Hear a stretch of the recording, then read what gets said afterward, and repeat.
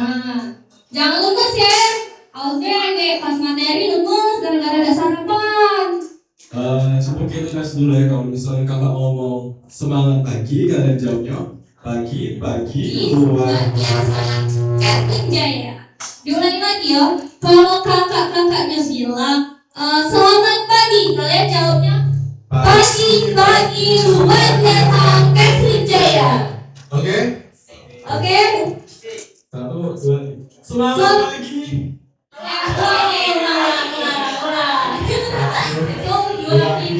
Selamat pagi. Pagi luar biasa SD Jaya. Aduh kak, kayaknya masih lemes gara-gara sarapannya tadi cuma dikit. Cuma makan ubi tadi. Iya, cuma makan ubi sama. Jadi kita ulang sekali lagi ya kak. Oke, ulang ya. Selamat pagi. Pagi luar biasa SD Jaya. Oke, apresiasi dulu. Kayaknya kak, mereka ini belum saling kenal gak sih antar mereka sesama Camaba. Jadi kayaknya kita sebelum memulai acara pada pagi hari ini, kita perkenalan dulu. Gimana kak? Setuju. Jadi sistemnya kalau misalnya kakaknya tunjuk, nanti kalian ke depan buat memperkenalkan diri kalian dan kenalin juga diri kalian ke teman-teman baru, oke? Oke. Buat Langsung aja.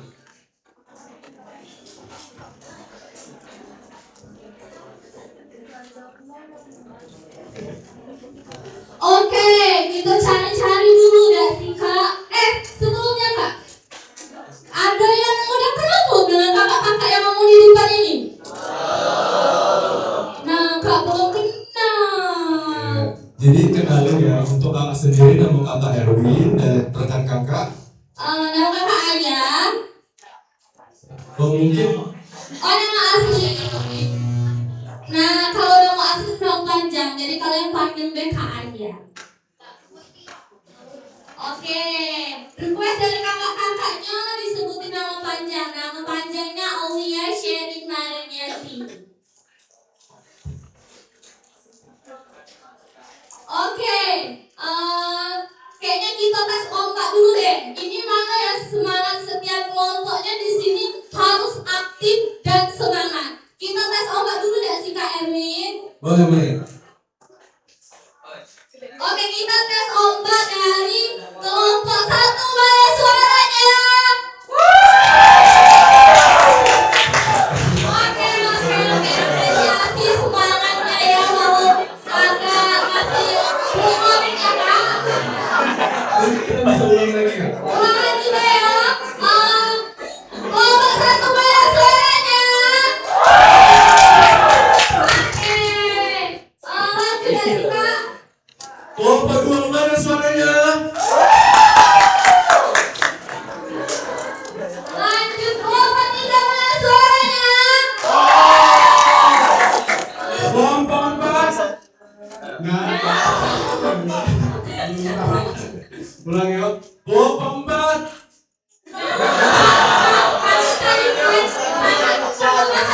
Awalnya kodenya tadi kelompok 1 mana suaranya? Kakak kan cuma ngomong kelompok 4, jadi adik-adiknya belum nurut.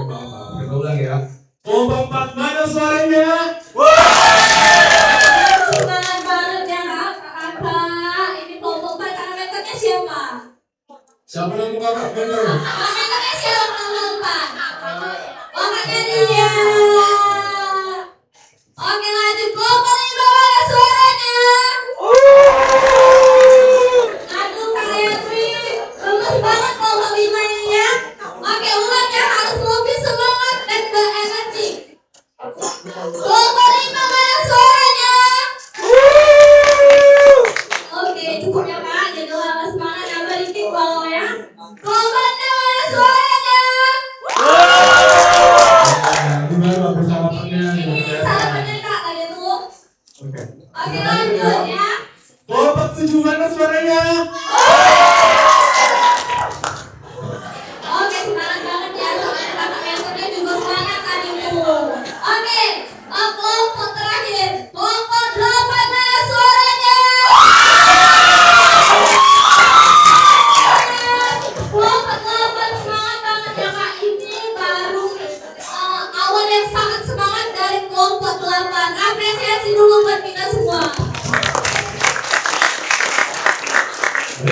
karena udah kita tes ombak dan semuanya juga sudah sepakat, mungkin kita bisa lanjut ke sesi perkenalan. Oke, kita cari-cari dulu ya, mana ini.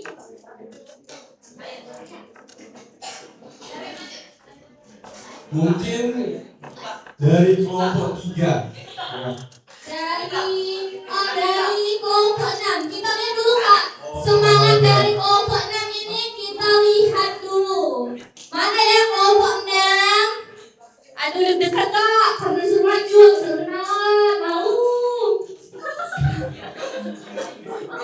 Di mana yang kelompok 6? Coba dari mana dulu kelompok 6. Oh, ini kelompok 6. Nah, oh kayaknya yang ini yang hindari. Nah, boleh maju. Ini siapa namanya? Kamu. Oh ini ada bagus, maju. Ya Allah. Ini semangatnya Kak. Jadi kalau semangat tuh berarti perkenalannya harus semangat juga. Kasih tepuk tangan dulu. Kasih tepuk tangan dulu.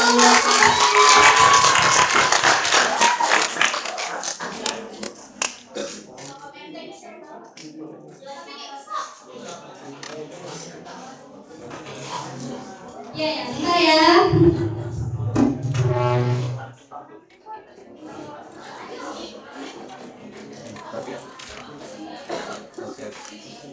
Mahkota gue ya.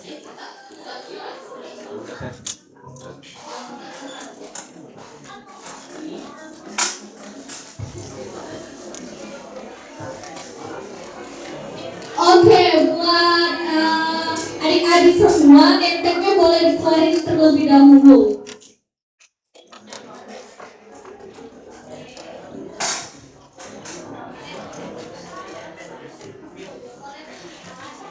Assalamualaikum warahmatullahi wabarakatuh.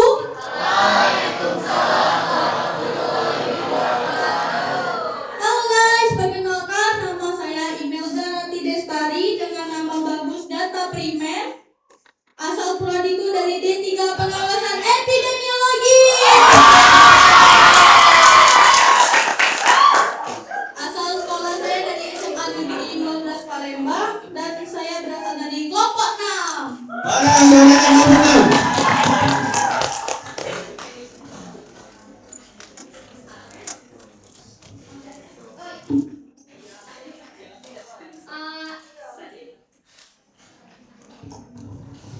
Oke, namanya Imelda. Imelda kenal gak sama kakak mentornya? Kenal. Nama kakak mentornya siapa? Kak Felicia. Oke, Kak Felicia. Mana Kak Felicia? Kakaknya lagi gak ada. Oke, dari Prodi D3 Pengawasan Epidemiologi. Nama bagusnya? Data Primer.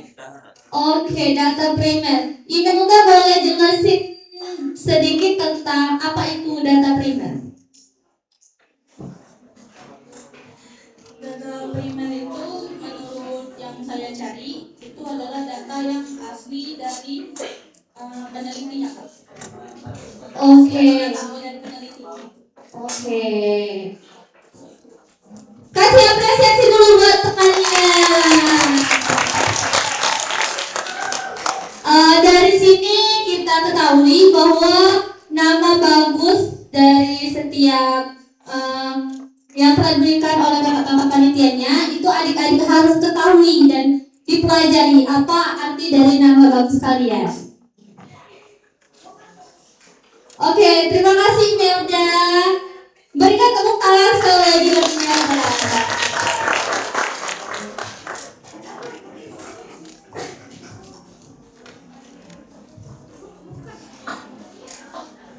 Oke, tadi kan sudah dijelasin untuk perkenalan dan juga nama bagusnya. Sekarang kita beralih ke yang cowok dulu. Untuk cowok-cowok yang di depan, kakak akan pilih dan harus ke depan, oke? Oke.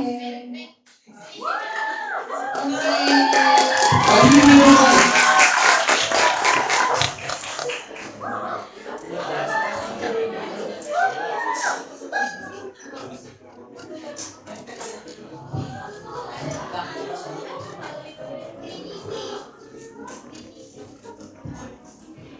Assalamualaikum warahmatullahi wabarakatuh.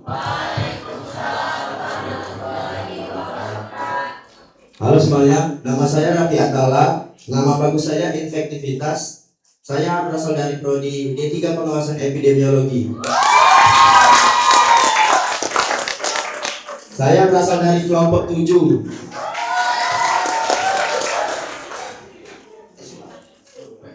Asal SMA dari SMA Negeri 14 Palembang. Nah, tadi nama bagusnya siapa? Infektivitas. Mungkin bisa dijelasin oleh Raffi sendiri, infektivitas itu apa sih sebenarnya? Infektivitas itu kemampuan mikroorganisme seperti bakteri atau jamur untuk bertahan hidup, berkembang biak, dan menyebabkan infeksi di dalam tubuh inangnya.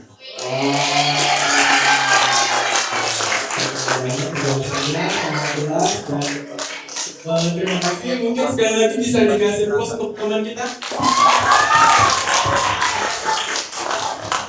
Terima kasih ya.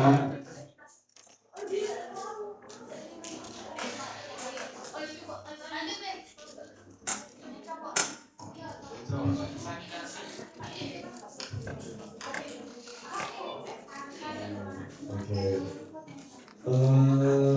Tadi kan sudah nih dari prodi D3 Pengawasan Epidemiologi. Kita beralih ke prodi sanitasi nih. saya kasih mana suaranya. Waduh, masih semangat banget ya Kak.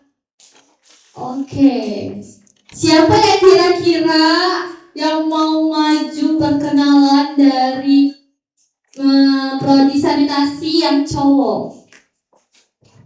Siapa yang berani mengajukan diri? Ayo. Ayo, di sini kalian harus berlomba-lomba siapa yang paling aktif dan semangat. Cuman perkenalan kayak tadi, harus tuh jelasin nama. Siapa yang berani mengajukan diri itu lebih diapresiasi loh. Betul sekali. Ayo. Ayo, Kalau nggak ada nanti kakak tunjuk. kalau kakak tunjuk, nggak dipilih yang tadi mengajukan diri.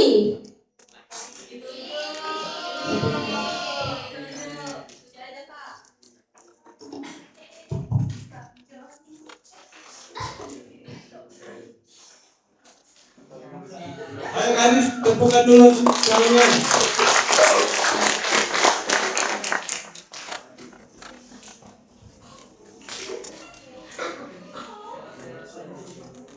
Yang kedua.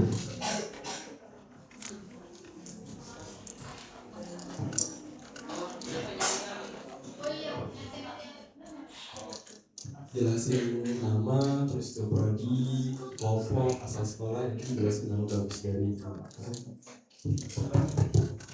Halo teman-teman, perkenalkan nama saya Pani Wahyu Indonesia dari Prodi 3 Sanitasi.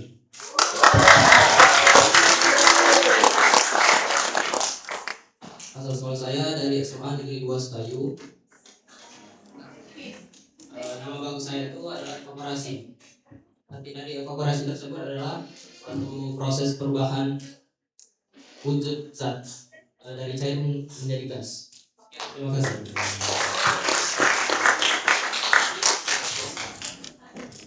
Oke, lanjut ya yang cewek dari sanitasi. Siapa yo? Dari belakang, dari belakang. Belakang. Yang belakang. Aduh ini oh ini ada yang maju ke kiri, boleh maju ke depan. Boleh kita tepuk tangan ya terlebih dahulu untuk teman yang maju ke kiri.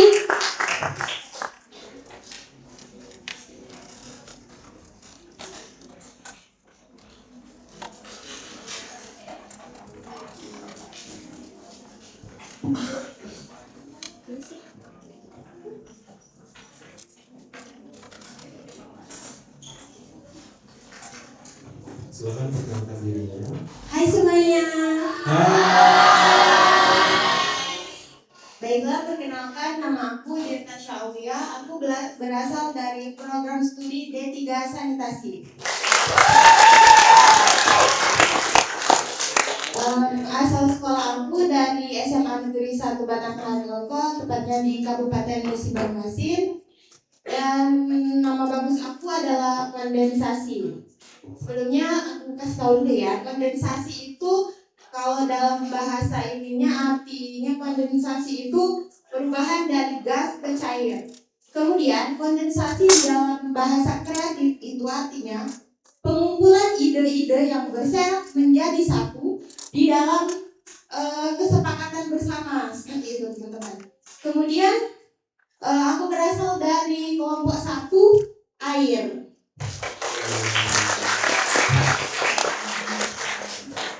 Kakak mentornya Kak Mutia.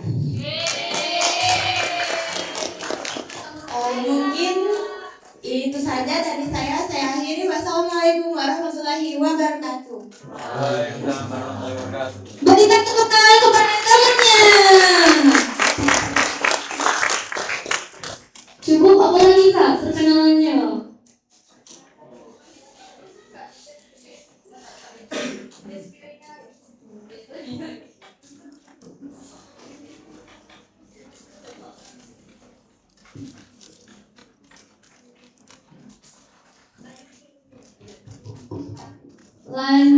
Lanjut ya. Siapa Tapi ya? Kak izin kita tambahin pertanyaannya. Kita Oke. kasih pertanyaan kenapa memilih jurusan ini dan Oke, benar. Sebelumnya ada ya Kak. Oke, berarti untuk yang selanjutnya wajib menjelaskan alasan mengapa memilih jurusan ini. teknologi. Cukup, apa penasaran kan dengan jawabannya? Dari tadi malah-malah, ayo deh.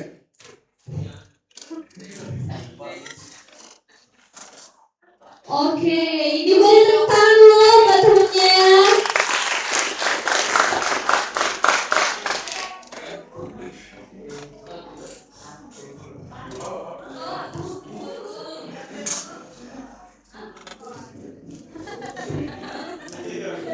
Wah, bagus.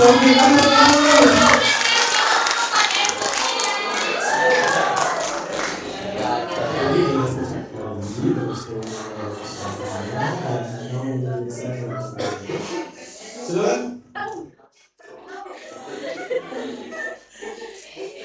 Baik, terima kasih atas waktu dan kesempatannya. Izinkan saya memperkenalkan diri. Assalamualaikum warahmatullahi wabarakatuh.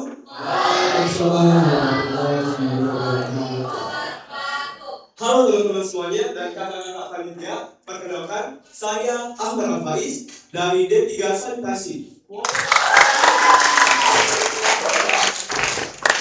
Sebelumnya, saya dari asal sekolah SMA Negeri 22 Palembang, kelompok 4 Makmi. Nama bagus Bensoan. Bensoan itu artinya sebuah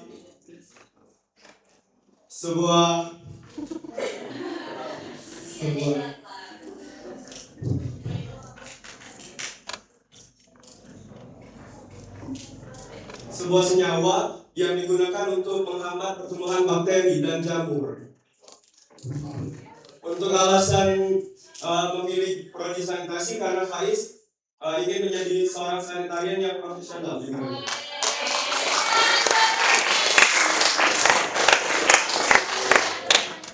Oke, Faris ya tadi. Faris, Kak? Ya, dari kelompok berapa? 4 ya? Makmin kan? Ya. Tahu nggak Makmin itu apa aja?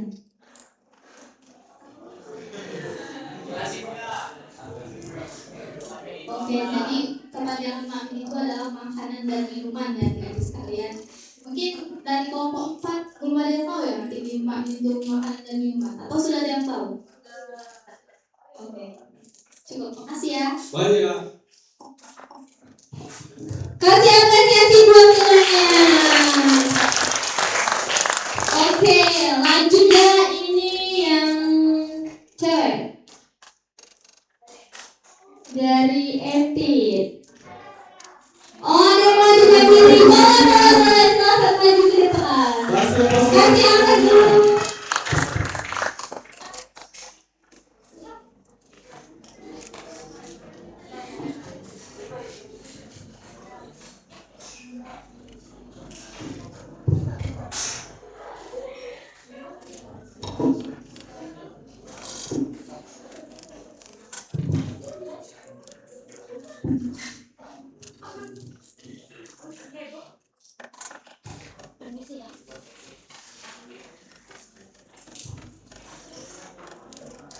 Silakan. Assalamualaikum warahmatullahi wabarakatuh. Halo kita lo. Woi mana ini Ebi? Sesuatu dulu. Satu Yeay. Jadi Muti mau perkenalkan diri. Halo semuanya, perkenalkan nama saya Kak Ngapu Getar-Getar.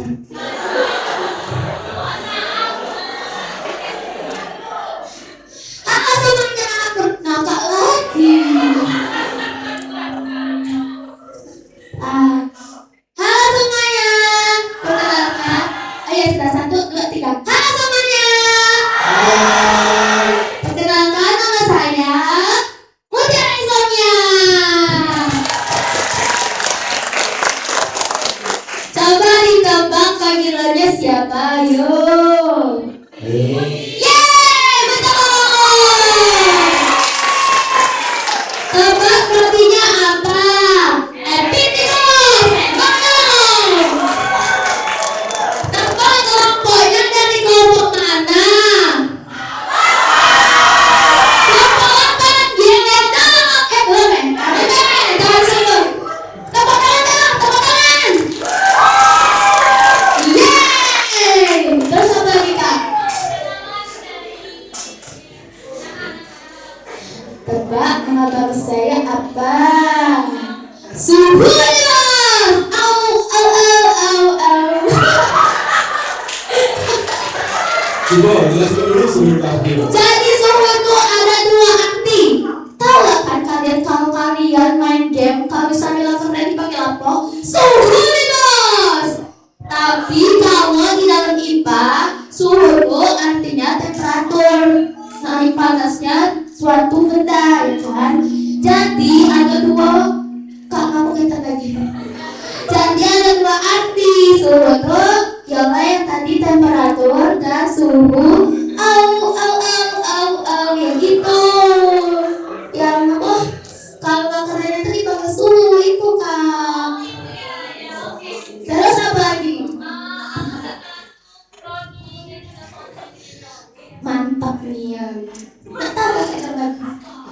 Jawabannya karena prospek kerjanya banyak. Terus saya juga tuh apa namanya tuh tertarik di bidang kesehatan, tapi tidak terlalu kesehatan, tapi terlalu analisis data karena saya suka data.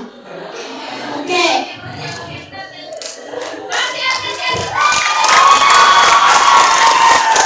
Tadi kan prospek kerjanya itu kan luas kan. Berarti hari ini kan sudah searching sebelumnya. Jadi mungkin kira-kira bisa disebutin prospek kerjanya itu apa?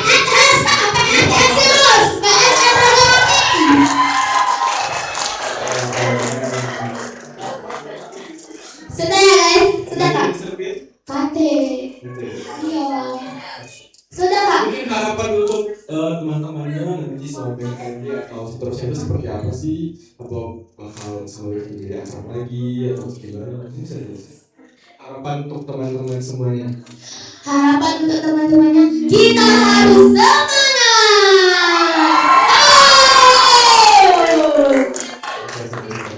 Oke, terima kasih. Bye. Kasih apresiasi dulu buat temannya. Kayaknya Kak Erwin tadi yang nulis itu kurang sarapan. Ini kebanyakan sarapan ya Kak. Terlalu bersemangat dan berenergi ya Kak. Tapi bagus Kak. Mengajukan diri tapi percaya diri itu perlu sangat diapresiasi. Kasih tepuk tangan sekali lagi buat temannya.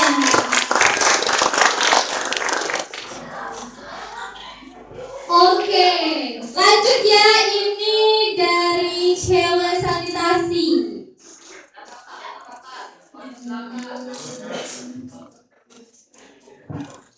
Kayaknya lemes semua ini ya, takut. Nah ini yang nangkep kakaknya dengan senyum cantik, kayaknya udah percaya diri ya, maju ke depan.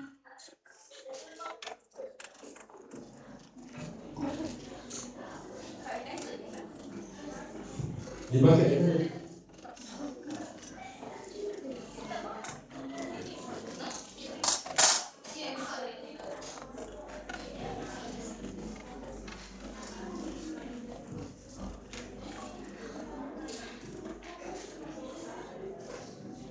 Oke, silakan perkenalkan dirinya. Halo semuanya. Hai. Perkenalkan, nama saya Bunga Rita. Saya berasal dari SMA Negeri 4 Palembang. Nah, di sini saya mempunyai nama bagus yaitu Tricoperpensing. Yang dimana nama bagus tersebut memiliki arti yaitu 3 bak convertible untuk mencuci, peralatan memasak. Nah, dari 3 bak tersebut ada tiga fungsi yang berbeda. Yang pertama itu untuk mengantisipasi air dengan air panas atau sanitizer. Yang kedua itu untuk mencuci menggunakan deterjen. Dan yang ketiga itu untuk membilas dengan air bersih. Silakan mungkin dijelaskan alasannya kenapa memilih sanitasi. Alasan saya kuliah di sanitasi karena untuk pekerjaan itu luas, Kak. Contohnya? Contohnya seperti apa? Tidak hanya mentok di kesehatan saja ya, bisa juga industri dan lain-lain.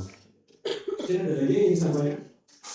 Cukup. Terima kasih. Berikan aplaus untuk teman kita. Oke. Lanjut, Kak. Boleh. Ada yang mau ngajuin diri lagi nggak? Silakan ya, boleh. Aduh, kayak semangat banget nih. Gantian. Yang depan dulu ya. Oke, nanti gantian ya.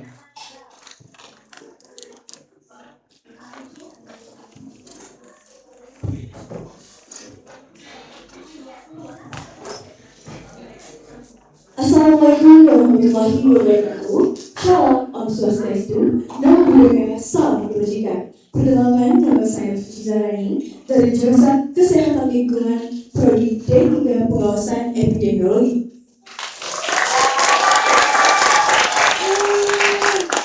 Saya berasal dari SMA Negeri 1 Indralaya.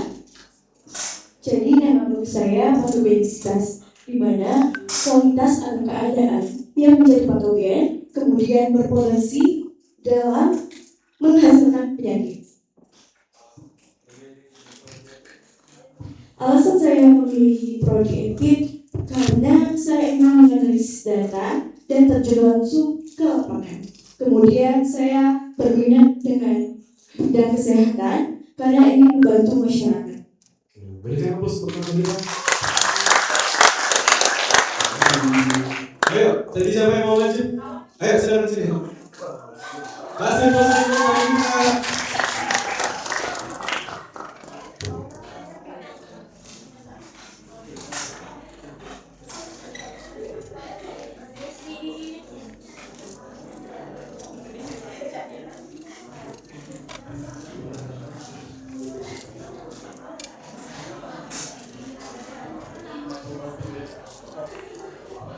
Baik, sebelumnya Assalamualaikum warahmatullahi wabarakatuh.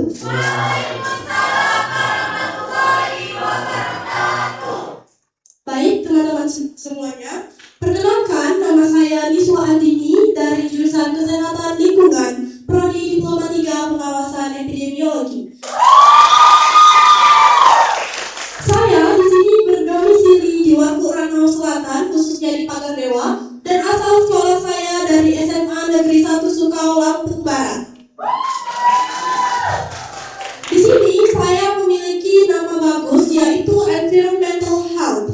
Nah, teman-teman, dikarenakan nama bagus saya itu berbahasa Inggris, jadi saya ingin sedikit menjelaskan menggunakan bahasa Inggris dan Indonesia. Silakan. Jadi, environmental health is the science for protecting human mental health by creating a clean, soft, and healthy environment. Jadi, teman-teman semua, environmental health adalah kesehatan lingkungan yang mana bidang ini berfokus pada upaya menjaga kebersihan lingkungan, mencegah pencemaran, dan mengelola sanitasi, dan juga meminimalisir resiko penyakit yang disebabkan oleh faktor-faktor lingkungan di sekitar masyarakat. Nah, terakhir, alasan saya memilih epidemiologi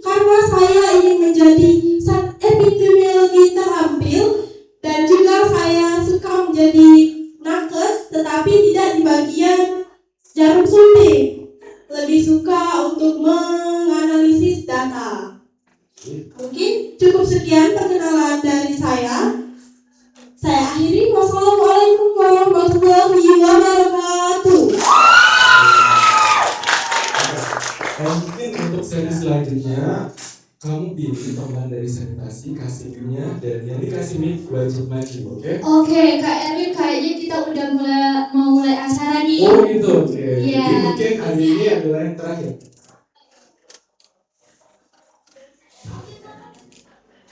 Silakan dulu. Terima kasih. Oke, kayaknya udah mau mulai acara. Tapi sebelum kita memulai acara, ada penampilan dari kakak Tika, kakak panitianya, yaitu Kak Wardana. Kasih Buat Kak Wardana dipersilakan.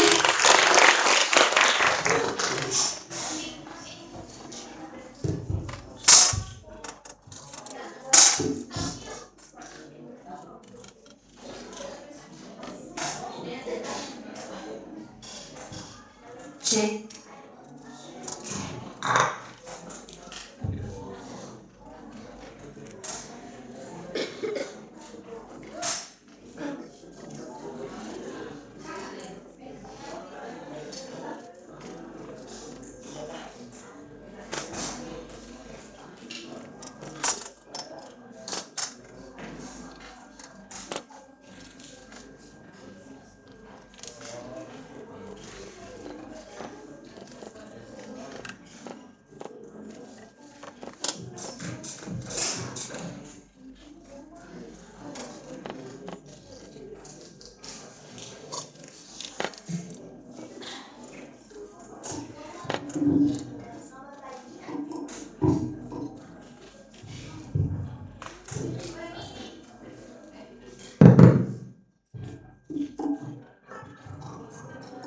Baik, Assalamualaikum warahmatullahi wabarakatuh.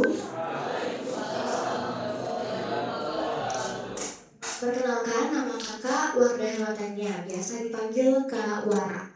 Jadi kakak akan menyanyikan lagu Risk It All by Bruno Mars.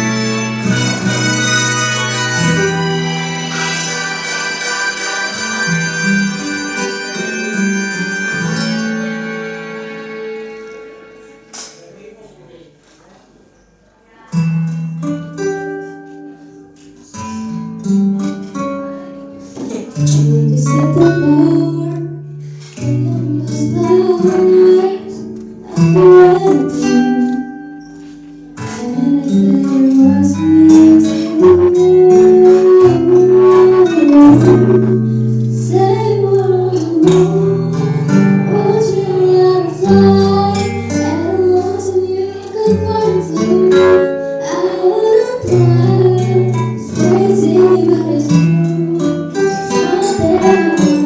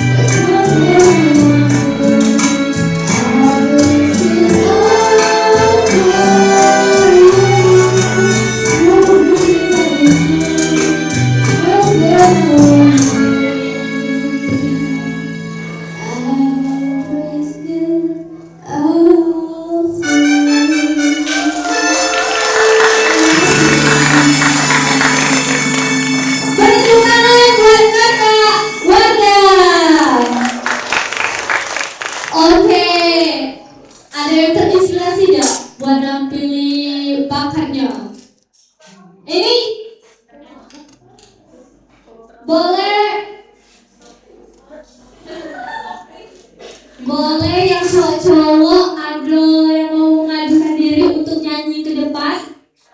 Yang cowok-cowok, ayo dong. Pasti ada, Pasti ada, soalnya kemarin tuh Kak Erwin dilihat videonya satu-satu itu ada yang nyanyi, bapak dari cowoknya. Ayo silakan. Ayo.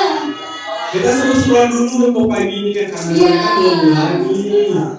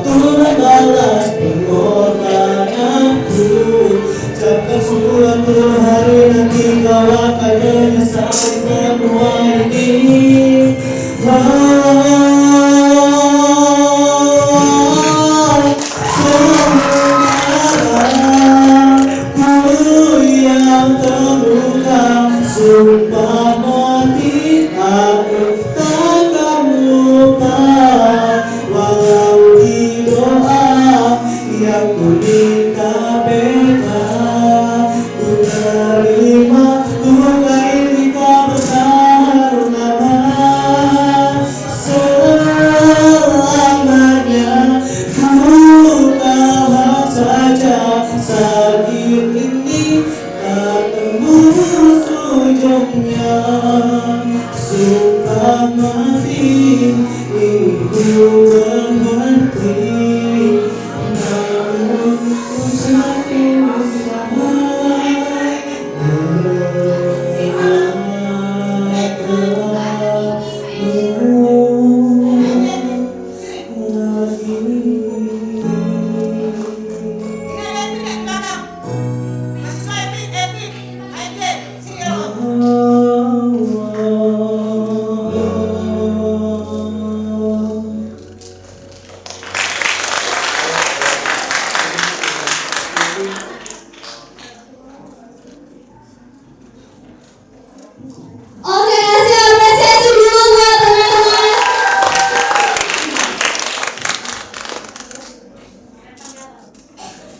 Oke, kita sudah tadi melihat penampilan bakat dari kakak-kakak HMJ-nya dan teman-teman Camawa. Mungkin kita udah mulai masuk ke acara ya. Mungkin sekitar 10 menit lagi acara dimulai dan kalian mempersiapkan diri, name-tagnya dilepas.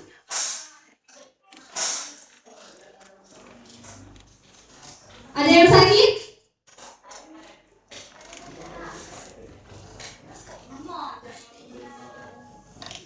Gak ada ya? Tugasnya dikerjain semua atau enggak? Iya.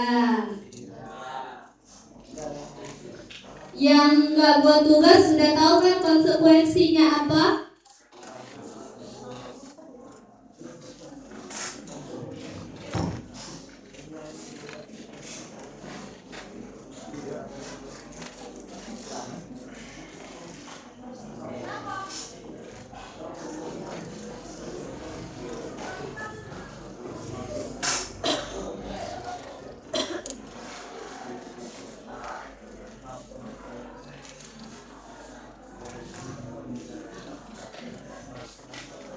Oke, kita jeda dulu sebentar ya. Yang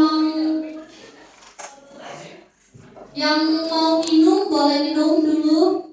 Minumnya dikeluarin. Bukunya dikeluarin buat persiapan nanti kita mau mulai acara. Kita jeda dulu ya. Berapa menit soalnya lagi ada rapat sama dosen.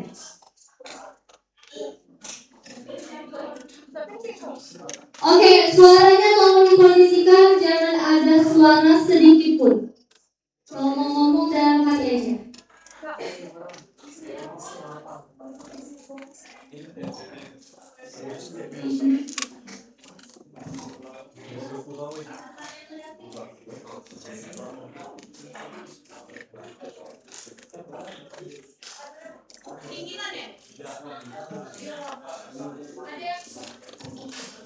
Ada yang kedinginan ya?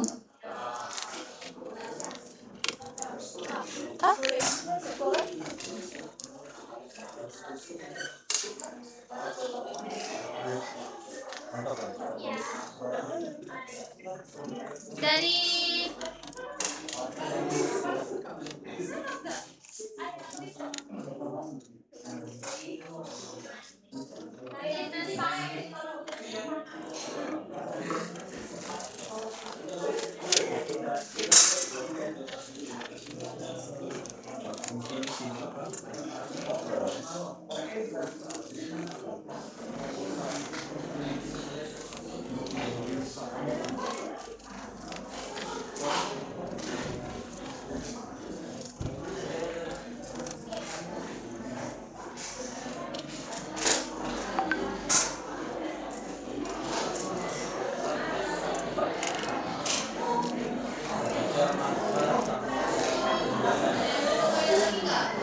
tolong suaranya dikondisikan. Suaranya dikondisikan, soalnya kita lagi ada rapat sama dosen. Suaranya yang nak WC lagu-lagu.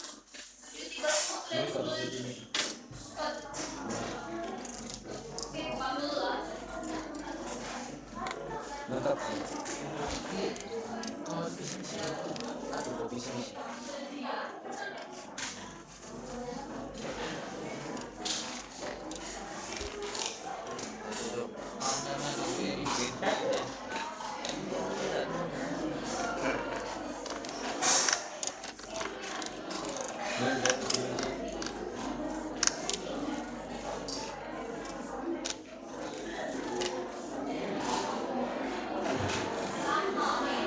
Dedek suaranya.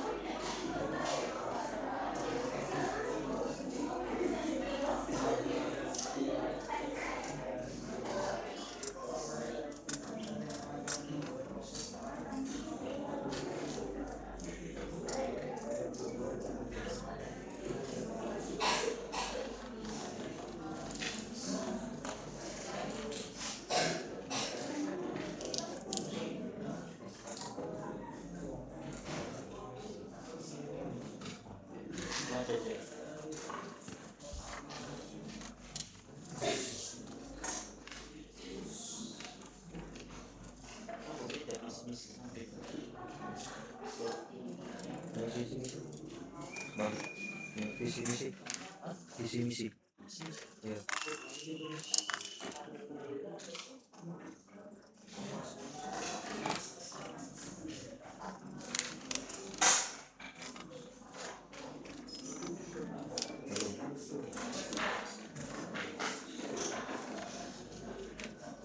Tolong ambil itu sekarang.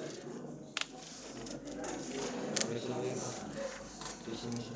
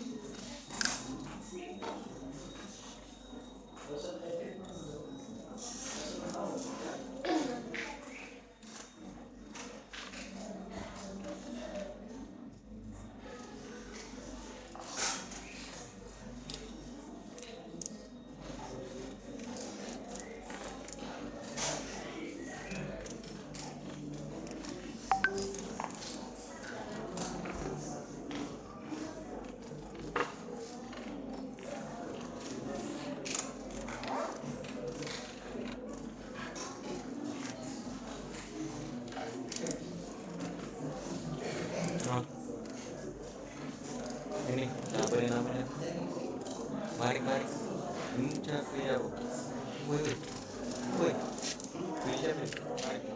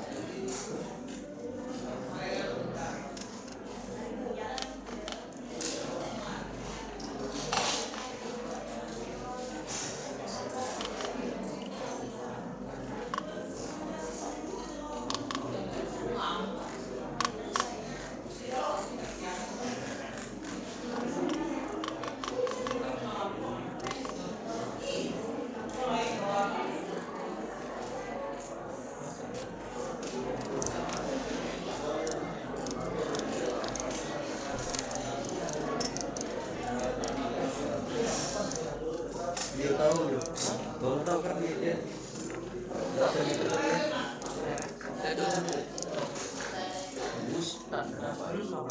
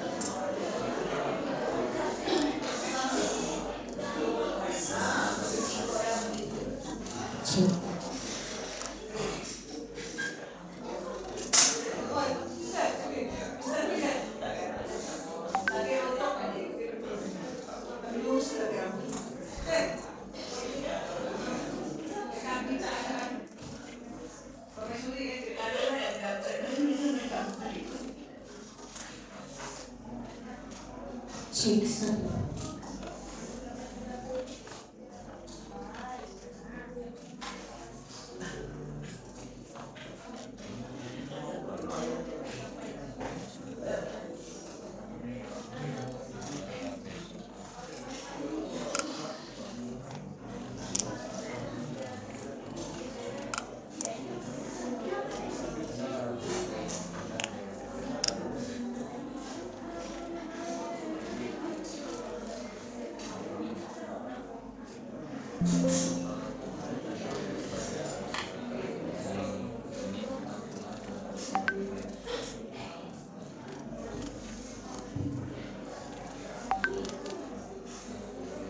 Bismillahirrahmanirrahim. Assalamualaikum warahmatullahi wabarakatuh.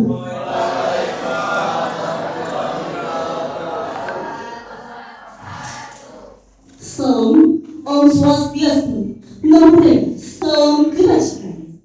Selamat pagi dan salam sejahtera bagi kita semua. Yang terhormat Bapak Dr. Fitri Noviani SPD Dukes, selaku Ketua Jurusan Kesehatan Lingkungan Poltekkes Kemenkes Palembang. Yang kami hormati Bapak Haji Kamsu SST Mkes, selaku Ketua Program Studi Diplomatika Sanitasi Jurusan Kesehatan Lingkungan Poltekkes Kemenkes Palembang. Yang kami hormati Ibu Dr. Esti Sri Anandisi SKM Mkes, selaku Ketua Program Studi Diplomatika Pengawasan Epidemiologi Jurusan Kesehatan Lingkungan Poltekkes Kemenkes Palembang. Yang kami hormati Bapak Ibu dosen beserta seluruh tenaga kependidikan Jurusan Kesehatan Lingkungan Poltekkes Kemenkes Palembang. Yang kami hormati Saudari Despina Pamentias, selaku Gubernur Mahasiswa Jurusan Kesehatan Lingkungan Poltekkes Kemenkes Palembang tahun 2020. Yang kami hormati Saudara Richie Andrean, selaku Ketua Pelaksana PKKMB tahun 2026 Jurusan Kesehatan Lingkungan Poltekkes Kemenkes Palembang, beserta jajaran kepanitiaan. Dan yang saya banggakan, calon mahasiswa Jurusan Kesehatan Lingkungan Poltekkes Kemenkes Palembang tahun ajaran 2026-2027.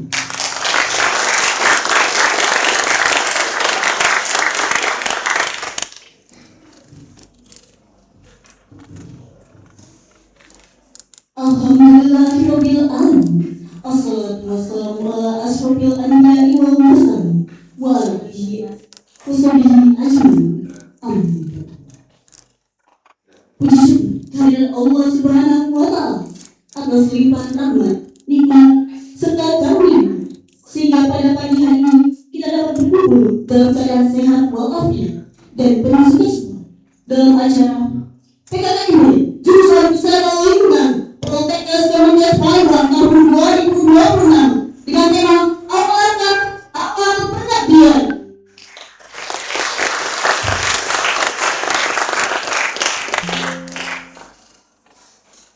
Salawat serta salam semoga senantiasa tercurah kepada junjungan kita Nabi Muhammad Sallallahu Alaihi Wasallam beserta keluarga, sahabat, dan seluruh umat hingga akhir zaman. Perkenalkan, saya Miftahul Janan yang pada kesempatan ini akan bertugas sebagai pembawa acara selama kegiatan berlangsung. Semoga seluruh rangkaian kegiatan pada hari ini dapat berjalan dengan lancar serta memberikan manfaat bagi seluruh calon mahasiswa. Hadirin yang berbahagia, berikut kami bacakan susunan acara pembukaan PKKMB Jurusan Kesehatan Lingkungan Poltekkes Kemenkes Palembang tahun 2020. Yang pertama, pembukaan. Yang kedua, menyanyikan lagu Indonesia, Mars Poltekkes Kemenkes Indonesia, dan Mars Mahasiswa. Yang ketiga, penyanyi video profil Jurusan Kesehatan Lingkungan. Yang kelima, laporan Ketua Pelaksana PKKMB. Yang keenam, penyerahan teks seremoni. Yang kelima, sambutan Ketua Jurusan sekaligus pembukaan PKKMB. Yang kelima, penyematan teks secara simbolis. Yang ketujuh, doa. Yang kedelapan, mengawali seluruh rangkaian kegiatan pada pagi hari ini, marilah kita bersama-sama mengucapkan basmalah. Bismillahirrahmanirrahim. Semoga Allah Subhanahu wa Ta'ala senantiasa memberikan kemudahan dan keberkahan dalam setiap rangkaian kegiatan yang akan dilaksanakan. Selanjutnya, marilah kita menyanyikan lagu kebangsaan Indonesia Raya, dilanjutkan dengan Mars Poltekkes Kemenkes Indonesia dan Mars Mahasiswa. Hadirin dimohon berdiri.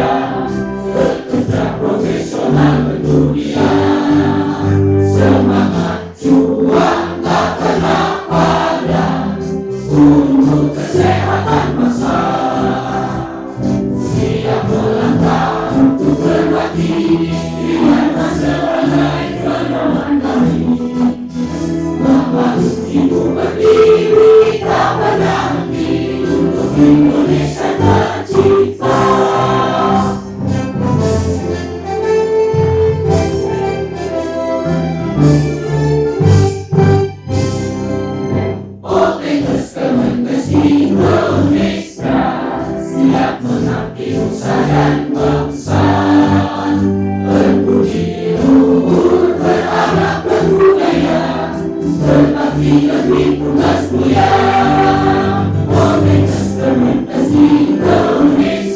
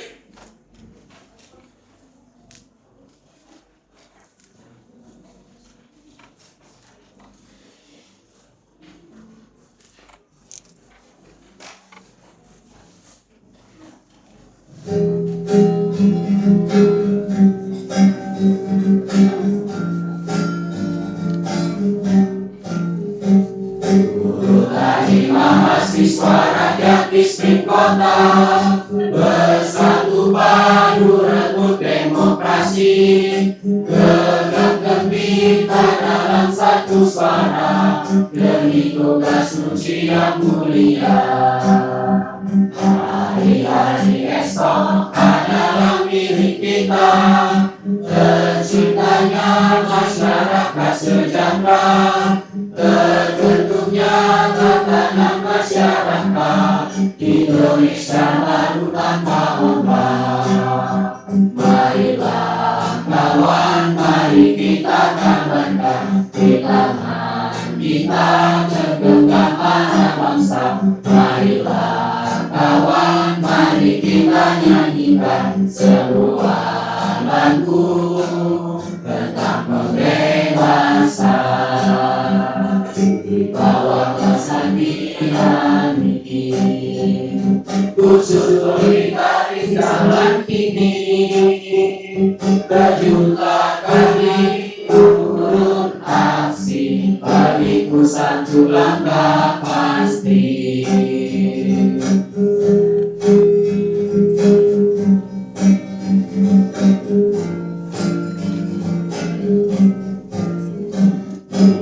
Tadi mahasiswa rakyat miskin kota bersatu padu rebut demokrasi, gegap gempita dalam satu suara demi tugas suci yang mulia.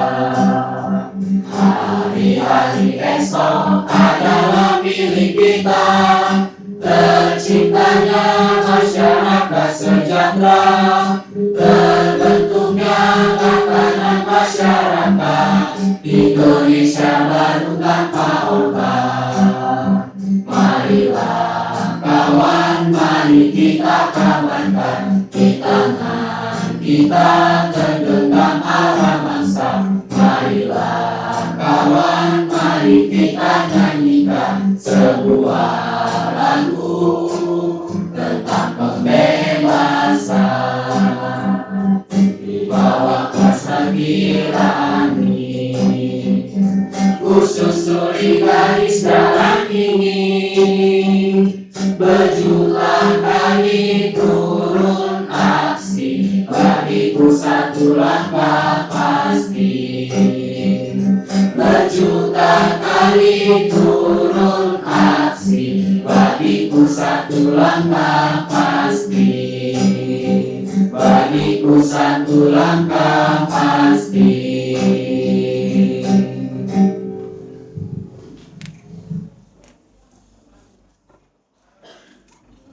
Hadirin dipersilakan duduk kembali.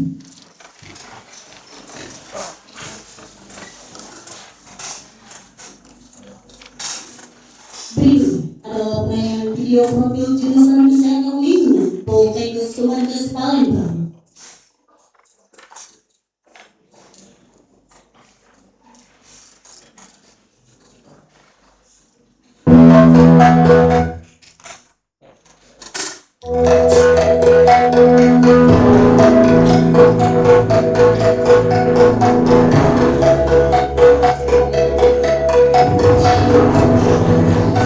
Selamat datang di kampus jurusan Kesehatan Lingkungan Palembang. Di sini terdapat program studi yang dapat kalian peroleh, yaitu program studi Biologi Konsentrasi dan program studi Biologi Pengawasan Epidemiologis. Apa aja sih yang ada di kampus jurusan Kesehatan Lingkungan ini? Menurut kalian?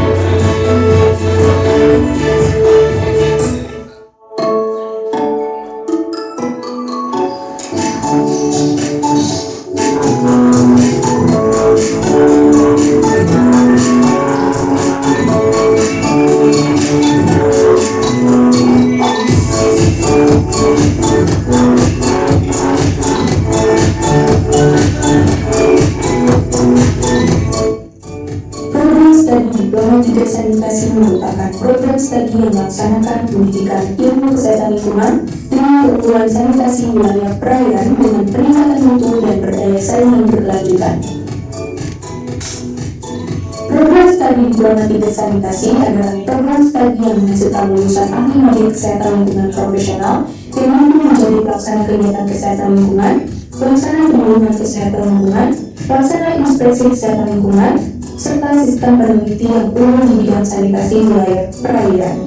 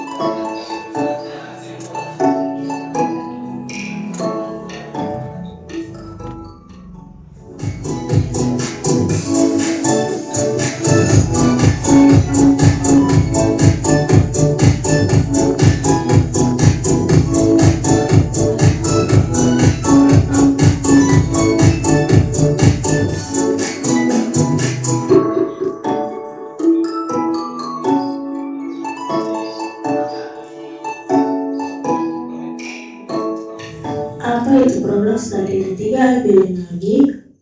Merupakan salah satu program studi yang ada di Poltekkes Kemenkes Palembang, serta satu-satunya program studi epidemiologi yang ada di Indonesia. Program studi diploma 3 pengawasan epidemiologi mengembangkan keilmuan diploma 3 pengawasan epidemiologi berintegrasikan data dan kegiatan sekitar. Epidemiologi menunggu prediksi kejadian luar biasa dan faktor risiko penyakit. Program studi diploma 3 pengawasan epidemiologi adalah program studi ekosistem sekitaran epidemiologi yang meliputi pengumpulan data, pengolahan, analisis, diseminasi, dan respon, serta penyelidikan epidemiologi masyarakat. Jadi, sebagai calon epidemiologi kesehatan akan mampu melaksanakan sekitaran epidemiologi dan penyelidikan epidemiologi di masyarakat sesuai standar profesi.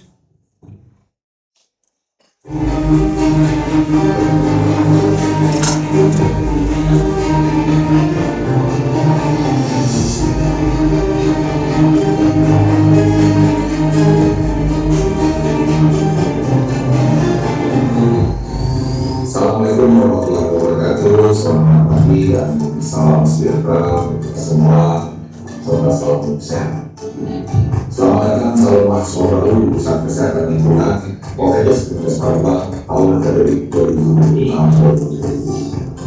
Assalamualaikum warahmatullahi wabarakatuh. Saya sebagai jurusan kesehatan Poltekkes Kemenkes Palembang mengucapkan selamat datang kepada seluruh mahasiswa jurusan kesehatan lingkungan Poltekkes Kemenkes Palembang tahun akademik 2026-2027. Assalamualaikum warahmatullahi wabarakatuh. Selamat datang calon mahasiswa baru dari hasil jurusan kesehatan lingkungan Poltekkes Kemenkes Palembang tahun 2026. Assalamualaikum warahmatullahi wabarakatuh. Selamat datang calon mahasiswa baru program studi pengawasan epidemiologi program lainnya jurusan kesehatan lingkungan Poltekkes Kemenkes Palembang. Selamat bergabung dan selamat mengikuti rangkaian kegiatan pengenalan kehidupan kampus mahasiswa baru atau PKKMB tahun 2020. Ada satu kata bijak dari ulama besar tentang ilmu, yaitu Imam Ali. Bukan seharusnya ilmu yang mendatang ilmu, tetapi kamu yang seharusnya ilmu. Saya punya pesan yang pertama, jadilah mahasiswa yang harus akan ilmu dan praktik. Kedua, jaga baik alma mater Poltekkes Kemenkes Palembang dimanapun kalian berada. Yang ketiga, ingatlah selalu akan sumpah kita untuk mengabdi kepada masyarakat dan lingkungan. Anak-anakku, bila kalian memasuki satu lingkungan adalah dirimu yang luar biasa, karena kamulah masa depan stabilitas Indonesia. Semangat kepada calon nasional dalam mengikuti PKKMB tahun 2026. Masa depan yang cerah tidak pernah menyenangkan pada siapapun, kamu harus menjaga sendiri. Semangat untuk seorang mahasiswa dalam mengikuti kegiatan PKKMB, saya yakin setiap rapat kalian di sini akan membawa inspirasi dan prestasi yang mulia. EPG Polresman, mari bersama gapai prestasi di Politeknik Kesehatan Universitas Palembang. Semangat! Selamat datang, selamat berjuang di Republik Bangladesh. Assalamualaikum warahmatullahi wabarakatuh.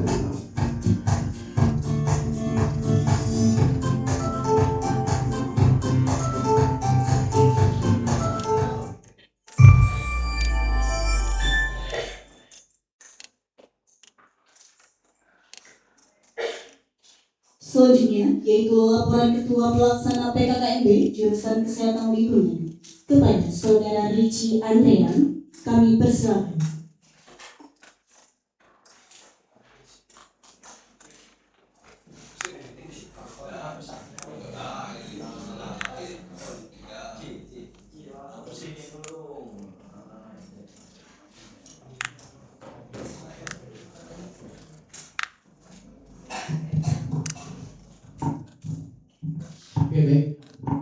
Bismillahirrahmanirrahim. Assalamualaikum warahmatullahi wabarakatuh. Selamat pagi dan salam sejahtera untuk kita semua. Alhamdulillahirrabbilalamin. Puji dan syukur kita panjatkan kehadiran Allah Subhanahu wa Ta'ala karena atas rahmat, hidayah dan karunia-Nya kita dapat berkumpul bersama dalam keadaan sehat dan walafiat hari ini.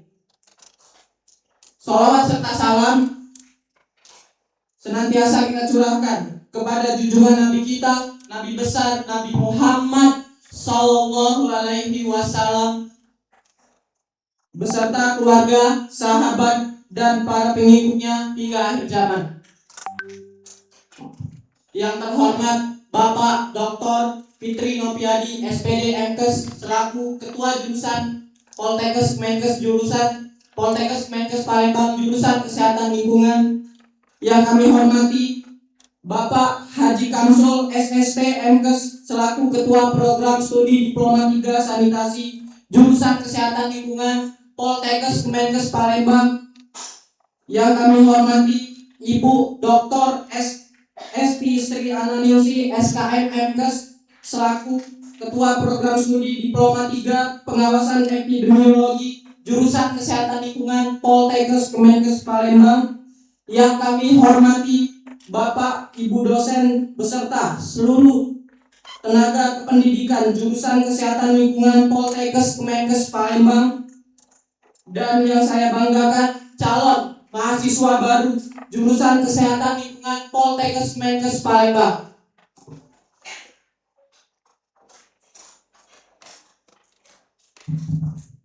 Baik, izin Bapak Ibu dosen dan adik-adik camaba sekalian, izin saya melaporkan ketua pelaksana dari saya. Untuk jumlah total mahasiswa baru di kegiatan PKKMB Poltekkes Menkes Palembang ini berjumlah totalnya itu ada 116 mahasiswa. Dan untuk prodi sanitasi itu ada 112 mahasiswa, dan untuk prodi Diploma 3 Epidemiologi itu ada 54 orang.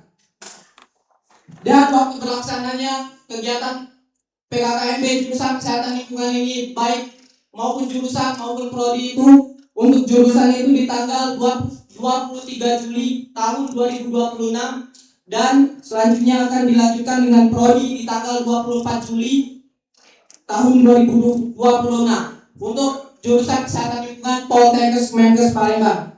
Adapun tema kegiatan PKKMB ini yaitu awal langkah dan awal pengabdian. Baik, ucapan terima kasih dari saya.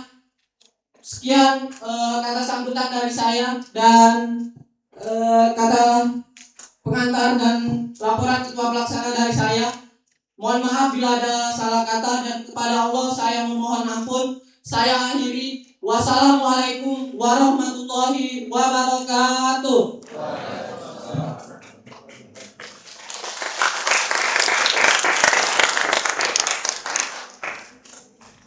Terima kasih kepada Saudara Ricci atas laporannya.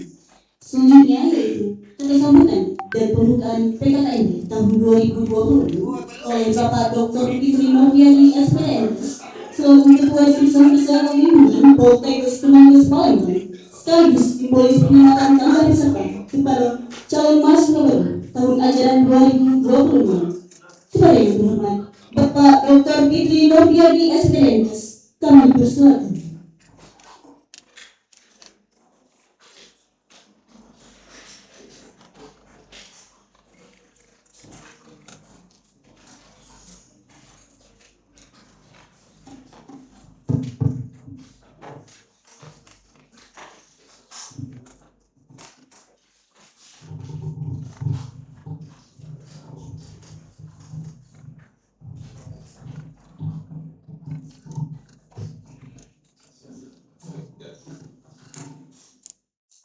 Bismillahirrahmanirrahim. Assalamualaikum warahmatullahi wabarakatuh.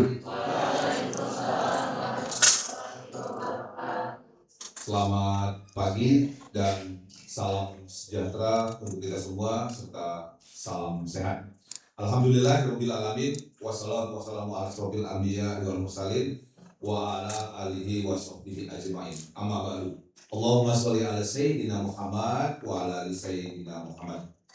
Yang saya hormati Ketua Program Studi D3 Sanitasi Bapak Haji Kamsul SST Magister Kesehatan, Ibu Dr. Esti Sri Ananingsi SKM Menkes selaku Ketua Program Studi D3 Pengawasan Epidemiologi, para koordinator di tingkat jurusan, para penanggung jawab kemahasiswaan serta dosen dan teknik di jurusan serta lingkungan, panitia PKKMB tingkat HMJ pada hari ini, dan anak-anak yang hari ini sebagai camaba yang kami sayangi.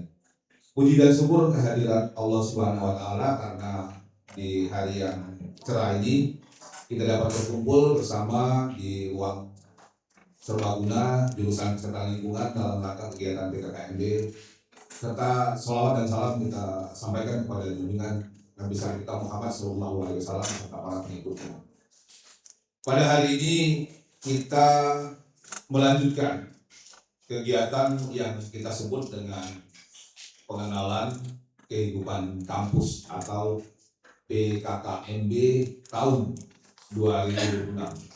Dan kegiatan PKKMB yang insya Allah akan mulai dijalani pada hari ini merupakan bagian dari kelanjutan dari kegiatan PKKMB secara terpusat yang diselenggarakan oleh Direktorat Politeknik Kesehatan Menkes Palembang di kampus Sutabangun.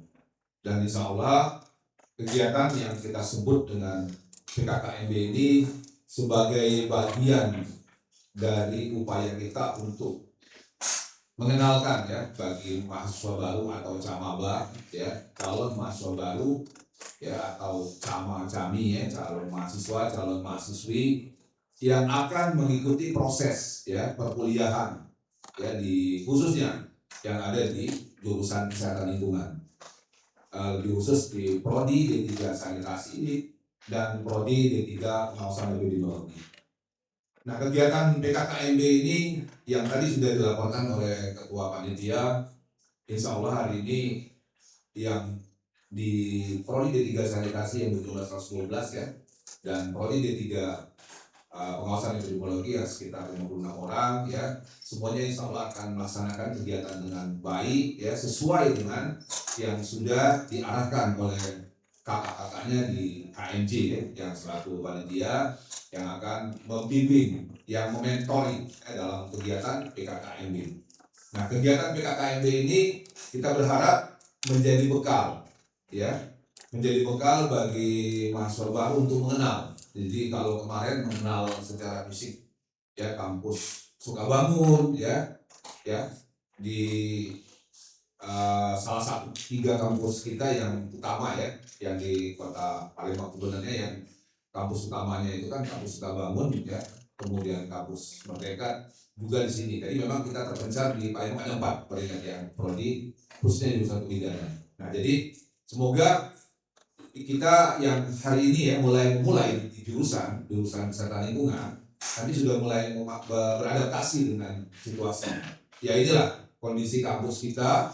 Nanti kita akan sampaikan bahwa sejarahnya kampus ini nanti di dalam materi nanti, yaitu sebagai bagian dari proses yang dulu kita mengenal kampus ini adalah kampus akademik kesehatan lingkungan dulu sebelum dia merger menjadi jurusan kesehatan lingkungan. Nanti kita akan sampaikan, dan jadi jangan hanya melihat secara fisik, ya, bangunan, jangan hanya melihat dari kondisi dan lain-lain, tapi yang paling utama adalah bagaimana kita bisa, ya, menempuh proses pendidikan khususnya, ya, di prodi D3 sanitasi, apalagi prodi D3 pengawasan epidemiologi sebagai, ingat, satu-satunya dari, ya, kalau kita hitung 38 poltekkes seluruh Indonesia yang ada di Indonesia yang ada program studinya, yaitu pengawasan epidemiologi. Jadi artinya kita harus paham. Jadi apapun yang nanti kalian jalani, inilah akan menjadi tanggung jawab kami dari keseluruhan sivitas akademika, khususnya dosen dan teknik untuk menyelenggarakan.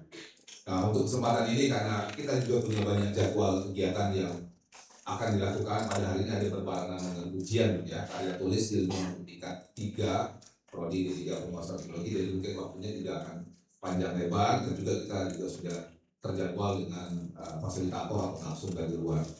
Maka hari ini kita akan membuka, ya, untuk kegiatan pengenalan kehidupan kampus mahasiswa baru PKKMB tahun 2026 dengan tema awal langkah, awal pengabdian, dengan mengucap Bismillahirrahmanirrahim.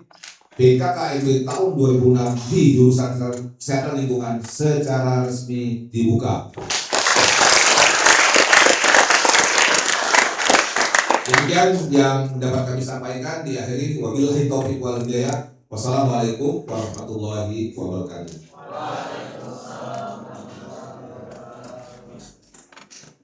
Baik, terima kasih kami ucapkan kepada Bapak Dr. Fitri Novian, SPNS, atas sambutan sekaligus pembukaan PKKMB jurusan kesehatan lingkungan Poltekkes Kemenkes Palembang. Selanjutnya akan dilaksanakan simbolis penyematan mimpi kepada perwakilan cabang. Kepada mahasiswa baru yang telah ditunjuk sebagai perwakilan, kami persilakan untuk maju ke depan dan menempati posisi yang telah disediakan.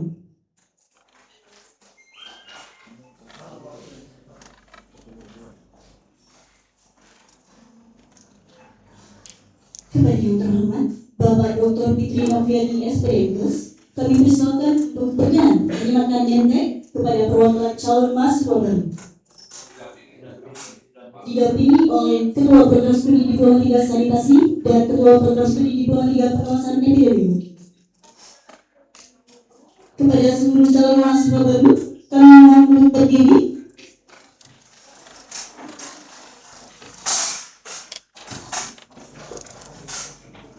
Dan dipersilakan untuk mengenakan name tag secara bersamaan mengikuti arahan.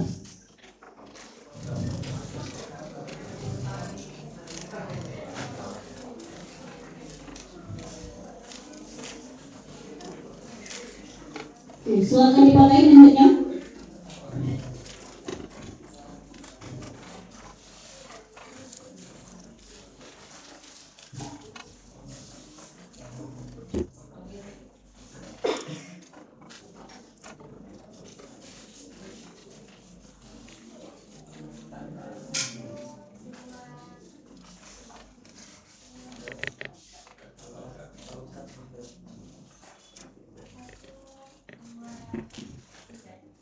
Terima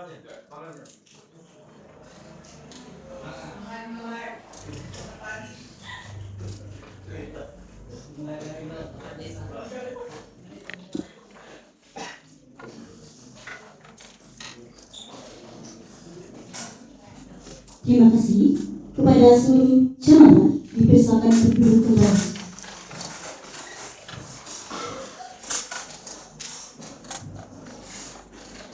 Agar seluruh rangkaian kegiatan pada hari ini senantiasa diberikan kelancaran dan keberkahan, marilah kita bersama-sama berdoa. Doa akan dipimpin oleh saudara Erwin. Kepada saudara Erwin kami persilakan.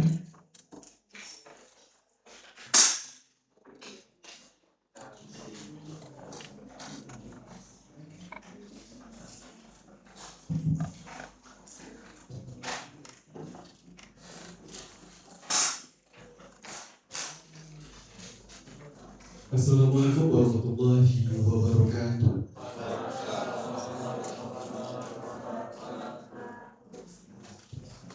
Marilah kita panjatkan puji dan syukur kehadirat Allah Subhanahu wa Ta'ala atas segala limpahan rahmat, nikmat kesehatan dan karunia-Nya. Pada hari ini kita dapat berkumpul dalam acara pengenalan kehidupan kampus bagi mahasiswa baru atau PKKIB jurusan Kesehatan Tunan dan Kemudian Sehat dan Penuh Semangat.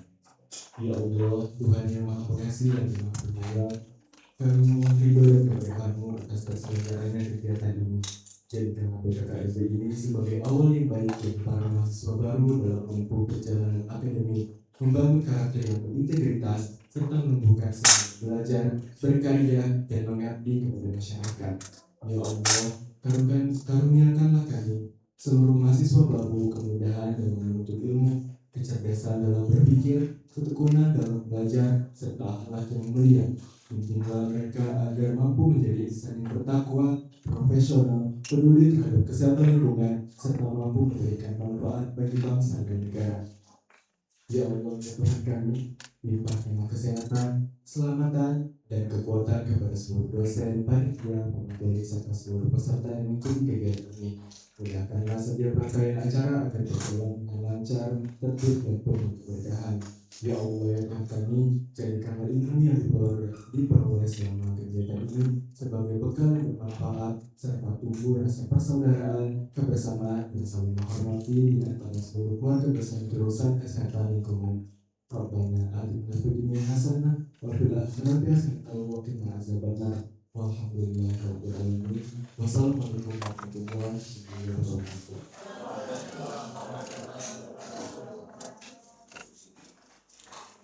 Ya Rabbal Alamin. Baik, hadirin yang kami hormati, demikian rangkaian acara pembukaan PKKIB jurusan Kesehatan Lingkungan Poltekkes Kemenkes Palembang.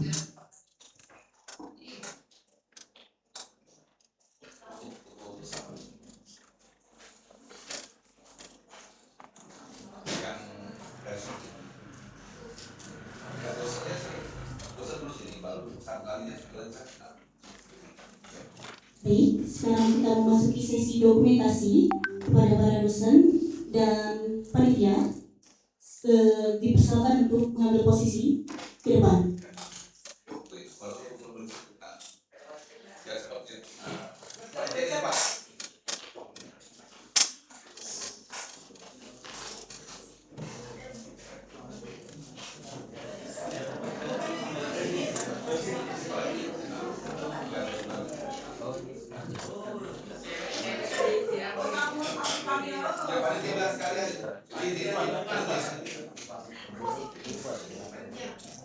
Panggilan kepada seluruh panitia harus segera berkumpul.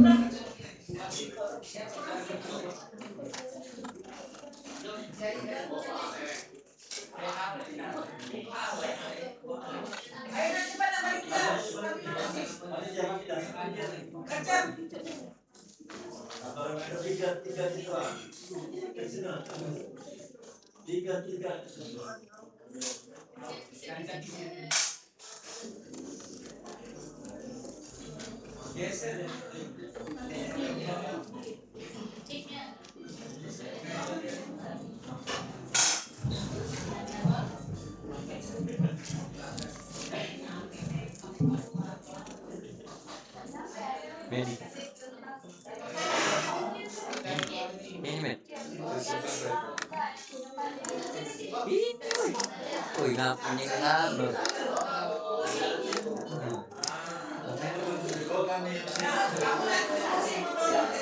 Lambai. Kamera lah.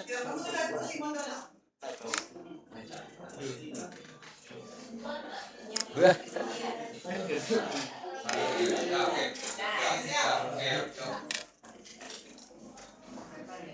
Yo langsung ini gitu sih.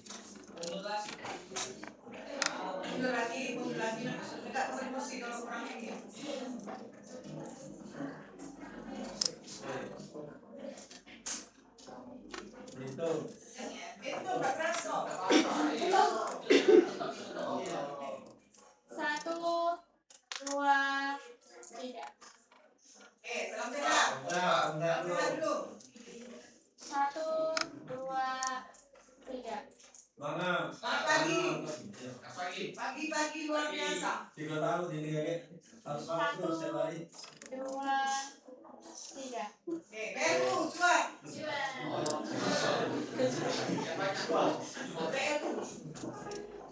Habis selesai. 1, 2.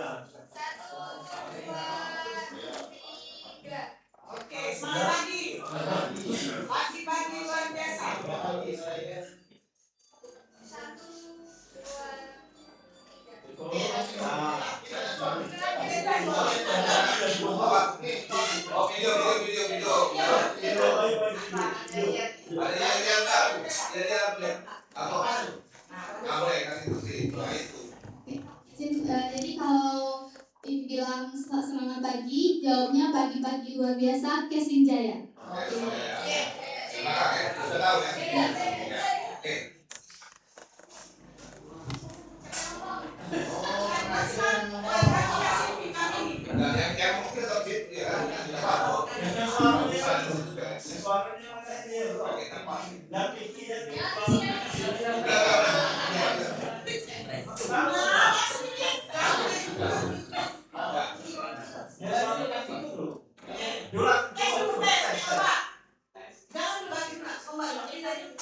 Kesin Jaya.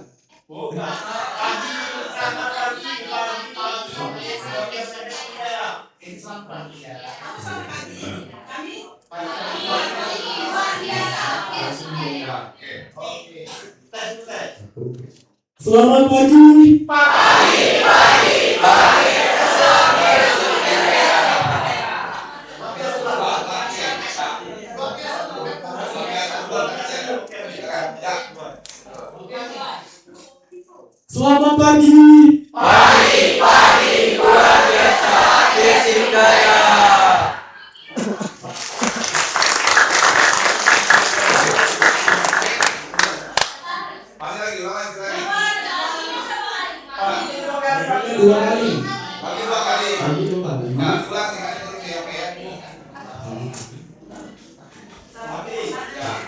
Pagi-pagi luar biasa Kesling Jaya.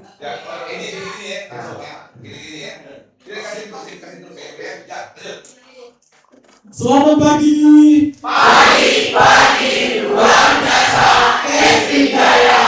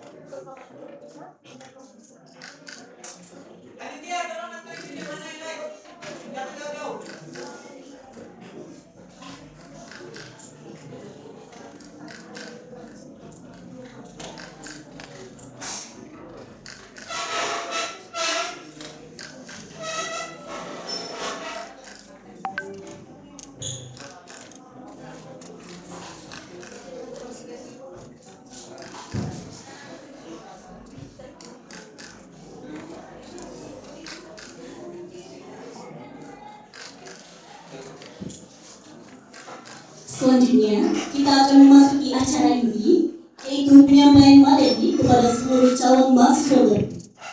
Materi pertama adalah profil jurusan Kesehatan Lingkungan Poltekkes Kemenkes Palembang yang akan disampaikan oleh Bapak Dr. Fitri Noviadi SPDNkes dan akan dipandu oleh moderator Ibu Hendawati SPDNkes.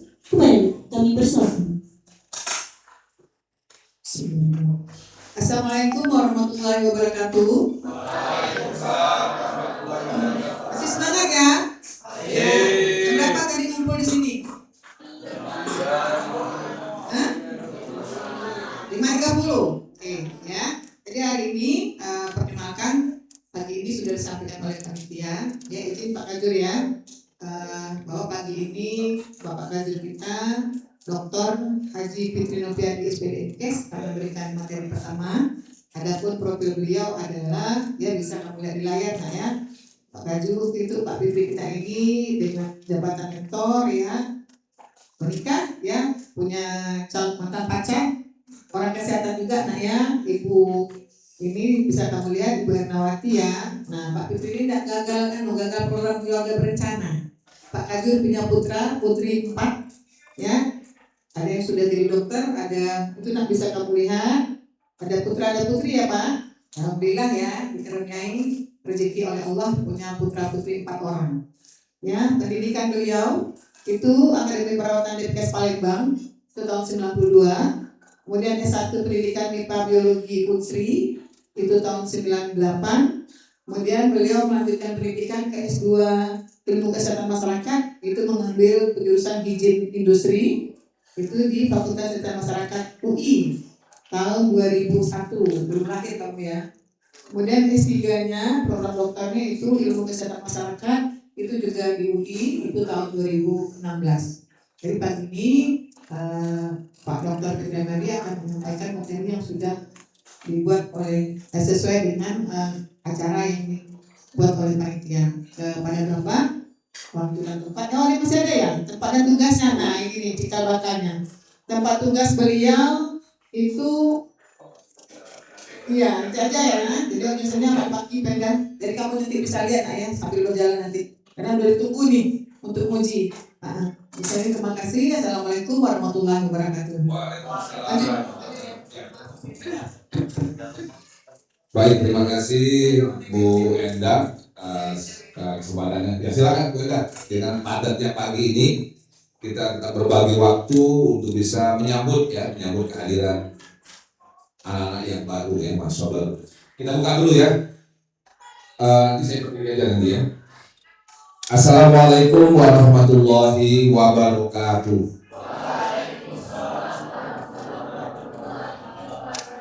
Kalau ngajar itu kan biasanya nggak pernah mantap ya.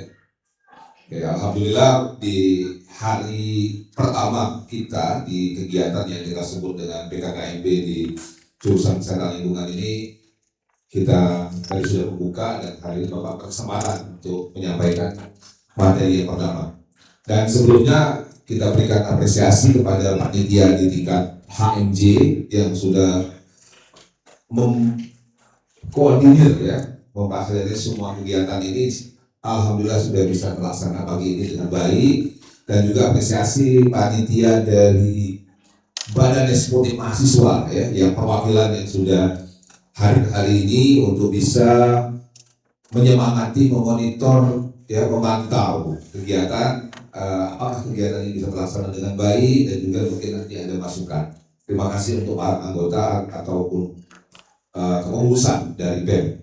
Nah, hari ini mungkin langsung ke poin-poin ke materi ya anak-anak, karena seperti yang kita ketahui ini perlu disampaikan. Untuk hari ini kita ada 2 prodi ya, ada disampaikan, ada 2 prodi di jurusan Kesehatan Lingkungan, dan kebetulan hari ini ada banyak sekali karena minggu ini terakhir ujian ya, khususnya prodi D3 Pengawasan Epidemiologi, yaitu ujian karya tulis ilmiah atau KTI atau ujian akhir program, dan itu menjadi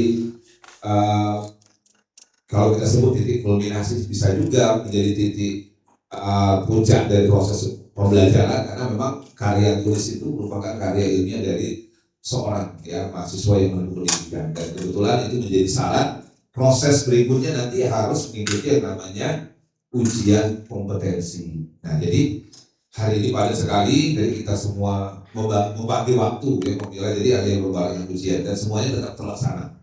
Nah, pada hari ini kita memulai ya kegiatan PKKMB yang kemarin 2 hari sudah di Direktorat atau Kampus Sukabangun ya, sudah melaksanakan kegiatan, dan kegiatannya padat kan kemarin dari pagi sampai sore kan ya. Alhamdulillah kita juga Bapak juga hadir di acara pembukaan ya, para ketua jurusan ya, Kaprodi diundang untuk bisa mengikuti kegiatan pembukaan, dan banyak sekali kan pengenalan tentang kalian baru masuk hari, anggaplah kita hitung secara resmi ya, formilnya itu kan di tanggal atau di hari Selasa tanggal 22 sudah terbuka wawasan. Oh seperti ini, bukan hanya konteks pendidikan kampusnya ya, kita bicara kampus Sukabangun itu kampus kalian juga, bukan berarti enggak kalian kuliah di sini, oh kampusnya di sini, enggak ya.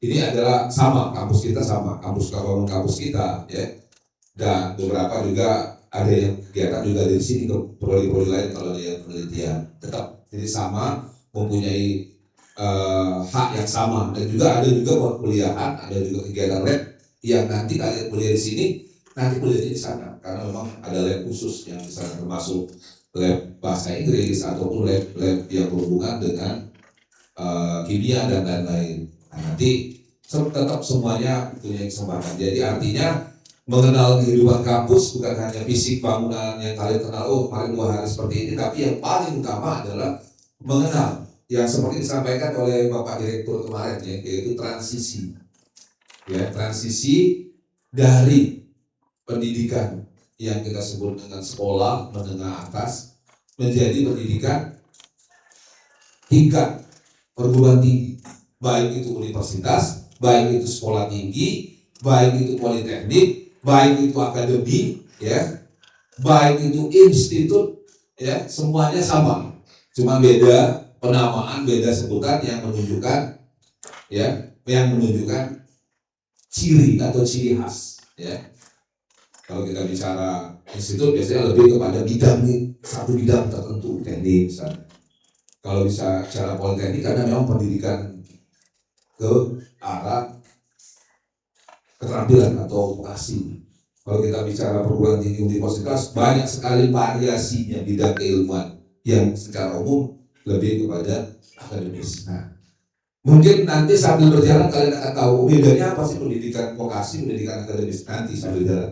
Tapi yang paling penting di masa PKKMB ini nanti akan difasilitasi oleh kakak kelas kalian, kakak tingkat kalian dari yang bisa tingkat HMJ, nanti juga di HMPS di Prodi, kan hari ini kita HMJ ya di tingkat jurusan. Nanti besok masing-masing di Prodi ada penguasaan epidemiologi dan Prodi D3 sanitasi. Nah, itu jadi sebagai pengantar. Jadi pesan saya, ambil proses sebagai PKKMB ini, kalau Bapak dulu namanya itu ospek, orientasi studi pengenalan kampus, ya nama kuliah dulu sama, cuman bedanya kan dulu kan lebih kepada kayaknya fisik, kalau sekarang kan lebih ke bagaimana kita mencerahkan kita dalam bentuk pemahaman tentang pola pendidikan yang akan dijalani nanti oleh mahasiswa baru selama proses, mungkin bukan hanya dalam masa awal yaitu di semester 1, tapi lanjut kedua dan sampai dengan selesai. Khususnya kalau kita kan 3 tahun, yang di 4 mungkin 4 tahun. Ada yang profesi SKR ya, ataupun yang profesi maksudnya ya di beberapa prodi. Nah, itu yang penting. Jadi semangat, penting, hal-hal yang perlu dikomunikasikan silakan dan jangan takut.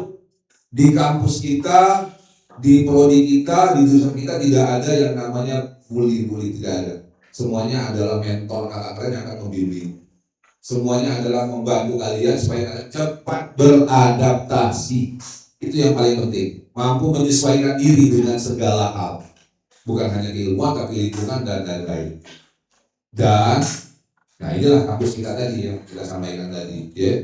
Walaupun pas kondisinya seperti ini, kita berada di pusat kota, Jalan Jenderal Sudirman, sentral ini. Ya, ring 1 kalau bahasanya ya, ring 1 kita, tengah kota. Ya, jadi artinya ya kondisi bangunan yang memang ada dulu di nama Akademi Kesehatan Lingkungan yang sebelum merger. Ya, silakan. Ya, Bu, silakan. Ya.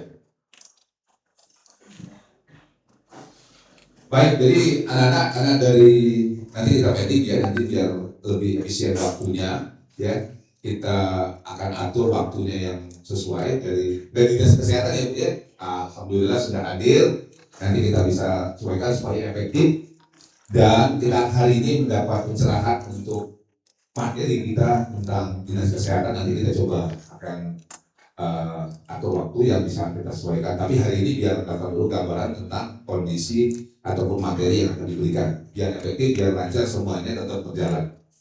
Nanti kita mulai ya nanti setelah selesai nanti. Ibu izin di depan aja nanti. Ya. Silakan nanti kita mulai bicara. Ya.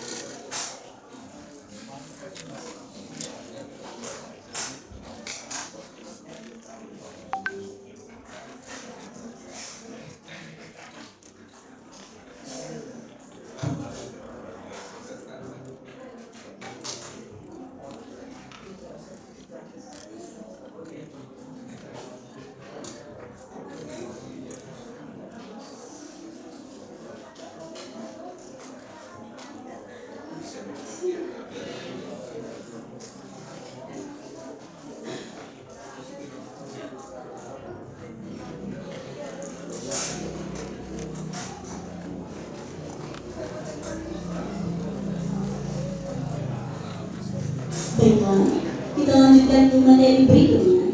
Materi kedua adalah peran strategis tenaga kesehatan lingkungan dan pengawasan epidemiologi dalam mendukung pembangunan kesehatan di Indonesia. Yang akan disampaikan oleh narasumber dari Dinas Kesehatan Provinsi Sumatera Selatan, yaitu Bapak Dedi Irawan, SKM MKes, dan akan dipandu oleh moderator Bapak Dr. Fitri Noviani, SPD MKes. Kepada kami persilakan.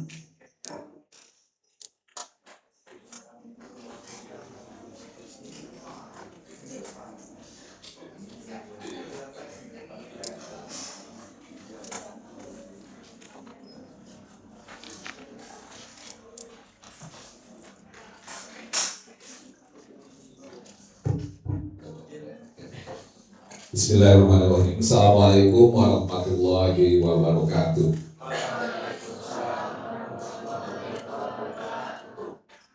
Baik, Camaba, hari ini kita sangat-sangat beruntung di pagi yang cerah ini sudah pembukaan ini. Narasumber kita ini sudah hadir ya, dan tidak bahasa Palembang tidak salah-salah ya, langsung dua narsum yang dari satu institusi yaitu Dinas Kesehatan Provinsi Sumatera Selatan. Nah, hari ini yang hadir yang terhormat Pak Dedi Irawan, SKM MKM, dan Ibu Septialita, SKM MKM. Ya, alhamdulillah, terima kasih Pak Dedi, Bu Septi sudah hadir untuk bisa memberikan pencerahan bagi mahasiswa kami di jurusan Kesehatan Lingkungan Politeknik Kesehatan Kemenkes Palembang. Nah, pada kesempatan ini izin sebelum kami bacakan biodata Pak Dedi selaku narsum, izin Pak Dedi kami sampaikan ini hari pertama di jurusan Kesehatan Lingkungan untuk kegiatan, nama kegiatannya adalah PKKMB atau pengenalan kehidupan kampus mahasiswa baru jurusan Kesehatan Lingkungan. Dan kebetulan kegiatan PKKMB ini di Politeknik Kesehatan Kemenkes Palembang dipusatkan di kampus Kabangun. Pada jadi 7 jurusan, 17 prodi, termasuk kampus luar kota Bu Septi. Jadi sudah diselenggarakan 2 hari kemarin dan hari ini dan besok nanti juga selesai, yaitu 2 hari di jurusan lingkungan. Nah, perlu kami sampaikan mahasiswa di sini adalah satu jurusan lingkungan, ada 2 prodi D3 sanitasi dan prodi D3 pengawasan epidemiologi. Nah, untuk prodi D3 sanitasi kebetulan berjumlahnya 112 dan prodi D3 pengawasan epidemiologi berjumlah 56 orang. Nah, jadi hari ini anak-anak agar bisa mengikuti dengan baik, kami bacakan sedikit untuk narasumber kita yang kesempatan. Sebenarnya narasumber ini bukan orang lain, biasanya kalau ketemu di lapangan ini kan imis terus ini kan. Jadi Pak Dedi ini teman main badminton, ya jadi tetap sehat dengan penampilan yang steady terus ya, segar ya. Kita yang nambah gemuk kayak dia tetap ramping ya. Jadi tadi agak apa tuh bahasa kitanya itu kaget, masih calamo tuh lah. Jadi tapi sehari-hari beliau adalah seorang pejabat. Nah, tepatnya adalah Kepala Bidang Kesehatan Masyarakat Dinkes Provinsi Sumatera Selatan. Nah, secara ilustrasi lengkap data beliau, pangkat golongan pembina tingkat 1 Pandi, unit kerjanya Dinas Kesehatan, mungkin tahu Dinas Kesehatan Provinsi Sumatera Selatan itu di belakang LSMH, ya dekat kita juga, ya. Kalau rumahnya di Lubuk Bakung, Sering Agung. Nah, lebih lengkap pengalaman, mungkin nanti bisa dibacakan sedikit alumni pendidikan, mungkin ya di bawah. Nah ini, jadi S1-nya adalah Universitas Sriwijaya dan S2-nya Kesmas UI. Prodinya AKK ya? Atau biostat Pak Dek ini ya. Kalau saya sama, kita kan beda tahun ya. Saya lebih tua jauh. Ngambilnya K3 Pak Dedi ya. Kalau Pak Dedi biostat, biostatistik atau statistik biologi. Nah, bahasanya statistik kesehatan. Mantap ya. Kalau Bu Septi, Kesling ya, sesuai dengan bidangnya. Nah, kebetulan selama ini ya Pak Dedi juga dosen sehari-hari, selain sebagai birokrat tapi juga sebagai akademisi ya. Akademisi khususnya di kita juga, dosen kita juga ya. Jadi bukan orang asing sebenarnya, sehari-hari juga ngajar khususnya di prodi di 3 ataupun prodi di studi kebidanan, dan juga dosen karena alma maternya adalah Universitas Sriwijaya mengajar Fakultas Kesehatan Masyarakat. Dan kita nanti harus dalam pencerahan, kita juga adalah bagian dari bidang keilmuan kesehatan masyarakat, epidemiologi dan Kesli. Jadi hari ini kita beruntung nanti secara lebih lengkap akan dapat pencerahan tentang materi yang akan disampaikan, dan jangan sungkan-sungkan bertanya ya, karena namanya baru masuk dunia kampus kesehatan, tentu hal-hal baru yang akan didengar. Nanti bila perlu ada hal-hal yang mau didiskusikan, silakan ya. Kita akan mengikuti nanti prosesnya, semoga apa yang disampaikan nanti bisa diikuti dengan baik. Mungkin tidak banyak lebar, silakan Pak Dedi untuk memulai. Demikian, Assalamualaikum warahmatullahi wabarakatuh.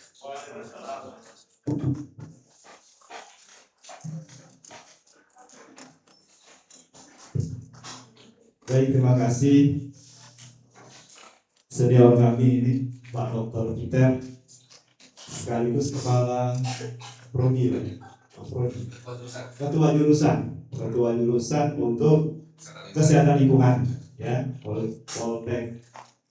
Poltekkes Kemenkes Palembang ya. Bismillahirrahmanirrahim. Assalamualaikum warahmatullahi wabarakatuh. Jangan nyampe semangat Pak. Masih baru bisa. Diulang ya. Bismillahirrahmanirrahim. Assalamualaikum warahmatullahi wabarakatuh. Waalaikumsalam warahmatullahi wabarakatuh. Ya, selamat pagi, salam sejahtera bagi kita semua. Yang kami hormati Pak Dr. Peter selaku Ketua Jurusan Kesli Poltekkes Kemenkes Palembang, dan juga kami hormati rekan kami, ini ada Ibu Septianita SKM MKM, ini juga sanitarian muda ya, sanitarian muda di Dinas Kesehatan Provinsi Sumatera Selatan, serta para panitia yang terlibat sehingga terselenggaranya pertemuan pada pagi hari ini. Kemudian yang kami hormati, kami cintai ya, yang kami cintai adik-adik sekalian, bukan calon lagi, sudah mahasiswa ya. Mahasiswa baru, maba berarti ini ya, mahasiswa baru jurusan Keslik, tiga casting dan juga ada juga epidemiologi, pengawas epidemiologi. Pertama-tama mari kita ucapkan lafaz Alhamdulillahirabbil alamin, segala puji bagi Allah Tuhan SWT karena kita diberikan nikmat kesehatan, kesempatan, terutama bagi adik-adik diberikan kesempatan oleh Allah SWT untuk menimba ilmu, ya, kesehatan di kampus Poltekkes Palembang ini. Itu adalah nikmat yang luar biasa ya dari sekalian. Salawat dan salam juga mari kita sampaikan pada junjungan kita Nabi Agung Nabi Muhammad SAW. Allahumma sholli ala sayyidina Muhammad. Semoga kita semua nanti mendapat syafaat Rasulullah dan telah mengumpulkan bersama Rasulullah SAW. Amin ya rabbal alamin.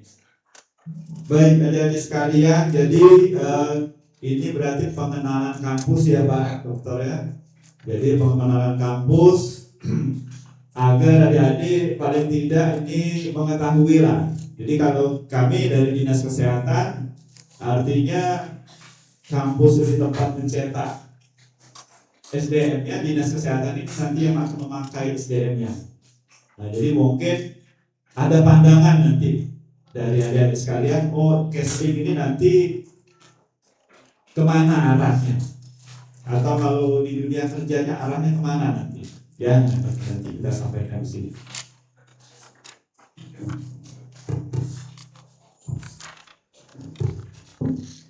Baik, jadi sesuai dengan permintaan dari panitia yaitu peran strategis tenaga kesehatan lingkungan dalam pengawasan epidemiologi dalam mendukung pembangunan kesehatan di Indonesia. Ya, jadi di sini yang ada tadi jurusan Kesling ya dan Epid. Nah, yang Kesling yang mana? Ibu angkat tangan. Jurusan Kesling. Sanitasi. Oh iya, sanitasi. Sanitasi mana sanitasi? Oke. Oh banyak ya. Paling banyak. Iya iya. Yang epidemiologi pengawas. Oke. Iya iya. Ini ada yang belakang tuh yang cewek ya, yang di depan yang cowok. Benar ya? Oh iya. Jadi agak krisis cowoknya nih. Biasanya kalau Kesling ini agak banyak cowok ya, tapi ini masih banyak yang cewek juga ya. Baiklah, baik sekarang ya lanjut saja terus. Nah ini dulu ya. Siapa ini tahu tak? Hah? Siapa itu? Ya jadi presiden itu punya asta cita. Asta itu apa artinya? Ada yang tahu asta? Kalau cita apa cita? Hah? Cita, tujuan, ya. 8, asta itu 8. Jadi 8 cita-cita. Ya, 8 cita-cita. Dan 8 misi dari Presiden Bapak Prabowo dan Wakil Presiden Pak Gibran. Ada nggak di sini terkait dengan sanitasi Kesling dari asta citanya? Nah, kalau ada berarti adik-adik tidak salah pilih jurusan karena negara baik menganggap ini penting, masalah sanitasi, ya, epidemiologi kesehatan. Ya. Ini kan presiden, dia punya misi, dia punya tujuan, visi yang ingin dicapai. Salah satunya yang di merah-merah itu terkait dengan sanitasi, ya. Artinya jurusan sanitasi ini penting ya sekalian. Nah, nanti silakan ya dari dosen-dosen yang ada di sini belajar ya segiat-giatnya ya pahami betul apa yang dimaksud dengan sanitasi ya. Baik.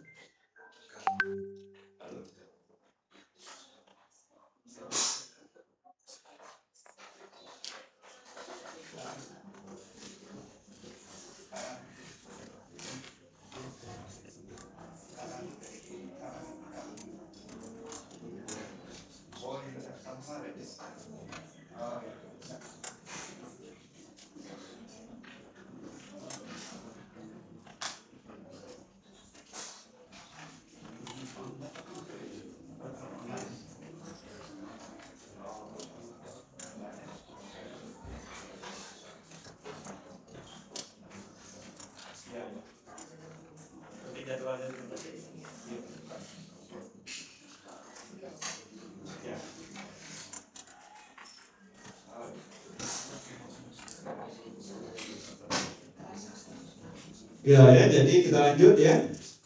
Yang pertama yaitu cita yang kedua, mendorong Kementerian Bangsa melalui swasembada pangan, energi, air, ekraf, ekonomi hijau dan ekonomi.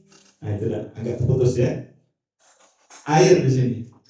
Ya, air ini sumber daya yang paling dibutuhkan oleh semua apa yang butuhnya? Makhluk hidup. Ya, tidak ada yang bisa hidup tanpa air ya. Orang bisa tahan kalau tidak makan, bisa berminggu-minggu ya, tapi kalau tidak minum 3 hari tidak tahan ya. Jadi air, Kesling salah satunya nanti ada masalah air ya, kesehatan air, kesehatan udara, kesehatan tanah nanti ya. Jadi seperti matra Kesling ya. Kemudian apa lagi? Kemudian memperkuat SDM, sains, teknologi, pendidikan, kesehatan, prestasi, olahraga dan kesetaraan gender. Kemudian memperkuat penyelarasan kehidupan yang harmonis dengan lingkungan. Ya, jadi lingkungan ini termasuk isu yang saat ini ya, masuk isu SDGs juga yang sangat diperhatikan oleh dunia ya. Kemudian setiap negara juga memperhatikan pergeseran perubahan lingkungan, adanya bencana, perubahan iklim, ya, merubah pola penyakit, merubah kesehatan masyarakat secara umum, ya. Dan salah satunya adalah prodi sanitasi kesehatan lingkungan. Itu yang bagaimana kita bisa menciptakan lingkungan ini seimbang dengan manusia yang ada di dalamnya. Ya, sehingga tetap sehat ya. Oke, kita lanjut. Jadi penerapan Astra Cita tadi diwujudkan melalui beberapa program prioritas yang berdampak langsung bagi masyarakat, yaitu akses sanitasi yang layak, pembangunan infrastruktur sanitasi yang merata untuk mengurangi kawasan kumuh, kemudian pengelolaan sampah dan mitigasi iklim, gerakan pengendalian perubahan iklim nasional dan pemanfaatan tempat pengolahan sampah rumah tangga. Kemudian pemeriksaan kesehatan gratis atau cek kesehatan gratis. Nah, saya ingin tanya dulu sebelum jauh. Ini kan milih program sanitasi, ya. Tahu nggak apa yang maksud sanitasi dong? Ya? Sanitasi apa? Kemarin milih sanitasi itu ngerti tidak apa yang dimaksud sanitasi? Ada coba? Siapa yang bisa? Silakan, angkat tangan. Silakan. Siapa yang bisa? 100 berapa mahasiswa tadi? 115. 106. Ayo, siapa yang bisa? Apa yang dimaksud dengan sanitasi?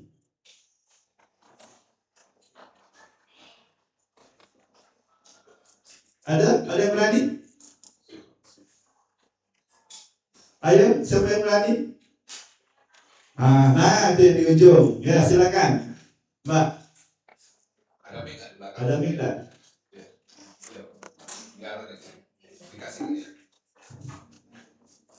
Namanya asal sekolah ya. Perkenalkan ya, biar teman-teman juga kenal.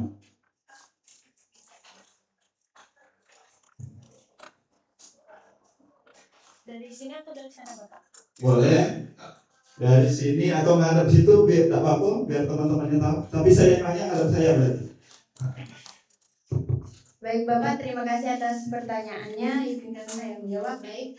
Sebelumnya perkenalkan, nama saya Dirta Syaulia.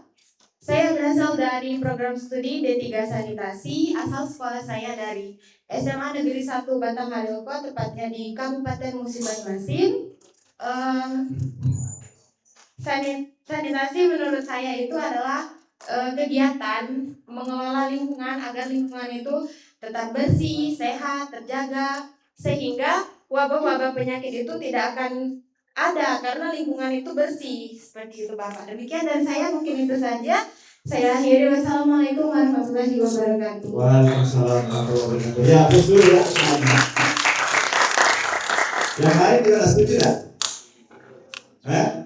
Setuju? Atau ada yang nak nambahin? Ada yang kurang misalnya sampaikan tadi? Ada nak nambahin? Tidak? Setuju? Nah, belum kritisnya nih mahasiswa. Kalau mahasiswa itu harus pola pikirnya ya dibuka ya. Oke, tidak apa-apa ya, dari temannya sudah berani menyampaikan pendapat. Jadi sanitasi tadi benar yang disampaikan adalah bagaimana kita menjaga kebersihan lingkungan, ya. Sehingga kalau lingkungannya bersih nanti tidak timbul penyakit atau wabah penyakit, ya. Benar yang disampaikan teman tadi, ya. Kemudian epidemiologi. Ini ada yang epidemiolog, ya. Ada yang ngerti tidak epidemiologi itu apa? Coba. Jangan sampai kami jurusan tidak tahu artinya apa. Ya. Pastikan lagi cari-cari dulu. Apa epidemiologi? Apa belajar apa bakalan di sini nanti kalau ininya kerjanya seperti apa? Ada yang berani? Mana jurusan epidemiologi? Ada 50-an ya? Mana epid? Epid mana epid? Yang jurusan epid ya silakan. Atau yang dari casting kalau mau nambahin silakan. Apa yang dimaksud dengan epidemiologi? Atau mempelajari apa epidemiologi itu? Ada yang berani? Nah itu dari belakang, silakan Mbak. Nah ini banyak pakai mangkok tanggal loh ya. Silakan.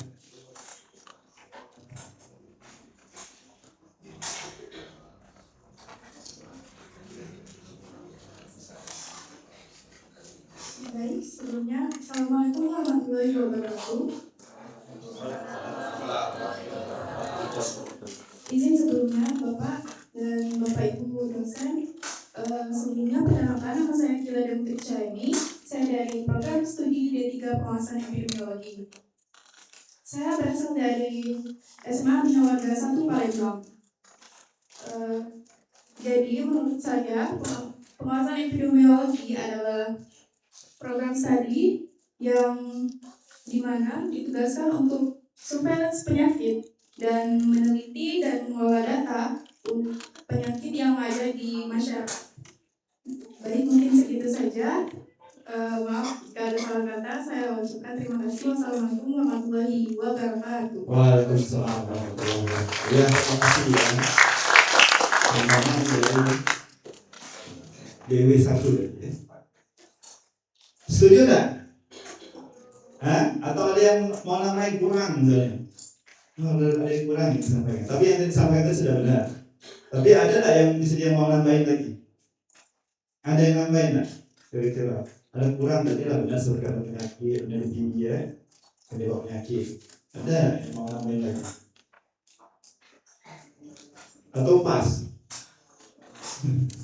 Coba depan ini pas terus ya. Oke, yang lanjut karena waktu sedikit ya. Epidemiologi tadi benar disampaikan, jadi ada ilmu yang mempelajari tentang penyakit, pola sebaran penyakit ya. Kemudian juga mempelajari tentang penyebaran penyakit di lingkungan dan bagaimana dia bisa mendeteksi penyakit itu sebelum terjadi wabah. Jadi dia ada surveillance namanya. Jadi mendeteksi ini kalau tidak diintervensi nanti jadi wabah. Itu EPID ya. Cashlink ini nanti yang mengelola lingkungannya. Nah, Cashlink dan EPID ini berperan sangat penting waktu zaman COVID. Ya, tahun 2020 ada wabah COVID ya. Nah, itu orang Cashlink, orang EPID itu yang meneliti sebaran penyakitnya, penularannya dari mana, bagaimana memutus rantai penularannya itu orang EPID. Ya, kemudian jumlah kasus sebaran yang paling banyak yang mana, ya. Kemudian orang casing dia mengelola lingkungan, bagaimana menjaga lingkungan agar tidak terjadi sebaran yang lebih banyak, ya. Ada lockdown kemarin, ya. Ada jaga jarak, ada pakai masker, ya. Itu salah satu pengendalian. Oke, lanjut. Ya, lanjut terus.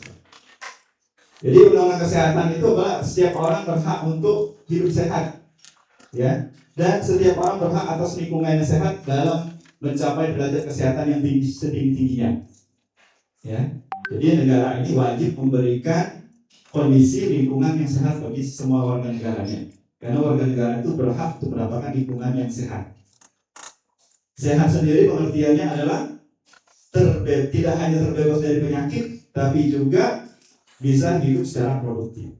Jadi yang dimaksud dengan sehat itu adalah tidak hanya bebas dari penyakit. Jadi kalau orang tidak ada penyakit itu belum sehat sempurna. Sehat itu adalah terbebas dari penyakit, juga sehat sosial, sehat mental, dan juga berproduktif. Jadi kalau ada temannya yang tidak ada sakit, tapi dia tidak produktif, ya, tidak sehat sosial, tidak ada teman yang lain, itu belum sehat. Ya, oke, lanjut. Nah itu lihat lingkungannya, itu lingkungan yang ingin kita capai tadi, ya, ada gambarnya. Kemudian tujuan kemudian adalah meningkatkan derajat kesehatan melalui upaya promotif, preventif, kuratif, dan rehabilitatif, serta paliatif yang dilakukan secara terpadu dan berkesinambungan. Jadi kalau counseling epidemiologi ini termasuk yang disampaikan oleh Pak Peter tadi adalah cabang dari ilmu kesehatan masyarakat. Ya, kesehatan masyarakat itu bagaimana orang yang sehat tetap sehat dan orang yang sakit tidak bertambah parah sakitnya dan bisa memperpanjang hidup. Itu yang dimaksud dengan kesehatan masyarakat. Jadi kesehatan masyarakat itu adalah bagaimana menciptakan orang itu biar selalu sehat, yang sampai sakit. Ya, dengan cara dia promotif dan preventif. Dengan cara mengolah lingkungan, ya, merubah lingkungan agar lingkungannya bisa sehat. Karena penyakit itu bisa dipengaruhi oleh tiga, ya.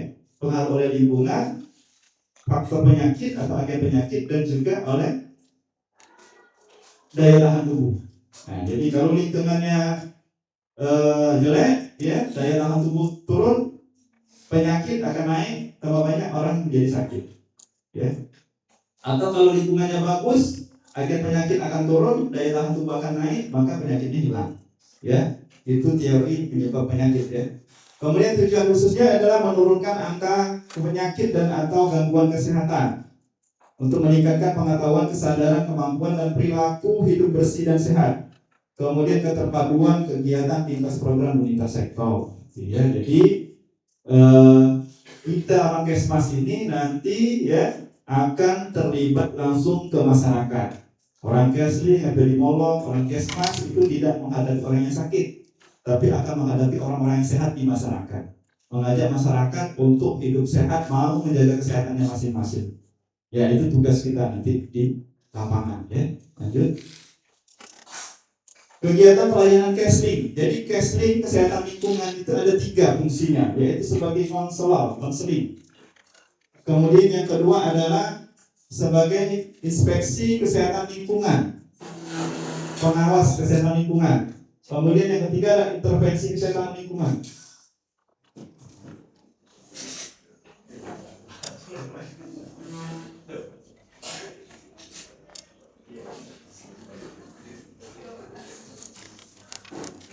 Ya, jadi counseling ada 3 nanti fungsinya.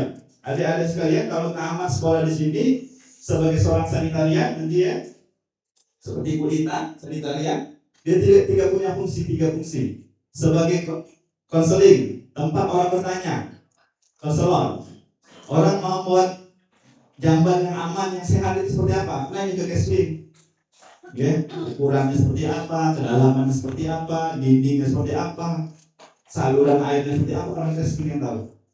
Orang mau bertanya tentang cara mengelola limbah sampah rumah tangga, siapa yang tempat tanya? Orang counseling nanti. Ya, jadi dia bisa ada klinik sanitasi, tempat orang berkonsultasi tentang kesehatan lingkungan, atau ventilasi di rumah, ruang sekolah seperti apa yang paling bagus, orang kasih. Kemudian dia inspeksi kesehatan lingkungan, dia bisa melakukan pemeriksaan kesehatan lingkungan ke lapangan. Ya, ada usaha restoran, apakah restoran itu sudah memenuhi syarat kesehatan? Orang counseling nanti yang periksa. Bagaimana cara proses masaknya, bahan bakunya disimpan di mana, ya. Kemudian limbahnya dibuang di mana, diolah seperti apa, dan yang memberikan penilaian apakah itu memenuhi syarat kesehatan atau tidak, nanti orang sanitarian, orang counseling. Tanpa ujian dari orang counseling, dia tidak bisa punya izin untuk berusaha. Jadi nanti perannya besar, ya. Kemudian misalnya ada suatu mau bangun perumahan, membuat analisis lingkungan, itu termasuk casting juga, analisis dampak lingkungan masuk di situ, ya. Atau suatu perusahaan mau bangun buat jalan jembatan, ya, ada analisis dampak kesehatan lingkungan, termasuk orang kesehatan lingkungan di sini nanti memberikan rekomendasi. Jadi dia inspeksi kesehatan lingkungan, memeriksa kesehatan lingkungan, kesehatan bandara, ya, tempat-tempat fasilitas umum. Kemudian apalagi? Intervensi kesehatan lingkungan. Jadi juga bisa melakukan intervensi. Intervensi berarti mengubah, ya, mengubah lingkungannya.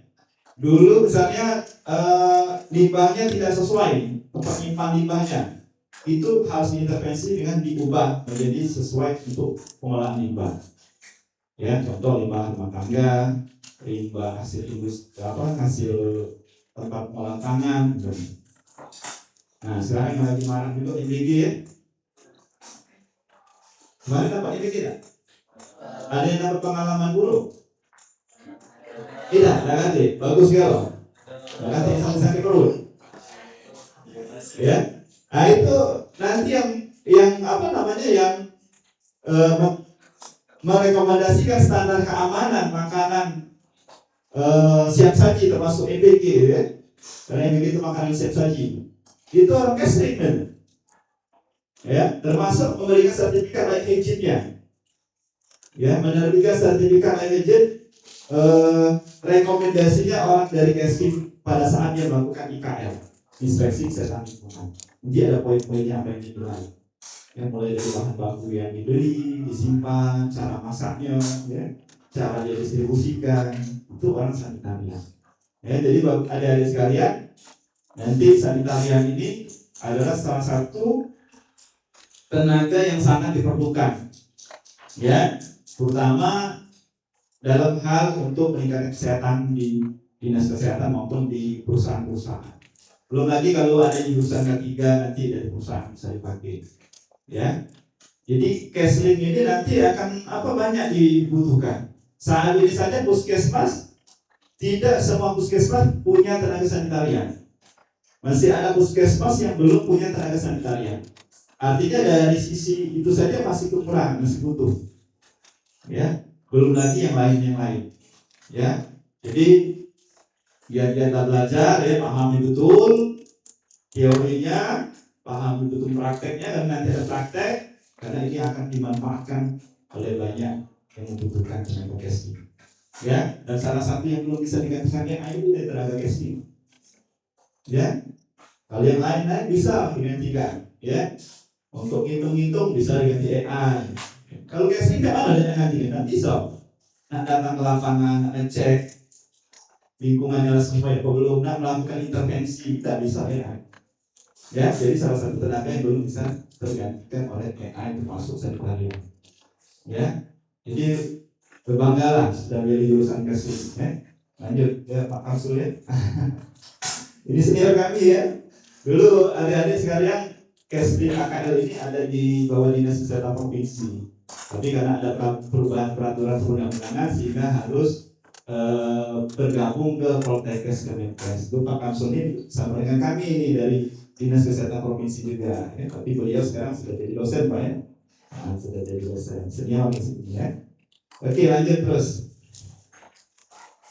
Ini konseling tadi, ya, Bapak orang bertanya tentang standar-standar kesehatan lingkungan casting, ya, lanjut. Kemudian tadi ada IKL, ya, tadi, ya, periksa, ya, orang mau mendirikan bangunan ini tadi SPBG, periksanya orang casting sudah sesuai standar atau belum. Kalau kata casting tidak sesuai standar, tidak sesuai standar, ya, tidak ada izin, tidak bisa operasional. Kalau kata orang casting harus bangun tempat ipal, harus bangun dia. Kalau tidak bangun, tidak bisa diberikan sertifikat dan izinnya. Ya, itu fungsinya casting. Kemudian lanjut inspeksi kesehatan lingkungan, ada uji laboratorium juga, ya. Analisis risiko kesehatan lingkungan, bisa membuat analisis risiko kesehatan lingkungan. Lingkungan yang ada seperti ini nanti ada risiko seperti ini. Kalau tidak diintervensi bisa terjadi wabah diare. Ya. Pengukuran media lingkungan di tempat Ya, kemudian juga pengamatan fisik media lingkungan. Oke, lanjut. Intervensi berarti intervensi dia bisa melakukan perubahan terhadap lingkungan yang dia amati tadi. Jadi dia melakukan IKL, dari KL ternyata pengelolaan limbahnya tidak sesuai standar, harus diubah, intervensi, diolah. Cara mengolah masaknya tidak sesuai standar, maka harus diubah standar prosedurnya. Ya, lanjut. Nah, tujuannya adalah terwujudnya kondisi lingkungan yang sehat. Ya, jadi lingkungan ini dia ada terkait kesehatan air, ya. Bagaimana air yang sehat, air yang aman, kemudian ada kesehatan udara, kesehatan tanah, ya, juga pangan, sarana dan bangunan, dan juga termasuk vektor dan binatang pembawa penyakit. Itu nanti pokok-pokok poin-poin yang akan diajarkan di sanitarian atau di Kesling. Ya, jadi seperti karena lingkungan itu kan seluruh lingkungan yang ada di tempat kita, ya. Ya, ada juga kesehatan lingkungan di tempat-tempat umum seperti di bandara, di terminal, ya, tempat wisata, di lapas, kemudian di rumah sakit, sekolah, dan pasar, dan juga pusat-pusat perkantoran. Ya, lanjut. Nah, ini pencegahan dan pengendalian penyakit melalui pemenuhan lingkungan yang sehat. Secara global 24% kematian disebabkan oleh penyakit yang dapat dicegah dengan modifikasi lingkungan. Jadi ini fungsi Kesling sebagai modifikasi lingkungan atau intervensi. Jadi sebenarnya penyakit kematian, ya, kematian akibat penyakit itu 24% bisa dicegah dengan modifikasi lingkungan. Contoh misalnya DBD, demam berdarah. Apa demam berdarah? Penyebabnya apa? Nyamuk. Faktornya nyamuk. Penyebabnya apa? Virus. Ya, penyebab penyakitnya virus dengue. Faktornya nyamuk, yang bawa virusnya nyamuk. Digigit nyamuk yang ada virus, sakit. Digigit nyamuk yang tidak ada virus, tidak apa-apa, gagal-gagal baik. Ya, jadi penyebabnya virus dengue. Faktor penyakitnya nyamuk. Artinya kalau nyamuk ini tidak ada, virusnya bisa tidak masuk ke tubuh manusia? Ya. Nah, nyamuknya tidak ada, virus kan yang bawa virus, penyebab penyakitnya virus, ya. Virus itu akan menyebabkan orang sakit kalau masuk ke tubuh manusia. Yang bawa virus itu nyamuk. Sekarang ini kalau nyamuknya tidak ada, bisa tidak orang sakit DBD? Tidak. Nah, itu khusus Kesling. Dia tahu penyebabnya adalah nyamuk, pembawa penyakitnya nyamuk. Kalau dia modifikasi lingkungan sehingga nyamuk ini tadi tidak ada jentik nyamuk, tidak bisa menggigit manusia, sehingga tidak terjadi penyakit atau wabah. Ya, itu masuk modifikasi lingkungan. Ada diare, tuberkulosis, ya, malaria, DBD tadi. Ya, dengan modifikasi lingkungan dia melakukan gerakan namanya 3M. Tahu 3M? Mengubur barang bekas, menguras bak air, kemudian mendaur ulang sampah, ya, itu kan untuk memberantas sarang nyamuk. Itu adalah modifikasi lingkungan, bisa mencegah penyakit DBD, bisa mencegah KLB DBD. Tuberkulosis disebabkan oleh apa penyakitnya? TBC. TBC sebab penyakit apa? Tahu tak? Ini dari SMA. Kemarin dibaca tak? Ayo. Disebabkan oleh bakteri. Ya, bakteri namanya tuberkulosis. Ya. Kenapa bakterinya bisa masuk ke tubuh manusia? Ya, karena lingkungannya mendukung untuk pertumbuhan bakteri. Bakterinya senang di tempat yang lembab, senang di tempat yang tidak ada ventilasi, ya. Senang kalau orangnya yang batuk tidak pakai masker. Nah, modifikasi lingkungan bagaimana rumahnya sehat, ada cahaya mataharinya masuk, ventilasinya cukup sehingga bakterinya tadi tidak berkembang biak dan tidak tahan lama. Jadi dia kalau kena matahari pasti mati. Nah itu fungsi orang Casely. Jadi harus paham teori-teori ini ya. Jadi 24 penyakit kematian ini bisa disebabkan dengan modifikasi lingkungan, termasuk penyakit jantung bisa dijaga dengan modifikasi lingkungan. Benar nggak? Coba mencegah penyakit jantung yang kita modifikasi lingkungan. Apa yang harus kita lakukan? Coba pikir. Ya, kalau mahasiswa harus mikir. Karena nanti menjadi orang-orang yang bisa menggerakkan masyarakat. Mencegah penyakit jantung itu apa? Kira-kira penyakit tidak menular ini, jantung, diabetes mellitus ya. Untuk mencegahnya seperti harus dilakukan apa?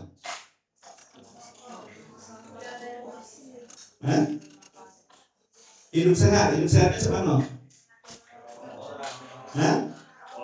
berolahraga. Nah, ya kan? Mencegah penyakit jantung itu harus berolahraga.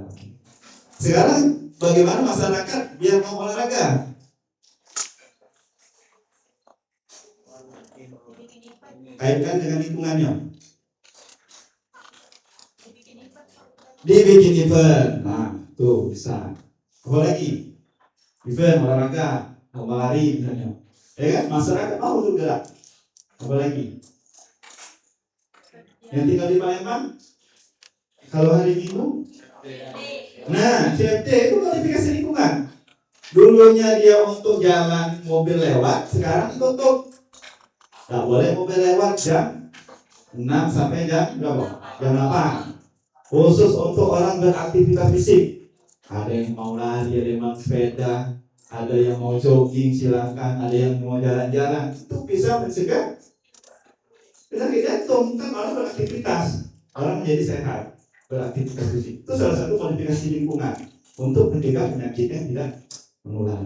Belum lagi di tempat kerja bisa mencegah juga ya. Misalnya naik lift dengan tangga, harus naik tangga ya, naik turun biar tidak fisik, mencegah penyakit ya. Jadi itu orang-orang Casely yang memikirkan itu nanti ya di masyarakat ya.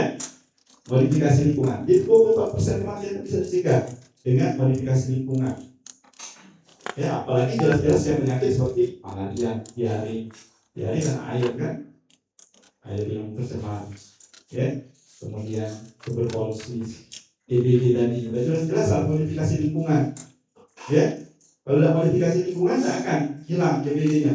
Sanggup tak dokter mengobati orang yang sakit dengan DBD itu? Tidak sanggup. Kalau terjadi KLB itu orang Casely itu, semua orang etik ngerti. Dokter itu tinggal di rumah sakit aja dia melakukan pelayanan privat yang mengobati orang-orang yang sakit. Di masyarakat sih baru sedang itu orang Kesmas. Ya. Kan orang yang sakit itu cuma 20%, orang yang sehat itu 80% dari seluruh populasi. Jadi kalau yang sehat 80% tidak dijaga tetap sehat, maka 80% ini yang jadi sakit semua, siapa yang bisa mengobati? Tidak bisa nanti, termasuk nakesnya juga akhirnya kolaps. Ya, nah itu peran penting sanitarian, epidemiolog, ya, tenaga kesehatan masyarakat. Ya, jadi kita menyehatkan komunitas. Lanjut. Nah ini nanti kalau di dunia kerja ya di dinas kesehatan ada namanya program-program terkait sanitasi ya. Ada program kabupaten kota sehat, termasuk tadi yang CFD yang macam-macamnya, yang lingkungan sehat, terminal sehat ya. Kemudian juga ada program pengawasan kualitas air minum, bagaimana air minum itu diperiksa, diawasi sesuai dengan standar ya. Kemudian ada program namanya pengawasan tempat fasilitas umum atau TFU ya, tempat-tempat bandara misalnya, terminal bagaimana itu peduli dengan kesehatan, ada fasilitas kesehatannya, ada WC-nya bersih, lingkungannya bersih, ada tempat sampahnya dan macam-macam. Kemudian tempat pengolahan pangan tadi yang saya cerita, SBG, MBG itu perannya orang Casely ya. Kemudian ada kesehatan kerja dan olahraga ya, Kemudian ada program sanitasi kota berbasis masyarakat atau STBM, ya, 5 pilar STBM agar orang tidak buang air besar sembarangan di tempat terbuka. Ada tempat cuci tangan pakai sabunnya. Kemudian rumahnya ada pengolahan kipas rumah tangga, ada pengolahan sampah, ya. Kemudian pengendalian vektor, tadi saya cerita tentang DVD tadi, mengendalikan vektor nyamuk yang tidak menularkan penyakitnya ke manusia. Kemudian ada program APIK terkait dengan kebencanaan. Kemudian ada program limbah medis, pengolahan limbah medis di fasilitas kesehatan, dan kemudian ada EHRA atau Environmental Health Risk Assessment, itu untuk mengukur risiko kesehatan suatu lingkungan. Nah, itu ya program-program yang ada di dinas kesehatan, ya. Nanti kalau masuk ke dinas kesehatan ya bisa ke sini nanti arahnya. Nanti terus permasalahan kesehatan lingkungan ini saya cerita tadi. Jadi pokok permasalahan kesehatan itu ada 4 faktor, ya, nanti pasti dipelajari di kuliahnya dari teori H.L. Bloom. Nah, Pak, kamu sudah pasti paham, ya, lagu master pilihan ini. Kalau kita harus tahu ini teori permasalahan kesehatan itu 4 faktor. Yang paling besar dipengaruhi oleh faktor lingkungan. Yang kedua dipengaruhi oleh faktor perilaku 40%. Yang ketiga dipengaruhi oleh faktor layanan kesehatan 20% dan faktor genetik itu hanya 10%.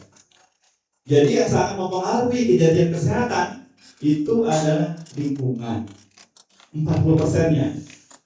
Artinya apa? Kalau lingkungan kita tidak jaga, 40% populasi akan jadi sakit. Oh, kalau kita analisis secara gamblang, ya. Kemudian kalau dia tidak menjaga perilakunya untuk hidup bersih sehat, maka ditambah 30% populasi akan sakit. Jadi kedua faktor ini kalau ditambahkan 70%. Ya, habis. Mohon maaf. Bisa dia. Ya, lanjut.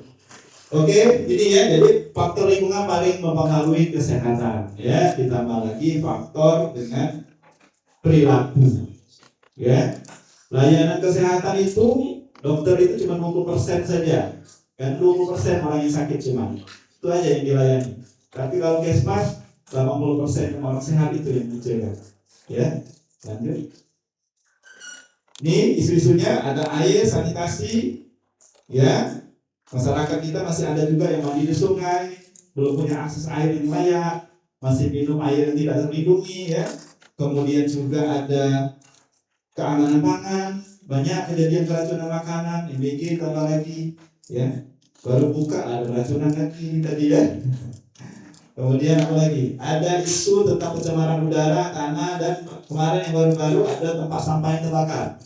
Itu karena salah satu pengolahan limbah sampah rumah tangganya tidak baik. Jadi membuang sampahnya tidak pernah dipilah antara sampah yang yang bisa diurai dengan yang tidak diurai. Semuanya digabung, dimasuk dalam kantong plastik, dibuang tempat sampah. Akhirnya sampahnya numpuk, terbentuk gas metan, terjadi kebakaran. Ya. Dan nanti terus sedikit ini, nanti ini banjir, ya. Ini sanitasi, ya. Ini lingkungan, ya. Pernah lihat sungai berbuih-buih bajunya? Ya, karena itu cemaran dari pabrik-pabrik yang ada sekitar sungai, ya. Lanjut terus. Jadi, nah ini yang keracunan makanan, ya. Ini juga, ya. Lanjut. Oke, lanjut terus. Ini kalau di dinas kesehatan, ya. Siapa ini? Pak Gubernur Herman Deru dan Pak Wakil Gubernur Pak Haji Ujang. Nah, dia perhatian dengan kesehatan lingkungan, masuk di dalam rencana pembangunan jangka menengah daerah RPJMD terkait untuk kesehatan lingkungan. Ya, apa yang dituliskan di situ? Sedikit biar tahu, ya.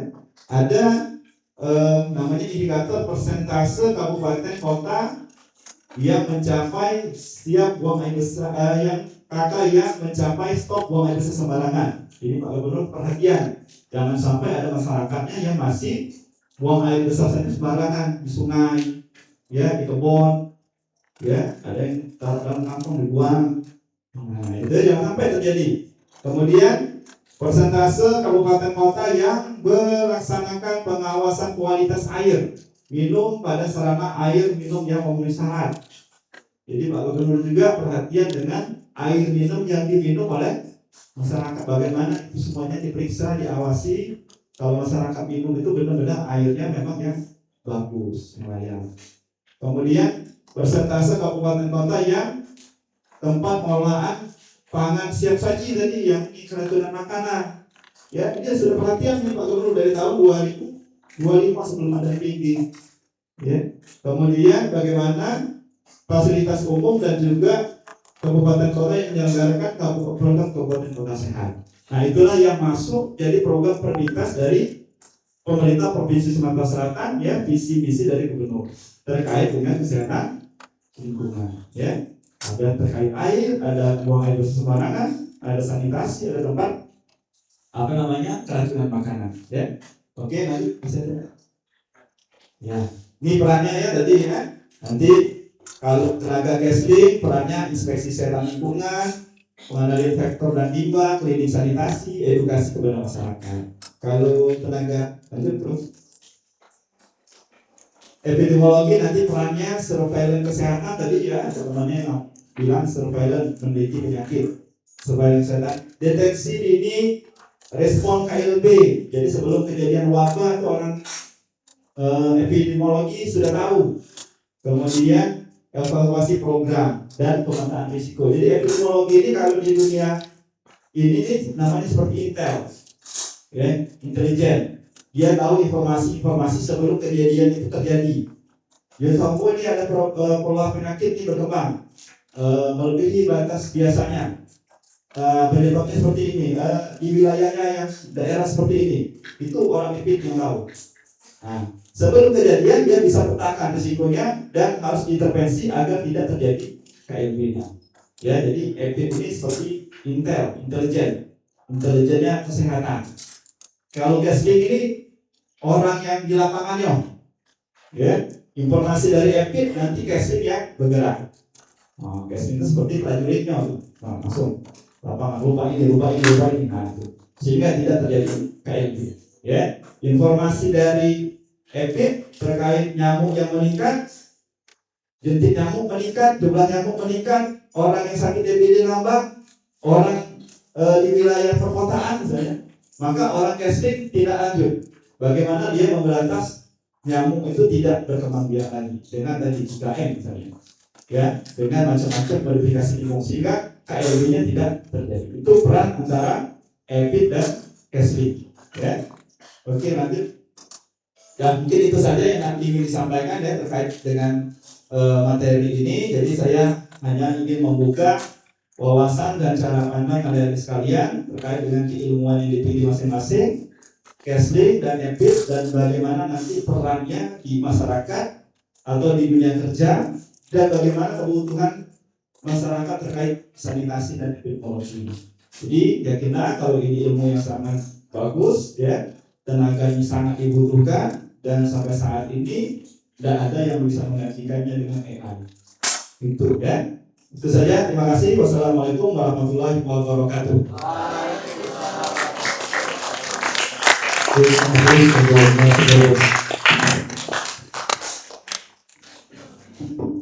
Ya, bukan tadi pemaparan dari Mas kita, Bapak Teddy Irawan, Mas Farim, seluruh sahabat.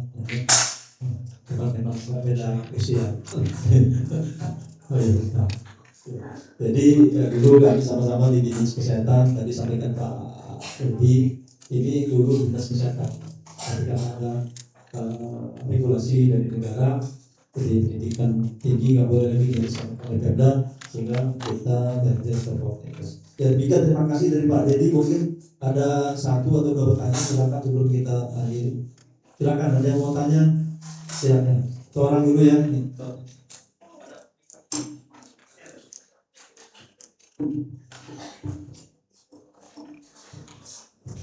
Ya, nanti yang sebelah kanan lagi ya.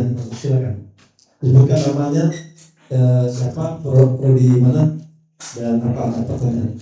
Baik, terima kasih atas kesempatannya. Sebelumnya perkenalkan, nama saya Suci Zahrani dari jurusan Kesehatan Lingkungan, Prodi D3 Pengawasan Epidemiologi. Pertanyaan pertama, bagaimana cara upaya dalam meningkatkan derajat kesehatan masyarakat secara preventif, promotif, kuratif, rehabilitas, dan paliatif? 2. Bagaimana cara mengedukasi masyarakat yang masih suka membuang sampah di pinggir jalan? Terkadang, walaupun ada papan nama seperti jangan membuang sampah sembarangan, tetapi masih ada masyarakat yang membuang sampah sembarangan. Itu bagaimana cara menyikapi orang yang tidak sadar akan tentang lingkungan? Apakah perlu dikenakan sanksi atau bagaimana, Pak? Mohon penjelasannya. Terima kasih. Kita tahan dulu nanti Suci, namanya tadi. Suci apa namanya tadi? Suci Zahrani. Suci makan. Ya, ada dua nih Pak Dedi. Jadi sama tadi perasaan dari 4 yang disampaikan Pak Dedi tadi, kemudian cara mengolah sampah. Sama nanti tindak lanjutnya. Ya silakan balik. Iya, terima kasih. Saya senang kalau ada yang nanya, berarti diperhatikan dari tadi Pak Kapsul. Kalau ada yang nanya itu saya diperhatikan kan ngomong tadi ya. Jangan-jangan bingung kalau yang diomongkan ya. Tapi kalau ada yang nanya itu saya senang, berarti diperhatikan ya. Dari adik Suci atau Mbak Suci ya. Yang pertama cara promotif, preventif, rehabilitatif, dan paliatif dari dia. Jadi ini adalah sebenarnya namanya 5 level pencegahan penyakit ya. Jadi ada 5 level of prevention. Mulai dari yang paling sederhana tapi yang paling bermanfaat yaitu promosi itu. Ya, bagaimana kita mempromosi masyarakat, memberikan promosi masyarakat agar dia mau untuk berperilaku hidup sehat. Mau mengubah gaya hidupnya, mau mengubah lingkungan yang menjadi sehat. Itu tadi. Karena lingkungan dan perilaku itu 70% menentukan kesehatan seseorang. Jadi itu yang paling utama, promosi. Kita melakukan promosi. Nanti banyak cara promosinya ya, macam-macam. Kemudian yang kedua adalah preventif. Preventif itu berarti kita to prevent, untuk mencegah. Ya, kalau tadi to promote agar orangnya mau berperilaku hidup sehat, sekarang prevent. Prevent berarti kita ada intervensi. Intervensinya apa kalau to prevent penyakit? Yang paling sering kita tahu, mungkin sudah tahu galau, yaitu dengan imunisasi, salah satu preventif. Ya, bagaimana kita memberikan imunisasi, misalnya BCG, agar bayi tidak kena penyakit TBC. Bagaimana kita memberikan imunisasi vaksin kemarin COVID, bagaimana orang agar tidak terkena penyakit COVID. Nah itu namanya to prevent, preventif. Kemudian rehabilitatif, kuratif, ada kuratif berarti menyembuhkan, cure. Ya, bagaimana orang yang sudah sakit maka harus disehatkan. Jadi kalau yang promote dan prevent tadi orang yang sehat, tapi kalau dia kuratif berarti orang yang sudah sakit. Orang yang sudah sakit ini cegah juga, jangan sampai nanti dia terlambat berobat. Ya, makanya ada namanya early diagnosis. Diagnosisnya harus cepat.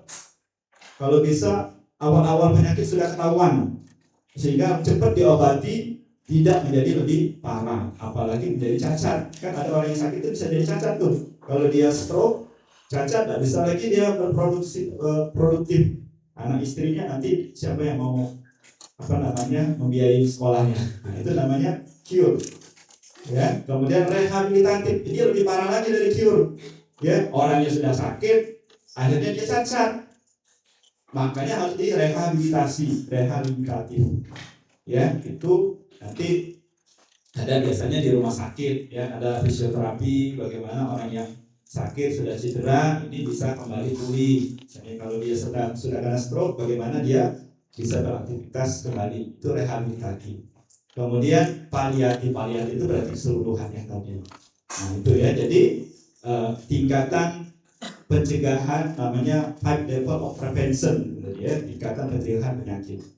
Ya, promotif, kemudian preventif, kuratif, rehabilitatif, dan paliatif. Nah, yang kedua yaitu terkait dengan edukasi masyarakat. Bagaimana kita mengedukasi? Ini contoh yang dari promote tadi ya, itu promote tadi ya. Yang pertama, ya. Jadi bagaimana kita mencegah masyarakat agar dia mau berperilaku hidup sehat. Tadi sudah ada larangan jangan buang sampah sembarangan, tapi masih buang juga, ya Pak. Kemudian ada juga tulisan merokok dapat menyebabkan penyakit, masih juga merokok. Nah itu namanya masyarakatnya sudah tahu, tapi tidak mau melakukan. Ya, jadi tahapan kita merubah perilaku ini ada lagi ilmunya. Tahapan merubah perilaku, pertama masyarakatnya harus tahu dulu. Kalau sudah tahu, apakah dia mau merubah perilaku? Belum tentu.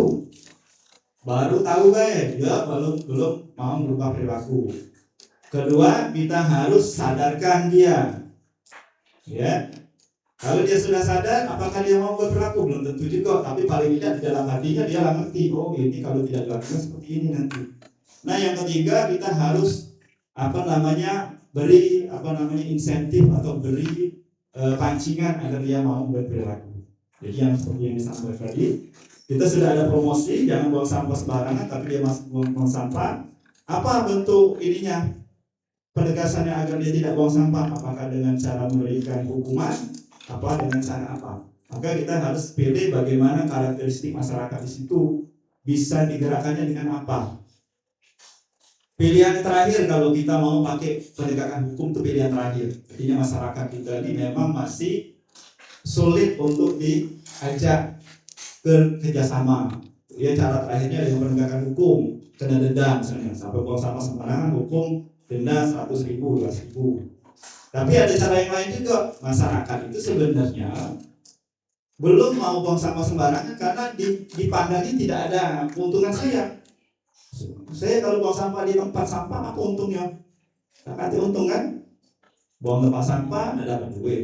Buang sampah sembarangan tidak dapat duit juga. Ya, tidak ada untung. Tapi orang casing itu ada ilmunya nanti yang diajarkan Pak Kamsul. Bagaimana mengelola sampah menjadi bernilai ekonomi. Itu adalah cara satu kita mengajak masyarakat agar mau buang sampahnya tidak sembarangan. Ya, jadi sampah yang plastik dikumpulkan ke plastik, sampah yang misalnya basah dikumpulkan sampah yang basah. Nanti yang plastik bisa didaur ulang. Atau kalau tidak didaur ulang bisa dijual. Atau kalau tidak dijual ada nantinya namanya bank sampah. Ya, itu bisa dapat duit dia. Mungkin dia mau buang sampah yang tidak sembarangan kalau dia ada untungnya di dia. Ya, kemudian sampah-sampah yang bisa didaur ulang tadi bisa dibuat pupuk, bisa dibuat macam-macam, atau bisa diolah macam-macam. Nah itu nanti ilmunya orang casting lah. Nanti yang bisa bagaimana cara memodifikasi lingkungan ini biar masyarakat ini mau ikut. Tapi sepanjang pengalaman kita, Pak Kamsul, masyarakat ini belum mau berperilaku itu karena dia memandang belum ada kebutuhannya, belum ada keuntungannya untuk dirinya. Apa untungnya? Kalau kita omongkan nanti biar tidak terjadi penyakit, dia lah tahu. Dan belum memberi keuntungan langsung. Nah itu ya. Jadi mungkin itu ya. Suci ya. Baik, terima kasih Mbak Didi karena waktunya yang membuat bertemu dan berpisah itulah waktu. Ya. Makanya nanti yang sekalian saya sering menyampaikan ya luar asli Indonesia terus indah dan zina dan seterusnya. Jadi di waktu di masa kita terkadang rugi ya.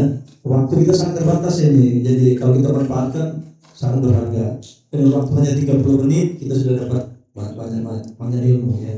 Demikian semoga yang disampaikan Pak Dedi bermanfaat adanya. Jadi amal ibadah untuk beliau dan tim ya.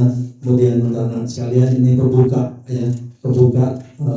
berpikirnya jangan apa yang bakal dipelajari di sini. Ini salah satu sudah dibongkar oleh Pak Dedi tadi ya. Baik, waktu sekali lagi terima kasih Pak Dedi, Bu Alina ya, Pak Dedi. Iya, terima kasih. Ya, ini agak namanya sedikit apa namanya gitu, Romi kecil-kecilan. Ya, demikian kita beri aplaus untuk Pak Dedi.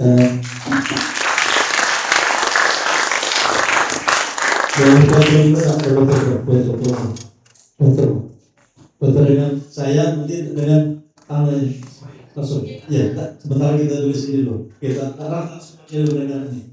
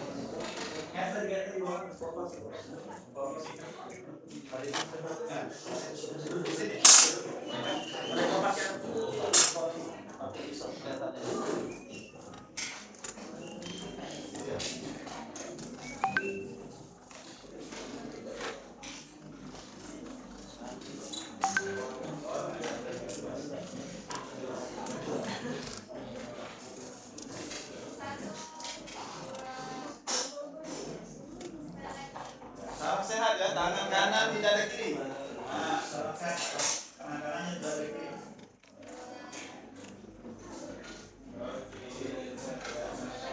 Ya, salam sehat masih.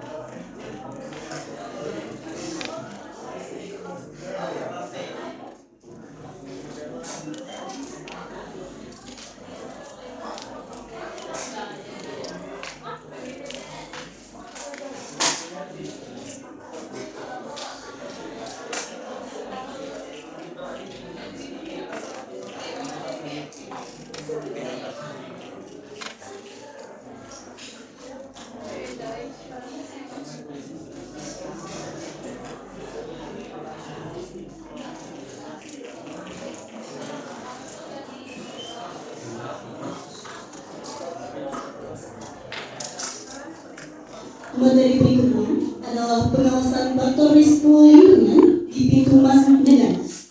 Materi ini akan disampaikan oleh narasumber dari Balai Kekarantinaan Kesehatan, yaitu Pak Hari Cahya Maulana, SKM MKM, dan dipandu oleh moderator Ibu Miftah Rizkia, SKM Embryologi. Kepadanya kami persilakan. Baik, terima kasih MC. Assalamualaikum warahmatullahi wabarakatuh.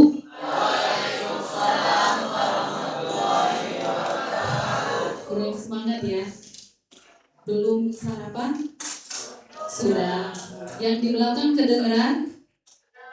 Dengar, oke. Kalau dengar tolong dijawab lebih semangat lagi, lebih lantang, karena ada narasumber yang sangat menginspirasi ya dari BKK. Baik, saya ulangi. Assalamualaikum warahmatullahi wabarakatuh. Waalaikumsalam warahmatullahi wabarakatuh. Alhamdulillah, terima kasih ya adik-adik. Alhamdulillahirrabbilalamin. Assalatu wassalamu ala asyrofil anbiya'i wal mursalin wa ala alihi washabihi ajma'in.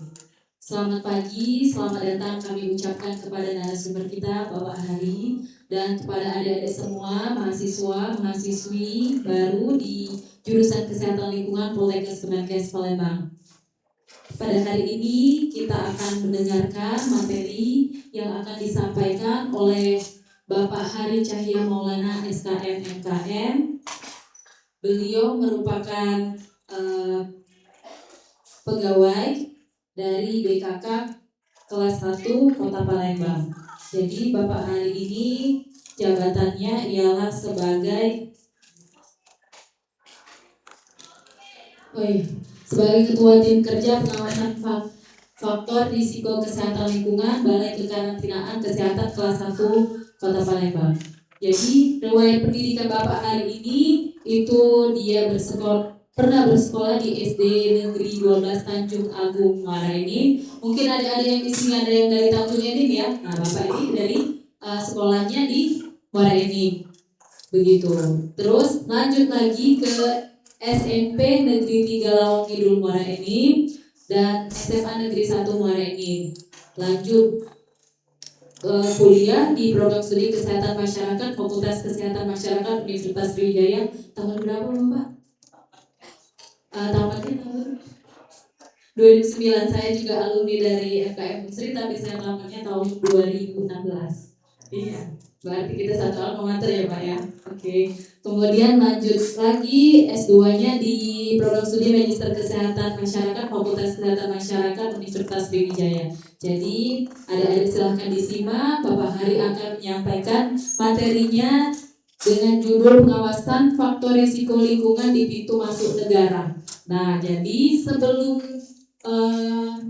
pesawat-pesawat, kemudian ada lagi mungkin kapal-kapal yang masuk ke Kota Palembang atau ke Indonesia ya, itu nanti Bapak Hari akan menjelaskan begitu ya. Jadi mohon disimak, nanti apabila ada pertanyaan, ada sesi tanya jawabnya, boleh adik-adik bertanya dan disimak dulu materinya. Waktunya 30 menit Bapak. Makasih. Menit. Baik, Assalamualaikum warahmatullahi wabarakatuh.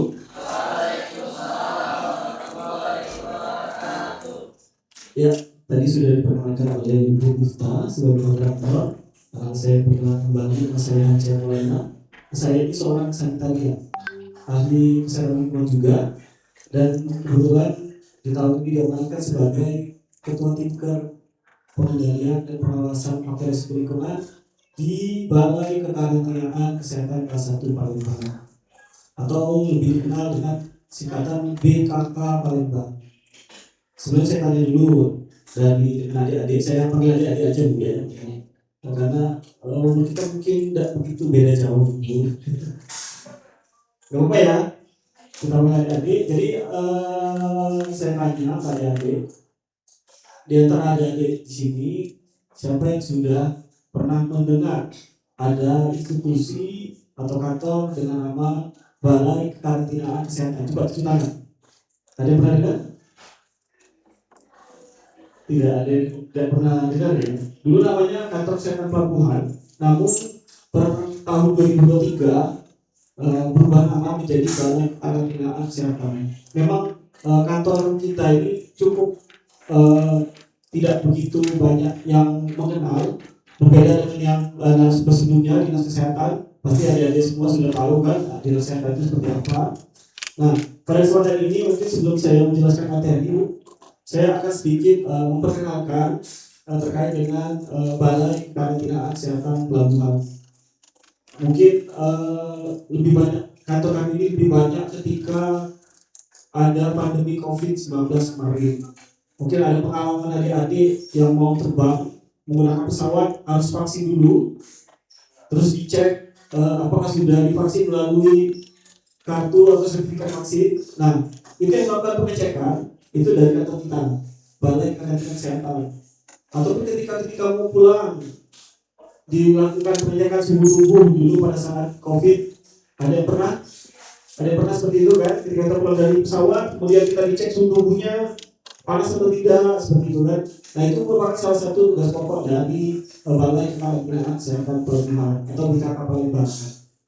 Jadi secara umum tugas dari BKK Palembang itu melakukan upaya cegah tangkal penyakit dari dalam negeri, dilakukan upaya pencegahan penyakit-penyakit yang dalam negeri ini agar tidak menyebar ke luar negeri, ke negara-negara yang tujuan di luar negeri, dan juga melakukan upaya pencegahan supaya penyakit-penyakit yang berasal dari luar negeri tidak masuk ke wilayah Indonesia.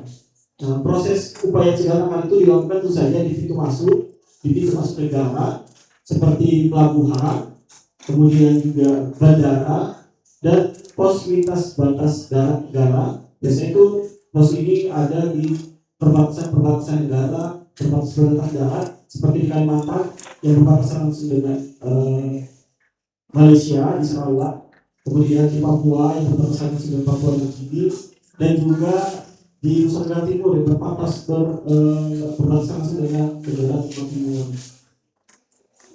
Jadi seperti itu ya. Kantor kita ini kalau tadi dinas kesehatan itu melakukan pengawasan terhadap penyakit yang ada di wilayah kerja dinas kesehatan, baik itu kabupaten maupun provinsi.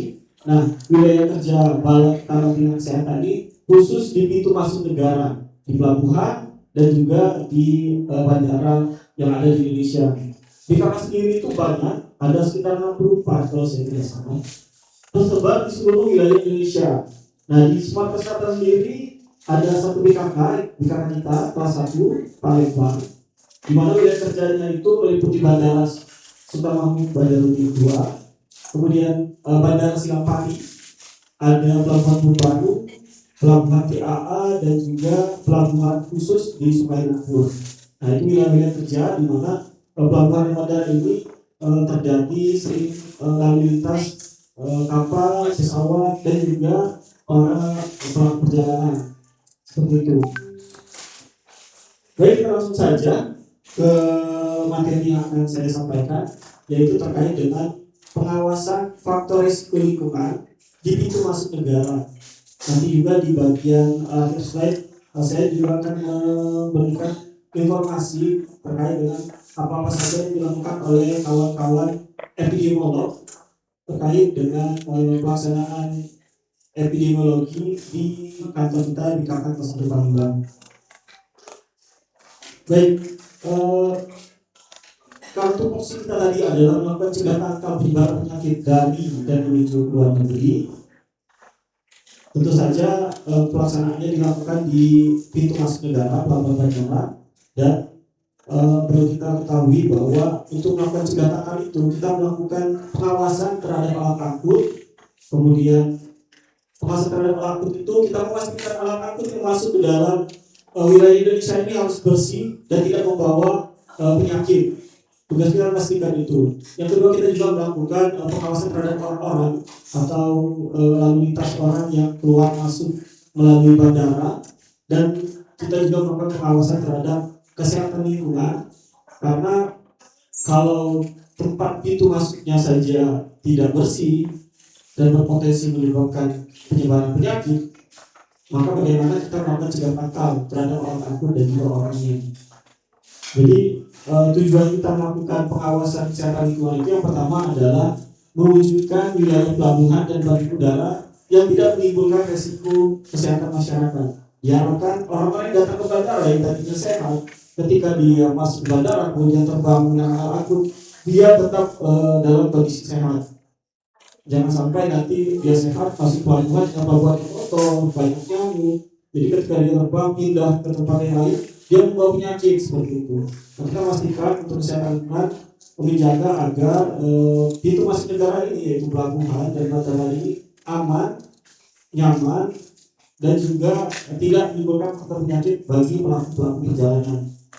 Kemudian tujuan yang kedua, mewujudkan kondisi wilayah pelabuhan atau bandara yang bersih, aman, dan sehat untuk komunitas pekerja serta masyarakat pelabuhan atau bandara yang melakukan aktivitas di dalamnya. Jadi kita menjamin bahwa pelabuhan dan bandara itu harus sehat, tidak hanya untuk pelaku perjalanan saja, tapi juga orang-orang yang bekerja di sana. Sehingga seperti pelaku perjalanan tadi, orang-orang yang bekerja kita harapkan dia tidak menjadi sakit ketika dia bekerja di pelabuhan ataupun di bandara.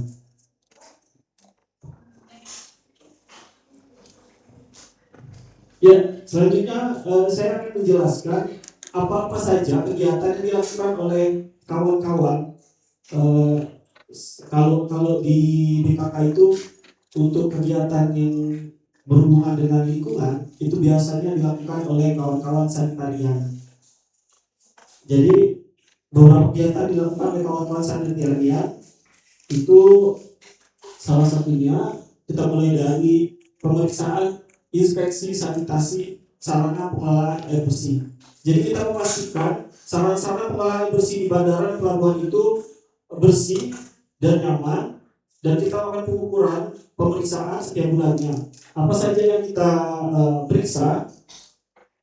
Yang pertama, kita melakukan pemeriksaan atau inspeksi sanitasi terhadap bak reservoir. Jadi di bandara dan pelabuhan itu ada suatu fasilitas tempat penampungan air atau pengolahan air, baik sumbernya itu dari PDAM ataupun dari sumber air yang lain. Seperti kalau di bandara itu sumber airnya dia dari waduk yang ada di bandara, kemudian dilakukan penyedotan, dilakukan treatment, sehingga air baku waduk tadi digunakan untuk segala kegiatan operasional yang ada di bandara. Nah, sebelum dialirkan ke toilet, kemudian ke kantor-kantor yang ada di bandara, air tersebut ditampung di bak reservoir. Nah, kita pastikan bak reservoir ini tetap bersih, tidak menyebabkan menjadi sumber penyebaran penyakit. Apa saja yang kita periksa? Pertama adalah bangunan reservoirnya. Kita pastikan bahwa bangunannya itu permanen dan tidak ada retak. Biasanya memang reservoir itu, bak reservoir itu dibuat dalam bentuk beton. Bisa juga ada seperti treadmill, namun dengan skala ukuran yang lebih besar seperti itu. Kita pastikan tidak ada retak di bak reservoirnya. Kemudian bagian atasnya kita pastikan tertutup, hanya menyisakan lubang kontrol, dan kita pastikan juga lubangnya juga tertutup dan terkunci agar tidak ada kontaminasi dari seperti debu ataupun mungkin hewan-hewan yang masuk ke dalam bak reservoir itu. Kemudian kita lakukan pemeriksaan juga di lingkungan sekitar reservoir, memastikan bahwa di reservoir itu bersih, tidak ada tumpukan sampah dan tertutup untuk masyarakat umum. Jadi tidak ada masyarakat umum baik itu penumpang ataupun orang-orang masyarakat yang tinggal di sekitar pelabuhan atau bandara untuk dapat mengambil air di bak reservoir itu. Kita pastikan itu tertutup. Kemudian kita juga melakukan pemeriksaan perpipaan, kita pastikan tidak ada kebocoran. Lalu kita melakukan juga pemeriksaan untuk apakah di sekitar bak reservoir itu terdapat serangga ataupun binatang-binatang seperti tikus di wilayah sekitar bak reservoir. Oke.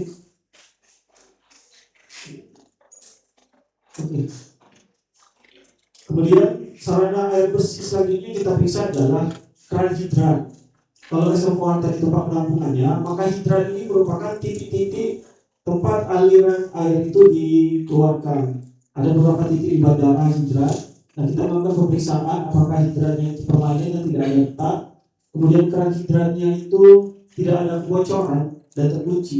Jadi hidran itu seperti tiang, ada kerannya. Biasanya digunakan kalau misalnya ada keadaan darurat seperti kebakaran. Jadi selang pemadam kebakaran itu diletakkan di hidran ini untuk mengeluarkan air, sumber airnya dari bak reservoir. Jadi kita melakukan pemeriksaan di keran hidrannya, lingkungan sekitar hidran, apakah bebas dari sampah, kemudian keberadaan serangga juga kita pastikan bahwa di wilayah sekitar hidran itu tidak ada serangga seperti jentik nyamuk, karena ketika hidran itu bocor kan ada timbul genangan di sekitar hidran dan itu berpotensi menyebabkan adanya jentik yang tentu saja dapat beresiko menimbulkan penyakit seperti DBD, kemudian bisa juga nyamuk-nyamuk seperti Anopheles, malaria. Kemudian kita juga melakukan pemeriksaan terhadap kondisi hidran, kita pastikan bahwa hidrannya tidak berkarat. Baik, tadi kita sudah melakukan pengawasan di sarananya. Selanjutnya kita melakukan pengawasan terhadap air bersih yang ada di bandara dan pelabuhan. Tiap periode tertentu kita selalu melakukan pemeriksaan dan pengambilan sampel air bersih yang ada di pelabuhan dan di bandara. Parameter nanti kalau kita udah beberapa tahun sering menerima mahasiswa dari Poltekkes jurusan Kesling untuk melakukan PBL atau magang di tempat kita. Nah, kita ajak mereka melakukan pengambilan sampel. Nanti juga mungkin adik-adik semua pada saat kuliah akan diajarkan bagaimana cara mengambil sampel air seperti itu. Nah, ini dipraktekkan langsung di kantor kita. Bagaimana cara kita mengambil air bersih sesuai dengan kaidah-kaidah yang sudah ditentukan. Pemeriksaan yang kita lakukan berdasarkan parameter Permenkes nomor 2 2023 meliputi parameter mikrobiologi. Jadi kita memastikan bahwa air bersih yang ada di bandara dan pelabuhan itu memenuhi standar Permenkes di mana harus 0 atau tidak ada ditemukan coliform dan E. coli. Jadi standar air bersihnya itu berdasarkan Permenkes harus sama dengan standar air minum. tidak ada tempat ekologi dan kalifo. Kemudian kita juga melakukan pemeriksaan terhadap fisik meliputi suhu, TDS, kekeruhan, warna dan juga bau, serta juga melakukan pemeriksaan terhadap kualitas kimianya. Apakah air bersih yang ada di bandara dan pelabuhan itu mengandung sudah mengandung pH, nitrat, nitrit, kromium, valensinan, besi terlarut dan mangan sesuai dengan Permenkes nomor 2 tahun 2023. Nah, jika dalam pemeriksaan itu ternyata ada komponen pemeriksaan yang melebihi batas yang sudah ditentukan berdasarkan Permenkes nomor 2 ini, maka kita akan melakukan tindakan merekomendasikan pada pengelola bandara atau pelabuhan untuk melakukan perbaikan agar indikator-indikator yang kita periksa tadi sesuai dengan Permenkes nomor 2 tahun 2025. Selanjutnya, ya, kemudian kita juga melakukan pemeriksaan selain air bersih, kita juga melakukan pemeriksaan air minum di wilayah pelabuhan bandara. Jadi tenan-tenan yang ada di bandara, yang ada di tempat makan di bandara untuk pelabuhan, kita juga melakukan pemeriksaan terhadap air minum. Indikator yang kita periksa itu sama menggunakan Permenkes nomor 2 tahun 2023. Kemudian parameter yang diperiksa itu parameter mikrobiologi sama ekologi dan juga kalifo. Kemudian juga melakukan pemeriksaan fisik terkait dengan TDS-nya, kekeruhan, warna dan juga bau di air minum yang kita periksa. Juga kita melakukan pemeriksaan terhadap kandungan kimia yang ada di air minum, meliputi pH, nitrat, nitrit, kromium, besi, mangan, sisa klor, arsen, kadium, timbal, fluoride dan juga aluminium. Dan seperti yang digambar, mungkin adik-adik yang sudah pernah ke bandara, di bandara itu ada fasilitas air siap minum, mulai dari ruang tunggu, di ruang check-in dan juga ruang kedatangan. Nah, semua sampel fasilitas air minum siang-siang ini kita lakukan pemeriksaan untuk menjamin bahwa orang-orang yang ada di bandara dapat mengakses air minum yang aman sehingga nanti tidak ada kasus keracunan akibat minum air yang ada di bandara ataupun di pelabuhan. Kegiatan selanjutnya yang dilakukan oleh kawan-kawan sanitarian di BKK kelas 1 Palembang adalah melakukan pengawasan tempat pengelolaan makanan atau lebih dikenal seperti restoran, kemudian tempat makan, warung-warung di pelabuhan ataupun tenan-tenan tempat-tempat makanan yang ada di bandara. Misalnya kita ambil contoh kayak di bandara itu ada restoran cepat saji, saya tidak bisa menyebutkan merek. Kemudian ada juga tempat kopi, kafe kopi yang ada di bandara. Nah, kita melakukan pemeriksaan terhadap warung-warung tersebut, tempat-tempat makan tersebut. Apa saja yang kita periksa? Yang pertama kita lihat sanitasi lingkungannya, kondisi bangunannya itu apakah sudah bersih ataukah sudah sesuai dengan standar yang sudah ditetapkan terkait dengan tempat pengelolaan makanan di fasilitas umum termasuk di bandara.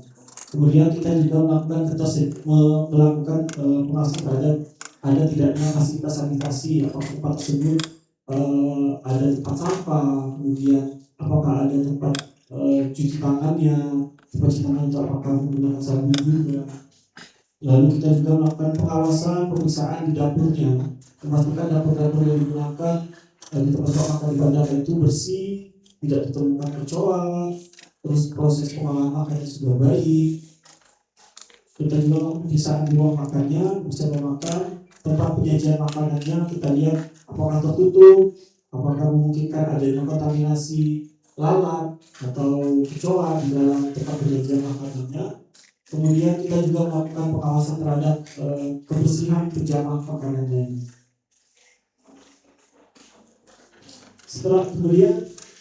Selain kita melakukan pemeriksaan terhadap tempat makanannya, kita juga melakukan pemeriksaan terhadap makanan yang ada di sana.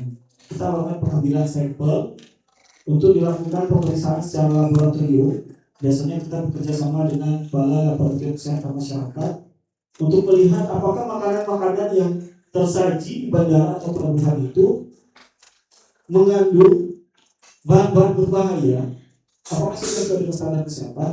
Jadi kita lihat apakah makanan di situ mengandung boraks, formalin, kemudian secara mikrobiologi apakah ada kandungan E. coli atau apa kuman di makanan-makanan yang disajikan di wilayah bandara dan pelabuhan. Itu merupakan salah satu dari beberapa kegiatan sanitarian yang dilakukan oleh para pegawai di BKK. Kemudian selain tadi ada air bersih, air minum, kemudian makanan, kita juga melakukan pengambilan sampel terhadap air limbah. Jadi air limbah yang dikeluarkan oleh bandara dan juga di pelabuhan, kita melakukan pengawasan apakah air limbah yang keluar itu memenuhi syarat yang telah ditentukan, yaitu Permen LHK nomor 68 tahun 2015 tentang baku mutu limbah domestik. Kemudian selain kita melakukan pengawasan terhadap makanan, minuman dan juga limbah, kita juga melakukan pengawasan terhadap bangunan-bangunan yang ada di wilayah bandara, bangunan mulai dari terminalnya, kemudian bangunan-bangunan perkantoran, gudang-gudang kargo, semuanya kita melakukan pengawasan meliputi kebersihan lingkungan luar atau halaman yang di gedung-gedung tersebut, kemudian kebersihan ruangannya, kemudian penyihatan air bersih, termasuk pengambilan sampel air bersih juga kita lakukan di gedung-gedung perkantoran dan juga air yang ada di terminal penumpang baik di bandara maupun di pelabuhan. Kita juga melakukan penyihatan udara ruang, melakukan pemeriksaan suhu dan kelembapan di tiap-tiap ruang yang ada di bandara dengan pelabuhan, memastikan bahwa udara dan kelembapan di ruang itu cukup nyaman untuk dilakukan aktivitas di tempat-tempat tersebut. Pengolahan limbah, kemudian kita juga melakukan pengawasan atau pengukuran terhadap tingkat kepercayaan dan juga kebersihan di tiap-tiap bangunan yang ada di pelabuhan dan juga bandara udara. Nah, ini kegiatan yang paling banyak disenangi oleh kawan-kawan yang bekerja di Kota Barat, yaitu melakukan pengawasan sanitasi alat angkut. Kenapa? Karena ketika kita melakukan pengawasan alat angkut, kita akan langsung melakukan pengawasan ke kapal-kapal ataupun langsung ke pesawat. Jadi orang petugas yang tiap hari di pesawat itu petugas dari kapal. Jadi setiap pesawat yang datang, terutama yang berasal dari luar negeri, kan sekarang jadwal itu hampir setiap hari menuju Kuala Lumpur dan juga Malaysia. Nah itu pasti dinaiki oleh kawan-kawan di BKK. Cuma naik saja tapi tidak ikut terbang. Jadi sebelum terbang turun dulu, hasil pemeriksaannya kita sampaikan kepada pihak maskapai. Tapi alhamdulillah dari hasil pemeriksaan pesawat, hampir semua pesawat yang mendarat di Palembang itu memiliki sanitasi pesawat yang cukup baik. Apa saja? Belum kembali. Ya, itu yang pesawat. Kemudian kita melakukan pemeriksaan terhadap kapal-kapal juga. Perlu mungkin adik-adik belum tahu, di Palembang ini hampir tiap hari itu ada kapal dari luar negeri. Dia mengangkut batu bara yang itu kalau ada lewat jalan ambil sering akal tongkang dan membawa batu bara. Nah itu nanti akan dipindahkan di kapal-kapal besar yang dibawa ke luar negeri. Nah, kapal-kapal itu krunya adalah kru luar negeri. Dan kita pastikan ketika mereka masuk ke dalam wilayah Indonesia, kru tersebut dalam keadaan sehat. Kemudian kapal-kapalnya juga dalam keadaan sehat. Dokumen kesehatan kapalnya lengkap dan juga aktif. Nah itu tugas kita sebagai pegawai kapal Palembang itu memastikan ketiga hal tersebut. Kemudian kita juga melakukan pengawasan di sanitasi badan kapal. Kita pastikan kapal-kapal itu bersih, kemudian di kamar krunya juga, di kali dapur yang memang ini merupakan tempat yang paling berpotensi ditemukannya vektor. Kemudian ketika melakukan toilet, melakukan pengawasan terhadap ketersediaan air bersih dan juga memastikan bahwa alat-alat kapal-kapal itu bebas dari vektor. ataupun binatang buah penyakit seperti tikus dan kecoa, vektor-vektor seperti lalat dan juga nyamuk. Next, ya, selanjutnya tugas kita sebagai sanitarian di Balai Kesehatan Kota Palembang itu adalah melakukan pengukuran kualitas udara ambien. Ini juga kita bekerja sama dengan para petugas dari Balai Laboratorium Kesehatan Masyarakat. Kita melakukan upaya pemeriksaan untuk beberapa parameter seperti parameter fisik, suhu, kelembapan, arahan dan kecepatan angin. Kemudian kita juga melakukan pemeriksaan terhadap TSP, kandungan debu di udara. Lalu kita juga melakukan pengukuran karbon dioksida, nitrogen dioksida, sulfur dioksida, ozon dan juga pCO. Di mana parameter ini memiliki standar tertentu. Jika ada yang melebihi maka perlu dilakukan upaya pengendalian seperti itu. Nah, kalau tadi kegiatan-kegiatan dilakukan oleh kawan-kawan sanitarian atau kesehatan lingkungan. Nah, di DKK juga ada petugas-petugas yang memiliki jabatan fungsional sebagai entomolog. Ada yang pernah dengar entomolog?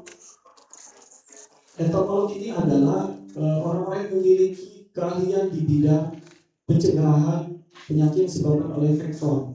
Vektor itu artinya serangga-serangga ataupun binatang pembawa penyakit lainnya seperti nyamuk, kemudian lalat, kemudian ada juga kecoa dan juga tikus. Jadi kawan-kawan di BKK Palembang juga melakukan pengawasan terhadap keberadaan vektor dan binatang pembawa penyakit ini. Kegiatan yang dilakukan yang pertama melakukan survei keberadaan jentik nyamuk. Jadi kita pastikan di bandara maupun pelabuhan itu tidak ditemukan jentik nyamuk. Jadi kita melakukan pemeriksaan setiap bulan. Jika ternyata ditemukan, kita langsung melakukan upaya pengusahaan, baik itu menguras tempat perindukan nyamuk tadi atau membuang tempat-tempat sampah-sampah yang menjadi tempat perindukan itu. Jadi itu terus kita lakukan selama setiap bulannya. Dan itu merupakan upaya salah terjaga supaya tidak ada penyakit yang disebabkan oleh nyamuk di bandara dan pelabuhan.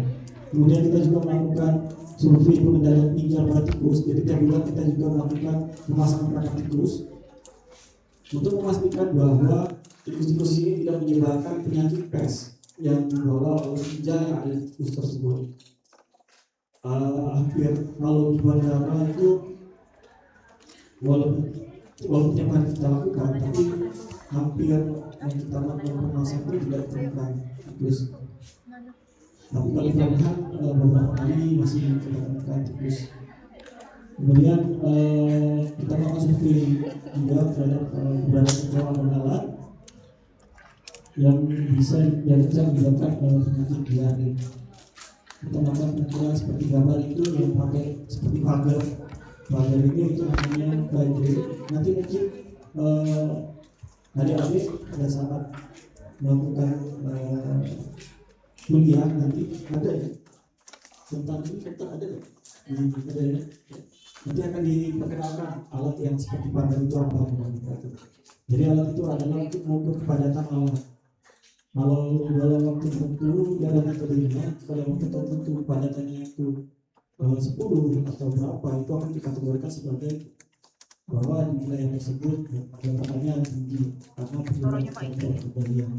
Kemudian kita juga melakukan pemasangan perangkat kecoa tentu saja untuk mengurangi adanya populasi kecoa di tempat-tempat di bandara maupun di pelabuhan. Baik, tadi yang saya jelaskan terkait dengan kegiatan yang dilakukan oleh kawan-kawan kesehatan lingkungan. Dalam hal ini tadi ada sanitarian dan juga ada entomolog yang melakukan tugas pengawasan terhadap vektor-vektor. Selanjutnya saya akan menjelaskan tentang kegiatan-kegiatan yang dilakukan oleh kawan-kawan epidemiolog kesehatan di Balai Karantinaan Kesehatan Kelas 1 Palembang. Ya, ada yang pernah dengar istilah epidemiologi? Sudah pernah? Ya, sesuai dengan apa yang ditampilkan di sana. Jadi epidemiologi itu merupakan suatu studi yang membahas tentang distribusi suatu status kesehatan pada suatu populasi dan juga determinan yang mempengaruhinya, lalu mengaplikan studi tersebut untuk upaya pengendalian masalah kesehatan. Nah, untuk kegiatan epidemiologi ini di BKK sendiri itu dilakukan oleh kawan-kawan epidemiolog kesehatan, yaitu petugas atau seorang yang memiliki tugas dan tanggung jawab serta wewenang dan hak secara penuh melakukan kegiatan pengumpulan data, kemudian melakukan analisis, kemudian menginterpretasi hasil analisis data tersebut, kemudian melakukan juga penyelidikan epidemiologi untuk melakukan tindakan pengamanan atau penanggulangan penyebaran penyakit dan faktor yang mempengaruhinya.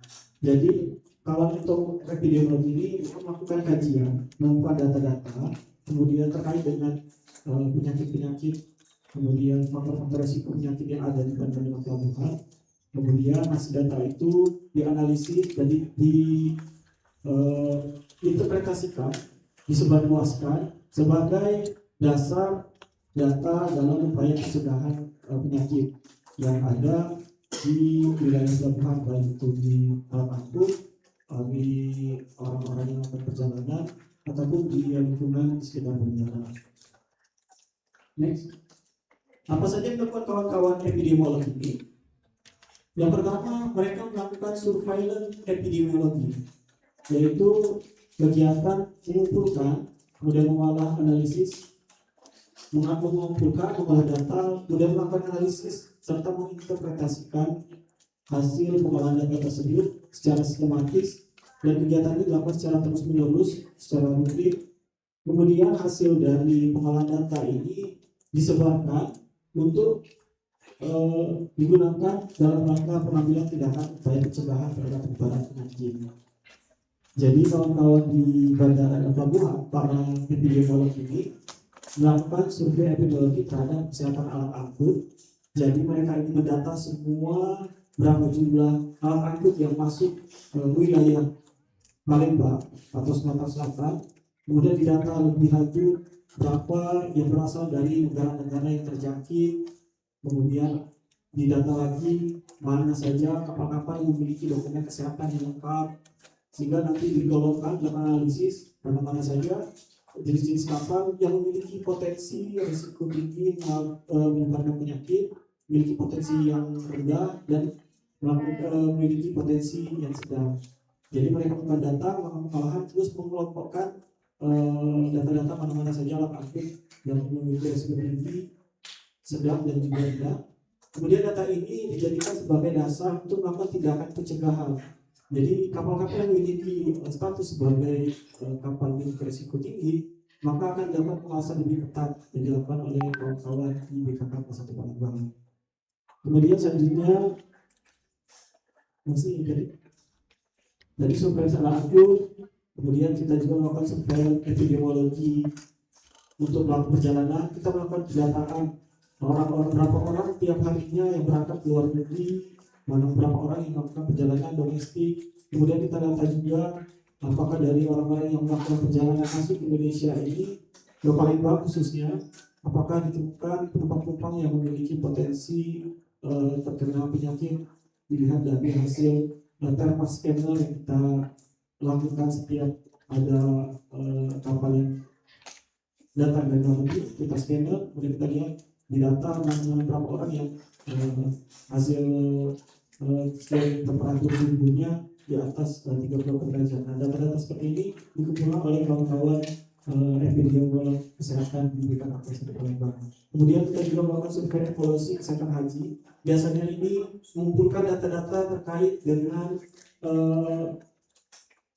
kondisi kesehatan riwayat penyakit para jemaah haji, kemudian kategorian umur juga, sehingga nanti dapat dikelompokkan mana-mana jemaah haji yang memiliki faktor risiko kesehatan tinggi, mana yang memiliki faktor risiko kesehatan sedang, dan juga mana yang memiliki faktor risiko rendah. Nah, data ini digunakan oleh kawan-kawan tenaga kesehatan kita yang ada di Arab Saudi untuk melakukan pengawasan yang lebih ketat terhadap jemaah-jemaah yang memiliki risiko kesehatan tinggi. Seperti itu. Next. Selanjutnya kegiatan entomolog kegiatan epidemiologi yang dilakukan oleh kawan-kawan BKK itu yaitu namanya penyelidikan epidemiologi. Penyelidikan epidemiologi ini merupakan kegiatan sistematis untuk menyelidiki penyebab, sumber, cara penularan, dan faktor-faktor yang mempengaruhi timbulnya suatu penyakit atau masalah kesehatan, serta upaya untuk mengendalikan penyebarannya. Nah, biasanya untuk penyelidikan epidemiologi ini dilakukan jika ditemukan kasus, baik itu di alam angkut maupun di wilayah pelabuhan atau bandara. Sebagai contoh seperti ini, misalnya kita ada wilayah kecil itu bukan hanya di bandaranya saja, tapi juga di wilayah pemukiman yang berada di sekitar bandara. Misalnya terdapat laporan bahwa di wilayah pemukiman sekitar bandara itu ada yang terkena DBD. Nah, kawan-kawan epidemiologi ini melakukan penyelidikan epidemiologi, memastikan apakah benar ada orang yang terkena DBD, kemudian melakukan analisis kumpulan data siapa-siapa saja selain orang yang sakit tadi yang memiliki gejala yang sama dengan orang-orang yang terkena DBD tadi. Kemudian melakukan penyelidikan juga terhadap lingkungan yang ada di sekitar tempat itu, apakah ditemukan jentik nyamuk. Nah, data-data yang dikumpulkan oleh kawan-kawan epidemiologi ini digunakan sebagai dasar untuk melakukan tindakan penanggulangan. Jadi setelah hasil dari data yang dikumpulkan oleh kawan-kawan epidemiologi tadi, ternyata benar penyebab DBD itu disebabkan oleh kondisi lingkungan yang buruk di sekitar tempat pemukiman sekitar bandara. Maka kawan-kawan dari BKK akan melakukan upaya pengendalian, baik itu melakukan blocking ataupun melakukan PSM, pemberantasan sangat kampus secara serta yang bekerja sama dengan masyarakat yang ada di sana, seperti itu. Dan kemudian kegiatan terkait dengan yang dilakukan oleh kawan-kawan epidemiolog kesehatan ini terkait dengan investigasi wabah. Biasanya ini terjadi ketika ada situasi di tempat-tempat yang ada wabah. Contoh mudahnya ketika kemarin pandemi COVID. Nah, tugas kita itu melakukan investigasi terhadap semua alat angkut yang masuk ke wilayah Palembang. Kita melakukan deteksi dini. Jadi kapal-kapal itu semuanya kita lakukan pemeriksaan, melakukan deteksi dini, pengukuran suhu tubuh hampir di semua kru yang ada di alat angkut masuk di Palembang. Kemudian memastikan apakah ada kru kapal yang memiliki suhu tubuh tinggi, memiliki gejala-gejala mirip COVID. Nah, jika hasil dari temuan itu ada kru yang memiliki ciri-ciri yang saya sebutkan tadi, maka kita melakukan screening dengan melakukan rapid test ke orang atau kru yang memiliki gejala tersebut. Jika positif, kita lakukan tata laksana selanjutnya. Orang yang positif itu kita evakuasi dari kapal, kita lakukan pengobatan dan tindak lanjutnya di rumah sakit yang sudah dituju. Kemudian kru-kru yang lain yang tidak ditemukan gejala-gejala yang sama, kita lakukan karantina. Jadi kalau satu kapal itu ditemukan satu orang yang positif COVID pada kemudian melakukan penurunan sampai 1 minggu dan 5 hari. Jadi selama 5 hari itu mereka tidak boleh turun dari kapal. Kemudian dilihat juga apakah dalam waktu 5 hari ini ada tambahan kru yang sakit. Kalau selama 5 hari itu ternyata krunya sehat-sehat semua, maka baru mereka dilepaskan status karantinanya, diperbolehkan melakukan aktivitas, bongkar muat di kapal, terus kru-kru juga dipersilakan untuk dapat beraktivitas di kapal, entah dia melakukan mau beli perangkat wisata atau mau berkunjung ke keluarga di tempat yang ada di Palembang ini, dipersilakan jika sudah melewati masa karantina di 5 hari tersebut. Nah, upaya-upaya karantina kemudian evakuasi isolasi yang dilakukan oleh BKK 1 Palembang ini merupakan salah satu bentuk kontrol agar penyebaran penyakit pada saat wabah itu tidak menyebar lebih luas, seperti itu. Karena itulah dapat disebut bahwa peran epidemiologi, deteksi dini, kemudian melakukan tindakan pencegahan untuk merupakan pengaruh memberikan pengaruh yang besar terhadap pencegahan penyebaran penyakit di pintu masuk negara. Baik, mungkin itu saja yang dapat saya sampaikan. Selanjutnya mungkin ada dari adik-adik ada yang ingin ditanyakan. silakan kita berdiskusi bersama. Nanti diserahkan kembali ke moderator. Mungkin saja Bu sementara ini. Terima kasih. Saya kira wassalamualaikum warahmatullahi wabarakatuh.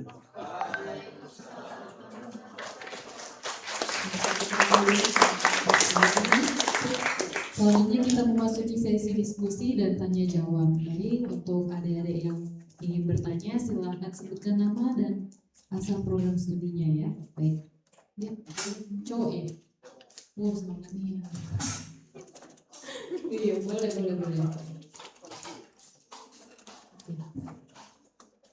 Namanya siapa? Itu yang depan ini ya, yang nomor 2 dari kacamata.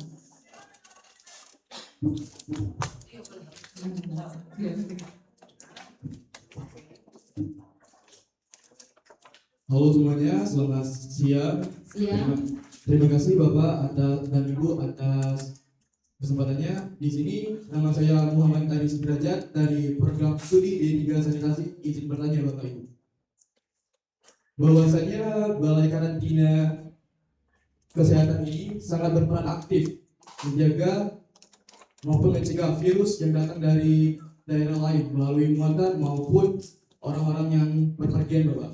Dan di sini saya ingin membawa kembali pada tahun 2020 di mana wabah COVID-19 sangat menyebar luas bukan di Indonesia saja namun di negara-negara lain.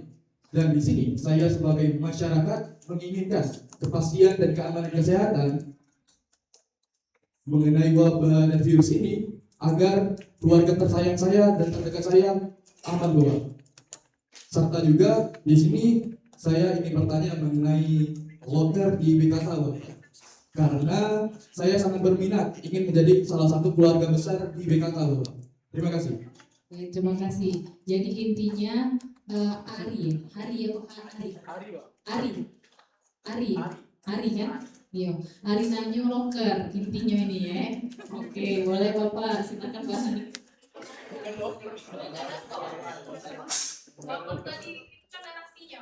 Bukan narasi tapi kepastian sebagai saya itu sebagai masyarakat untuk keamanan dan kesehatan saya. Oh, itu. Ya. Narasi kepastian Pak.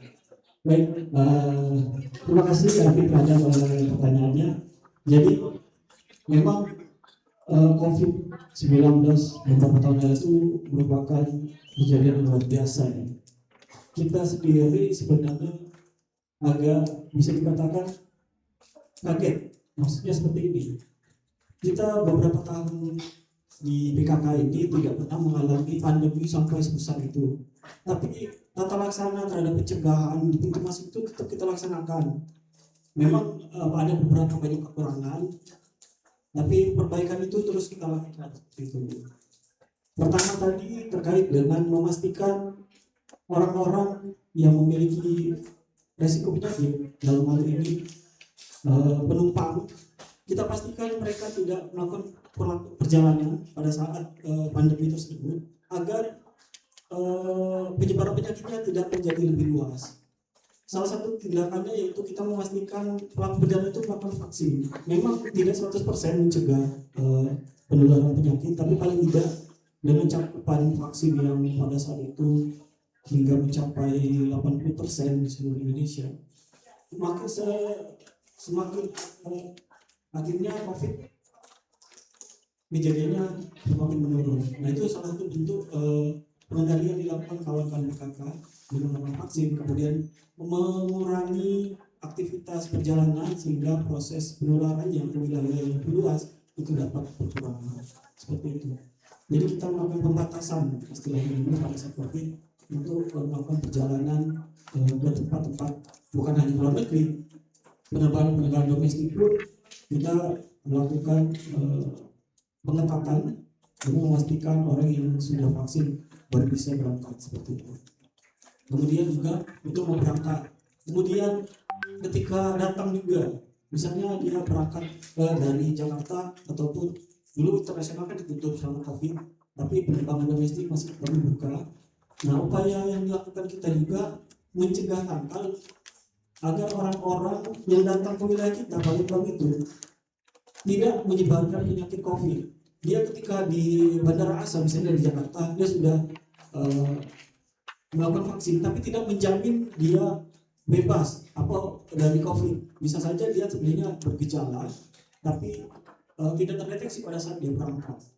Walaupun dia sudah imunisasi, sudah vaksinasi, sudah melakukan vaksinasi, tapi ternyata dia tetap demam, kan ketika berangkat tidak bisa terdeteksi. Betul. Tetapi ketika dia turun di tempat tujuan dalam hal di Palembang, maka dilakukan upaya tindakan screening dengan melihat suhu tubuh. Jadi di bandara dulu dilakukan screening menggunakan thermoscanner.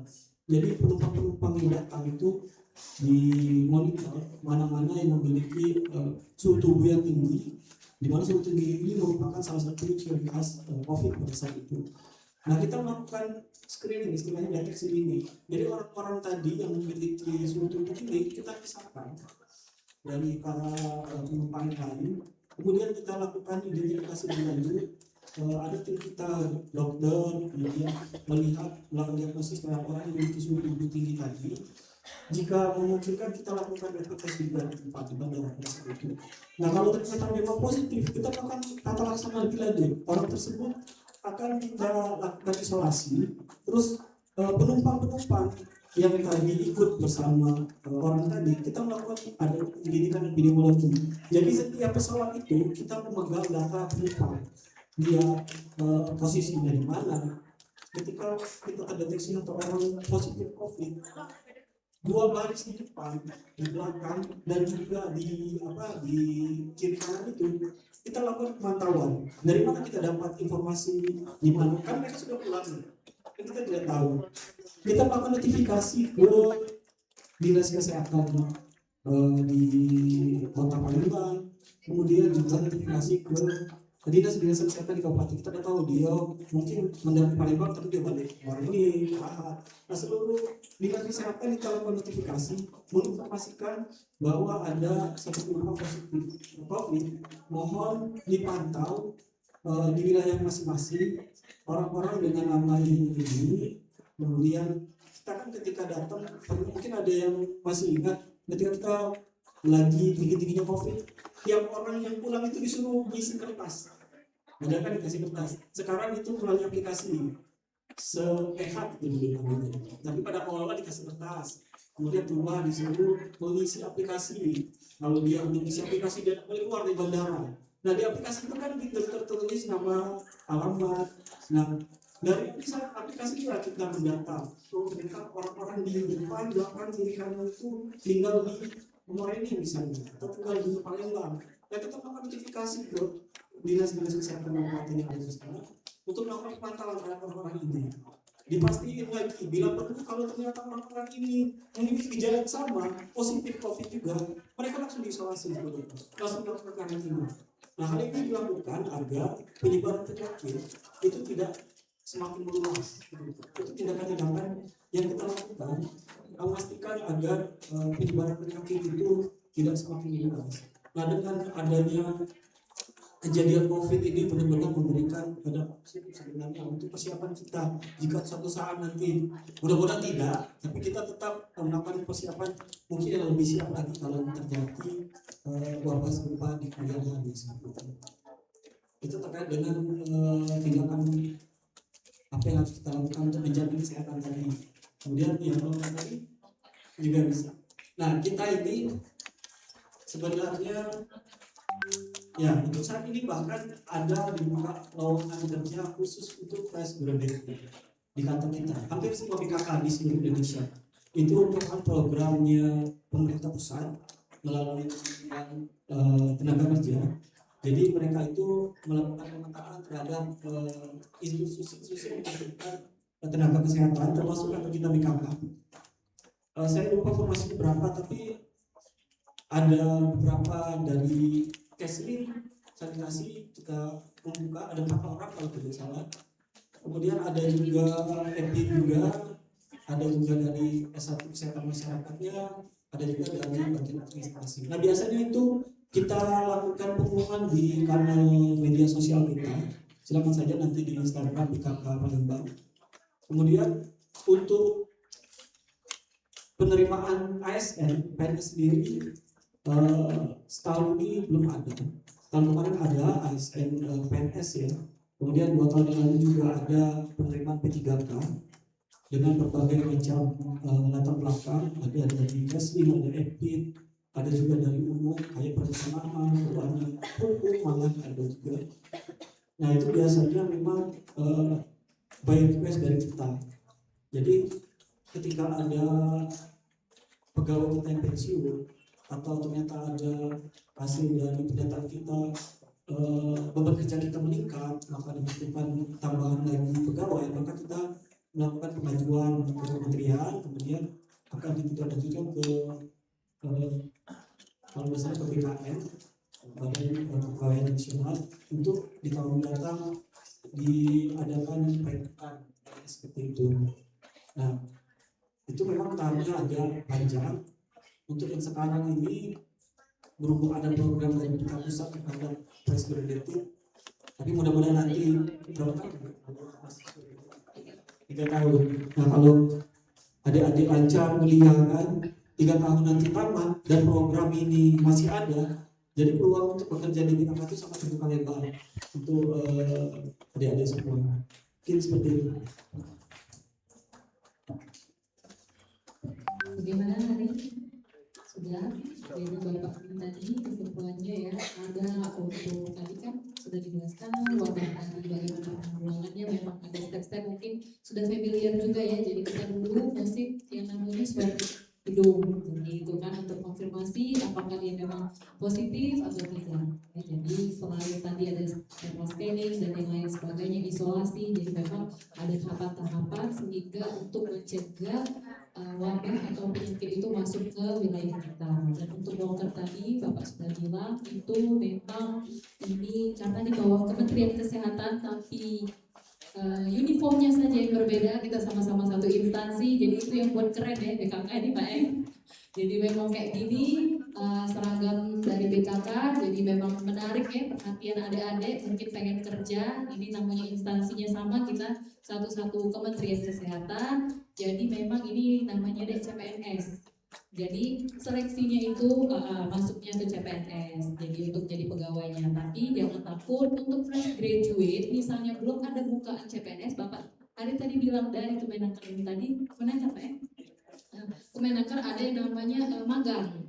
Jadi magang untuk berapa bulan, untuk tahu bagaimana sih kerja di BKK itu, rasanya ada bukaan dan itu ada di informasi di Instagramnya. Jadi silakan adik-adik follow, ini kan anak-anak sosial media ya, di follow. Jadi tapi ini untuk yang tamat dulu, bukan untuk SMA, tapi untuk yang sanitasi dan epidemiologi. Jadi sudah 3 tahun, kalau lancar kata Pak Hari tadi tidak ada hambatan, begitu tamat nunggu CPNS belum buka, Kemenaker buka, BKK kebetulan butuh untuk adik-adik magang, jadi silakan daftar di sana. Jadi yang ini kayaknya yang ikut ini kakak tingkatnya.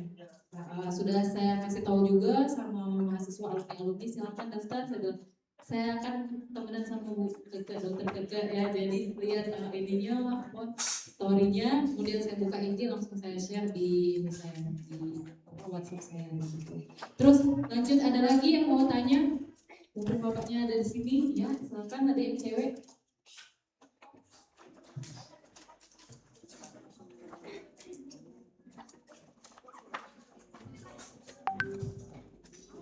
Assalamualaikum warahmatullahi wabarakatuh. Waalaikumsalam warahmatullahi wabarakatuh. Baiklah Bapak, terima kasih telah memberikan saya kesempatan untuk bertanya. Sebelumnya, perkenalkan nama saya Ayu Dharma Saputri dari jurusan Kesehatan Lingkungan, Prodi D3 Sanitasi, asal sekolah SMA Negeri 1 Lampung Kidul.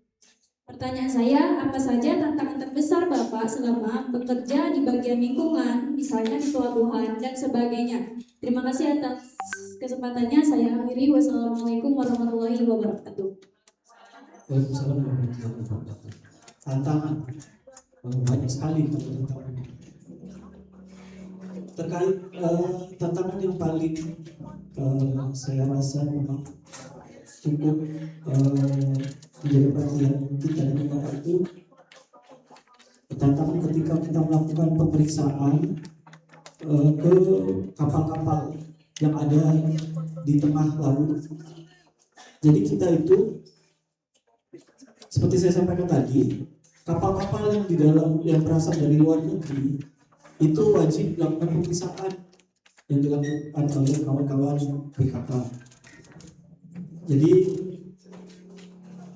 kapal-kapal ini sebelum dia melakukan bongkar muat atau berlabuh di pelabuhan, dia akan diarahkan ke zona karantina, di mana lokasinya itu berada di tengah laut. Kalau di tempat kita itu berada di sekitaran Selat Bangka, di mana untuk mencapai akses di situ, kalau dari Palembang kita harus ke Sungsang terlebih dahulu melalui darat, kemudian dari Sungsang baru kita menuju ke kapal.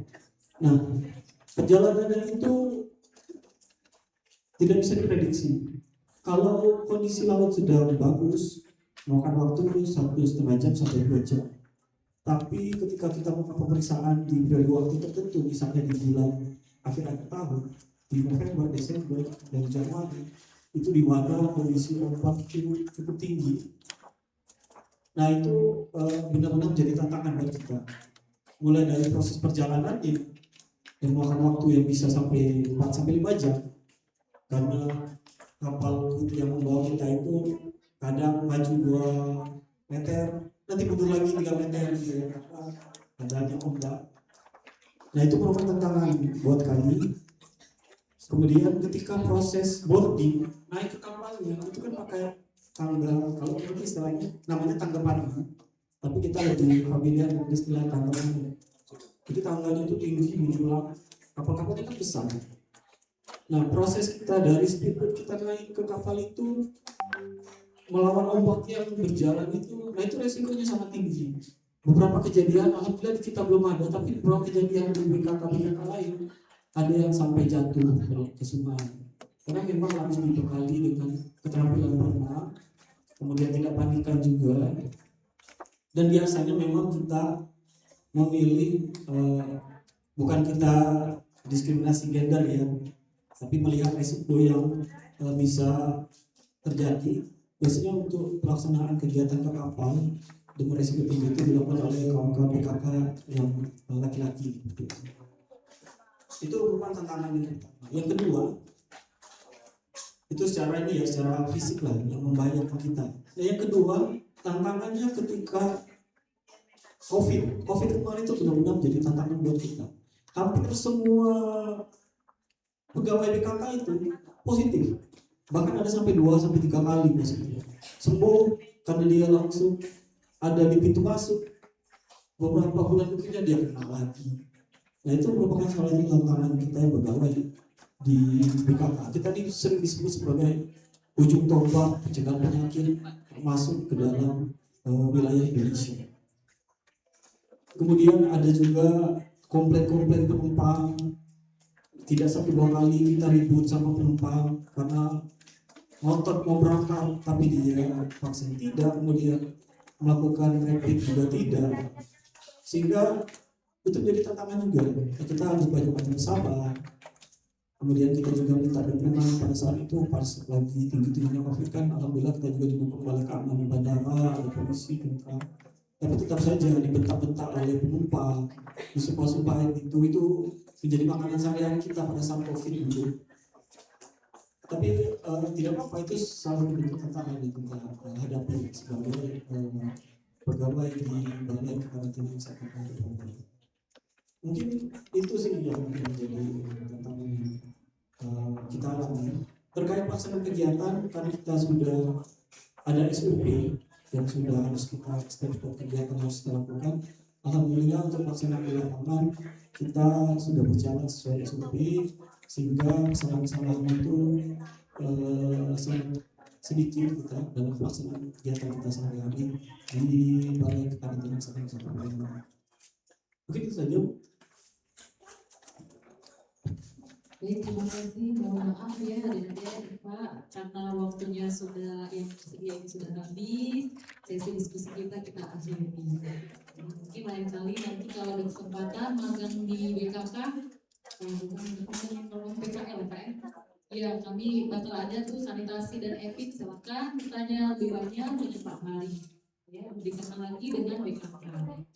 Akhirnya saya simpulkan dulu berdasarkan paparan yang telah disampaikan oleh Pak Hari, dapat disimpulkan bahwa BKK kelas 1 Palembang memiliki peran penting dalam menjaga kesehatan masyarakat di wilayah pelabuhan dan bandar udara melalui pengawasan faktor resiko lingkungan dan kegiatan epidemiologi. Tujuan utamanya kegiatan ini adalah mewujudkan lingkungan pelabuhan dan bandar udara yang bersih, aman, nyaman, sehat, serta tidak menimbulkan resiko kesehatan bagi masyarakat dan pekerja. Dengan adanya sinergi antara pengawasan kesehatan lingkungan dan epidemiologi, diharapkan keamanan kesehatan di wilayah pelabuhan dan bandar udara dapat terus terjaga sehingga mampu mendukung mobilitas masyarakat dan aktivitas transportasi yang sehat, aman, dan berkelanjutan. Jadi demikianlah rangkuman hasil paparan yang telah disampaikan. Kemudian terima kasih kepada narasumber kita hari ini, Bapak Hari, yang materi yang sangat informatif diberikan kepada adik-adik mahasiswa dan mahasiswi ini, sehingga informasi yang mereka dapat ini dapat menambah pemahaman sebagai pentingnya pengawasan kesehatan lingkungan dan epidemiologi dalam menjaga keamanan kesehatan di pintu masuk negara kita Indonesia. Demikian sesi materi pada kesempatan ini. Mohon maaf apabila terdapat kekurangan selama membantu jalannya acara. Saya Miftah mengucapkan terima kasih atas perhatian seluruh peserta, adik-adik semua ya. Saya akhiri. Wassalamualaikum warahmatullahi wabarakatuh. Kasih tepuk tangan dulu untuk Pak Harinya.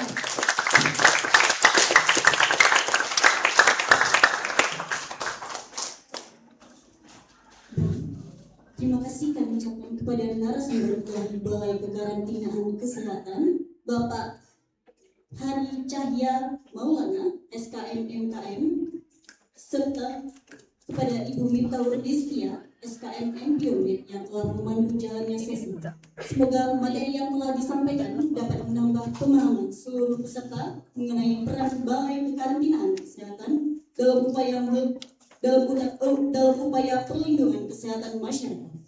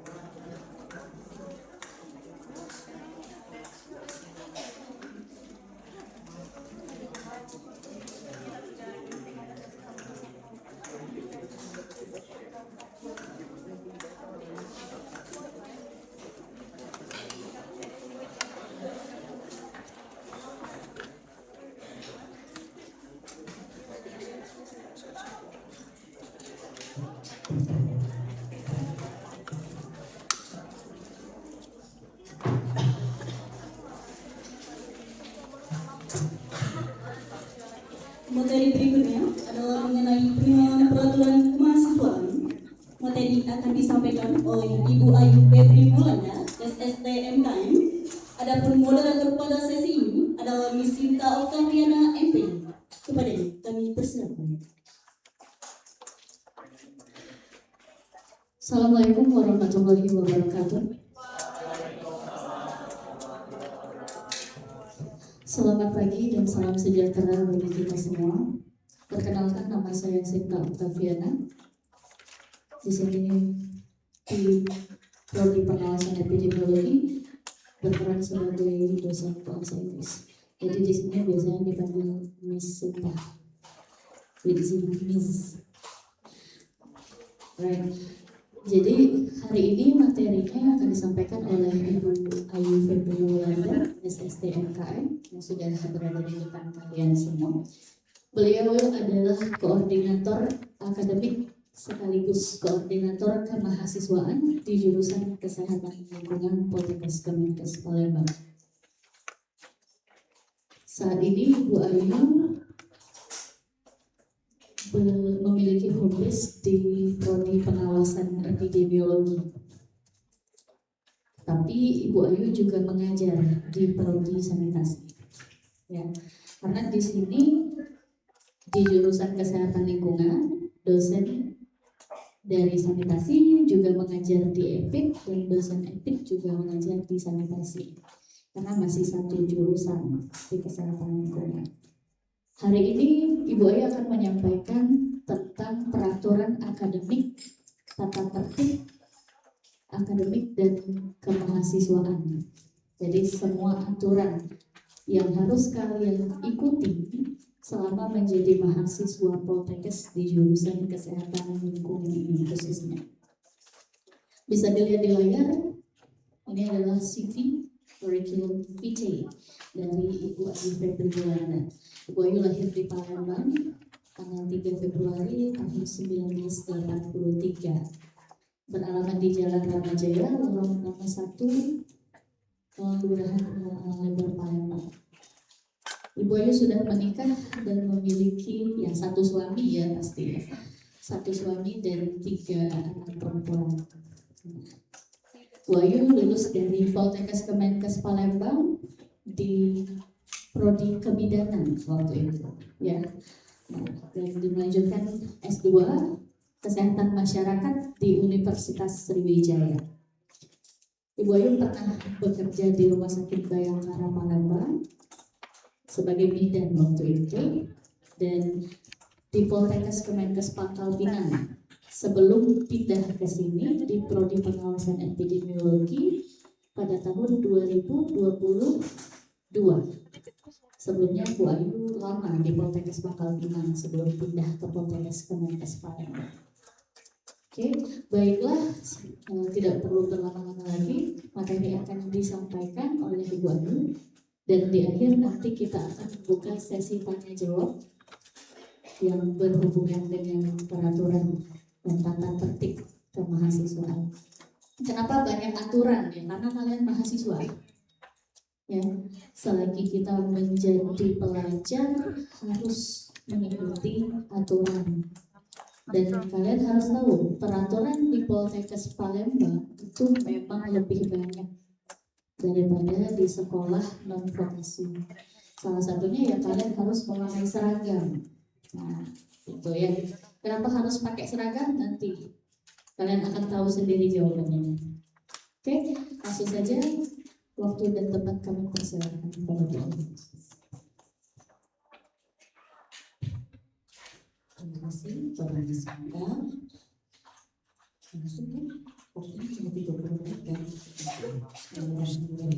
Assalamualaikum warahmatullahi wabarakatuh.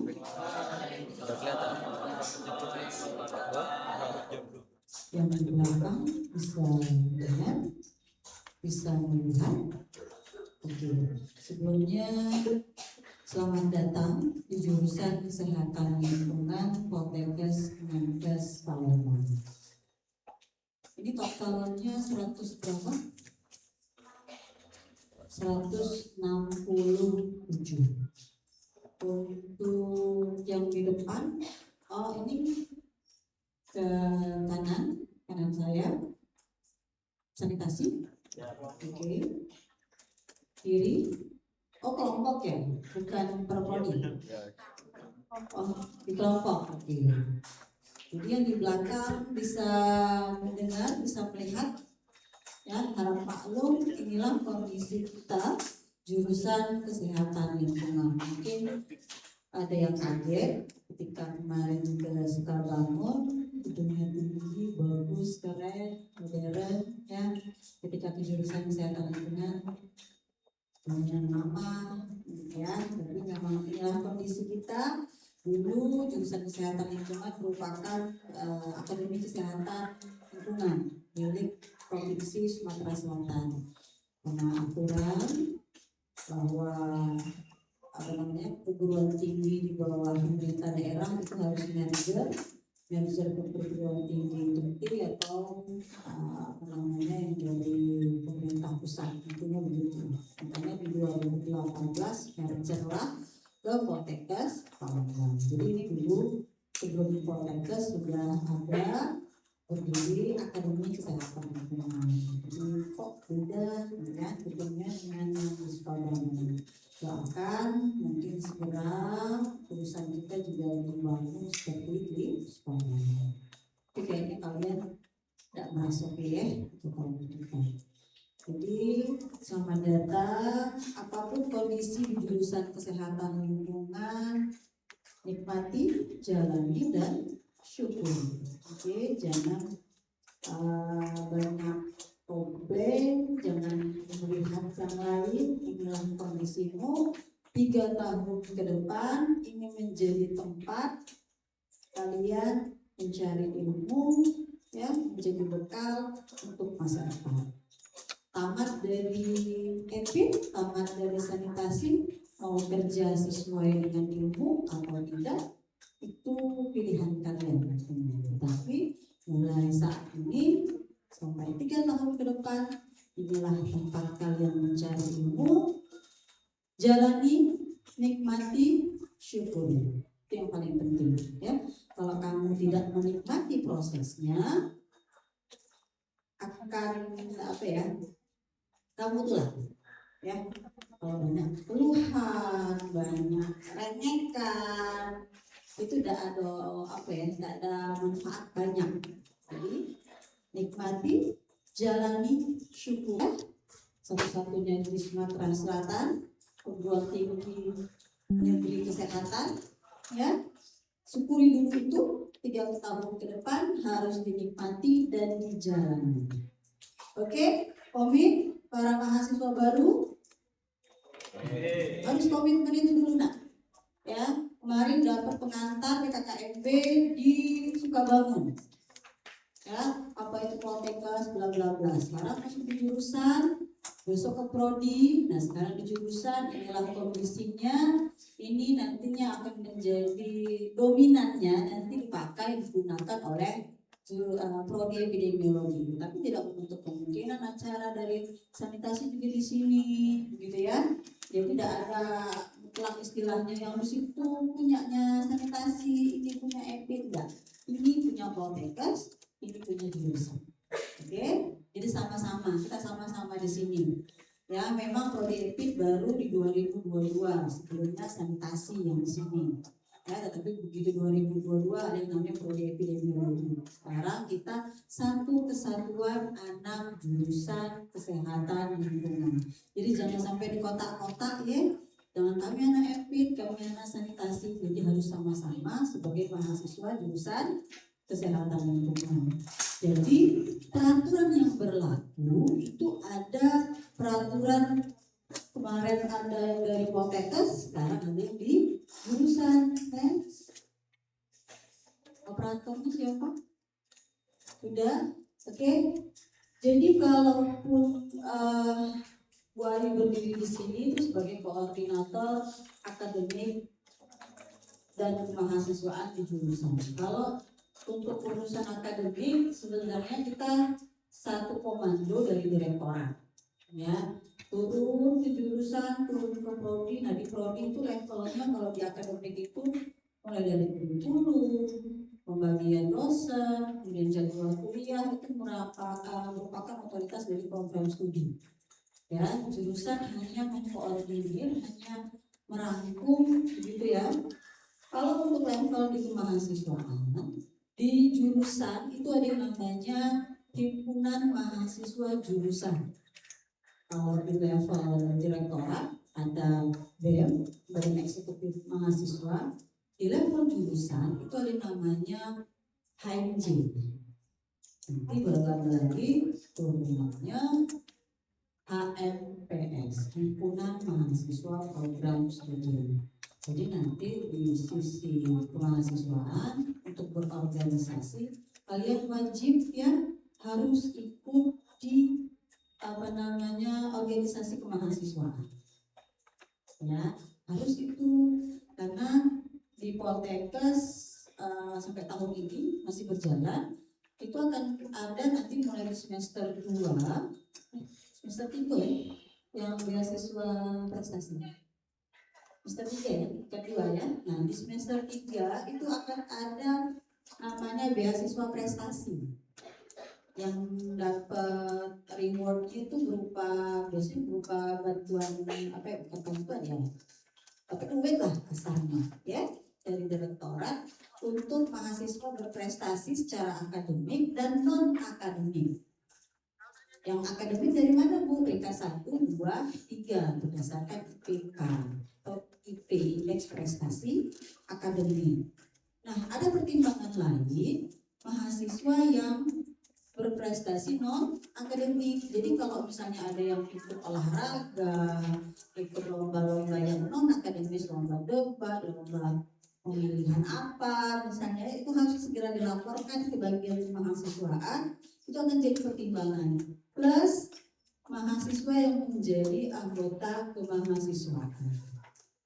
Ya, salah satunya itu kalau ibu di prodi, ibu nyarinya itu selain IP 1. Nilainya sama dengan yang di bawahnya, sama-sama 3,9. Nah, misalnya ini siapa namanya? Ahmad Al-Faiz. Ini siapa? Fatir. Fatir sama Faiz, IP-nya sama-sama 3,9. Tetapi Faiz, ini Faiz punya prestasi non-akademik.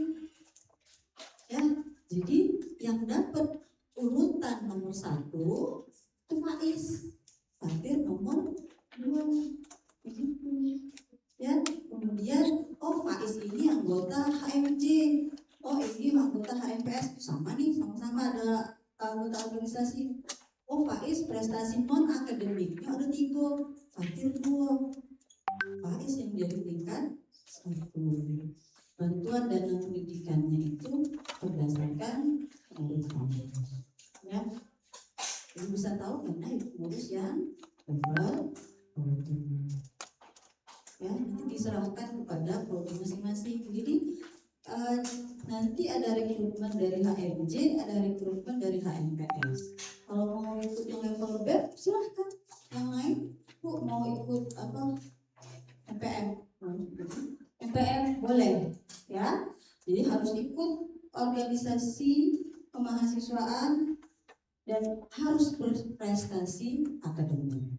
Aturannya apa di sini? Ini kalau aturan di jurusan, ya. Jadi harus tahu. Mungkin nanti kakaknya lebih mensosialisasikan lagi. Ada aturan yang harus kalian patuhi. Kita urusan parkir, ya harus diatur. Kalau tidak diatur kacau, ya.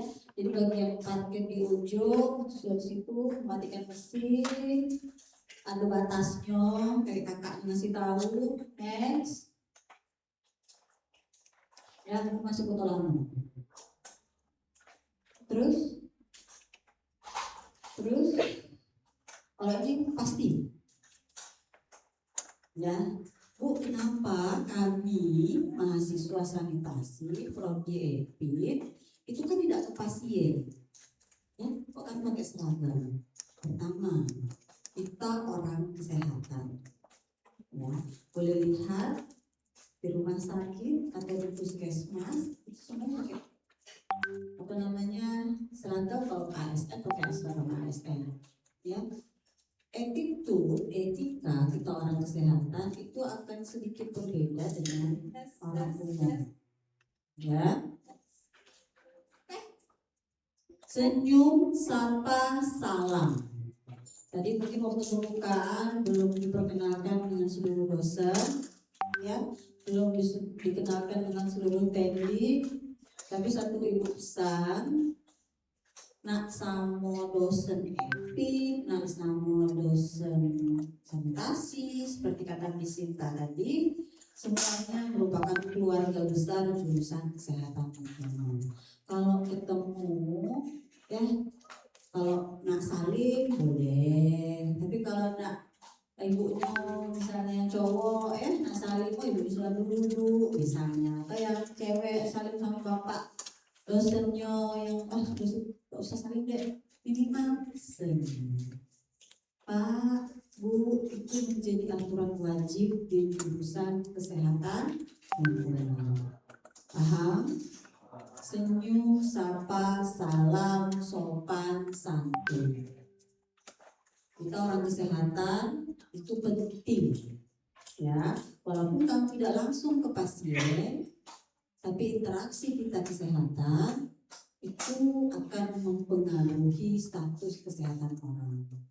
Biasa kalau senyum, sapa, salam. Ketemu kan image-nya di puskesmas itu jutek-jutek, judes-judes ya. Bayanglah wong sakit dilayani dengan judes, boro-boro nggak sehat, gitu ya. Jadi kenapa? Karena kalian kaget. Paling banyak formasinya itu adalah di puskesmas, karena sanitarian, epidemiolog terampil itu tenaga kesehatan wajib yang ada di puskesmas. Sudah ada tuh Permenkesnya tahun 2019. Wajib ada 11 tenaga kesehatan wajib yang harus dimiliki puskesmas, salah duanya sanitarian dan epidemiolog terampil atau epidemiolog kesehatan. Jadi kalau kita mulai sekarang sudah mulai ditata ya, kalau ada orang tuanya atau keluarganya yang kerja di puskesmas, boleh tanya di akreditasi puskesmas itu tenaga kesehatan itu menjadi salah satu penilaian. Ada enggak sanitarian puskesmas itu, ada enggak epidemiolognya. Sekarang karena belum ada lulusannya ya, itu yang jadi epidemiolog siapa? Perawat, bidan ya, atau tenaga TLM. Tetapi kita sudah audiensi ke Dinas Kesehatan bahwa nanti formasi PNS ya itu harus ada epidemiolog kesehatan. Kenapa? Itu merupakan tenaga kesehatan wajib yang harus ada di puskesmas. Jadi sahabat, mudah-mudahan kalau ada formasi PNS 2026 next ke depan itu guyur kalau pemerintah ya, guyur untuk formasinya, penerimaannya ada sanitarian sama ada epidemiolog kesehatan ya. Oke, jadi kalau soal peluang kerja ke depan, insya Allah sudah dijamin sama undang-undang, sama Permenkes, ya. Jadi don't worry, Bu, kami tambah dari sini justru pegawai yang beda. Kalau untuk PNS kan tergantung dari formasi, buka beda, ya. Tapi kalau yang lain mudah-mudahan, ya, bismillah. Kemudian, nih bagi para perempuan mohon maaf, ya.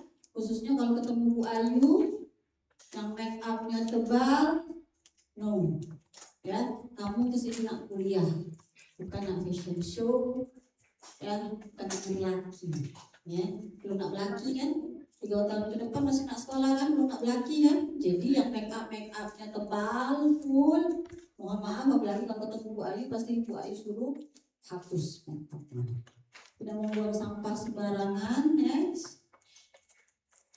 Tidak datang terlambat, ya, ada aturan setiap Senin, ada apel setiap Jumat, ada senam pagi. Oke, terakhir habis, ya. Jadi selama 2 hari ini, 1 hari di jurusan, 1 hari di prodi, mengantarnya dari situ, ya, dari pemateriannya banyak. Mudah-mudahan selama 2 hari bisa menjadi informasi awal kalian untuk menjadi mahasiswa di sanitasi dan di epidemiologi. Ya, ayo ingatkan sekali lagi, nikmati, jalani, syukuri. Ya, bukan masih punya cita-cita, aku masih nak masuk polisi, aku masih nak masuk tentara, nak masuk apa, itu pilihan kalian. Tetapi ada konsekuensinya galau ya. Di akademik itu ada aturan sekian persen tidak masuk, tidak bisa ikut UTS, sekian persen tidak masuk, tidak bisa ikut UAS. Jadi kalau nak izin, nak melok tes polisi, nak melok tes ini, nak melok tes itu, silahkan, itu hak kalian, tapi ada konsekuensi yang harus harus dijalani. Ya, jadi kalau misalnya libur 3 hari, izin 3 hari, apa izin? Melok tes polisi, melok tes tentara, melok tes sekolah kedinasan yang lain di tahun depan, silahkan, ya, itu hak kalian, ya, merupakan hak kalian, tapi tidak pernah melarang, ya.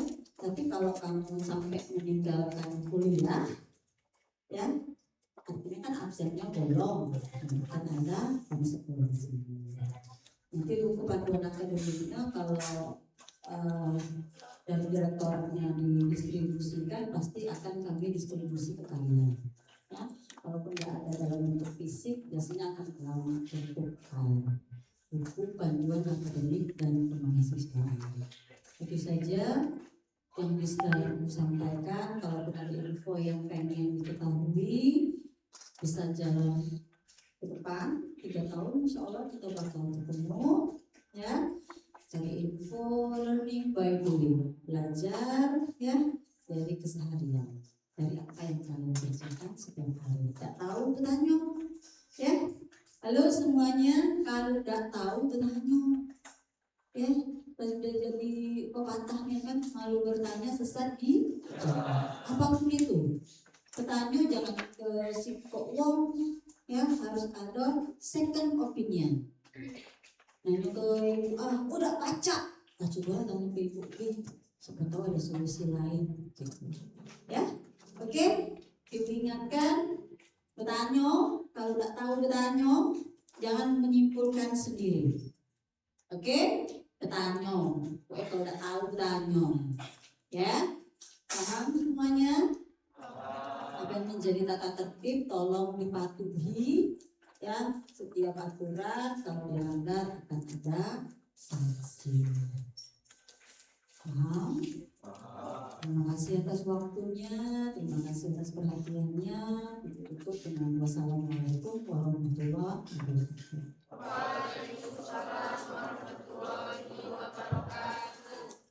Oke, boleh tepuk tangan kepada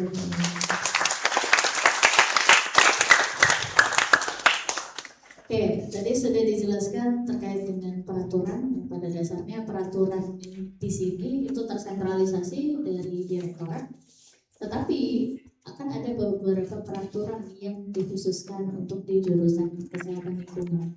Seperti yang disampaikan Bu Ayu, itu akan berjalan seiring kalian menjalani proses belajar di sini selama 3 tahun. Jadi memang peraturan itu bisa saja berubah, bisa saja diperbarui, bisa saja ditambah, ya. Jadi tidak selamanya aturan itu akan sama, ya. Mungkin diperketat, bisa juga atas keadaan tertentu, bisa jadi diberi toleransi dengan batasan-batasannya. Jadi seiring berjalannya waktu selama kalian belajar di sini, kalian akan memahami dan beradaptasi dengan peraturan yang ada di sekolah kita. Baik, sesi pertama, apabila yang ada yang ingin bertanya, boleh mengangkat tangan. Kami buka sesi pertanyaan. Ya, pertanyaannya berkaitan dengan aturan akademik dan kemahasiswaan, ya. Apa saja? Jangan nanyakan pribadi Bu Ayu, hari ini makan apa Bu Ayu kalau tak usah ya, tanya yang berhubungan dengan Indonesia. Ayo silakan angkat tangan, kami tidak menggigit deh.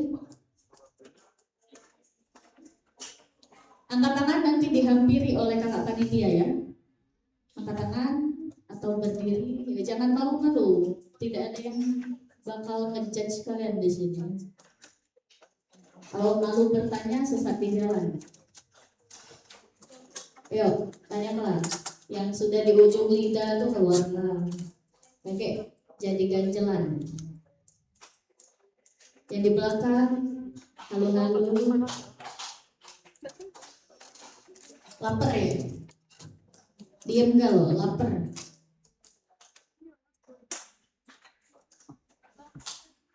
Ayo, yang mau bertanya.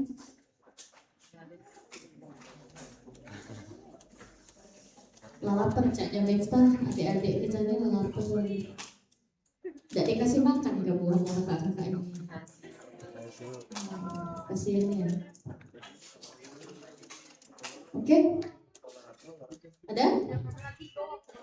Caknya orang enak nanya tapi malu-malu. Kita dekati dulu.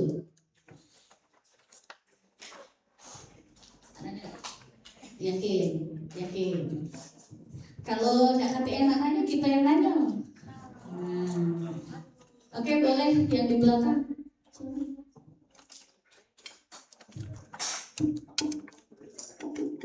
Kenalkan nama. Nama panjang boleh, nama panggilan boleh. Biar yang di depan nih dengar. Baik Ibu, terima kasih atas kesempatannya. Perkenalkan, nama saya Repisa Putri dari jurusan Kesehatan Lingkungan Prodi D3 Pengawasan Epidemiologi. Izin bertanya Ibu. Saya ingin bertanya, kenapa sih jurusan epidemiologi itu baru dibuka pada tahun 2022? Terima kasih.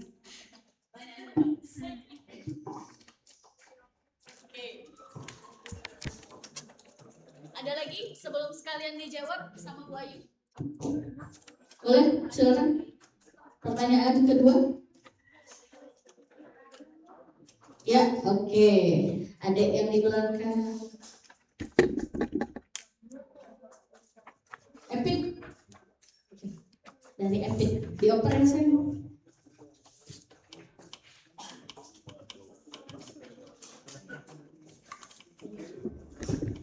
Baik Ibu, terima kasih. Sebelumnya perkenalkan nama Dirta Syaulia, saya dari Prodi D3 Sanitasi.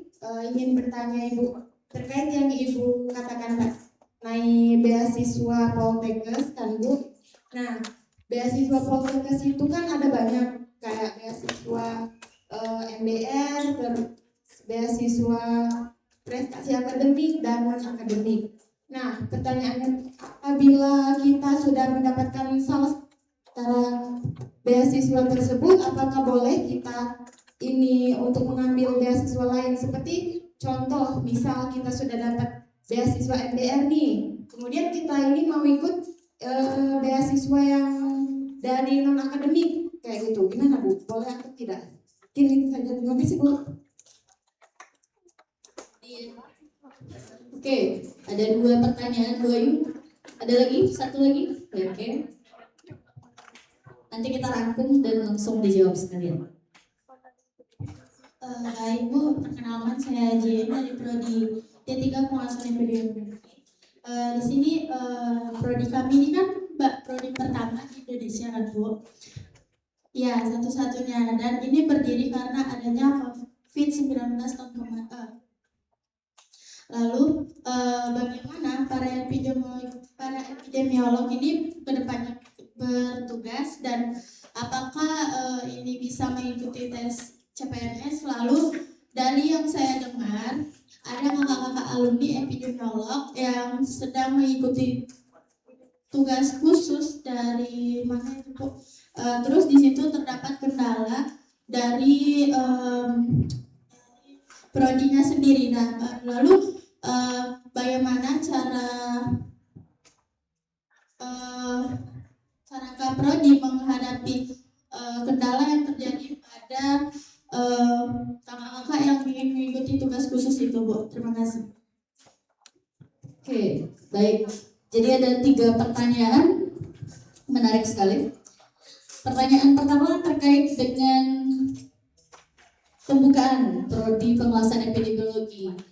Pertanyaannya adalah kenapa prodi epid ini baru dibuka tahun 2021, sedangkan kebutuhan epidemiolog itu sudah lama ada. Oke, mungkin dijawab dulu Bu Ayu pertanyaan pertama. Pertanyaannya bagus ya. Dari siapa tadi namanya? Coba tadi yang nanya. Revi. Kenapa baru 2022 ada prodi pengawasan epidemiologi level D3? Ya, jadi perlu digarisbawahi epid level D3.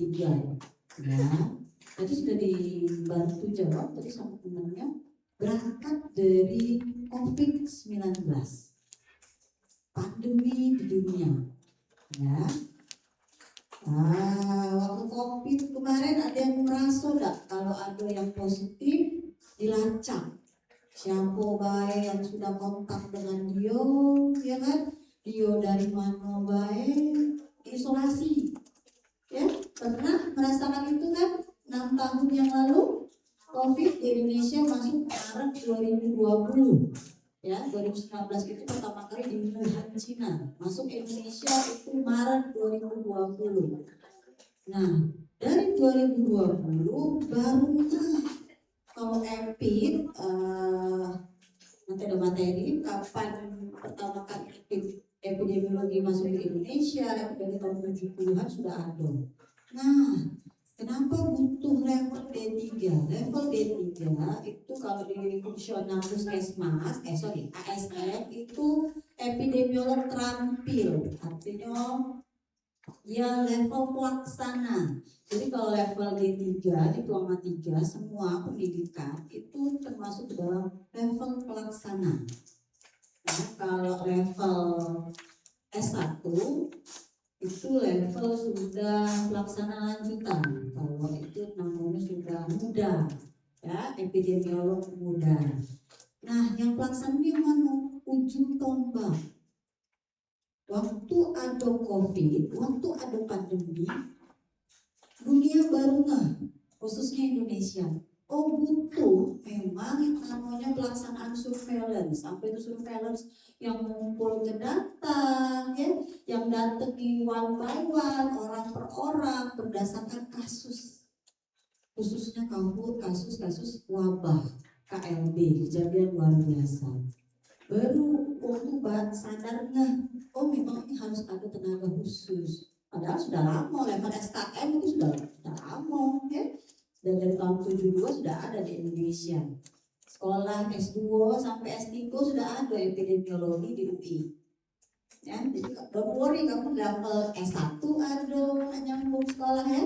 S2 ada, S3, bahkan kita buat S3 prodi epidemiologi, itu S3-nya epidemiologi. Ya, memang sampai ilmunya sudah sampai S3. Nah, kenapa butuh baru 2020? Ya karena berangkat dari COVID, bahwa memang harus ada tenaga khusus. Tak bisa bidan nyambi jadi surveillance, tak bisa perawat nyambi jadi surveillance, itu tidak bisa. Makanya, tadi ada sedikit koreksi, Permenkes nomor 19 tahun 2024 tentang puskesmas. Boleh searching, boleh download, ya, di Google, Permenkes nomor 19, PMK nomor 19 tahun 2024 tentang puskesmas, bahwa ada 11 tenaga kesehatan yang wajib ada di puskesmas. Salah satunya epidemiolog terampil. Nah, baru itu Undang-Undang nomor 2 tahun 2023, PMK nomor 19 tahun 2024 bahwa sah dan harus di puskesmas itu ada yang namanya epidemiolog kesehatan. 2024. EPID dibuka kalau SK penelitiannya 2021. Tapi mulai menerima mahasiswa itu di 2020. Ya, kenapa baru 2020? Ya, karena dari COVID itu belajar, dipersiapkan bahwa memang wajib harus ada tenaga khusus yang melaksanakan surveillance di level puskesmas. Di Palembang ada 42 puskesmas. Ya, jadi harus ada EPID terampil itu minimal 40 yang bakal kesempatan ya, karena ada sekarang itu tapi level S1 rata-rata. Kalau ibu bimbing yang puskesmas yang level S1 itu epidemiolog kesehatannya itu belum ada ya. Jadi banyak-banyak berdoa deh pas kamu lulus pendidikan CPNS sudah mulai banyak dan ada formasi epidemiolog ya, epidemiolog kesehatan seluruh Indonesia, baru di Palembang yang terima. Jadi kalau kamu galak kan ya, kalau tiba-tiba di Jakarta buka, kalau yang di Jakarta, kalau yang di Jawa Timur buka, kalau yang di Jawa Timur, karena D3 EPID hanya ada Palembang satu-satunya, swasta beda kakek dah. Kalau SKM, EPID sudah ada, di UI ada, di Undip ada yang EPID ya. Atau SKM swasta banyak kan yang level S1, tapi kalau D3 satu-satunya di Indonesia di Poltekkes Palembang. Doa ya regulasi kita makin tahun makin bagus, makin mematuhi aturan. Kan makin lama kan makin bagus ya aturannya.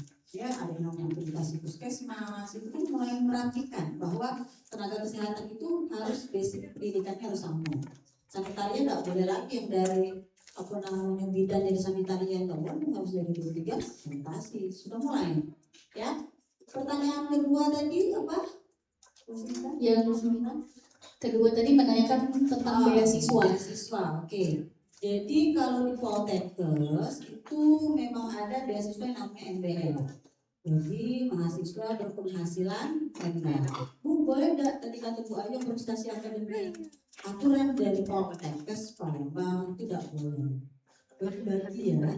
Jadi kalau sudah dapat MBR, tidak boleh lagi dapat beasiswa yang berprestasi. Jadi kalau misalnya nih mahasiswa MBR, maaf, misalnya Fatir ya sudah dapat MBR, walaupun Fatir nanti IPK-nya nomor 1 di kelas, tidak bisa lagi nama Fatir dia itu kan dapat beasiswa prestasi.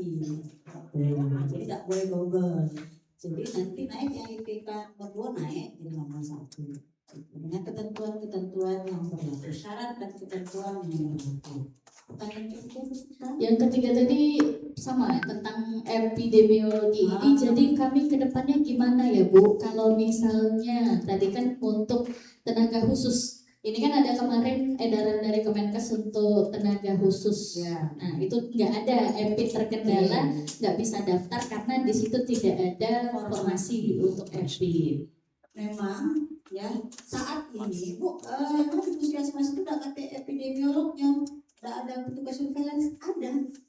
Jadi selama ini ya kalau kamu diskusi lah lagi sama Bu atau Ayu, kakak, tante, mamang ya, di ASN sekarang itu ada yang namanya peta jabatan. Jadi tidak boleh lagi naik angkat, sekarang tidak gampang. Harus ada peta jabatan, harus ada aturan ini itu. Kalau ASN ini ya, baik P3K ataupun PNS, jadi ada namanya peta jabatan. Bidan, biasanya di puskesmas itu paling banyak bidan. Ya. Sedangkan di peta jabatan yang namanya bidan itu boleh cuma 5 misalnya. Ya. Sedangkan bidan yang ngatur itu 7. Nah selama ini karena EPID itu belum ada yang khusus pendidikannya EPID, jadi bidan yang nomor 2 ini dicari lah peta jabatan yang kira-kira kosong.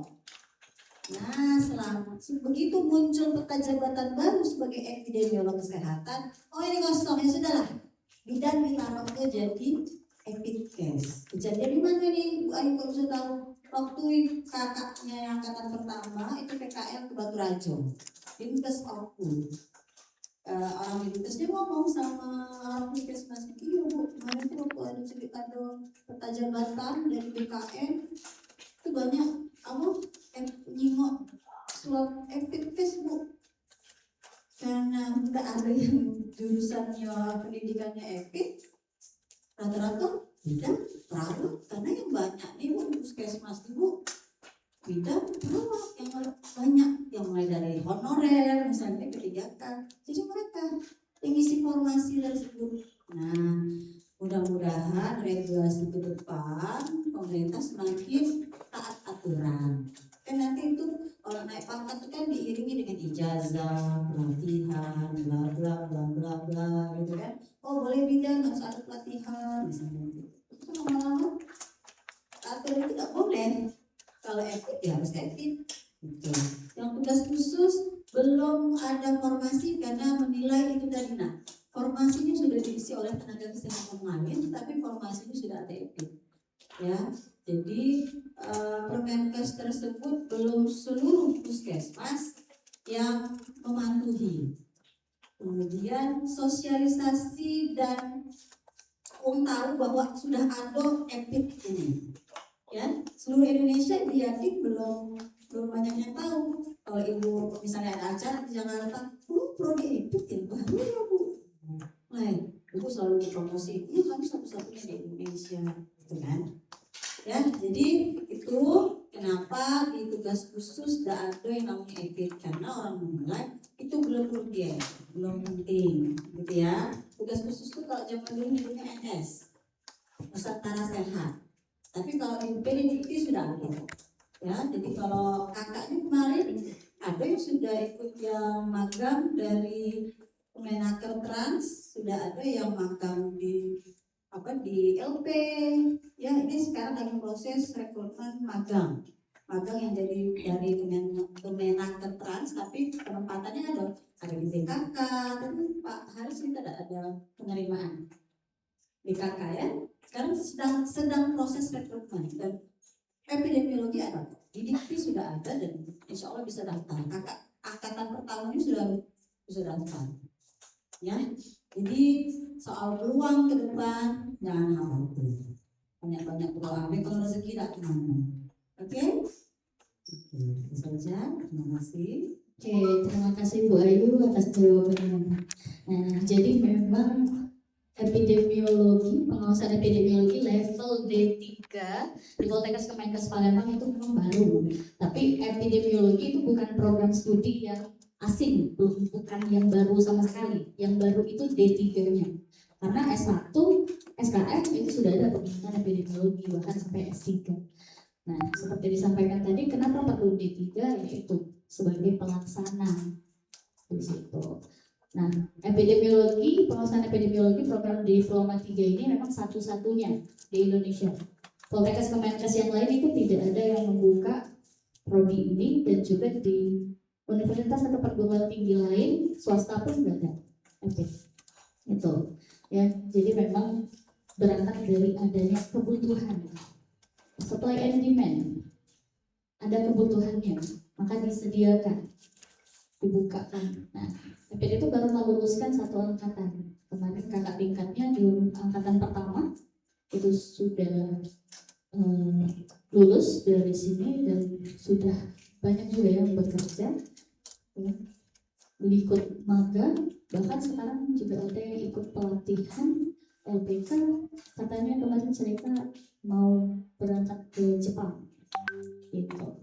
Jadi untuk kalian di sini D3, aku kayaknya nggak mau langsung kerja, aku maunya lanjut sekolah, ya bisa.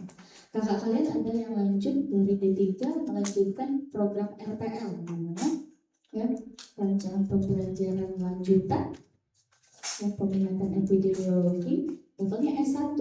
Tapi karena dia itu RPL tidak full 4 tahun. Jadi RPL itu ada beberapa mata kuliah direkognisi, dianggap sudah selesai, maka tidak perlu mengikuti. Biasanya kalau RPL itu programnya lebih singkat 2 tahun. Nah itu ada kakak kalian kemarin baru diterima di UI untuk program RPL epidemiologi. Nah untuk sanitasi juga ada program RPL di universitas. Jadi kalau ada yang ya, enggak, sanitasi itu adanya D4. Iya, D4 di universitas di Poltekkes Surabaya masa mana ada D4 sanitasi. Kalau MP itu mau lanjut sekolah, gimana Bu? Mau lanjut sekolah? Bisa ikut program RPL untuk epidemiologi. Kalau kalian merasa nggak puas nih D3, mau lanjut sampai S3 ya boleh saja. Ya, gitu. Ada lagi yang mau bertanya? Nah, terkait beasiswa ya tadi, beasiswa yang memang ada banyak pilihan, tapi you hanya boleh pilih satu. Kalau sudah dapat satu, nggak boleh lagi ambil beban. Ya kasihan berbagi sama kawannya ya. Nggak boleh. Kalian ambil, aku sudah punya sikok, kena sikok lagi. Jangan. Tidak boleh. Ya. Itu. Ada lagi yang mau tanya? Sudah lapar dulu. Oke, jika tidak ada yang mau bertanya, maka kami akan tutup sesi hari ini terkait dengan peraturan tata tertib akademik dan kemahasiswaan. Oke, ya, terima kasih atas perhatiannya. Mohon maaf apabila ada salah kata dan perbuatan. Semoga materi yang disampaikan dapat menjadi pembelajaran dan bermanfaat bagi adik-adik mahasiswa baru di jurusan kesehatan lingkungan. Kami akhiri, wabillahi taufiq wal hidayah. Wassalamualaikum warahmatullahi wabarakatuh. Waalaikumsalam warahmatullahi wabarakatuh.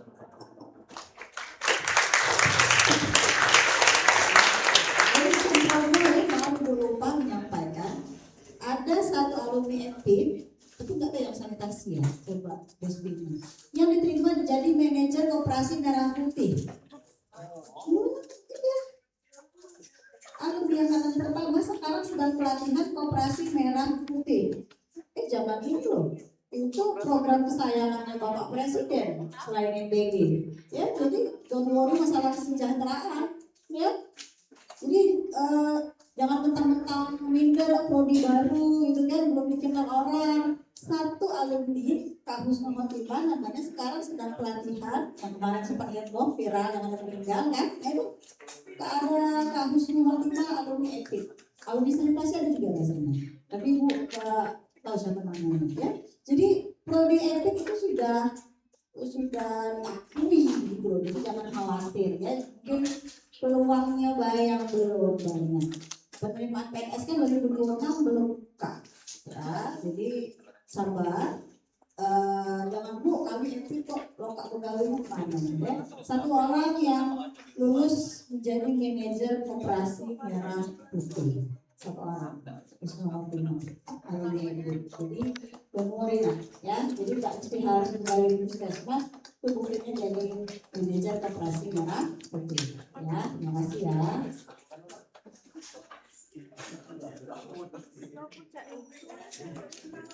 Baik, terima kasih kepada Ibu Ayu Febriwana, SST MKU atas materi yang telah diberikan, serta kepada Miss Sinta Octaviana MP yang telah memimpin jalannya diskusi.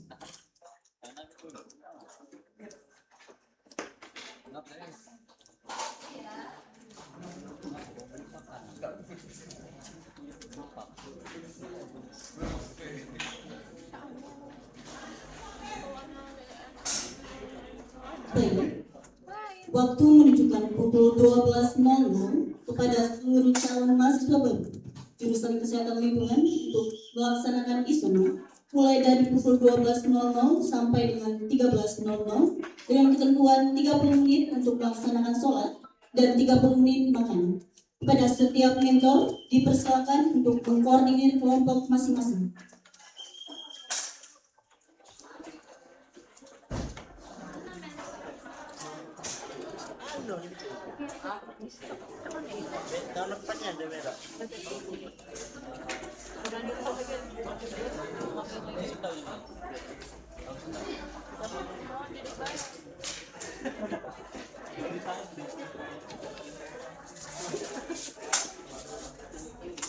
Boleh.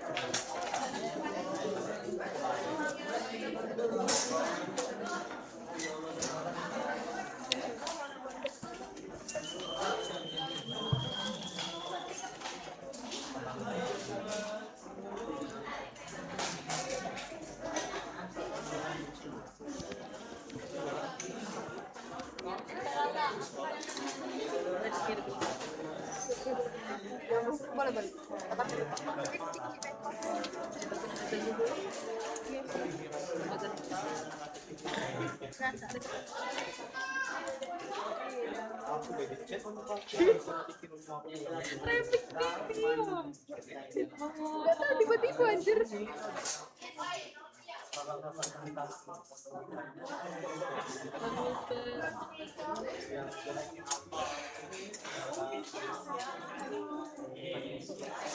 Ini tuh prinsipnya tuh navigasi. Sekarang kita Kita dapat PPKS.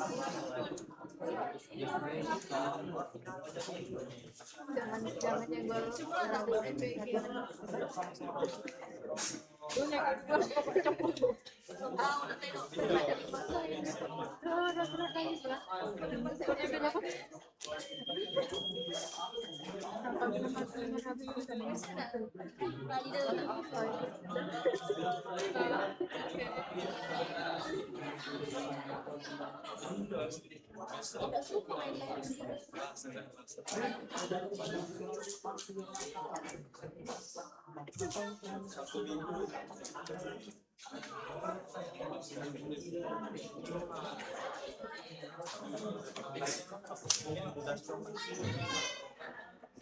Halo. Capek dah? Capek ya. Sekarang kita memasuki waktu isoma ya Dak KRW. Iya, betul sekali. Untuk adik-adik yang mau berisi, silakan satu persatu dan tunggu sebentar lagi kita akan makan siang terlebih dahulu. Ya, jangan lupa kalau mau ke toilet itu ibu sama kakaknya. Terus itu harus giliran ya soalnya biar tetap kondusif. Kalau misalnya ada yang sakit, dikabarin ke kakaknya. Ya, kalau ada yang sakit boleh konfirmasi sama kakak yang pakai pita warna ungu. Terus jangan lupa kalau waktu sholat masuk, buat cowoknya sholat ke kodam, buat ceweknya sholat ke dekat ruangan wifi corner.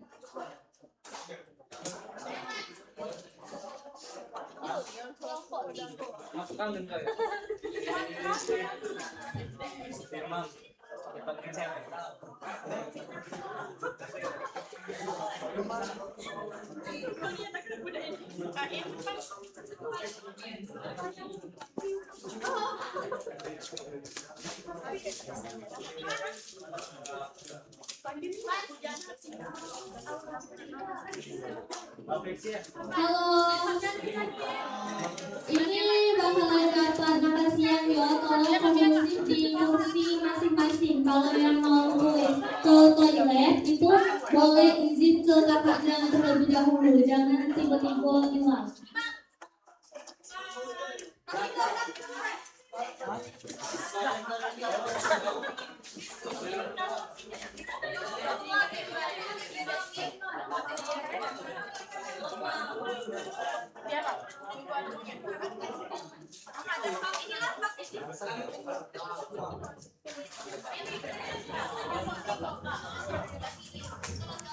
Oke, jadi makan siangnya itu nanti ya dimakannya itu barengan. Jadi sekarang memasuki waktu sholat, kita persiapan sholat terlebih dahulu. Perlengkapan sholatnya dipersiapkan dan sendalnya jangan lupa dipakai.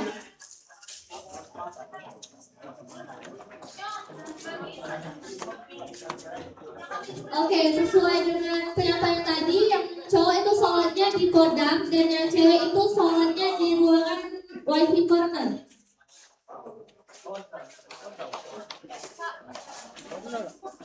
Untuk lengket dan topinya boleh ditinggalkan terlebih dahulu, takutnya hilang.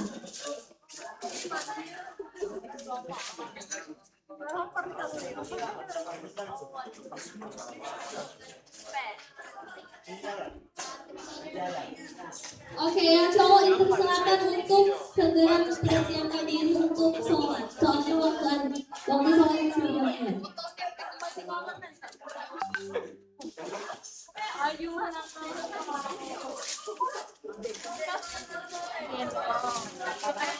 Yang cewek juga persiapan buat sholat ya.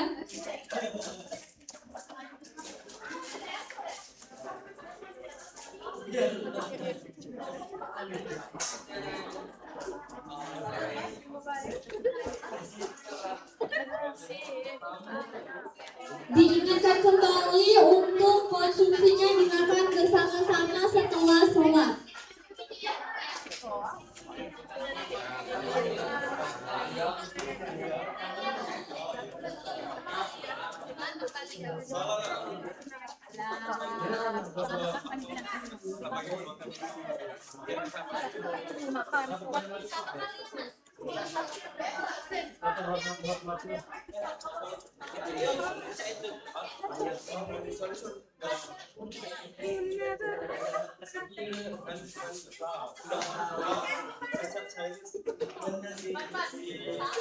Nah, ini bukan yang kalau itu dari wah ini dari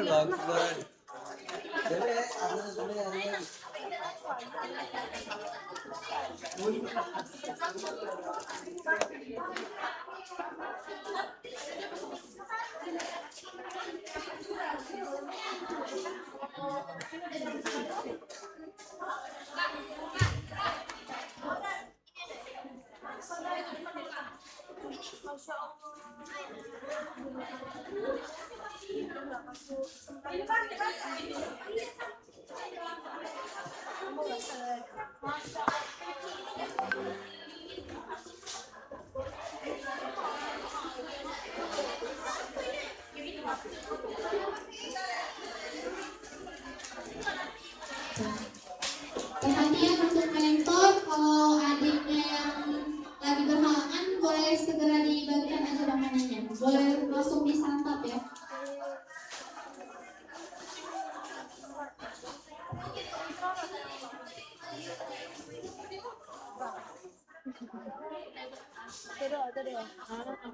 Tunggu aku bayar.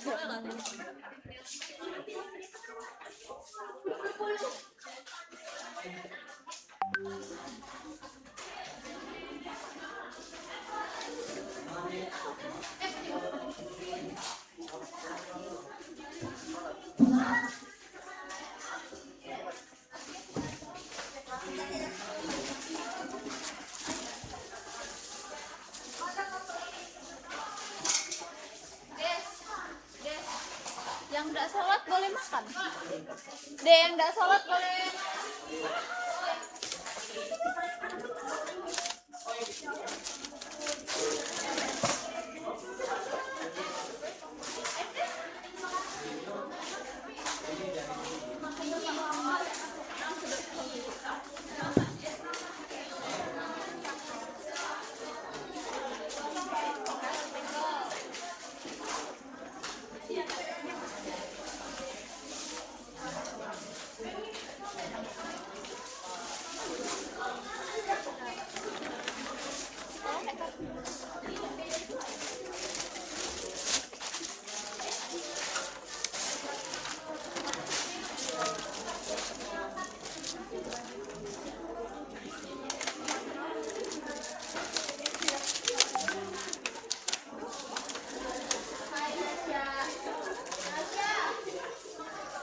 Kakek sampahnya dikomponin ya.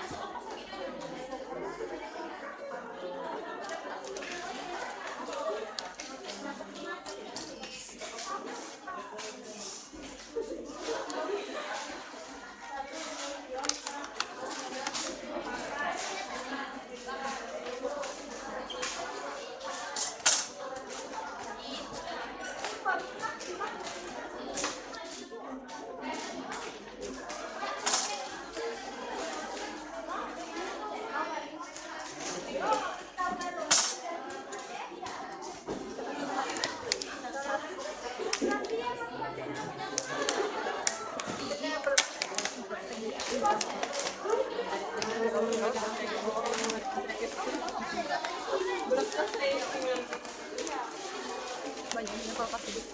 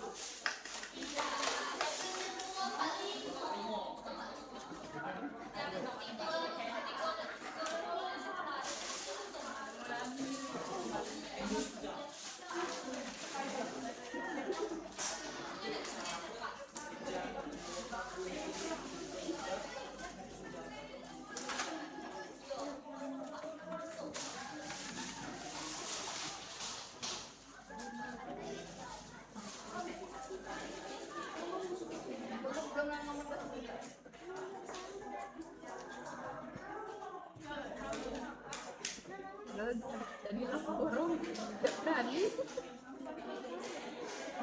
benar.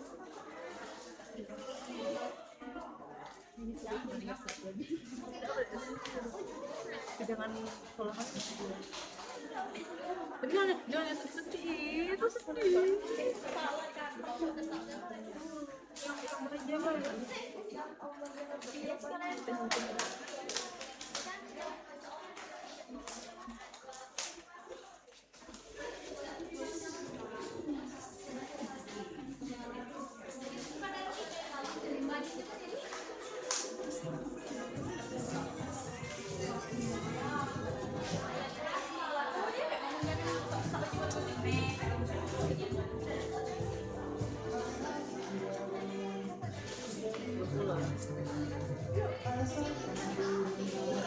Kami lagi rapat.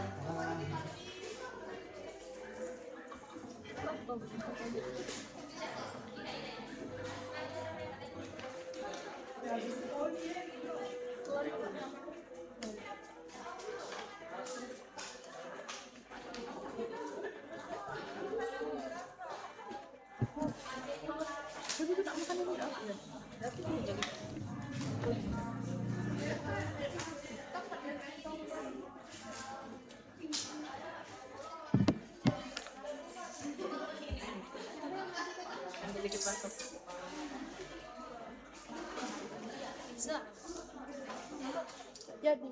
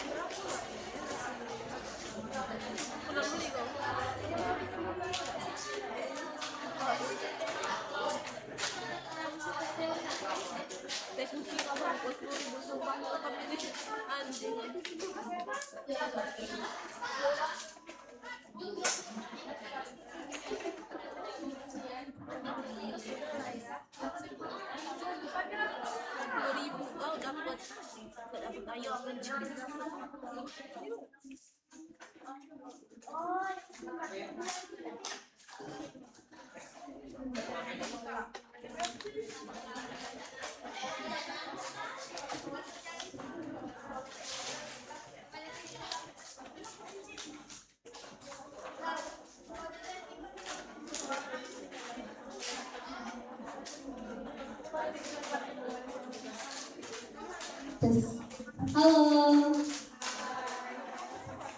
Ini yang nyuruhkan siapa ya? Sudah sholat ya? Tadi dengar nggak temen kakak ngomong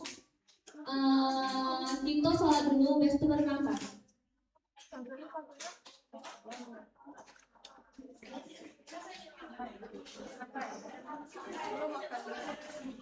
Ya sudah, malah makan kenapa lah? Tadi kakak sampaikan kita sekarang akan masuk waktu sholat. Jadi kita sholat terlebih dahulu. Terus yang cowok itu sholatnya ke kodam, yang cewek sholatnya ke wifi corner. Jadi persiapan sholat terlebih dahulu, baru kita makan sama-sama. Nah, kalau ada yang berani tunjuk tangan siapa yang boleh makan.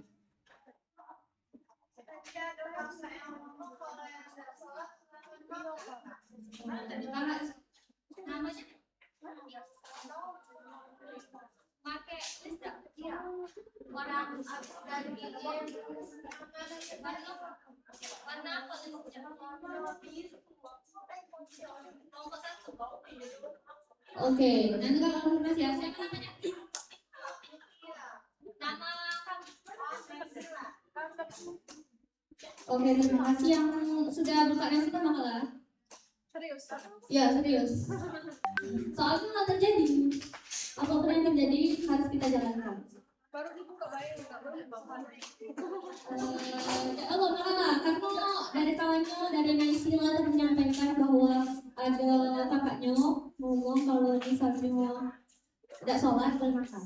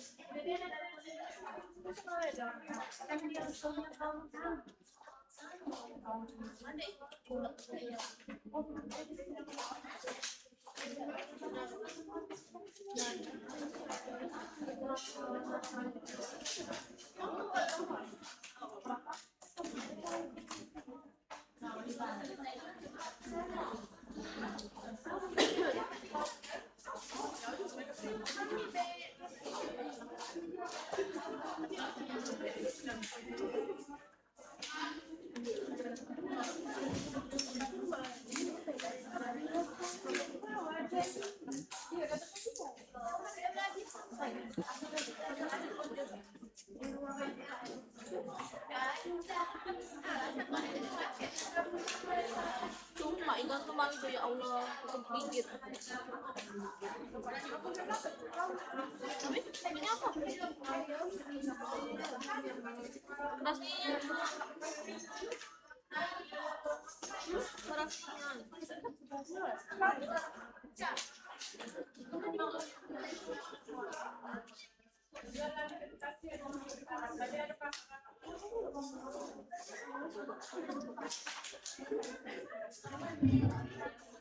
Yang baru selesai sholat boleh makan, dan yang makan tadi tolong waktunya dipercepat deh, soalnya kita ada materi lagi.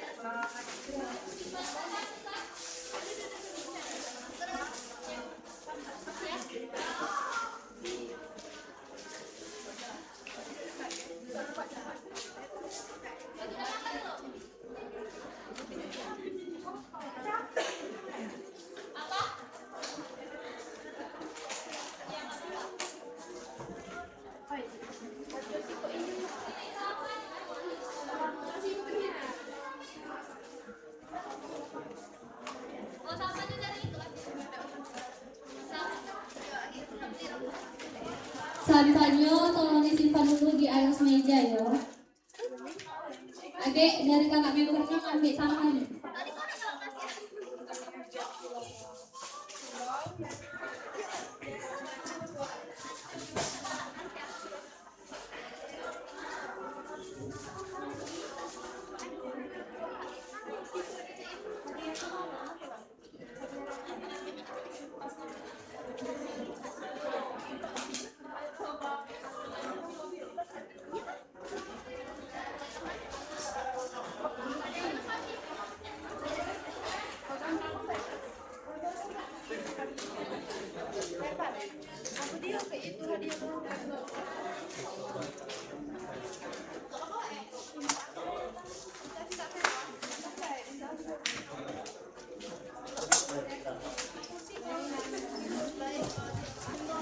Yang berdatang boleh makan dulu, tapi agak dipercepat ya.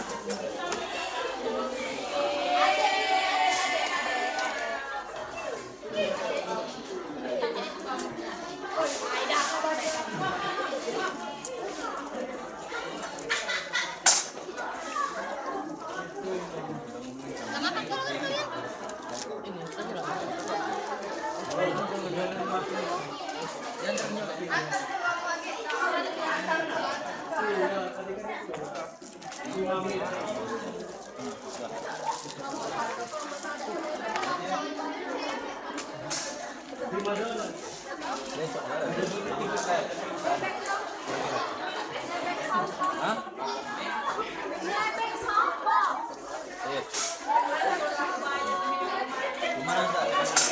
Si siapa nih namanya? Medi ini dia.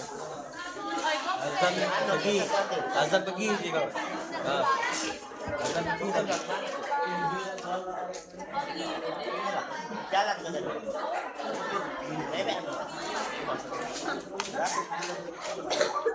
Tujuh.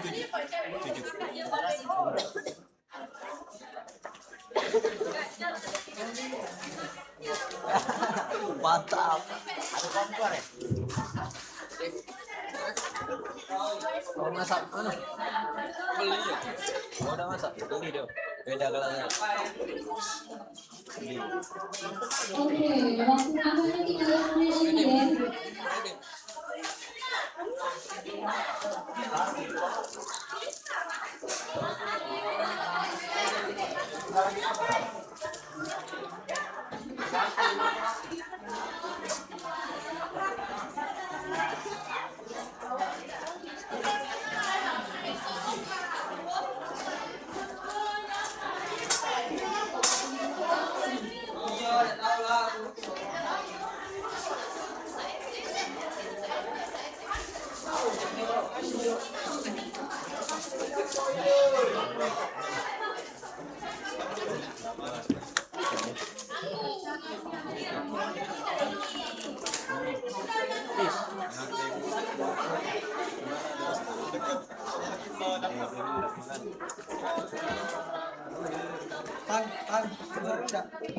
Sarung.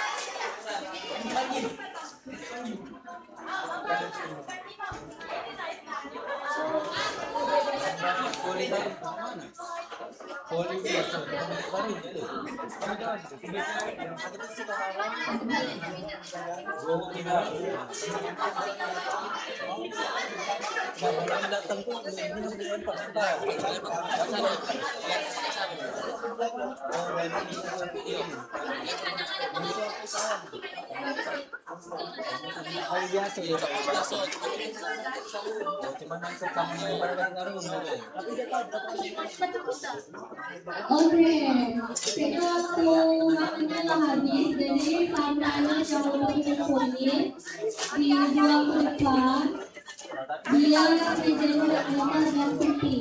Soalnya kita selesai ini mau masuk materi lagi.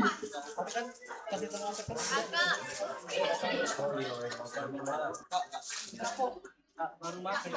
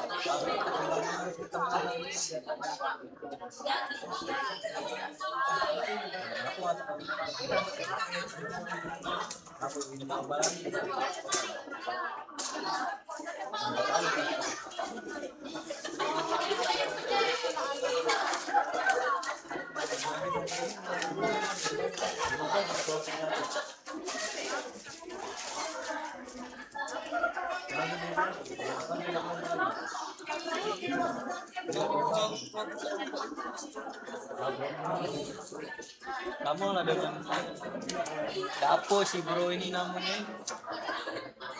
Pari.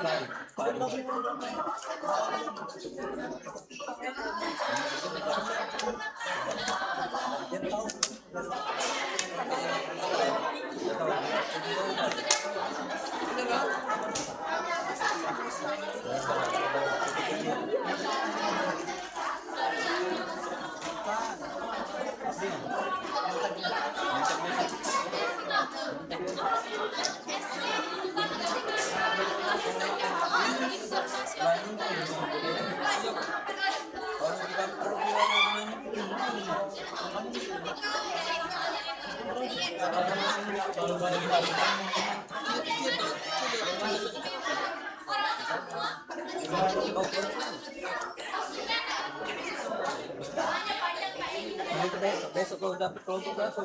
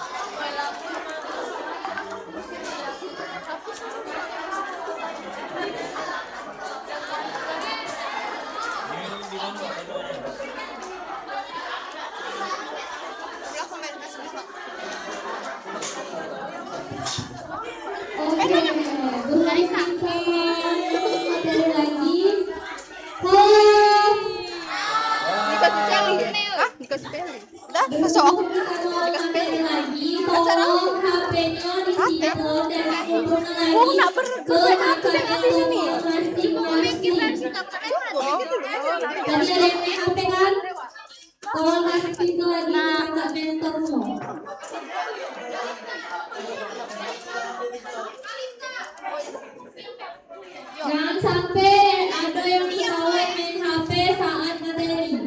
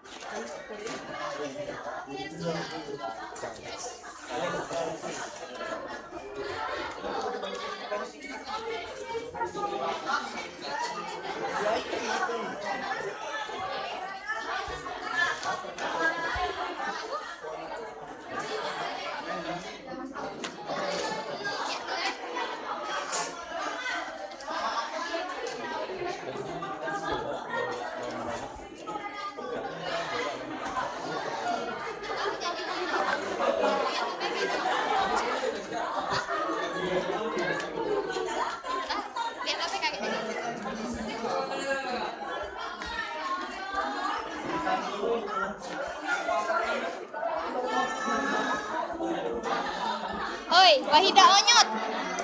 Wahida.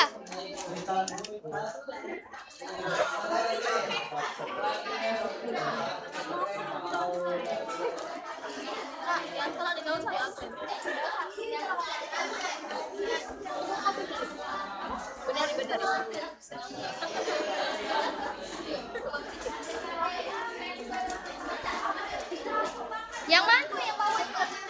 Ini. Jangan lupa teknya dipakai lagi, terus topinya dipakai lagi ya. Email.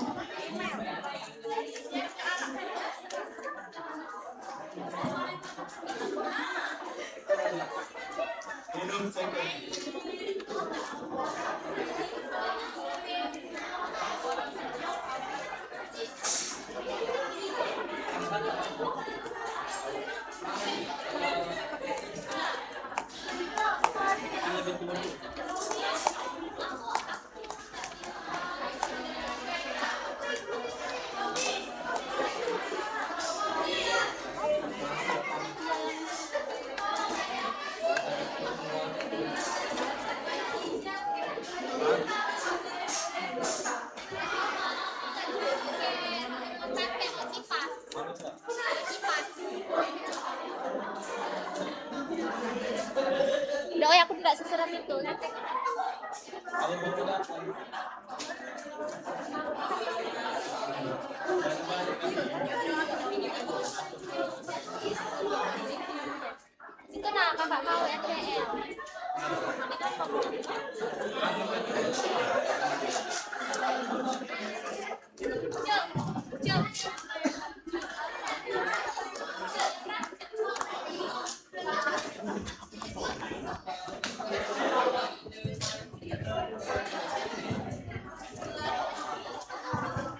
Oke, jadi 2 menit lagi kita masuk materi. Tolong suaranya dikondisikan, yang lainnya dipakai. Kita persiapan materi selanjutnya. Suaranya juga tolong dikecilkan. 2 menit lagi kita materi.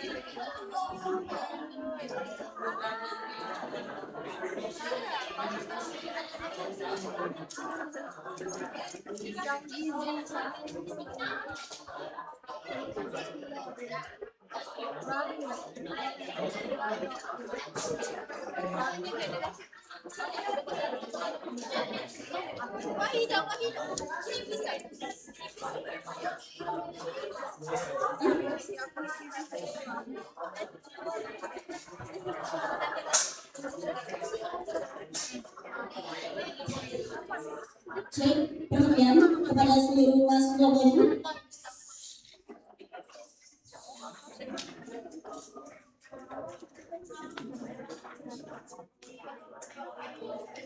Baiklah, kita akan melanjutkan kegiatan PKKMB dengan materi selanjutnya, yaitu Pendidikan Budaya Anti Korupsi atau PPAK. Materi ini akan disampaikan oleh Mr. Peter Putra TSU MU. Kepada kami persilakan.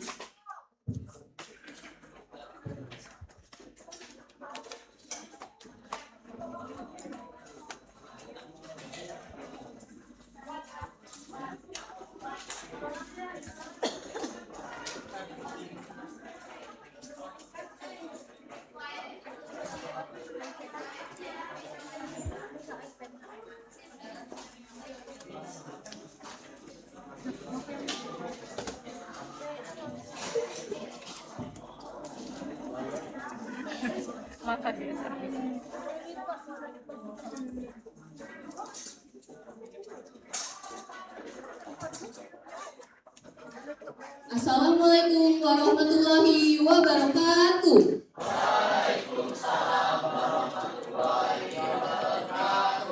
Selamat siang semuanya. Sudah pada makan? Sholat? Oke, berarti siap untuk materi selanjutnya ya. Nah, jadi kali ini kakak Dini Ramadhani bakal mengenalin narasumber kita selanjutnya, yaitu self feeder. Nah, langsung aja nggak sih kita ulik tentang self feeder ini? Boleh nggak, Sir? Oke, boleh nih.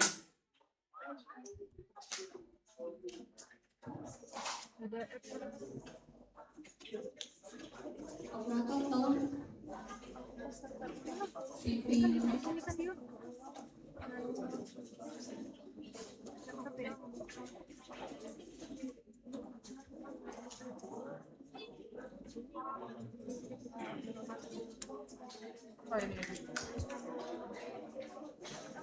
It is my great pleasure to introduce our honorable speaker for today's event. Our speaker is Mr. Peter Saputra, TSU MU, a professional linguist, translator, and lecturer in linguistics and English. He has more than a decade of experience in teaching English and linguistics and is widely recognized for his creativity, analytical skills, and attention to detail. Nah, buat teman-teman, buat rekan-rekan sama mbak sekalian nih yang mau nanya-nanya tentang PBAK atau masalah kemahasiswaan nih, boleh hubungi Serpida di kontak yang sudah tertera. Lanjut tentang Serpida is passionate about language education and has dedicated his career to teaching English and linguistics. Besides being an educator, he is also an experienced translator and has served as a judge in numerous English competitions, including public speaking, storytelling, writing, and debate.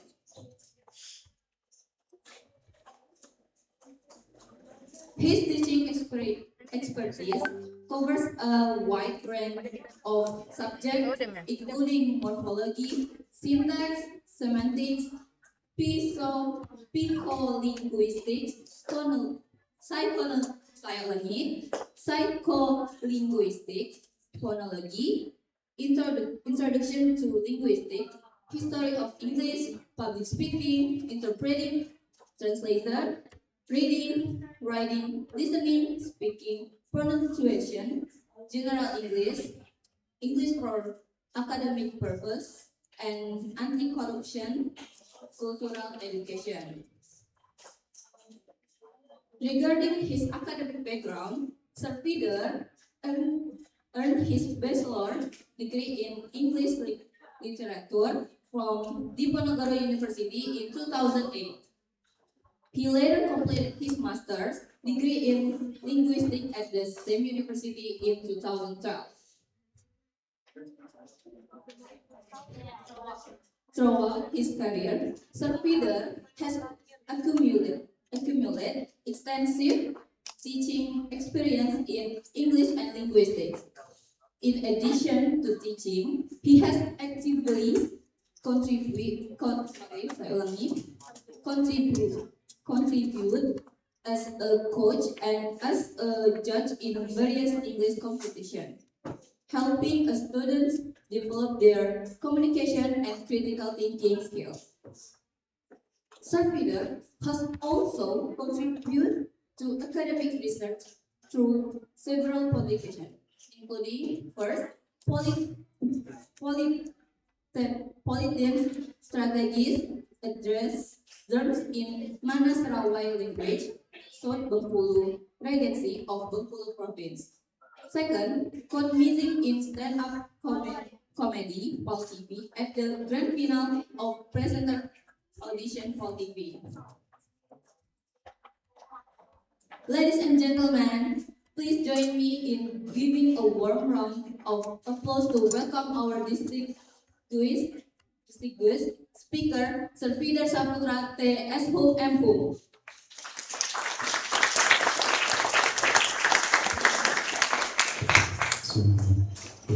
Thank you, moderator.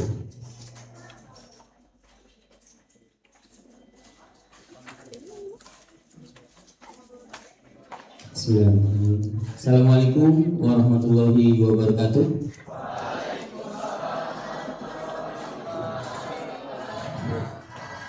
Izin berdiri ya, enak kalau duduk.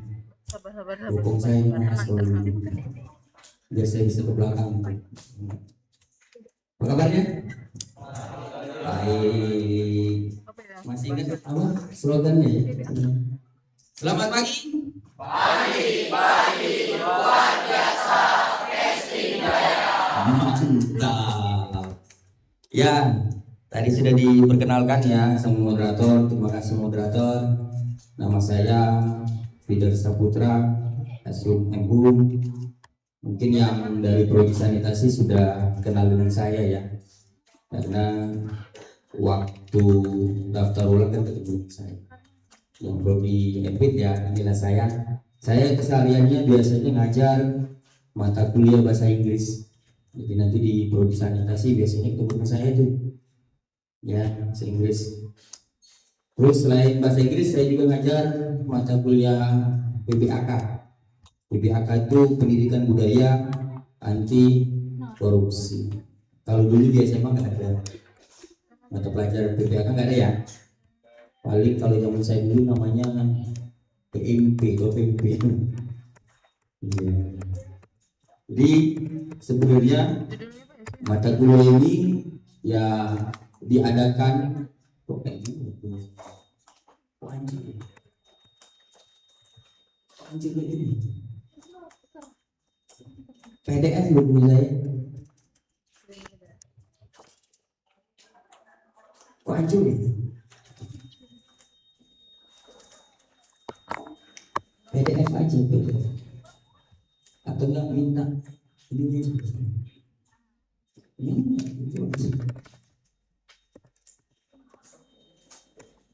Ini masih downloadnya PPT ya, nggak usah downloadnya PPT aja. Saya minta ininya nih, kabel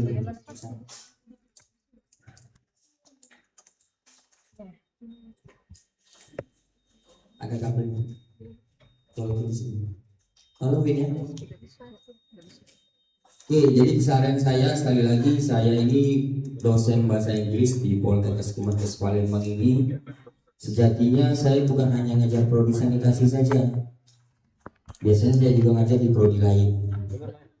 Saya biasanya ngajar di prodi di 4 gizi dan dietetika yang ada di Sukabangun. Saya dulu juga pernah ngajar di prodi D3 Kesehatan Gigi yang di Sukabangun. Saya juga pernah ngajar D3 TLM, D4 TLM. Terus saya juga ngajar di prodi PSDKU, program studi yang ada di luar kota Palembang. Kalian tahu ya kalau di luar kota Palembang kita juga punya prodi? Tahu ya, ada berapa?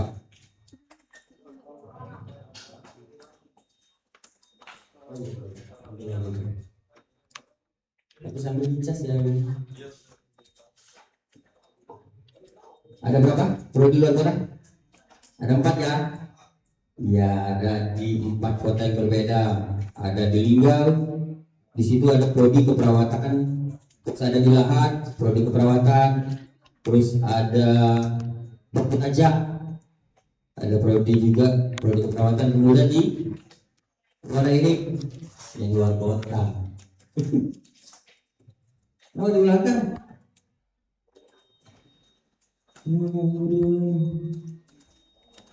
Aku di belakang.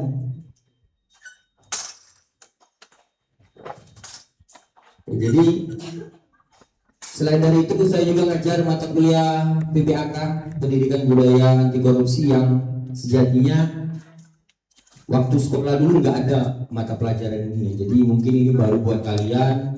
Sejatinya mata kuliah ini itu paling tidak kalian itu terpapar tentang apa sih sebenarnya korupsi itu, gitu. Karena zaman sekarang ini kan korupsi luar biasa sekali kan. Kebanyakan ini yang melakukan itu kepala daerah. Masih ingat kemarin suka nonton berita nggak? Ada berapa kepala daerah itu yang ya terkait kasus korupsi, nggak main-main. Ya mudah-mudahan dengan adanya mata kuliah ini minimal kalian itu terpapar korupsi itu apa sih. Jadi di sini saya punya ngambil tema tentang peran mahasiswa dalam pencegahan korupsi. Karena waktu saya ini terbatas, dikasih hanya 30 menit. Kalau dulu saya tahun kemarin sejam ya. Kalau nggak salah, kalau tahun kemarin itu saya dapat sejam. Sekarang saya hanya dapat 30 menit. Revisnya aja mungkin kalian. Jadi nanti yang prodi sanitasi waktu mata kuliah PPAK bulan ini kita akan diskusi lebih lanjut di situ. Oke, jadi tema saya pada hari ini adalah peran mahasiswa dalam pencegahan korupsi. Jadi intinya kalian ini sekarang udah jadi mahasiswa ya. Ya mungkin kalau semester 1, semester 2 masih mencoba untuk beradaptasi karena beda. Siswa SMA dengan mahasiswa itu lingkungannya pun beda. Ya, kalau kemarin di sekolah kalian mungkin tinggal makan saja, ibaratnya kalau makan ya. Cuman kalau di kuliah ini nggak bisa seperti itu. Kemungkinan kalau mau makan kalian bumbunya nyari sendiri. masak sendiri, nyiapin sendiri, baru bisa makan. Kalau zaman sekolah dulu tinggal makan, tinggal renyah. Kalau sekarang enggak. Jadi jangan kaget nanti ketika ada tugas dari dosen kalian nggak tahu apa-apa tapi disuruh cari tahu. Biasa seperti itu. Kalau di sekolah kan nggak ada ya, dosen nggak ada. Harus dijelaskan terlebih dahulu, baru nanti dikasih tugas. Oke, mudah-mudahan dengan waktu yang tinggal sedikit ini saya bisa menyelesaikan karena di sini ada narasumber yang lain. Siapa? Bu Esti ya? Bu Esti 13.30. Oke, lanjut. Tidak. Pernah mengenal yang namanya Tan Malaka? Pernah mendengar? Tan Malaka siapa? Ya, kalau di slide-nya Bapak Republik Indonesia. Jadi beliau ini adalah Bapak Republik Indonesia. Apa kata beliau? Idealisme adalah kemewahan terakhir yang dimiliki oleh pemuda. Apa maksudnya sih sebenarnya? Tahu idealisme apa? Tahu pemuda ya? Nah, kalian ini termasuk pemuda atau enggak? Termasuk pemuda. Berarti artinya apa di situ? Kalian itu secara tidak langsung pasti idealis. Pasti idealis. Idealisme itu kalau ada berarti pahamnya ya. Jadi setiap pemuda, intinya pemuda ya, dia pasti punya yang namanya idealisme, ideal. Apa itu idealisme? Sebuah paham tentang suatu pemikiran lah ya, suatu gagasan.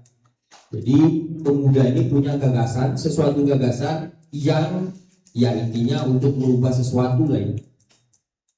Dari yang biasa saja menjadi lebih baik atau lebih baik lagi. Itu biasanya ada di pemuda. Kuncinya ada di pemuda. Kenapa seperti itu?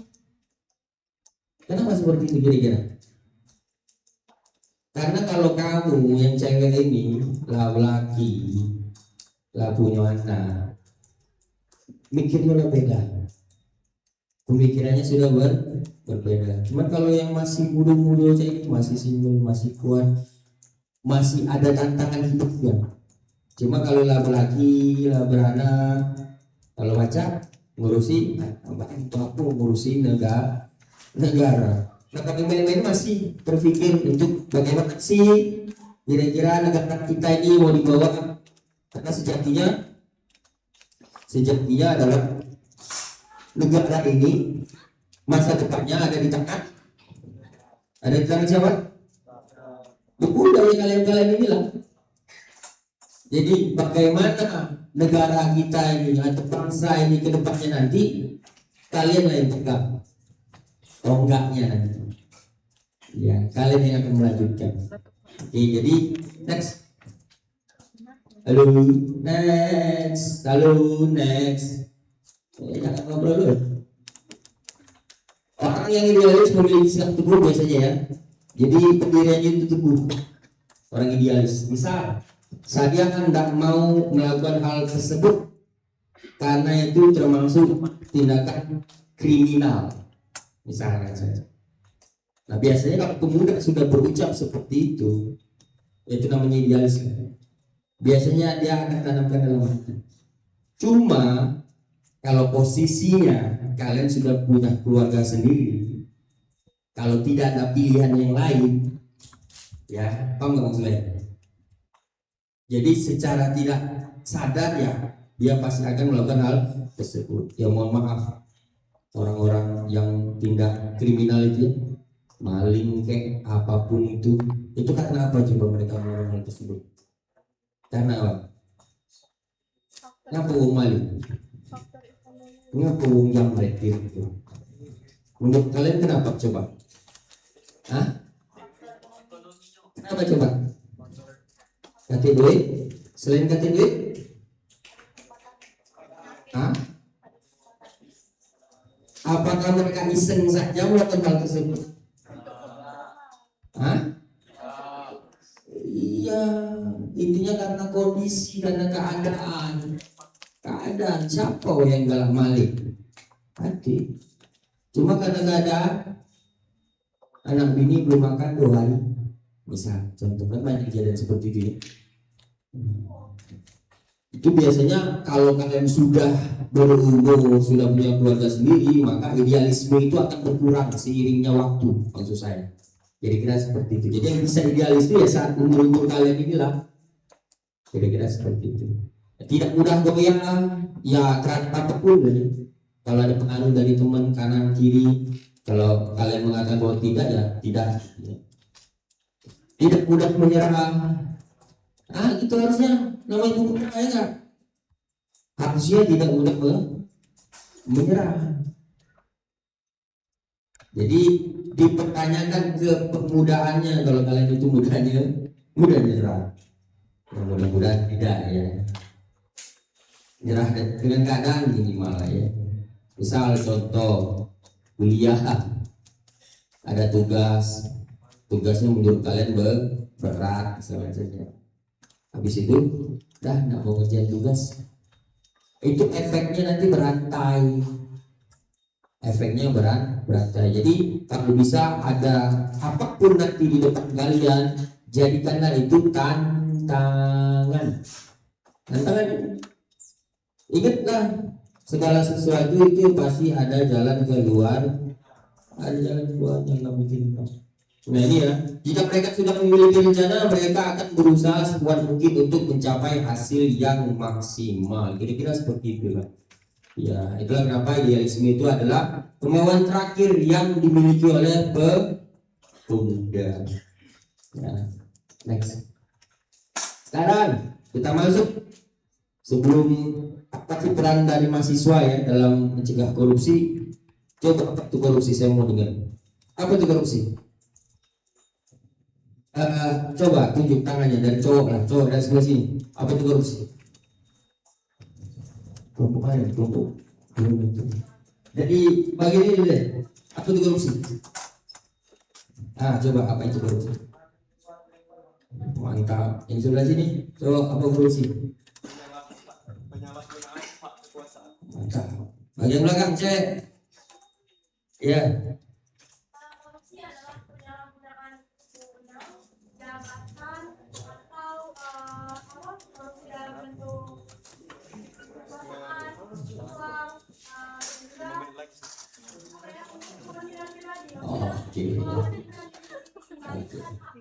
Oke, mantap sekali. Tepuk tangan dong untuk teman-temannya.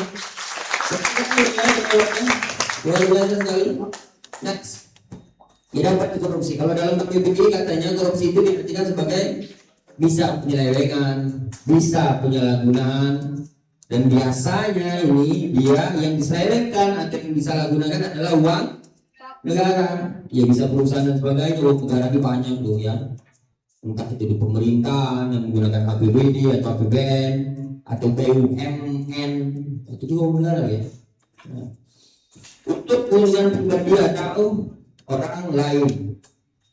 Misalkan kita nggak dapat untungnya, tapi dengan tanda tangan kita bisa menguntungkan orang lain, itu juga sebenarnya termasuk korupsi gitu. Jadi hati-hati nanti kalau misalkan kalian nanti ya suatu saat nanti ya jadi pejabat nanti ya, kan tangan kalian kan, tanda tangan kalian itu kan sangat berarti sekali nanti. Ya mudah-mudahan tanda tangan kalian itu benar-benar bisa membawa perbaikan yang jauh lebih baik ya nanti. Ya, next. Terus jenis korupsi apa aja sih? Coba next. Ada banyak kan korupsi, ada banyak. Kita ceritakan bahwa korupsi itu bisa terkait dengan kerugian negara rugi. Kalau kalian nonton berita ampun-ampunan ya. Cuma pemerintah Prabowo melalui Menteri Keuangannya ada banyak triliunan ya yang balik ke negara. Ya melalui jaksa. Ya. Walaupun sekarang sedang ada kasus apa tentang jaksa agung muda? Ditemukan apa? Ada banyak, ada puluhan emas batang itu ya gila, keren kali lah. Ada triliun ya itu kerugian negara. Terus suap menyuap, korupsi terkait dengan suap Suap menyuap ini bukan berarti yang kalian nyuapin makanan, bukan ya. Suap menyuap itu intinya biar memperlancar sesuatu, maka ya dikasihlah sesuatu agar ya lancar, kegiatannya lancar, bla bla bla. Terus penggelapan dalam jabatan tadi yang dikatakan tadi ya. Jadi hati-hati kalau kalian sudah menjabat sesuatu, jangan sampai menyalahgunakan kekuasaan. Karena itu juga termasuk yang namanya korupsi. Jadi kalau nanti kalian sudah jadi PNS, mau jadi PNS? Nah yang depan B yang jadi PNS, belakang B galak. Galak juga, itu depan baik tadi. Karena kalau sudah jadi PNS, misalkan saja atau aparatur sipil negara, nanti kan ada jenjang karir di situ. Nggak mungkin kalian itu ya di bawah aja terus, nggak mungkin. Ada jenjangnya. Ada kalanya kalian akan memiliki kekuasaan, maksud saya. Ada kalanya kalian akan punya wewenang. Jadi ketika kalian diberikan amanah seperti itu, baik-baiklah ya dengan kalian sendiri. Hati-hati. Terus pemerasan.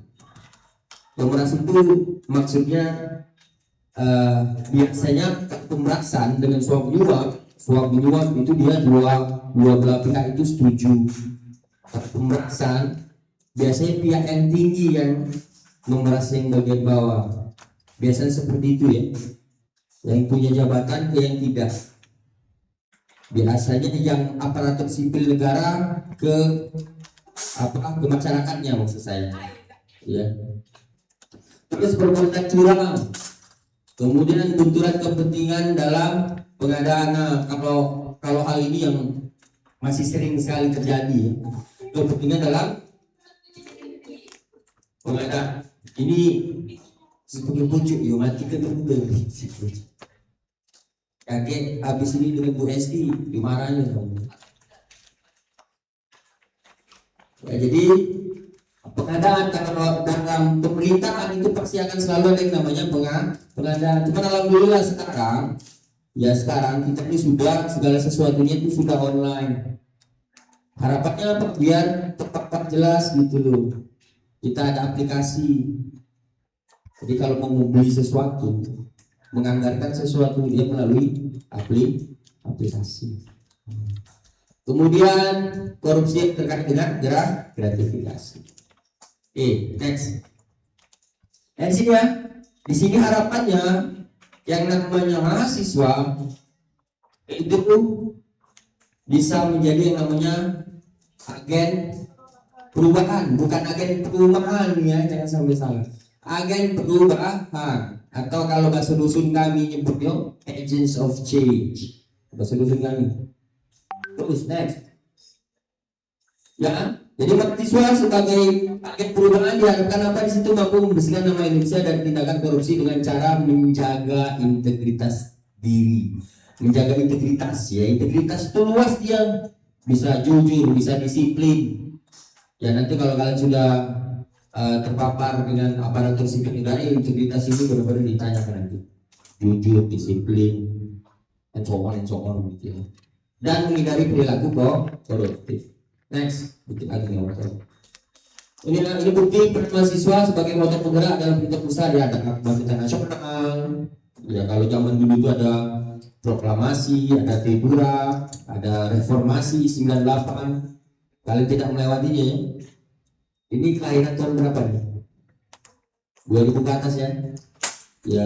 Jadi kalau zaman dulu itu reformasi tahun 98 itu luar biasa sekali. Runtuhnya Orde Baru. Runtuhnya zaman Soeharto. Ya. Terus ada lagi untuk masa mahasiswa dan kerja 2019 yang menolak tentang KUHP atau revisi Undang-Undang KPK dan RUU lainnya. Jadi intinya ini contoh ya. Kalau sebenarnya mahasiswa itu bisa menjadi agents of change atau agen perubahan. Harapannya seperti itu. Jadi lebih baik. Yang kemarinnya itu waktu Orde Baru, kekuasaan presiden itu luar biasa besar sekali. sampai puluhan tahun bisa menjabat menjadi presiden. Sekarang nggak bisa. Dulu sempat Jokowi itu mau 3 periode, cuma alhamdulillah dikawal oleh pemuda. Kira-kira seperti itu ya. Next. Apa saja karakter yang diberi mahasiswa kalau menjadi agent of change? Ya kira-kira apa aja sih? Seharusnya mahasiswa itu harus punya apa dalam dirinya? Hah? Hah? Apa? Tanggung jawab, disiplin, apa lagi? Mahasiswa harus apa biar bisa menjadi agent of change? Hah? Jujur, oke. Apa lagi? Kritis, ada lagi? Ada lagi? Idealisme. Next. Ya, jadi paling tidak kalau mau menjadi agent of change ya minimal ada ini nih. Ini penting, intelek. Kalian harus intelek. Iya. Jadi otaknya harus jalan maksud saya. Jangan sampai gembar-gembor tapi tidak berdasarkan fakta. Ya. Jadi harus punya logika berpikir gitu ya. Bagaimana mau berdebat dengan orang lain kalau misalkan kurang ilmunya gitu loh maksud saya. Jadi intelektual itu maksudnya berkaitan dengan background knowledge ya. Ya. Ilmu kalian. Jadi kalau mau melakukan sesuatu minimal kan harus ada ilmunya. Contoh misalkan mau masak brownies, kalau sudah ada ilmunya, kira berhasil lah masak brownies. Kemungkinan berhasil. Cuma ada ilmunya, tidak tahu cara masak brownies terus coba-coba, kemungkinan berhasil atau tidak? Kemungkinan tidaknya, gitu loh. Jadi kalau mau melakukan sesuatu kalau bisa jadi tadi. Iya. Oke, nunggu Bu Estila datang, Bu Estila datang selesai. Terus jiwa yang bersemangat. Karena setahu saya Bu Esti lagi nguji. Oh Pak Lega dulu. Sudah ada Pak Lega. Panggil Pak Lega. Jiwa muda yang penuh semangat. Terus daya kritis tadi ya, kritis. Artinya apa? Kalau misalkan ada sesuatu hal yang menurut kalian tidak benar, sesuai dengan peraturan, misalnya tidak sesuai dengan peraturan yang ada, maka kalian mencoba untuk kritis. Tapi kritis di sini tetap nomor satu adalah intelektual. Tidak baca kamu protes sembarangan. Harus ada dasarnya. Misalkan contoh polisi mau hilang kalian, mau berhentiin kalian, tidak baca sembarangan, ya kan? Mereka harus ada dasarnya. Oh, ada ini tidak bawa helm, berarti melanggar pasal bla bla bla bla. Oh, kakek SIM bla bla bla bla. Kira-kira kayak gitu. Kemudian idealisme yang murni ya. Murni itu dalam artian belum bercampur apapun. Ya. Terus etika paling tinggi dari kelompok belajar di bawah. Nah, ini yang paling penting. Etika, ya. Saya tekankan sekali lagi. Etika itu penting. Dan karena kalian sekarang sudah menjadi mahasiswa, maka apa katanya di situ? Maka kalian itu seharusnya etikanya itu paling tinggi di antara kelompok pembelajar yang di bawahnya. Apa maksudnya? Apa maksudnya? Hah? Apa maksudnya? Kalau dibandingkan dengan anak SMA, kamu tuh ya. Kalau dibandingkan dengan anak SMP, apalagi anak SD, apalagi anak TK, seharusnya secara etika kamu adalah yang paling baik. Kira-kira seperti itu. Ya, jadi saya mohonkan sekali etikanya. Kalau ketemu dengan dosen, sapa, jangan melengos kalau lewat, itu etika. Ada kakak tingkatnya, sapa kak. Nggak ada salahnya kan? Apakah bayar menyapa seseorang kan gitu? Senyum, cuma jangan perlu ketawa sepanjangan. Senyum seadanya saja. Kayak kata tuang gila kalau kita betul. Ya, jadi ingatlah ini ya, etika. Kalau saya di kuliah saya itu sangat mengutamakan yang namanya etika. Kamu pinter, Tapi kalau tidak ada etika yo, tidak akan dapat nilai bagus dari saya. Enggak. Salah satunya kalau dosen lagi menjelaskan sesuatu, ya fokus. Tidak main HP, tidak yang lain, tidak makan di kelas, tak punya permen di kelas. Ya, kaki dulu punya permen di kelas tuh. Kalau minum taruh lagi. Oke. Next. Mengenai perilaku koruptif ya, kapan suatu perbuatan disebut koruptif? Next. Kalau mengingkari integritas, terus melanggar hukum itu ada banyak ya. Bisa kesepakatan, bisa aturan, bisa undang-undang, bisa merugikan pihak lain. Apa ini sudah ada. Oke, lanjut. Nah ini aja nih. Ini terakhir ya. Ini contoh perilaku koruptif yang ya sampai sekarang kemungkinan masih ada. Apa aja tuh? Bikin absen, kalau bikin absen sekarang nggak mungkin lah ya. Kecuali dosennya nggak ngabsen. Kalau saya pasti ngabsen tuh. Seakan-akan ada di dalam kelas padahal tidak, sama seperti itu lah ya. Atau seolah-olah mengikuti kelas online padahal tidak. Jadi mungkin ada satu waktu di mana kalian itu kuliahnya melalui Zoom, gitu ya. Nah, jadi banyaknya yang mudi ya. Terus mengaku hasil kerja teman yang ini, apakah kalau ini hasil kerja temannya, tapi kalian akui bahwa itu punya saya, itu jangan. Karena itu juga termasuk yang namanya perilaku koruptif. Plagiarisme ini sering terjadi di lingkungan akademisi. Ya, jadi jangan sampai kalian itu melakukan hal seperti itu ya.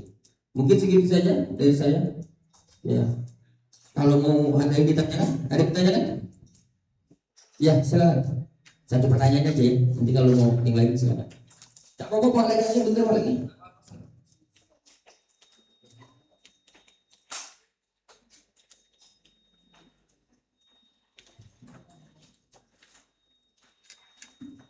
Baik, terima kasih Pak atas kesempatannya. Terkait perkenalkan, nama saya Suci Zahrani dari jurusan Kesehatan Lingkungan Prodi D3 Pengawasan Epidemiologi.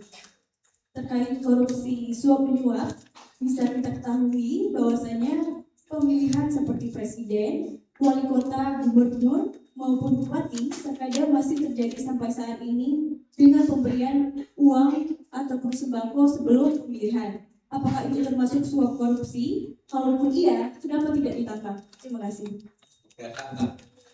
Tepuk tangan dulu, tanya ya. Fakta di lapangan menyatakan hal tersebut masih terjadi sampai saat ini. Pertanyaan hebatnya adalah kenapa itu tidak bisa diberantas gitu? Ya, kan itu pertanyaannya. Sudah tahu itu salah, kenapa bisa langsung terjadi? Masih bisa terjadi.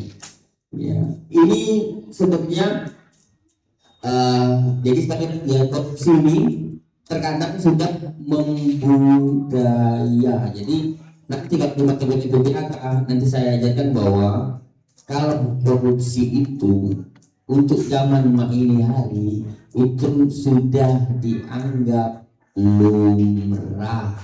Paham nggak maksud saya?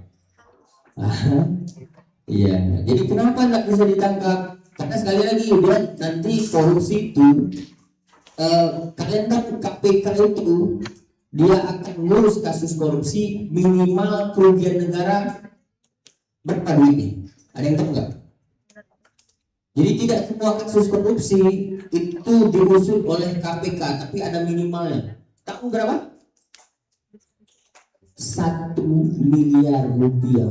Jadi kalau ada kerugian negara yang minimal 1 miliar rupiah, KPK baru turun tangan. Jadi kalau masalah-masalah yang kayak gitu biasanya dia masih di level bawah. Biasanya dilimpahkan oleh pihak kepolisian. Cuma yang jadi masalah kepolisiannya ikut-ikutan problemnya di situ. Ya enggak? Ya, sekarang kita hanya bisa menghindarinya saja. Kenapa tidak ditangkap? Ya karena itu sudah menjadi lingkungannya. Paham nggak maksud saya? Partai politik ada backingnya, ada ini, ada itu, ada pihak polisian, biasanya ada ini, ada itu. Hasil itu tadi mereka ada saja alasannya bahwa ini bukan korupsi. Nanti ada kok terjadi juga di lingkungan kampus kalian sendiri. Jadi ada hak pemberian suatu pemberian yang harus wajib dilaporkan kepada KPK sebenarnya. Misal menerima uang sejumlah minimal 1.500.000 itu wajib dilaporkan. Kalau di bawah itu masih dianggap lumrah. Nah, tapi dulu 1 juta itu wajib lapor. Misalkan saja seorang ketua jurusan menerima sesuatu gitu ya, itu kalau masih di bawah 1 juta itu masih nggak apa-apa lapor, nggak lapor ke KPK. Tapi kalau di atas 1 juta penerimaannya itu wajib dilaporkan. Nanti biar pihak KPK yang menentukan duit ini wajib dibalikan atau kemana. Banyak ya. Kalau kita tahu siapa yang memberikan, tolak atau kita kembalikan. Tidak minimal wajib lapor, dia wajib lapor ke KPK. Intinya itu. Yang jadi masalah, orang menerima itu tidak ada laporan. Gimana KPK mengusut kalau tidak ada laporan? Tindak kejahatan itu kalau nggak ada yang lapor, gimana mengusutnya? Kira-kira seperti itu. Ya, saya harap itu bisa menjawab pertanyaannya ya. Ya sekali lagi tepuk tangan dong. Cepat aja namanya. Baik, mungkin segitu saja dari saya. Mohon maaf Pak Laila, udah minta waktunya. Mungkin segitu dari saya kedengar kita sudah lihat. Assalamualaikum warahmatullahi wabarakatuh. Terima kasih Peter atas materinya yang sangat informatif dan semoga materi yang sudah dipaparkan tadi dapat bermanfaat untuk kita semua.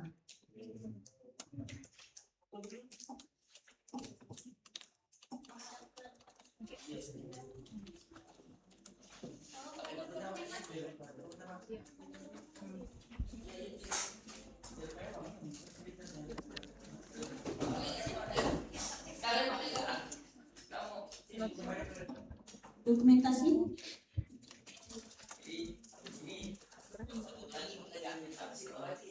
Tim dokumentasi.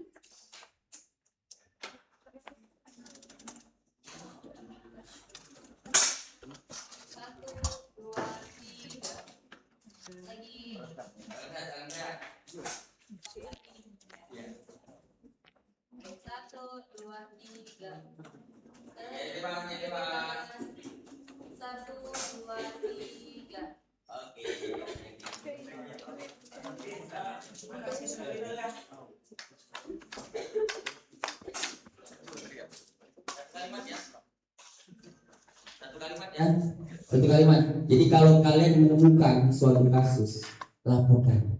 Ya, karena kalau nggak ada laporan, orang tidak bisa masuk. Jadi kita ya.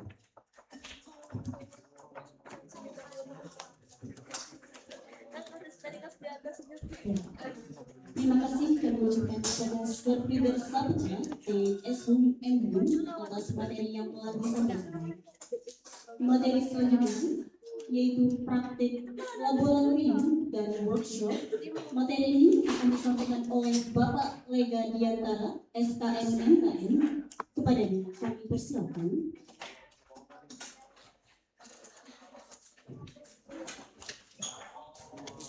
Assalamualaikum warahmatullahi wabarakatuh.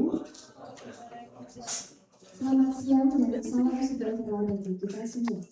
Yang kami hormati Bapak narasumber, panitia PKKMB serta seluruh seluruh mahasiswa baru program studi D3 Kesehatan Lingkungan tahun 2020. Perkenalkan, saya perkenalkannya yang pada kesempatan ini akan bertugas sebagai moderator dalam sesi penyampaian materi. Selamat datang kepada seluruh mahasiswa baru. Semoga melalui sesi ini teman-teman dapat memperoleh wawasan, pengetahuan, dan edukasi yang bermanfaat sebagai bekal untuk menjalani perkuliahan di program studi ini. Selanjutnya, izinkan saya memperkenalkan narasumber kita pada sesi kali ini yaitu Bapak Lega. Bisa diangkat SKM MKM. Beliau akan menyampaikan materi mengenai praktek lab dan workshop.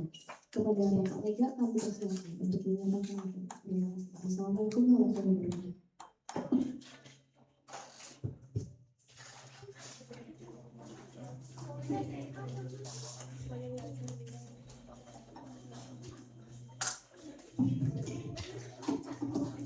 Assalamualaikum warahmatullahi wabarakatuh. Apa kabar? Baik. Lemes banget. Tadi udah dikasih materi yang kiranya berat ya. Kita bahas korupsi, kita bahas gratifikasi. Sekali ini perkenalkan dulu. Nama saya Lega Bisabiantara. Jadi adik-adik sekalian bisa panggil saya Pak Lega. Biasanya kakak-kakaknya panggil saya Pak Lega. Selain mengampu mata kuliah di sini, saya juga sebagai koordinator laboratorium. Jadi seluruh yang nantinya berhubungan dengan laboratorium itu akan berhubungan dengan saya. Saya juga ada, tadi mungkin sudah kenal sama Bu Tata Bu Mitahul Rizkian. Ingat ya? Nah itu saya dan Bu Tata yang menjadi pengelola laboratorium. Selain itu juga saya sebagai namanya itu koordinator UKM, pembina UKM futsal dan basket. Jadi kalau ada adik-adik yang ikut di UKM itu pasti berhubungan sama saya juga. Oke ya. Jadi kalau kita ngomong laboratorium, saya yakin adik-adik di sini udah paham lah, apa itu laboratorium. Di sekolahannya, waktu di SMA itu pasti ada nggak? SMA yang nggak ada laboratorium? Hampir nggak ada. Kok penting sih laboratorium yang ada di Poltekkes ini? Kenapa bisa penting? Ada yang bisa kasih tanggapan? Kok sampai penting? Kok sampai dibahas sesi ini? Ada? Coba satu aja coba. Yang ini aja. Kok penting sih laboratorium? Siapa namanya? Baik, nama saya Johanna Aisyah dari program studi D3 Sanitasi.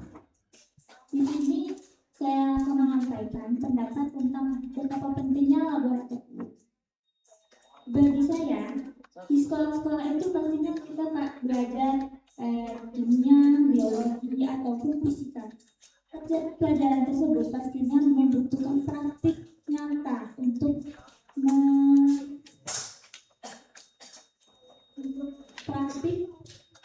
mempraktikkan hasil materi yang telah dipelajari.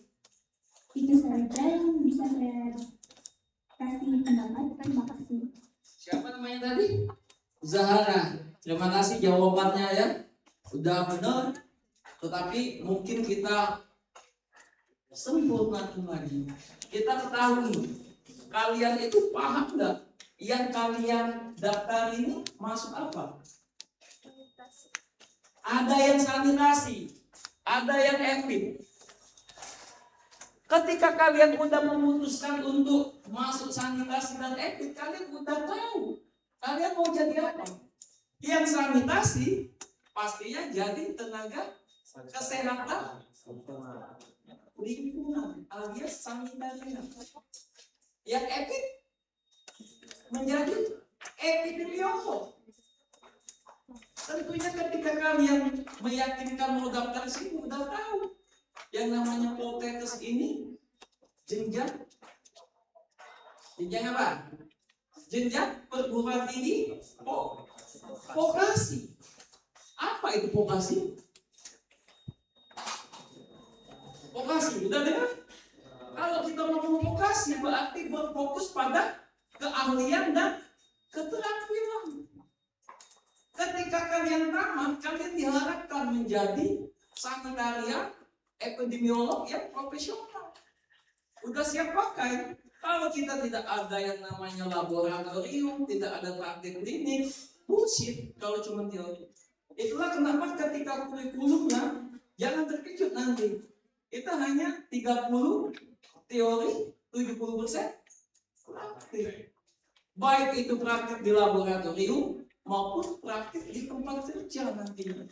Kayak puskesmas, kayak misalnya nanti ke BKK tadi, BPKL, maupun ke industri-industri lain. Itulah kenapa kita open ternyata. Ibarat kita kalau misalnya belajar mobil, yang kalian ketahui tentang apa itu gas, apa itu kopling, apa itu tangki bensin, itu teori kalau di perkuliahan.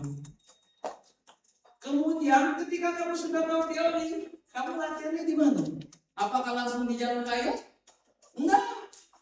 Di tempat yang sepi, di lapangan, di Stadion Sriwijaya, Stadion Kamboja, Stadion Jakabaring biasanya.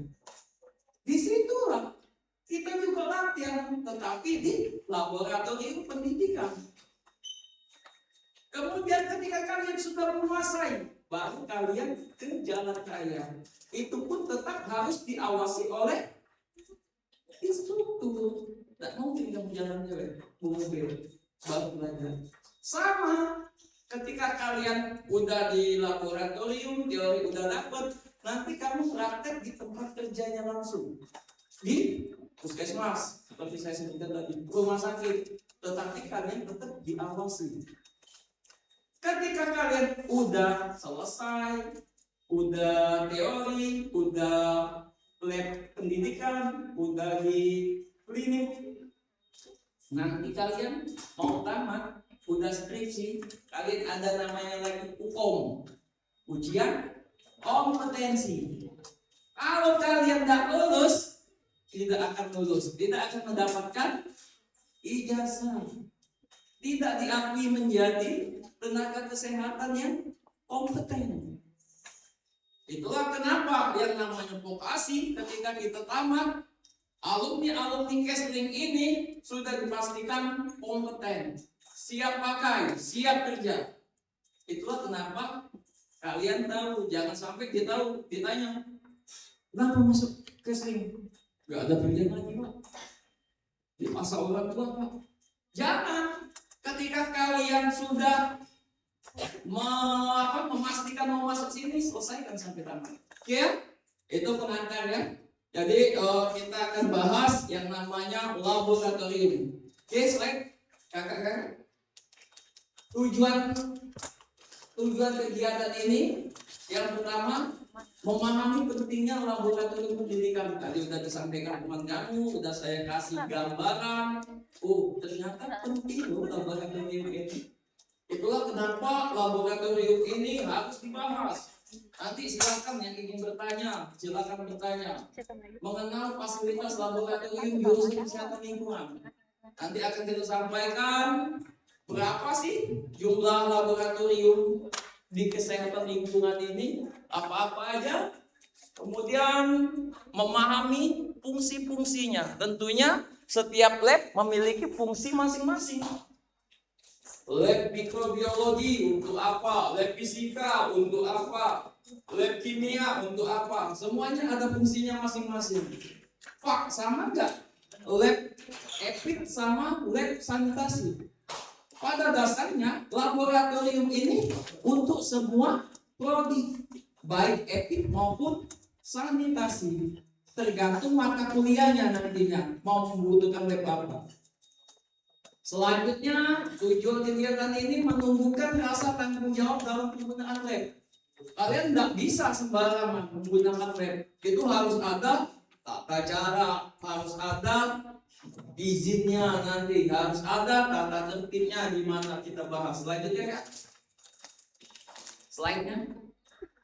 Jadi kalau kita ngomong laboratorium itu banyak. Yang namanya kalau di pendidikan, baik itu di SMA, di kuliah, itu namanya laboratorium pendidikan. Ada juga nama laboratorium medis komersil. Contohnya kayak Prodia, BDKL, laboratorium di rumah sakit, di puskes. Itu biasanya laboratorium medis komersil, berarti khusus untuk komersil. Kalau kamu nak periksa apapun bayar. Berbeda dengan laboratorium pendidikan. Laboratorium pendidikan adalah unit penunjang akademik. Jadi kalau kita ngomong unit penunjang akademik berarti sarana prasarana dari kampus. Baik di sekolah maupun perguruan tinggi yang menyediakan fasilitas untuk kegiatan pendidikan, penelitian, dan pengabdian pada masyarakat. Jadi semua tridharma perguruan tinggi itu mau nggak mau, suka nggak suka pasti berhubungan sama lab.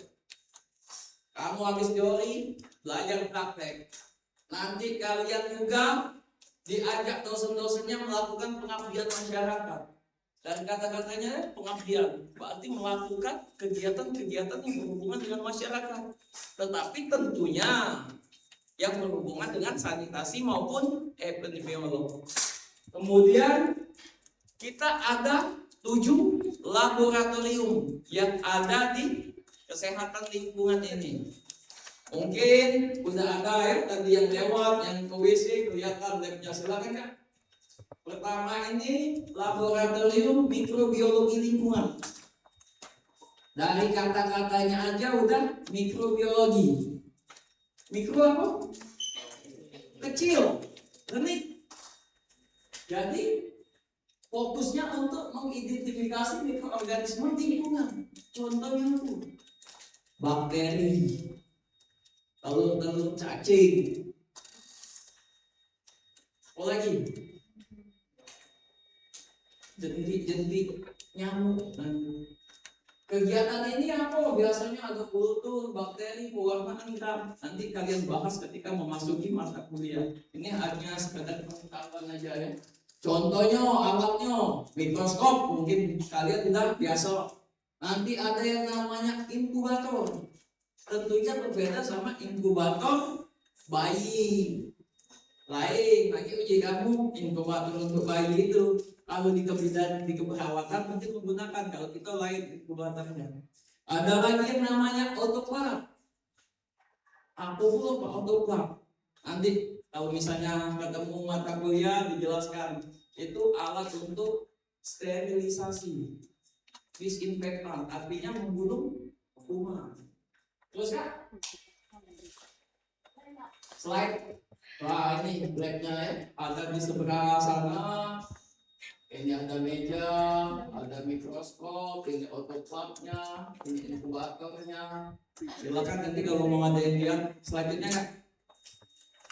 Ada lagi yang namanya laboratorium vektor dan binatang pengganggu.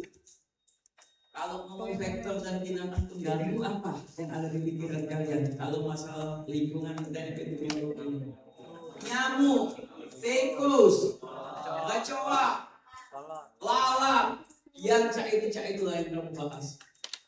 Yang kamu analisa dari telurnya sampai dia jadi jentik, dari apa dan perkembangbiakannya, itu yang akan kita analisis. Itu ada labnya sendiri, ada mata kuliahnya sendiri. Oke, selanjutnya Kak. Nah, ini sama ya, di sebelahan aja. Terus kimia lingkungan. Kalau misalnya kita ngomong kimia berarti yang berhubungan dengan zat-zat kimia. Contohnya kalau kalian makan bahan makanan itu mengandung apa? Pengawet, formalin, borak, rodamin, pewarna. Itulah yang kita cek di lab ini. Itulah yang kita pastikan bahwa makanan minuman yang kita makan itu aman dan higien nantinya. Selanjutnya Kak. Nah ini labnya paling ujung ya. Selanjutnya lagi ada yang namanya laboratorium bengkel kerja. Wih, keren ya. Jadi di Keslink ini adanya bengkel. Kalau kita ingat bengkel berarti untuk motor. Dan motor baik ya. Kalau istilah itu workshop, berarti workshop ini tujuannya untuk membuat alat-alat kesehatan lingkungan yang sederhana. Kayak kalian bikin filtrasi atau penyaring, kalian bikin kontlok dari sampah-sampah plastik, kalian bikin Seluruh alat-alat sederhana bisa kalian bikin di sini. Di sana banyak. Ada bor, ada gergaji, ada semua alat-alat tukang. Nanti kalian terbiasalah besi yang tak biasa pegang besi behel, terasa lagi kamu besi behel apa-apa. Di situ kalian nanti mengaplikasikan teori apa yang ingin kalian buat, alat-alat sanitasi sederhana maupun alat-alat epidemiolog sederhana. Selanjutnya Kak. Nah ini ya bentuknya. Selanjutnya ada lagi laboratorium fisika, industri dan keselamatan kerja. Berarti kalau kita mau fisika, kita nanti akan membahas tentang fisik, kayak misalnya cahaya, penghawaan, udara, apalagi kelembapan, angin, itu dihitung semua. Disinilah alat-alat itu ada. Nanti kita belajar aliran udaranya dihitung, kelembapan tempat kerja ini, kelembapan kelas ini berapa, sesuai standar dah. Pencahayaannya dihitung ini berapa sih, berapa lu digunakan untuk aula kayak ini cocok nggak? Karena setiap tempat berbeda. Di ruang operasi cahayanya tentu akan berbeda sama ruang tunggu pasien. Ya, selanjutnya. Oke, lanjut. Ada lagi laboratorium penyakit menular. Ini biasanya nantinya dia akan mempelajari mekanisme penularan pencegahan penyakit menular berbasis lingkungan. Jadi kalau kamu ngomong penyakit menular, tahu tak contoh penyakit menular? Hah? DBD. Apa? Batuk bisa ya, TBC gitu ngomong. Kalau batuk biasanya dianggap bukan terlalu penyakit. Cacar yang bisa menyebabkan penyakit wabah KLB, kejadian luar biasa wabah. Itulah tugas kalian menganalisis kok bisa terjadi sini, mana cara kita solusinya menanggulanginya biar tidak terjadi dan lain-lain. Oke, selanjutnya ada lagi penyakit satu lagi tidak menular. Kalau tadi menular, ada jadi yang tidak menular. Penyakit tidak menular ini penyakit pembunuh nomor 1 di Indonesia. Banyak.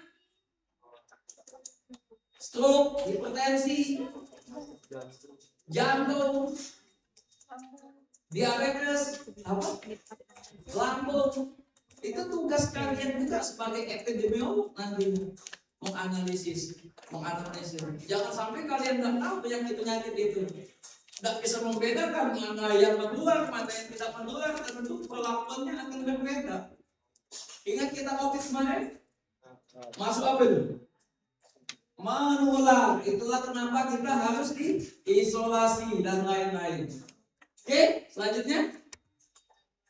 Ini kalau 30 menit sebenarnya kurang membahasin, tapi tidak apa-apa lah ya. Langsung. Etika. Jadi harus ada yang namanya tata tertib di laboratorium. Pertama, gunakan APD sesuai standar biar tidak terjadi yang namanya kecelakaan kerja, tidak mencederai mahasiswa. Gunakan juga jas lab, wajib setiap masuk lab wajib menggunakan jas lab. Kemudian ikuti instruksi dosen maupun laboram. Kemudian jaga kebersihan laboratorium dan alat. Kemudian laporkan kalau ada kerusakan atau barang yang hilang. Pak, kalau ada yang rusak dan hilang, kalau kelalaian kita ganti. Tetapi kalau memang ini rusak, kalian sudah mengikuti instruksi kerja alat, sudah mengikuti instruksi dosen, ya nggak akan diganti. Tetapi kalau kalian atas kelalaian kalian diganti. Yuk selanjutnya. SOP ya. Laboratorium digunakan untuk kegiatan pendidikan, penelitian, dan pengabdian masyarakat. Silakan gunakan laboratorium sesuai fungsinya. Kalau kamu nak nge-lab habis teori praktek silakan, pengabdian masyarakat silakan, penelitian silakan. Mahasiswa wajib mengajukan peminjaman H-1. Jangan nak nge-lab baru nak minjem. Karena apa yang namanya di casting ini banyak, sedangkan lab cuma 7. Harus dipersiapkan, baik itu labnya maupun peralatannya maupun alat-alatnya, itu tidak bisa disiapkan di hari-harinya. Jadi wajib H-1, paham ya? Ketika kalian minjem H-nya, tidak akan saya pinjamkan. Jadwal praktik sesuai jadwal akademik, oke. Dilaksanakan sesuai alokasi, oke. Penggunaan lab di luar jadwal harus seizin kepala lab. Jadi Pak, kami boleh tidak Pak minjem di luar hari? Kalau kita sampai Jumat, Sabtu boleh tidak Pak? Kalau memang sesuai, saya pinjamkan, tetapi dengan tanggung jawab yang akan kalian terima. Oke, selanjutnya pemberian saksi mengganti alat yang rusak, oke. Tidak memperkenalkan menggunakan fasilitas lab, tidak memperoleh keterangan bebas lab. Saya harap kalian semua tidak melakukan kesalahan yang membuat kalian terkena sanksi-sanksi begini. Oke ya? Oke? Wah, kutipan. Ini Pak Abdul habis kalau lah kutipan ini. 1 kali praktek langsung di laboratorium lebih berharga daripada 1000 teori yang hanya dibayangkan. Karena kalau kita lakukan biasanya pasti lebih teringat langkah-langkahnya daripada kamu bayangkan. Sampai kamu nak masak apapun cuma kamu bayangkan tidak terasa kan?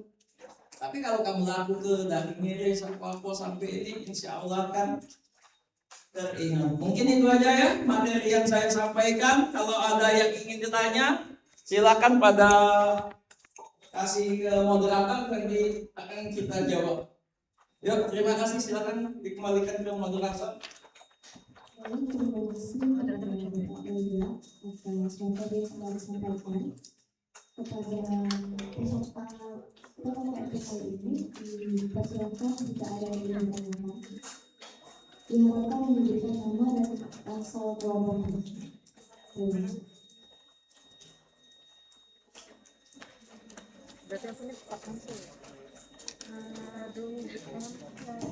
Silakan, udah paham, udah jelas. Hah? Ayo silakan. Di luar lab juga enggak apa-apa. Kalau memang ingin ditanyakan, ada yang mengganjal. Pak, aku ini bingung sebenarnya Pak, nak masuk ke sini ini, nak jadi apa aku nih aja. Jadi saya harapkan ketika kalian masuk ke sini, kalian tuh udah tahu. Kalian ditanya sama tetangga, kuliah di mana? Di Poltekkes, dulu kan sanitasi, apa dia sanitasi? Nggak tahu aku. Apa tidak epidemiolog? Nggak tahu aku.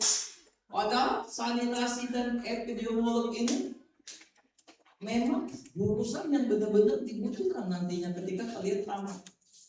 Hampir tidak ada mahasiswa alumni kita yang nganggur.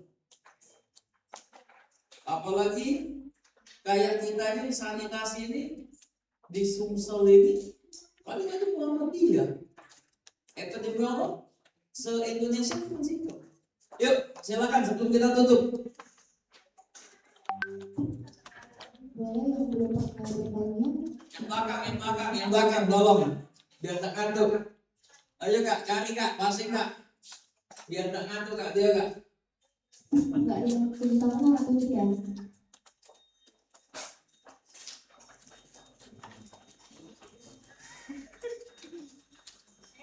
Panas ya. Nah, ini contohnya yang nanti kalian inspeksi sesuai enggak penghawaan ruangan ini dengan standar. Kalau kamu lakukan saja ini berarti tidak sesuai standar. Berarti solusinya sebagai sandiran epidemiolog cak mana lagi? Tambah sih Pak. Apa jumlahnya, mahasiswanya dikurangi, jangan terlalu banyak biar tak panas. Itu tugas kita nanti. Memberikan solusi-solusi kesehatan lingkungan. Cari bega sih kok Kak.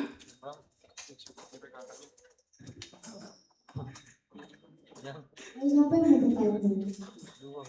Kasih hadiah kak, biar mereka ini kak antusias. Siapa yang mau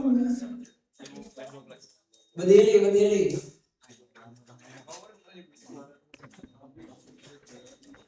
Nggak apa-apa yang ingin berbagi pengalaman, Pak.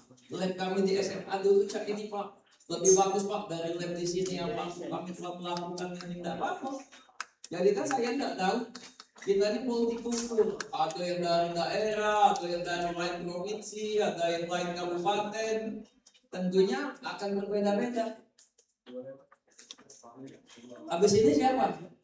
Win, Pak Epul. Ini udah jelas, udah ngantuk, udah capek. Semuanya Pak, udah semua, udah dari jam 5 kami tadi. Cukup ya? Oke ya, kalau cukup saya akhiri sesi kali ini tentang pentingnya laboratorium pada jurusan kesehatan lingkungan. Sudah saya bahas tadi. Oke, silakan saya kembalikan lagi ke moderator. Oke, baik, demikian sesi penyampaian materi pada kesempatan ini kami mengucapkan terima kasih yang sebesar-besarnya kepada Bapak Ega atas ilmu dan wawasan yang telah Bapak sampaikan. Semoga materi yang diberikan dapat menjadi bekal dan pengantar bagi seluruh mahasiswa baru berikut pendidikan sebelumnya. Apabila selama bertugas sebagai moderator terdapat kekurangan atau kesalahan dalam pengambilan acara, saya mohon maaf yang sebesar-besarnya. Saya selaku moderator yang menyampaikan acara kepada dalam acara. Terima kasih sekali lagi dan terima kasih. Terima kasih mengucapkan kepada Bapak William Bisadian Jana, SKMMKM atas materi yang telah diberikan. Semoga melalui materi ini seluruh mahasiswa dan memperoleh gambaran mengenai kegiatan praktikum dan workshop yang akan dijalani selama proses perkuliahan. Oke ya, saya pamit ya. Assalamualaikum.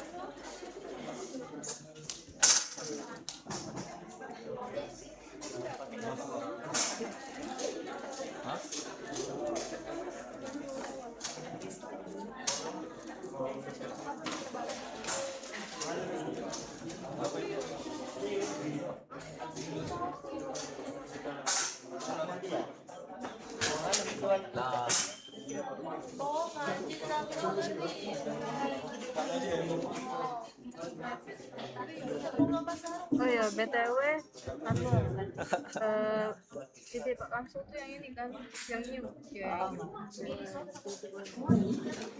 Materi selanjutnya adalah pengenalan sumber daya manusia jurusan kesehatan lingkungan yang akan disampaikan oleh Bapak Kemas Muhammad Saifullah. Kepada kami persilakan.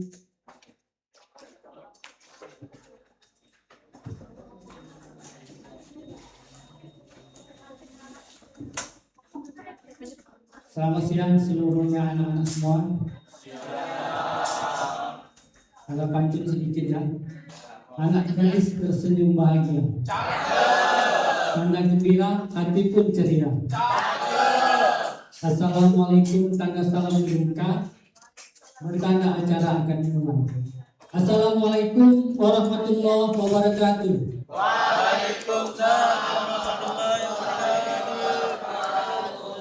Puji syukur marilah sama-sama kita panjatkan kehadirat Allah Subhanahu wa Ta'ala, yang mana hingga siang hari ini kita masih diberikan banyak nikmat, terutama nikmat kesehatan dan nikmat kesempatan sehingga semua kita bisa berkumpul bersama-sama di ruang kelas prodi epidemiologi ini dalam rangka PKKMB tahun 2026.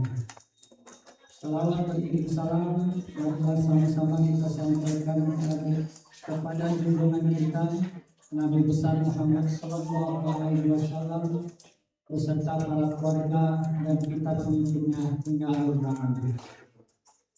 Perkenalkan, nama saya Daniel Sahidaya, operator layanan pendidikan, bekerja di Polres Palembang ini semenjak tahun 1998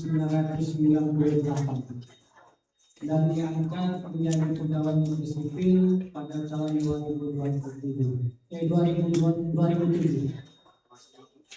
Tidak banyak yang saya akan sampaikan kepada anak-anak semua. Saya akan memperkenalkan narasumber kita pada siang hari ini. Narasumber yang akan menerangkan ataupun memaparkan sumber daya manusia dan struktur organisasi di Politeknik Kesehatan, lebih spesifiknya jurusan Kesehatan Lingkungan, yang mulai berdiri dari tahun berapa terus hingga sampai sekarang, baik itu dari akademik, kemahasiswaan ataupun teknik yang lainnya. Baiklah, akan kita mulai perkenalan narasumber yang sudah hadir pada siang hari ini. Nama lengkap narasumber kita yaitu Bapak Kemas Muhammad Saifullah, atau biasa dipanggil Pak Saiful ataupun Pak Ibu. Lahir pada tanggal 22 September 1998. 1988. Pendidikan terakhir SMA Islam Az-Zahra tahun 2007. Sekarang ini sedang menapaki jenjang pendidikan strata 1 di Universitas Terbuka. Jurusan Ilmu Perpustakaan. Mempunyai 1 orang istri dan 2 orang anak, 1 laki-laki dan 1 perempuan. Beralamat di Jalan K. Atari, Lorong Laksa, nomor 35, RT 1, RW 2, RW 01, Kelurahan Manglung, Kecamatan Sudramayu 1, Kota Palembang. Untuk mempersingkat waktu, marilah sama-sama kita mendengarkan paparan dari narasumber mengenai sumber daya manusia ataupun struktur organisasi Politeknik Kesehatan jurusan lingkungan. Kita beri aplaus dulu kepada narasumber.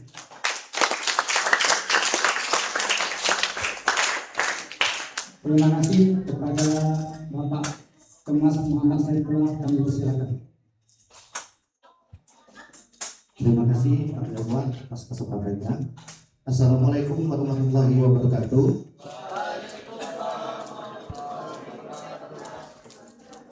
Selamat siang, kabarnya masih segar? Sudah materinya perkenalan SDM dan struktur organisasi jurusan Kesehatan Lingkungan. Oke, next materi. Organisasi adalah wadah kerjasama antara beberapa orang yang memiliki tujuan bersama dan diatur dalam suatu struktur agar tujuan tersebut dapat tercapai secara efektif dan efisien. Jadi organisasi itu wadah tempat banyak orang yang mempunyai fungsi dan tugas masing-masing, tetapi memiliki satu tujuan yang sama. Untuk mencapai tujuan itu sesuai dengan arahan dari pimpinan. Oke, next ya. Ini sejarah singkat tentang jurusan Kesehatan Lingkungan. Ini nanti akan dijelaskan oleh Kajul ya. Sejarah singkatnya, sekolah Kesehatan Lingkungan ini mulai dari sekolah pembantu pemilik izin SPPH Provinsi Sumatera Selatan, terus menjadi Akademi Kesehatan Lingkungan Pemprov. Di tahun 2018 menjadi prodi D3 Kesehatan Lingkungan sekaligus jurusan Kesehatan Lingkungan. Setelah itu berganti lagi menjadi prodi D3 Sanitasi. Di tahun 2021 pembukaan prodi baru, prodi pengawasan epidemiologi. Jadi jurusan Kesehatan Lingkungan ini mempunyai dua prodi sanitasi dan prodi pengawasan epidemiologi. Oke, next.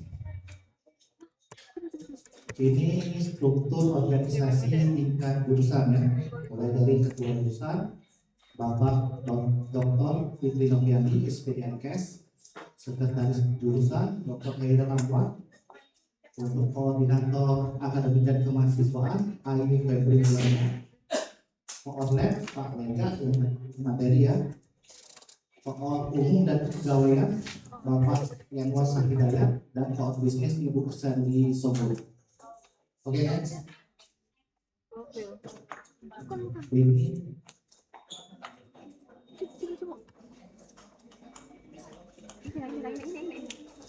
oke, coba yang di materi yang struktur organisasi bukan? Iya Pak, bentar. Ada nggak? Bentar.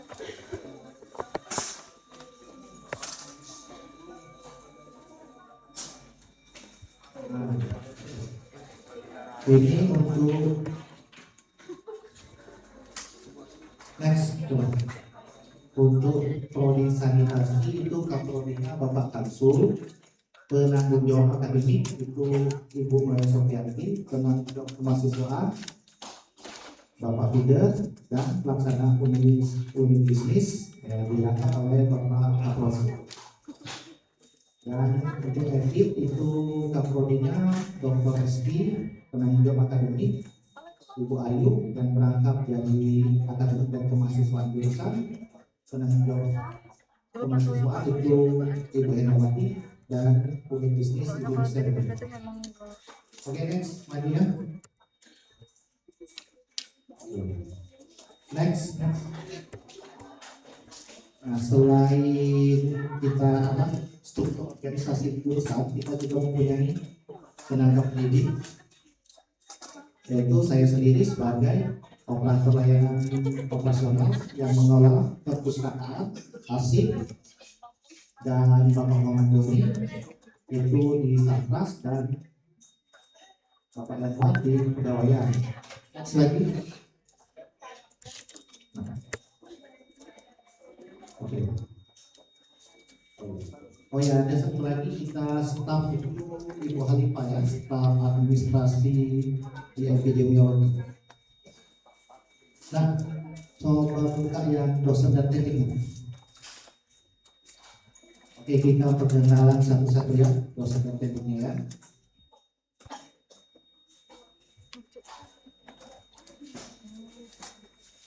Oke, ini Ibu Maya Sofianti. Ingat mukanya ya, ada kamu. Ibu itu siapa Pak? Ibu itu siapa Pak?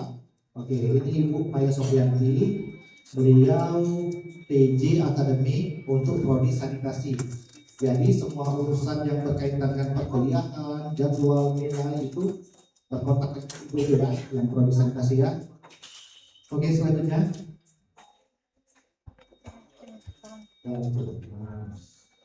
Ini Bapak Sukarjo, dosen di prodi sanitasi ya. Selanjutnya, nah ini Bapak Kanjeng kita ya. S1 Unisri, S2 UI, S3-nya UI. Oke, selanjutnya ini Bapak Priyadi, yang ini dosen yang sekarang sedang tugas belajar ya. Oke, selanjutnya. Nah ini Bapak Sekjur, sekretaris jurusan. Kebetulan beliau sedang dinas kepala. Oke, selanjutnya ini Bapak kita, Bapak Absul SSDNKes selaku Ketua Prodi jurusan sanitasi. Oke, selanjutnya Nah ini dosen termuda Ibu Miftahul Rizkia.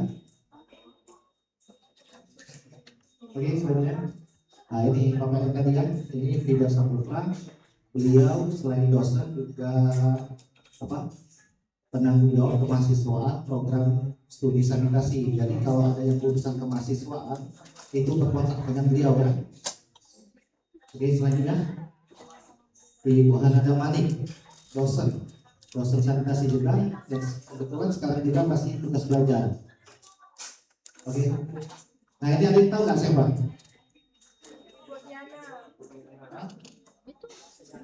Ini Ibu Diana Fianti, dosen sanitasi sekaligus Wakil Direktur 1 Poltekkes Kemenkes Palembang. Ya, beliau. Oke, selanjutnya Bapak Eva Rusdian Tamsil Eskep Nos Enkes. Ini dosen kita juga, dosen sanitasi, sekarang sedang tugas belajar. Ya, selanjutnya, nah ini Bapak tadi, Bapak Lega bisa diantara. Bapak ini PD Laboratorium jurusan sekaligus prodi sanitasi. Kalau urusan lab, dan Bapak itu ya. Nah ini siapa ini? Oke, next. Ini ya.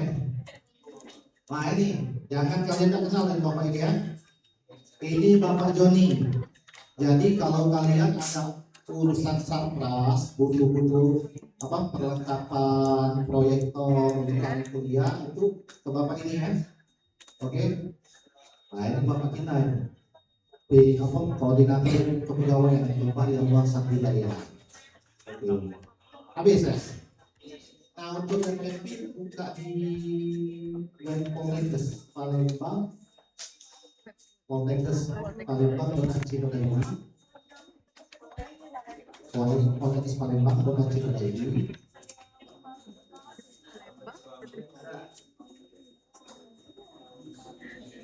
Oke, klik dulu. Bukan, klik di Poltekkes Palembang ya. Pojok itu nah. Masuk ke webnya. Pilih program studi habis itu. Pilih kesehatan lingkungan. Pilih kesehatan lingkungan.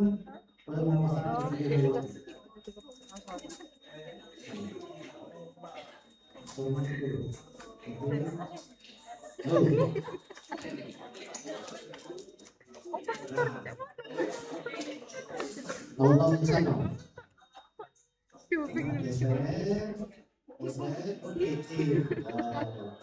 Pilih tentang kami, pilih dosen dan teknik. Atas itu ada tentang kami. Pilih dosen dan teknik. Oke.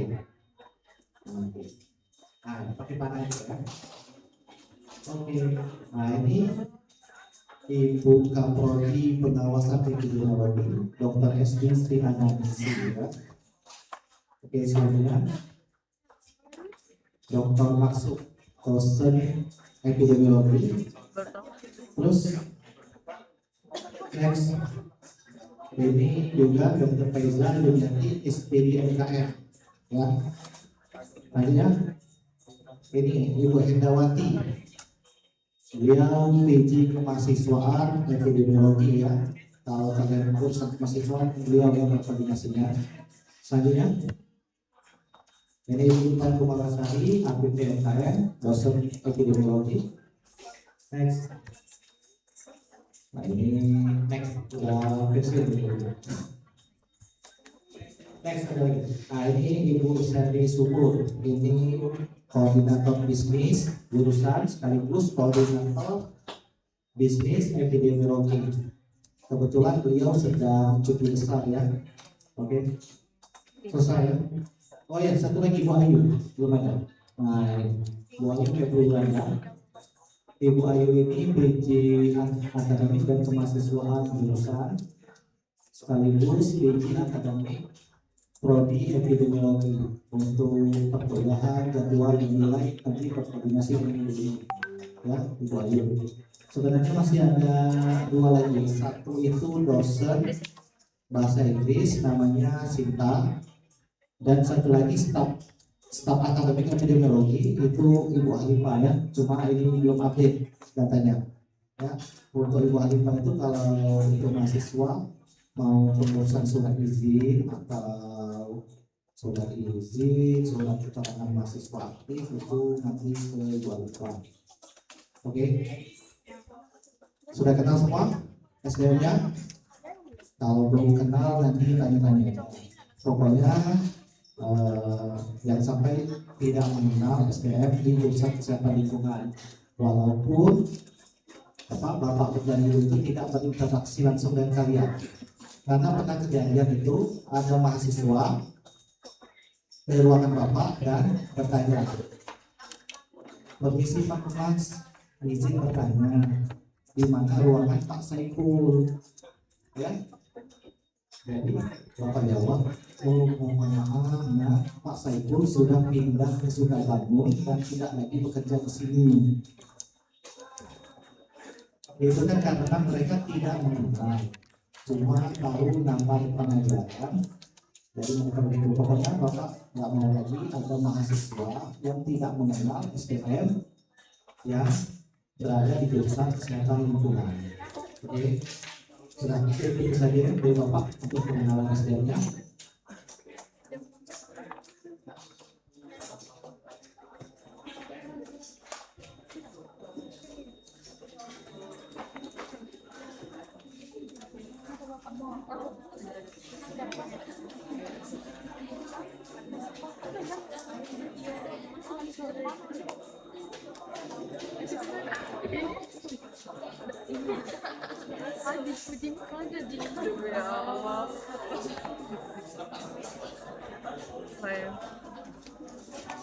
Baiklah anak-anak semua, karena waktunya sudah pas pada waktu pukul 14.30, maka sesi pengenalan SDM dan sumber daya manusia ini dan struktur organisasi Politeknik Kesehatan khususnya di jurusan kesehatan lingkungan saya kira cukup sampai di sini.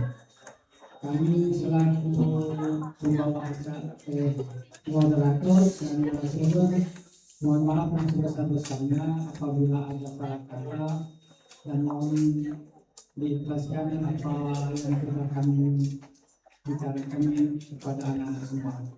Untuk itu kami ucapkan terima kasih, kami akhiri. Wassalamualaikum warahmatullahi wabarakatuh.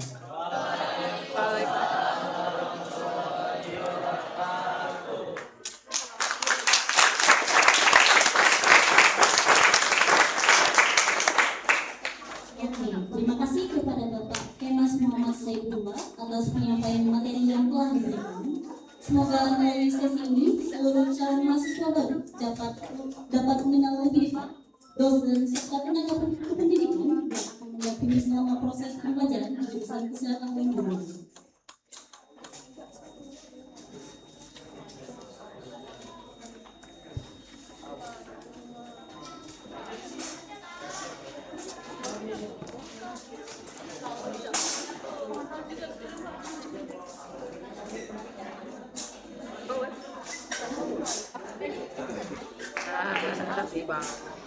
Mobilnya bisa.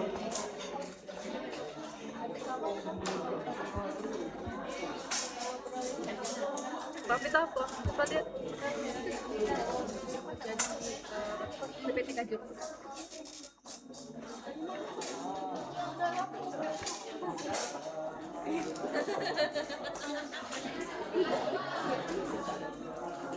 Selanjutnya, adik-adik mahasiswa baru akan diperkenalkan dengan organisasi kemahasiswaan yang ada di jurusan kesehatan lingkungan, yaitu himpunan mahasiswa jurusan kesehatan lingkungan.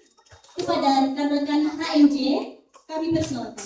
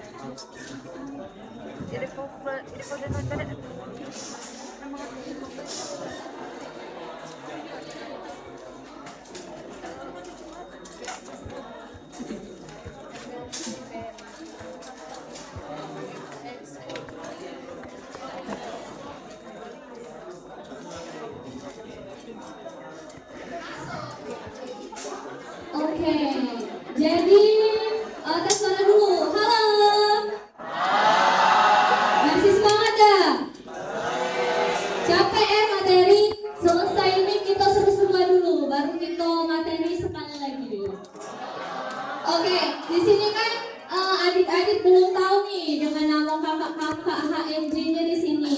Jadi di sini sekalian perkenalan nama kakak-kakaknya, terus perkenalan juga apa sih HMJ itu? Boleh Kak? Oke, terima kasih Kak. Yang boleh next. Oke, jadi di sini kakak mau jelasin sejarah dari HMJ Casting terlebih dahulu ya.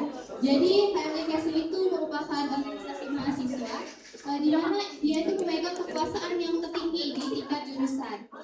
Untuk organisasi ini sendiri itu berfungsi sebagai forum mahasiswa jurusan casting yang memiliki peran sebagai sarana untuk mahasiswa kesehatan lingkungan melalui kebijakan dan kerja nyata, serta berperan aktif dalam usaha pengembangan pendidikan, penelitian, pemberdayaan masyarakat khususnya dalam kesehatan lingkungan. Oke, jadi untuk keanggotaan dari himpunan mahasiswa jurusan ini sendiri itu terdiri dari mahasiswa dari program studi Diploma 3 Sanitasi dan dari mahasiswa program studi Diploma 3 Pengawasan Epidemiologi. Mungkin bisa di next. Nah, jadi untuk struktur organisasi dari HMJ itu sendiri di koordinator langsung oleh Ketua Jurusan Kesehatan Lingkungan Poltekkes Palembang yaitu Bapak Dr. Izin Noviadi, lalu dikoordinatori oleh koordinator kemahasiswaan Bu Ayu yang tadi masih ingat kan Bu Ayu? Nah, kalau kalian gabung di HMJ itu pembina kita. Terus lanjut ke bawah ada gubernur mahasiswa, ada wakil gubernur mahasiswa, ada sekretaris, ada wakil sekretaris, ada humas, ada bendahara, ada wakil bendahara. Lalu di HMJ sendiri itu ada 6 dinas. Yang pertama ada dinas kesekretariatan, ada dinas PSDM, dinas kesehatan, dinas kominfo, dinas sosial, dan dinas pendidikan. Mungkin bisa di next.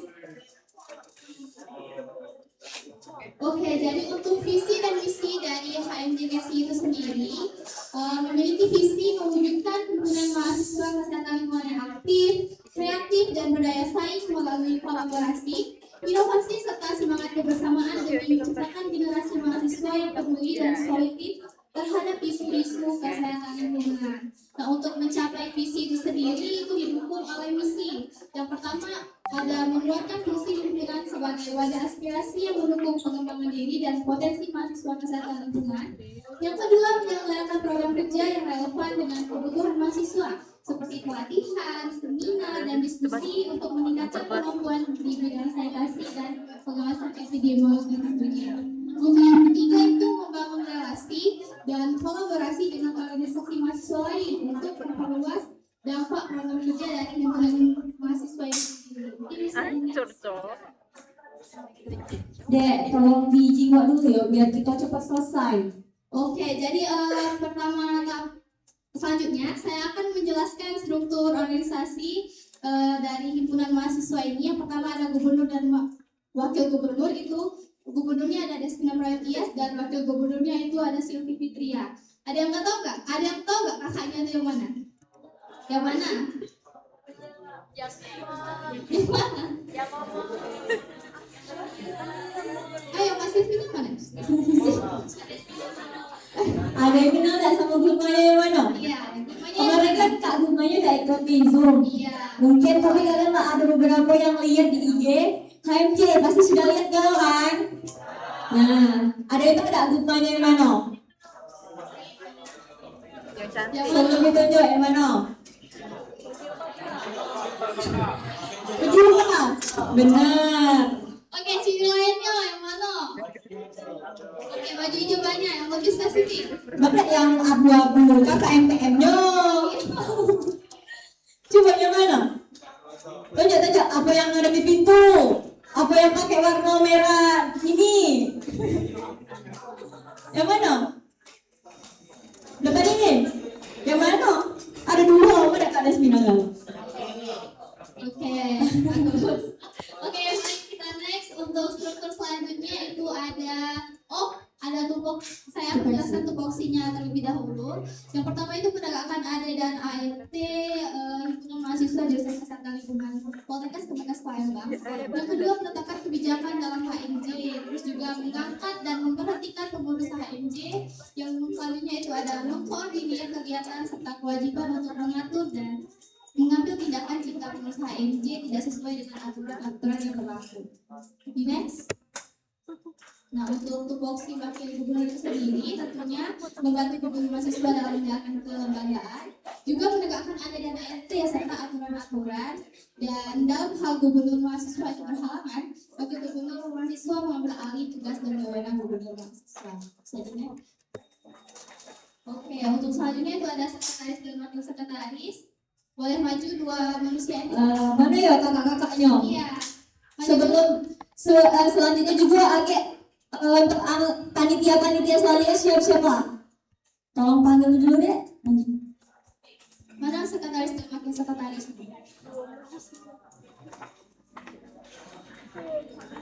Kamu di skip ini. Nah, ini dia kakak sekretaris kita. Oke, jadi untuk sekretarisnya itu ada Mutiara Sakina dan wakil sekretarisnya itu Aulia Sarin Maredianti. Hai.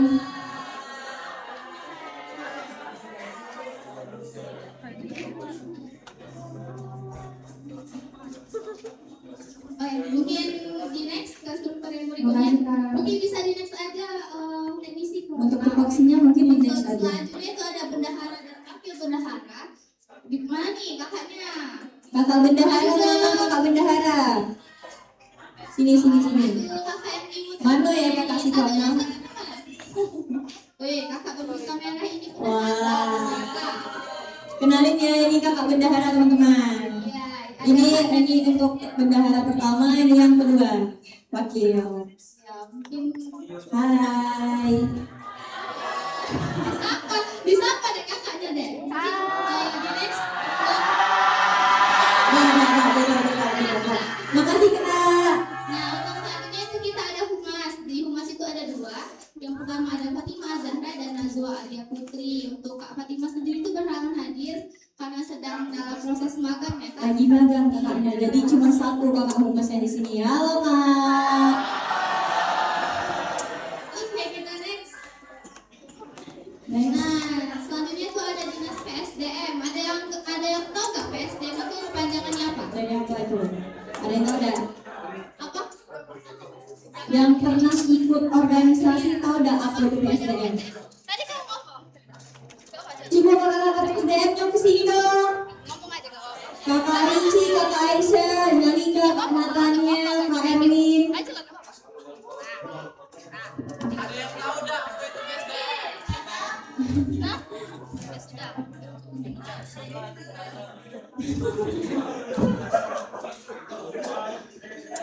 Ayo. Apa itu PSDM? P-nya apa? SDM. Ini nggak tahu kepanjangan PSDM. Ah, sudah ini. Lanjut. Belakang dulu aku. PSDM. Ada yang tahu kepanjangan PSDM? Kak, ada yang tahu sama Kak? Kak izin kak, caknya waktunya ini mepet deh kak. Oh ya sudah, mungkin untuk PSDM itu kepanjangannya bisa dijelasin oleh ketua dinasnya. Oke, baik, terima kasih. Jadi saya bakal jelaskan secara singkat aja ya, karena waktu kita terbatas.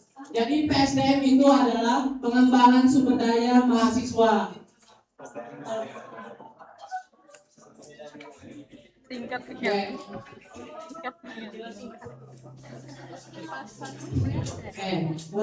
semoga kedepannya masih bisa diingat ya. Buat adik-adik juga siapa tahu ada yang berminat bergabung di HMJ ini ya. Sudah tahu ya mana ketuanya? Dikasih ketuanya dan ini anggota-anggota. Iya, jadi kemarin itu sempat ada yang bingung, Kak Rinci itu cewek atau cowok? Jadi Kak Rinci itu cowok ya guys? Oke, mungkin bisa di next ke dinas berikutnya. Oke, dinas berikutnya itu ada dinas kesehatan. Mana nih kakak-kakak kesehatan? Oke, dari dinas kesehatan itu ketua dinasnya itu Fitri Ramadhani dengan anggota Nabila Zata Armani, Azana Adifa, Elinda, dan Ahmad Hairul Iksan. Untuk Kak Iksan sendiri itu juga berhalangan karena sedang magang. Saya juga kakaknya, halo. Fitri sebagai ketuanya dan ini anggota-anggotanya. Terima kasih Kak. Kesehatan. Kita lanjut ke dinas berikutnya, ada dinas kesekretariatan. Mana nih kakak-kakaknya? Kestari, mana Kestari? Kak.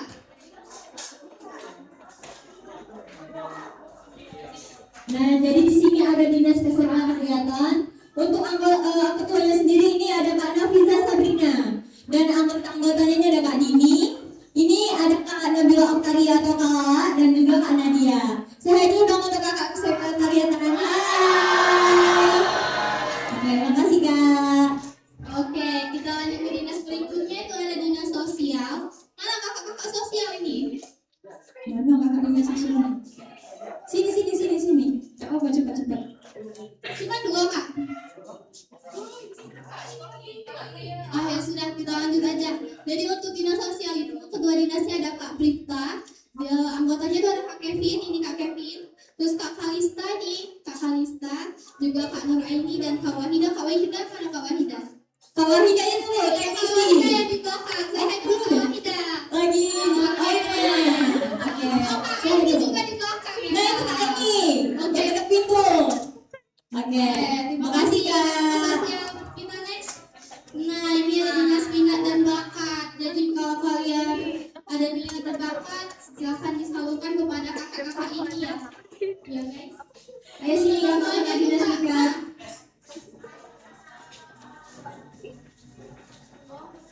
Oke.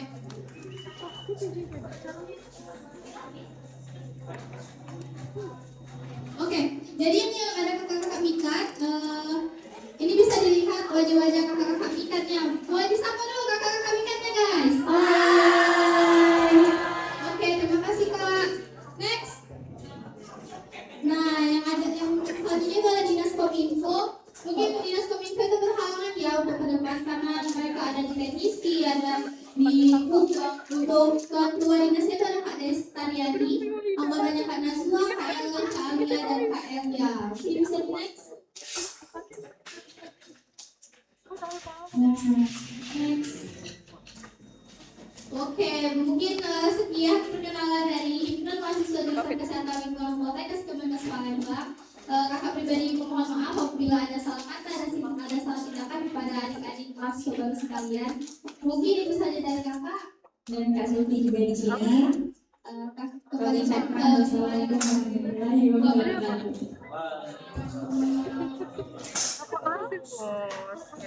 Baik, terima kasih kepada seluruh rekan pengurus HMJ yang telah memperkenalkan organisasi mahasiswa di jurusan kesehatan lingkungan.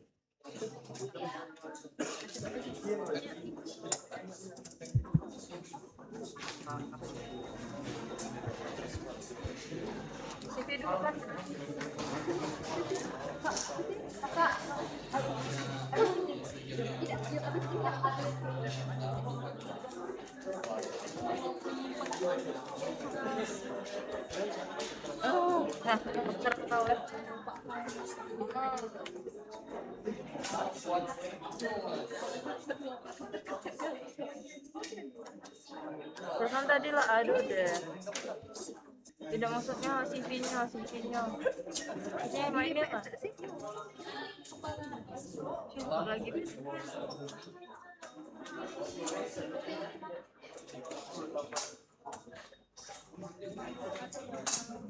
Bawa ini.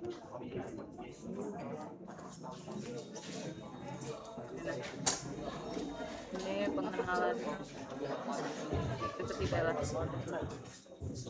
Ujungnya.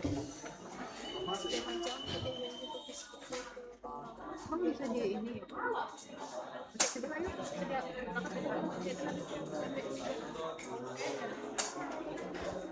Kecil pakai. Allah.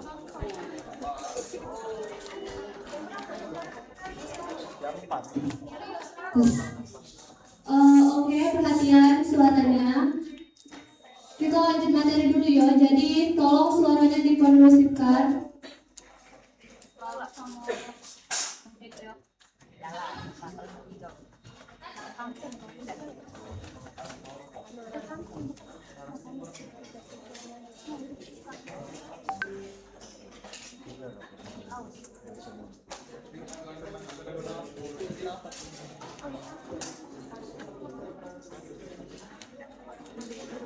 Berapa nih?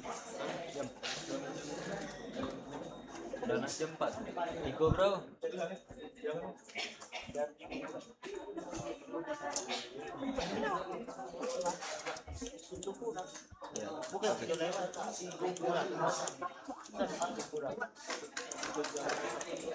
Aduh, sorry guys.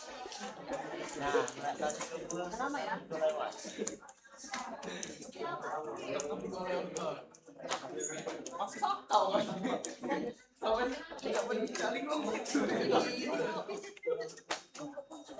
Nganteler. Ngapa jam itu mati ya? Apa? Oh, jadi aku udah bawa pagi. Ah, iya. Dari mana kak? Iya. Dari mana? Tahu dari mana kak? Tahu dari mana kak?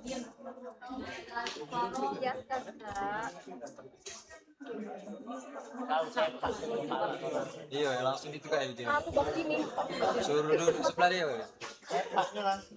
Keren. Kalian Aku pengen Oh iya.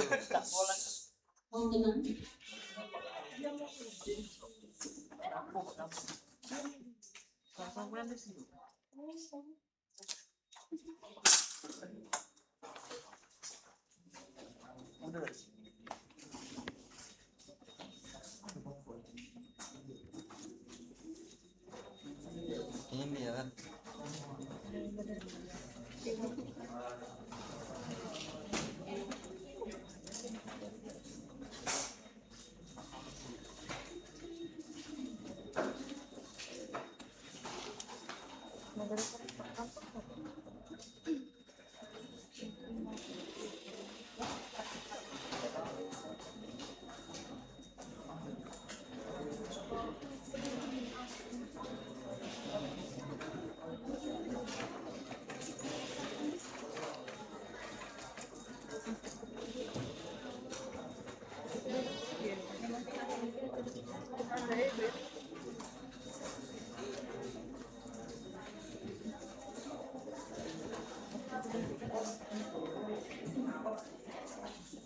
Baik, kita lanjutkan ke materi.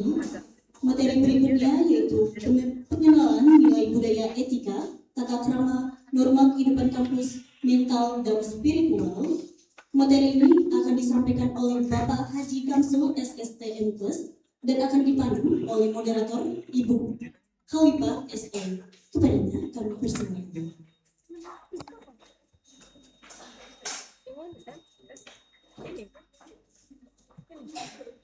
Terima kasih atas waktu yang disempatkan. Assalamualaikum warahmatullahi wabarakatuh. Waalaikumsalam warahmatullahi wabarakatuh. Selamat siang, salam sejahtera. Perkenalkan, nama saya Herfa, seorang moderator dan pembicara acara pada siang hari ini. Yaitu kepada IB tahun 2019. Selanjutnya, saya akan membacakan CV dari narasumber kita, Bapak Haji Kamsul, SSD, MKes.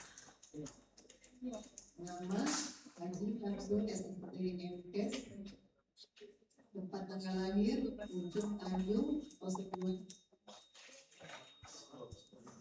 Februari 1994. Alamat Jalan Mayor Salim, Batubara, Skip, Bandung, nomor 12 RT 18 Kecamatan Kemuning Palembang. Status sudah menikah.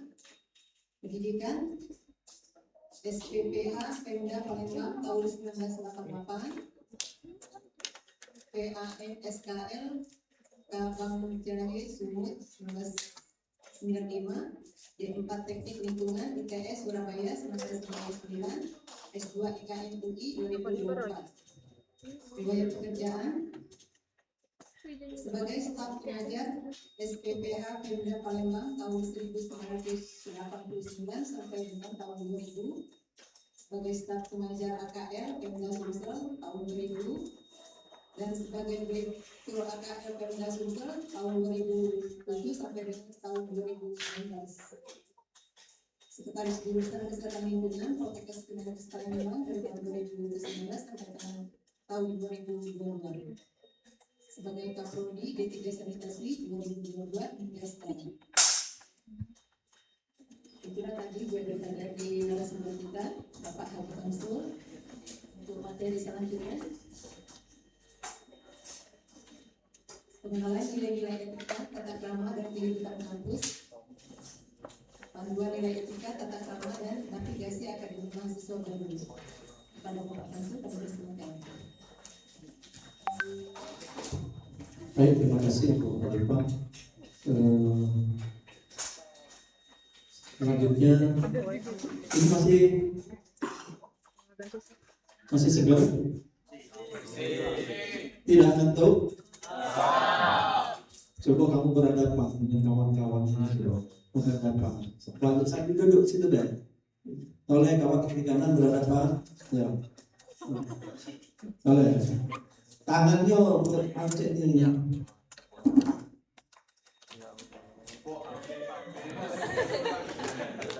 Main dulu. Kita main dulu ya.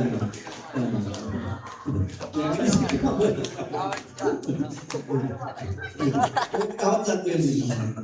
Oke. Baik. Tadi sudah ada sampai ke tingkatnya. Tadi ya panitia. Itu kan kita buat video dari pagi ya. Jadi kalau bilang selamat pagi, jawabannya apa? Pagi luar biasa. Itu kalau kita untuk semangat biasanya kalau kita di magang di industri atau di mana-mana di hotel itu biasanya seperti itu. Sekarang saya bilang selamat pagi. Pagi luar biasa. Jaya. Suara semangat dari itu. Selamat pagi. Pagi luar biasa. Jaya. Ya. Tadi sudah dikasih biodata saya ya. Tadi sudah disampaikan juga dari Pak Kajur, mungkin dari orang dari dinas kesehatan. Jadi kelas batik sebelum saya menyampaikan lebih jauh.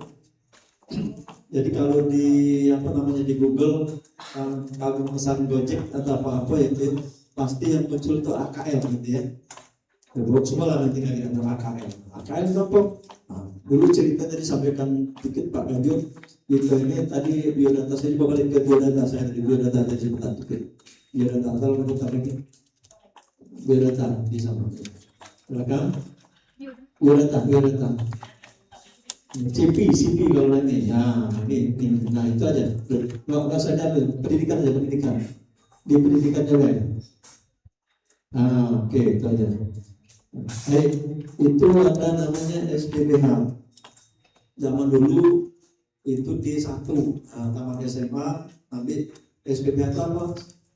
Sekolah Pembantu Pendidik Higien. Itu D1 zaman dulu ya.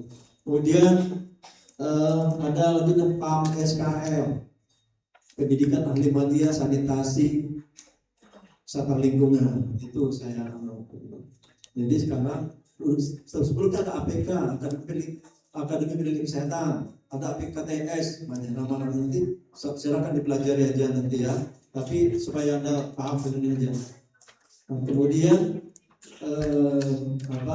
Akademi Kesehatan Lingkungan itu. Dan sekarang makanya kalau kamu sama Gojek apa motor apa lah yang itu pasti di Google itu muncul Akademi Kesehatan Lingkungan. Tadi sampaikan Pak Dedi yang tadi pagi dulu sampai 2019 ya itu kita gabung dinas kesehatan ya saya masih sampai itu sampai direktur terlama ya saya lah 13 tahun lebih jadi direktur waktu itu.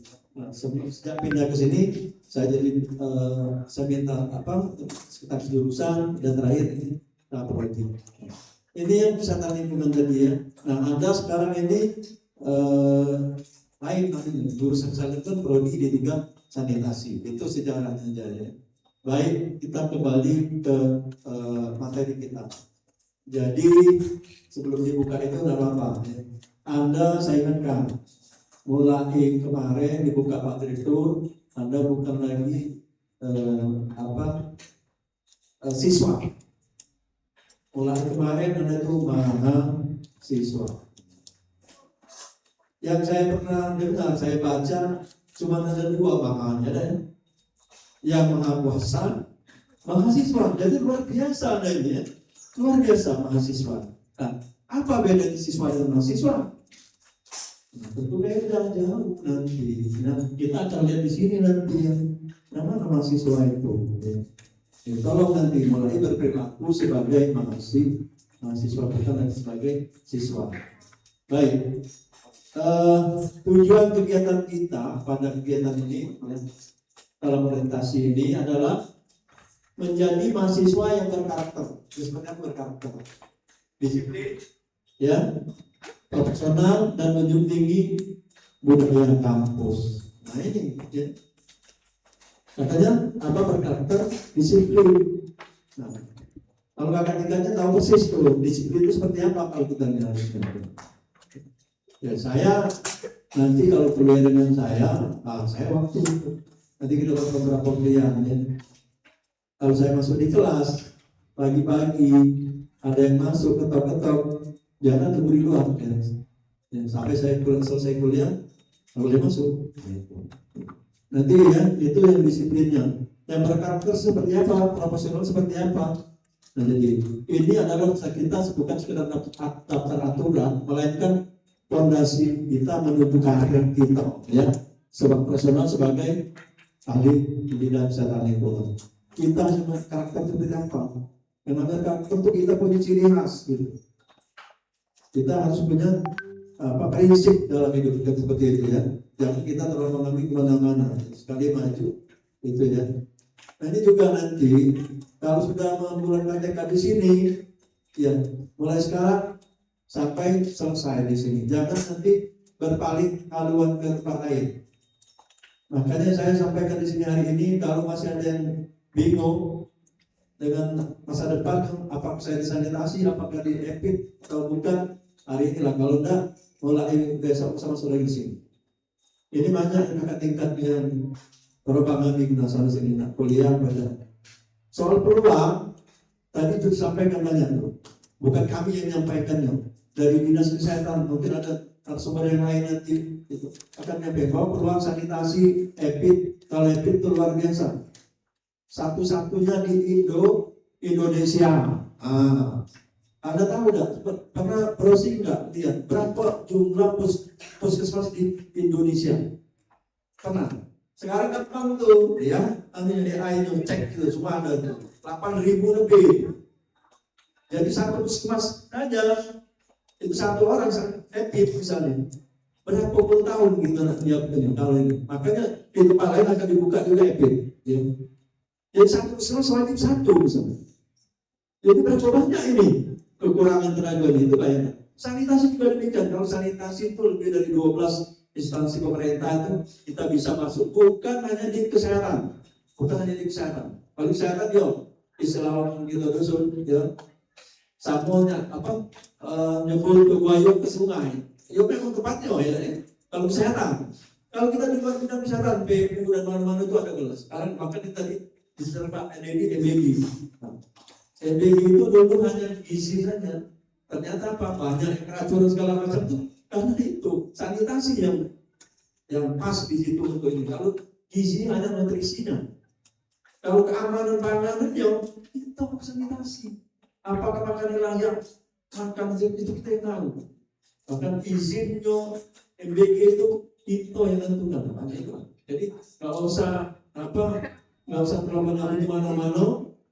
Ya, kalau sanitasi ya kita bismillah maju selesai sampai 3 tahun ke depan, betul ya. Nah baik, lanjut.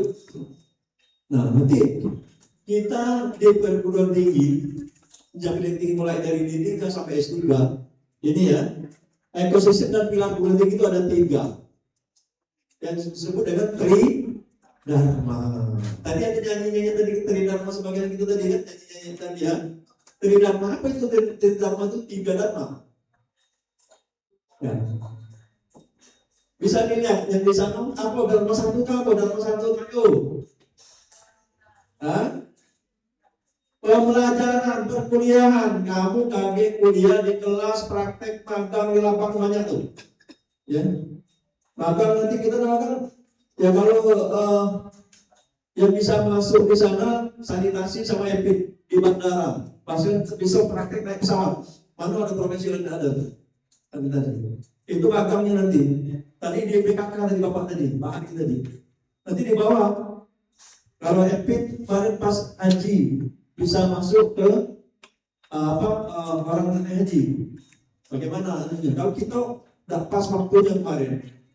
Nah, itu bidang kita pengajaran itu Dharma 1, kuliah, praktek segala macam itu Dharma 1. Lalu yang kedua penelitian. Nah ini itu ada penelitian kalau di tiga untuk mulai namanya sampai di ketiga itu dari ketiga sampai ketiga sekali lagi.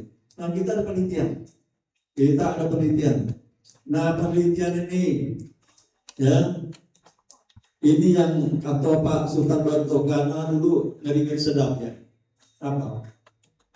Banyak yang gagal di penelitian. Sebetulnya kalau kita mau, tidak ada yang susah hidup ini. Saya ingatkan dari sekarang, kita hidup ini 3 hal. Pertama yang muslim. Pertama usaha. Berusaha sungguh-sungguh, kuliah sungguh-sungguh ya. Lalu doa. Setelah doa baru tawakal. Kalau itu kita lakukan yakin gitu, yakin. Anda pasti sukses studinya. Gaulnya sukses, semua sukses ya. Kalau itu kita lakukan 3 hal itu. Nah jadi tridharma yang kedua penelitian. Kita penelitian nanti. Penelitian ini ada yang wajib itu. Nanti saya katakan di tingkat 3 sebelum kita selesai kita buat KTI namanya untuk dinamaikan D3. Kalau S1 namanya skripsi. Kalau S2 apa? Tesis. S3 disertasi. Nah ini tugas akhir dari mahasiswa jenjang pendidikan sesuai tergantung. Kalau D3 namanya KTI. Itu wajib. Tapi ada juga penelitian yang dibiayai oleh kementerian atau ya. Kita di luar tugas utama kita itu banyak kakak tingkat senior-senior itu penelitian dibiayai oleh pemerintah. Karena tergantung nanti kita akan dalam perjalanan silakan aja nanti ada kamu misalnya mau penelitian apa, ajukan proposal, boleh diterima, ya silakan. Ini yang kedua adalah penelitian ya. Penelitian ada 2 tadi ya, yang wajib itu setiap orang kan harus. Itu tugas akademik KTI nanti. Kalau yang ini biasanya kita sangat tergantung dari kantin mahasiswa. Ada yang dapat bantuan dari mana dia bisa penelitian, bukan tugas wajibnya, tapi dia bisa mengambil itu. Nah kemudian yang berikutnya yang terakhir pengabdian pada masyarakat, pengamas. Anda pernah dengar mungkin KKN zaman dulu ya. Mungkin di desa kamu ada yang KKN, tapi yang banyak biasanya KKN itu ada tugu ya. Selamat datang di desa A, KKN mahasiswa dari Universitas Sampo misalnya itu. Nah kalau kita tidak nyanton, kalau sanitasi memang mulai tidur bangun tidur sampai tidur lagi itu sanitasi. Apa kata Pak ini? Pak Sudir? Bangun tidur lagi. Nah proses itu bangun tidur kita apa yang kita perlukan? Kalau kita bangun tidur biasanya ke kamar kecil dulu ya. Kamar kecil ya, BAK atau BAB. Nah, itu sudah kotoran itu. Tadi Pak Edi tadi ya. Kemudian untuk bersihkannya pakai apa kita? Apa? Bersihkan kotoran. Air. Nah, itulah. Jadi semua yang ada di rumah kita di dapur itu sanitasi banget gitu ya. Semua yang urusan kita nanti ya. Nah, nanti ini pengamas ada yang wajib. Wajib itu di akhir masa studi semester 6 biasanya kalau sini. Nah, ini kalau sekarang ini PKK kalau di sanitasi. Praktik kerja komunitas itu ada di masyarakat. Ya, kalau kemarin 3 SKS, sekarangnya mungkin 4 SKS nih. Jadi 1 bulan kita di desa. Di desa kita bercampur dengan masyarakat di desa. Nah, apa yang kita lakukan? Itu membantu menyelesaikan masalah yang ada di masyarakat. Air kurang bagus, bantu airnya. Apalagi sampah, vektor segala macam itu dibereskan nanti ya. Nah itu ada 3 dharma, tridharma perguruan tinggi. Ini kolaborasi sinergi antara dosen dan mahasiswa atau masyarakat. Ini bisa ini yang ongoing ini. Selesai. Lanjut. Nah ini mahasiswa kesehatan lingkungan itu, ya itu ini adalah intelektual. Intelektual itu orang berilmu, lain dengan mereka. Kita sebagai intelektual itu mengedepankan apa? Mengedepankan ilmu kita, profesi kita, profesional kita, tidak dengan apa emosi, dengan apa ya. Dan kemudian kita berpikir kritis. Kritis itu jangan asal terima, jangan asal aku dikaji, ya. Kita tidak main apa, bukan bola protes, ya. Kemudian yang berikutnya inovatif, punya inovasi. Buat ini, cah ini, kalau orang belum macam supaya bisa ini, nah itu inovasi. Kemudian berbasis teknologi. Sekarang kita sudah teknologi semua, dan itu sekarang zaman anda enak nih, sudah ada AI, ya. AI itu gampang sekali, semua bisa kita menulis itu. Cuma jangan follow 100% dengan AI, harus ada kita ada lagi ya. Kemudian berikutnya ya memutamakan kebersihan. Nah ini juga. Jadi kalau orang sanitasi, orang MPT ini, sebetulnya semua mahasiswa kesehatan, apa kita sanitasi itu ya jangan lagi perilaku apa kita jorok. Buang sampah. Karena saya masih temukan dekat tingkat ini sudah jalannya ada bungkus permen.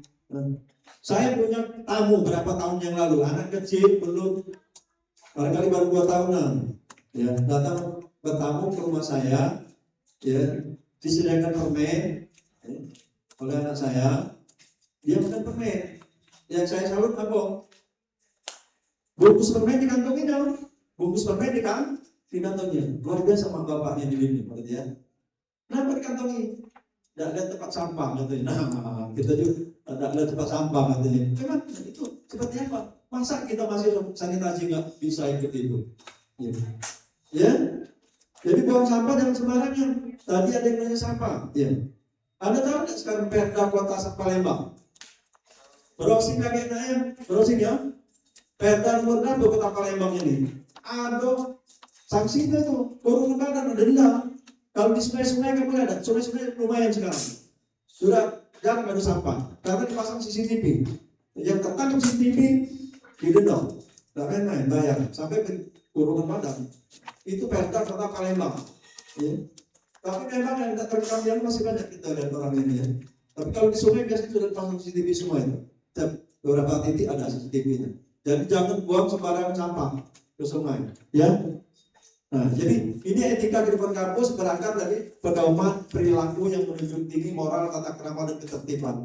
Jadi kita ini ya, punya moral itu dari dalam diri kita ini. Nah, jadi, kalau kita seorang mahasiswa seperti apa tadi perlakuan. Nah, lanjut. Nah, ini mungkin tadi saya tahu Bu Ayu sampaikan dulu gitu ya. Jadi kalau teori sebetulnya ini kehadiran kamu kuliah, ya. Itu tidak boleh kurang dari 80% untuk teori. Kalau praktik harus 100%. Di semester awal masih banyak yang teori, tapi kalau di semester berikutnya sudah banyak praktik, bahkan magang. Itu tidak boleh satu kali pun kamu tidak masuk, harus 100%. Pak kalau sakit lain, kalau dia lain. Tapi kalau bolos nggak bisa. Anda tidak bisa ikut ujian. Nah kemudian ini tadi yang pada saat perkuliahan SOP, standar operasional perkuliahan kita datang tepat waktu. Kita di sini setiap hari Senin ada apel pagi setiap Senin. Ya. Jam 7.30 kita sudah laksanakan. Ya. Mahasiswa harusnya datang paling tidak jam 7. Ya. Ada apel pagi setiap hari Senin. Ya. Tolong itu. Kemudian mengikuti perkuliahan dengan tertib. Ya, ikuti perkuliahan jangan apa? Ya, jangan namanya kuliah cuman no. Misalnya sambil main gitar sambil apa kuliah kan nggak bisa. Harus tertib, ya. Gitu. Kemudian menghormati dosen dan teknik maupun teman sesama. Nah ini juga saya ingatkan, tidak ada bullying, tidak ada yang dengan kawan-kawan sini, tidak boleh. Anti bullying di sini. Nanti ada sosialisasi juga tentang itu. Tidak boleh. Jadi kita menghormati bukan hanya dosen, teknik kita, kawan-kawan kita, bahkan satpam di depan sana itu bagian dari keluarga kita di sini. Lanjut, nah ini pakaian. Atau yang di depan itu kalau kuliah nanti saya yang itu, ya rambutnya. Ya rambutnya seperti yang ini sekarang harusnya ini, ya rambutnya. Tapi masih banyak yang bandel tuh kalau tiap hari ini kan karena sedang libur ini, ya libur. Kalau kuliah, kalau kita saya, kalau rambut panjang, dan kamu di luar bank, boleh masuk. Rambut panjang, nggak boleh. Kita orang sanitasi. Nanti kalau lebih jauh atas sanitasi itu apa sih sebenarnya? Mulai dari ujung kaki, ujung kuku sampai ujung rambut itu harus bersih, nggak boleh. Itu sesuai dengan Islam. Islam, kuku panjang nggak boleh.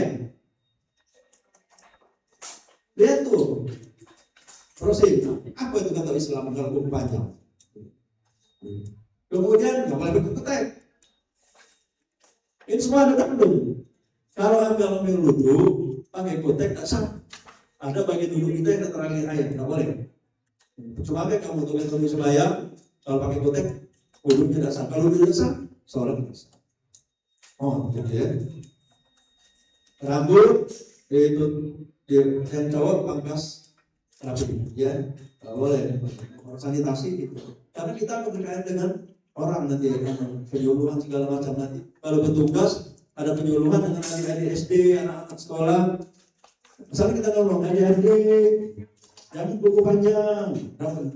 Ya, Mbak, Bu, kuku panjang. Nah, sama gitu. Karena apa yang kita ngomongnya jadi mentah, berkurang. Karena kalau kuku panjang, dan ada sunahnya loh buku. Ada apa yang disunahkan atau buku? Jumat, dia tak boleh tanya apa? Rasa ragu itu tidak boleh. Nah itu Rasulullah yang ngajarin, bukan aku, ya. Itulah. Jadi kita di sini casting tuh, ya itu. Kalau kita makan makanan, dan kita apa? Kuku pakai sama. Ya, apalagi kuku kiri. Sekali Prabowo kalau BAB, saya mau dewek. Jadi kalau dia ini sama ini kukunya. Prabowo presiden. Apa lagi kita galak dia cebok uang. Masih pertama pada waktu itu masih kecil, jadinya. Kedua kalau kita sakit aja nggak apa-apa. Nah itulah kalau kita sehat-sehat ini, kira cebok itu kuku banyak boleh. Oke. Pertama pakaian dari ya rambut ya, kemudian nih kepala belum. Kali ini ya kepala rambut kerapian harus di ya. Nah kemudian yang tadi dandan kalau yang cewek jangan berlebihan, biasa jangan pakai make up tebal, pecah tak kemana gitu ya, pecah pesta kondangan tidak boleh di sini pakai apa lipstick, pakai apa merah belum. Ya boleh itu pada momen tertentu, misalnya nari, yang ada kegiatan apa, misalnya kita ada kegiatan lomba pon sini 17 Agustus, apalagi kita rapat 17 Agustus ya, bulan depan, silakan ya gitu. Apalagi misalnya ada jadi panitia wisuda, jadi panitia yudisium, ya boleh pakai itu. Tapi kalau kuliah besar nggak boleh, ya. Bukan untuk itu, untuk yang cewek. Ya. Kemudian berpakaian sopan, rapi, mencerminkan seorang tenaga kesehatan profesional. Itu sudah seragam. Nanti ada seragam ya. Kalau seragam dekat-dekatnya ada seragam. Nanti kita juga, kami juga seragam ini. Kalau hari Kamis pakai ini Bapak. Kalau hari Rabu, bukan. Kalau hari Senin biru, ada biru pakai. Nah Selasa, Rabu, Jumat itu bebas tapi pakai batik. Kemudian juga jangan pakai blue jean. Nggak boleh pakai blue jean. Nggak boleh pakai kaos oblong. Nggak boleh. Kalau ini, apalagi kuliah nggak boleh, ada pakaian seragam ya, nggak boleh itu. Ya, kemudian kakinya, sepatunya, yo, Jangan dipijak-pijak, sepatu jangan pijak-pijak. Kalau bisa, bukan bisa, harus dicuci sepatunya itu. Kaki kita masuk kelas, ruangan AC, muntah buat kaki gitu. Karena sepatu tidak pernah dicuci atau kaos tidak pernah dicuci, muntah. Kalau masuk ke ruangan saya, pasti itu. Saya kalau ini, kalau biasa merokok, kamu merokok ya? Untuk merokok nggak boleh di kampus. Di luar kampus itu tidak boleh. Di rumah kamu silakan lah, kamu mau apa. Tapi saya sarankan jangan. Saya aja sudah 62 tahun, sampai 63 tahun, nggak merokok. Oke, baik lanjut berikutnya. Nah ini, sekarang cak mana kita nak hubungi dosen? Dosen ini ya, termasuk juga tadi gitu ya. Jadi kita harus selalu menggunakan bahasa Indonesia yang baik dan benar dan santun, ngomong santun. Ngomong enak yo, lahir. Maksudnya sama tapi ngomong dengan adik kita, ya, ngomong dengan kakak kita, ngomong dengan mbak kita, ngomong sama kita dengan yai kita, dan itu beda. Kalau itu masih sama, tak tolong ambilkan baju misalnya, ayo. Lain ngomongnya nada beda gitu. Nah sekarang dalam bentuk tulisan, jangan tulisan. Ini ya. Jadi pertama etikanya kalau Anda nanti tidak menghubungi dosen, nanti kita ada PJ ya, penanggung jawab mata kuliah gitu begini. Misalnya mata kuliah saya. Siapa PJ-nya? Nanti tak hubung saya. Nah ini caranya ya. Jadi selamat pagi atau selamat sore. Nah, kalau dengan saya itu tidak boleh malam. Kalau dengan saya silakan. Jadi kalau saya tuh HP saya 24 jam. Kalau hubung saya tuh sampai jam 12 saya masih ada hubungnya. Kalau jam 3 insyaallah ada lagi ya. Sampai siang boleh. Jadi kalau yang paling lambat subuh. Kalau konsultasi dengan saya jangan setelah subuh. Saya sudah ngatur waktu itu banyak kegiatan. Makanya saya ladeni kalau sudah subuh. Ya saya ngatur waktu jam sekian ini jam sekian saya poin itu. Seperti itu ya. Tolong nanti. Jadi salam. Misal bapak, ibu, siapa yang mau ditujukan itu di WA aja maksudnya ya. Kemudian identitasnya, nama saya siapa, yang sebutkan situ. Kemudian jelas perlunya apa. Mau konsultasi, mau apa, atau mengingatkan jalur perkuliahan silakan. Ya, ini ya. Kemudian ucapkan terima kasih, gitu ya. Tuh. Oke, lanjut. Nah, ini. Jadi Anda mahasiswa ini bebas tapi bukan bebas tanpa batas. Anda bebas mengungkapkan pendapat tapi ada peribasan. Pikir dahulu pendapatan selalu kemudian tidak berguna. Jangan kita ngomong salah-salah. Orang akademik ini ngomong ilmiah dia, ada sumbernya, ada datanya, ada rujukannya. Jangan kasih main. Ngomong jangan perasaan. Kita berdasarkan ilmiah, sumber yang jelas. Jadi sebuah platform bagi civitas akademika untuk menyampaikan ide, gagasan dan hasil penelitian secara bebas bertanggung jawab dalam lingkungan perguruan tinggi. Ini kebebasan berpendapat, ya, mahasiswa, ya, didorong untuk menyampaikan pemikiran kritis dan pengembangan ide-ide inovatif. Kamu misalnya, kalau buat ini mana Pak kalau kita berbagi, silakan itu. Jangan manut kayak kata orang Jawa, nah, silakan kamu cari referensi yang lain, Pak kalau referensi saya gini bisa enggak? Ya. Kemudian tanggung jawab ilmiah tadi. Semua pendapat harus dilaksanakan secara bertanggung jawab dan selalu mendukung pengembangan pemikiran ilmiah, bukan sekedar opini tak berdasar. Jangan asal ini kita emosi kita kendak kita ada tidak boleh. Harus ada dasar ilmiahnya. Makanya belajar lihat teori apa dan itu. Kalau kita ngomong ilmiah itu harus ada dasar. Kalau bahasa agamanya ada apa namanya ya? Hadis itu ada apa? Ya, ada dasar hukumnya seperti itu ya. Kalau ada hadis ya seperti itu. Kalau dia bahasa jangan selalu ngomong. Ini jangan menurut kita nggak boleh. Harus ada ini, ada dasar kajiannya ya. Gitu. Nah, lanjut. Nah ini hak dan kewajiban. Kita ini punya hak dan kewajiban. Hak Anda sebagai mahasiswa apa? Lalu kewajiban. Nah, yang pertama haknya dulu. Oke. Anda berhak memperoleh pendidikan yang berkualitas. Makanya kami ngajar di sini itu menjadi hak Anda. Kewajiban kami menjadi hak saudara, kami berhak mengajari kamu, memberi kuliah ilmu, dan kamu berhak menerima itu. Itu yang pertama. Lalu kemudian mengikuti berbagai kegiatan kemahasiswaan. Dan di kemahasiswaan banyak kegiatan di pemahaman segala macam nanti ya, jadi termasuk ini ya nanti silakan. Akan juga di luar nanti silakan. Ya. Kemudian menyampaikan pendapat sesuai dengan aturan yang berlaku. Itu tadi. Kita jangan asal ngomong, jangan asal protes, ya tidak boleh. Ya. Harus ada dasar tentuan yang ya. Lalu kewajibannya ini yang harus kamu lakukan. Menjaga nama baik kampus di segala situasi, dan dimanapun berada. Bukan hanya di kampus, di luar kampus misalnya. Misalnya hari bulan puasa, kamu merokok di luar kampus sana. Nah itu pakai baju Poltekkes. Ya. Ini Poltekkes ini seluruh Indonesia sampai bisa loh. Seluruh Indonesia foto atau orang Jawa ya. Sami mawon, ya. Kalau orang Batak Seragi ya, sama, Seragi ya. Jadi bahan seragamnya sama, ya ada batik, ada biru putih, ada apa pakaian olahraga itu sama di Indonesia. Nah jadi jaga nama baik itu di pasar, di mana pun kamu berada, jangan apa membuat baru nama institusi kita, kampus kita. Proaktif mengembangkan kapasitas diri. Nah kita ini apa kapasitas diri gitu? Kita misalnya aktif di pengajian, aktif di masyarakat, silakan itu silakan. Apalagi di kampus. Anda punya bakat apa nanti tadi ya seperti itu silakan dikembangkan. Kemudian mematuhi seluruh tata tertib institusi. Nah ini tata tertib tadi mungkin sampaikan. Tata tertib kita harus dipatuhi. Ya.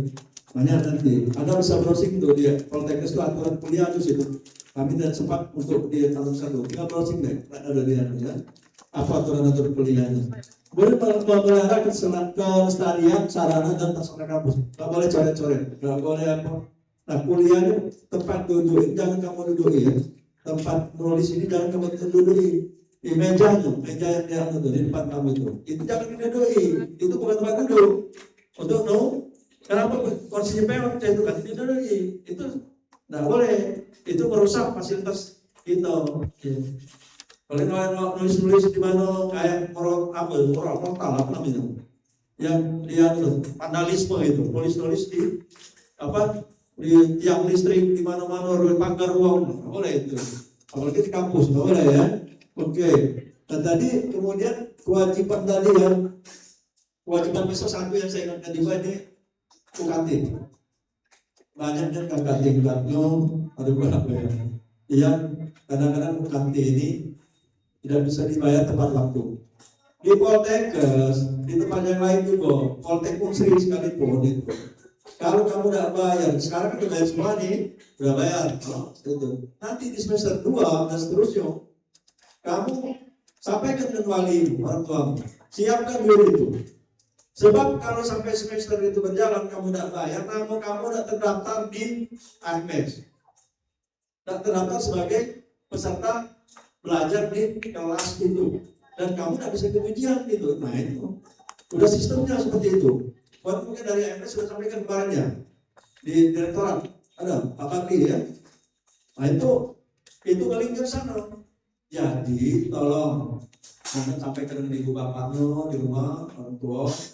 Jadi berapa? Anda bayar berapa sekarang UKT-nya nih? 3,8, tingkatnya 3,1 beberapa tahun yang lalu ya, 3,1. 3,8 bagi 6 berapa? Nah, sediakan setiap bulan seperti itu.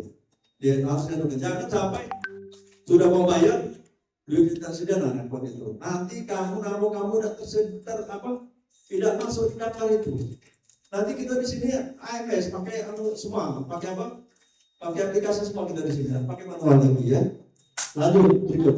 Nah, ini dilarang keras melakukan tindakan apapun yang merugikan nama baik institusi, mengganggu kelancaran proses pendidikan.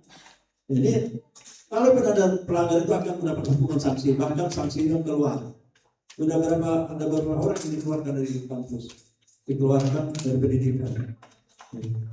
Pelanggaran berat, ya. Pelanggaran berat ini bukan hanya misalnya apa ya, narkoba yang sampai terjadi ya. Kemudian yang aturan memasukkan tanda tangan. Ada sampai tanda tangan direktur. Nah itu pasti dipecat. Pasti dipecat. Jangan sampai yang sana ya. Kemudian nanti yang pinter IT jangan sampai nanti membuat hal yang tidak. Ada konten apa segala macam itu kalau ini bahaya Pak keluarkan dari kita. Tolong gitu ya. Lanjut. Nah berikutnya ini, kalau kamu masih di SMA, SMP, ya, itu ada zaman wali kelas ya, wali kelas. Paling ada dosen, guru apa? Guru PPPK. Kalau di sini setiap mahasiswa ada dosen PA. Apa sih gunanya dosen PA ini? Apa fungsinya? Seluruh yang masalah pribadi maupun masalah akademis, kamu harus apa? Dengan dosen PA. Curhat. Karena ini kalau sudah dibiarkan akan mengganggu kelancaran studi kamu.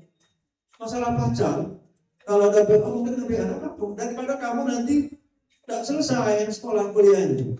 Ya jadi harus kepoan dengan anehnya, bimbingnya. Jangan bimbingnya tidak tahu. Itu pasti akan bermasalah dengan masa studi Anda semua. Ya. Jadi dosen PA ini sebetulnya memang ideal anunya adalah untuk akademis ya.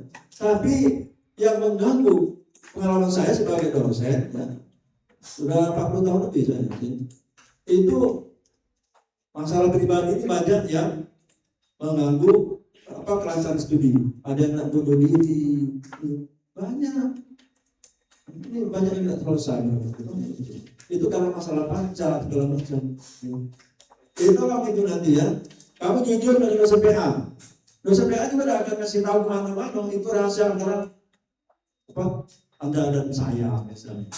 Antara dosen dengan kamu. Tak akan diceritakan orang lain. Makanya ya, terutama orang yang Anda yang orang tuanya di luar kota, ya, luar kota. Jangan kamu dewe. Ada tinggal dengan misalnya, tinggal mama, dengan kakak. Biasanya tak kerasan. Nah, kamu paksakan. Akhirnya kamu kuliahnya kok terganggu segala macam. Nah, kalau memang rasa itu juga tahu ke PA-nya. Jadi PA mengumpul kamu. Jadi supaya anak itu lancar studinya, ya harus jangan tidak misalnya tidak tidak kerasa dengan tinggal di rumah wong kali kosan atau apa. Itu banyak yang berpengaruh itu nanti ya. Nah, jadi ini PA ini harus ada kontak kita. Nah ini nanti mulai besok ya, paling lambat hari Senin barangkali ini ya, kita sudah mengisi KRS, kartu rencana studi. Iya. Nah memang kita di Poltekkes itu paket sistem kuliahnya. Kalau di universitas di perguruan tinggi itu tergantung kemampuan kita. Pertama di semester 2 dan selanjutnya. Kalau semester 1 masih paket, tapi begitu naik berikutnya tergantung dengan IPK. Kamu ngambil berapa mata kuliah, itu ada ketentuan sesuai dengan IPK yang Anda peroleh, IP yang Anda peroleh. Ini, tahu IP? Indeks prestasi. Kalau sampai tamat, lagi IPK, indeks prestasi kumulatif. Kita nanti yang di jurusan dia di prodi nanti bisa lebih jelas. Oke, nah ini jadi dosen PA ini itu dikhususkan untuk mendampingi, membimbing mahasiswa secara profesional sepanjang studi Anda. Selama Anda jadi mahasiswa sebelum tamat ini harus didampingi oleh dosen ini ya, dosen PA-nya. Ya. Nah, berperan sebagai mitra dalam perencanaan studi, mendorong pengembangan akademik dan fasilitator penyelesaian masalah akademik. Ya, kalau ada nilainya apa ini biasanya dengan PA-nya apa ini ya seperti itu ya. Maka nanti ada penulisan APU segala macam itu dia rencana itu. Ya, itu tahu nggak gambar itu? Yang ini. Gambar ini gambar apa ini? Tahu ini? Ya, kalau di laut itu ada mengarah seperti mercusuar itu artinya apa dia?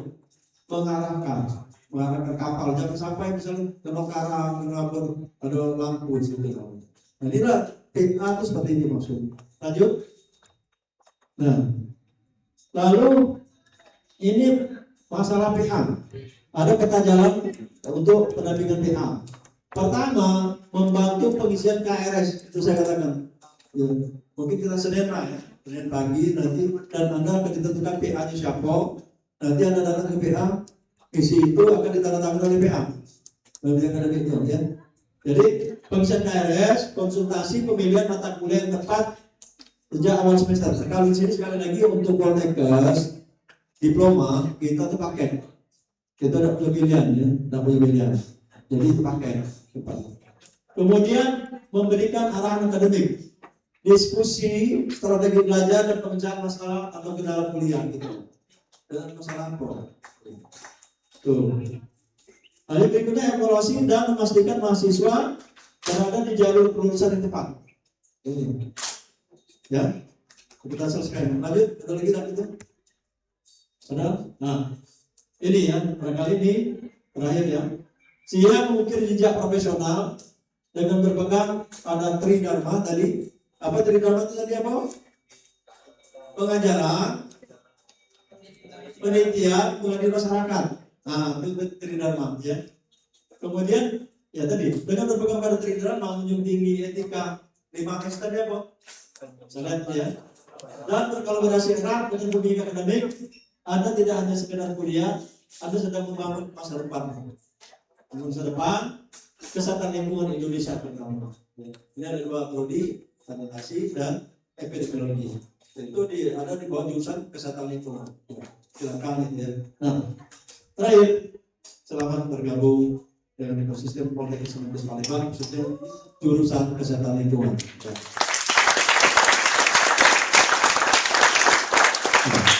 Baik, terima kasih. Kita sudah masuk waktu azan.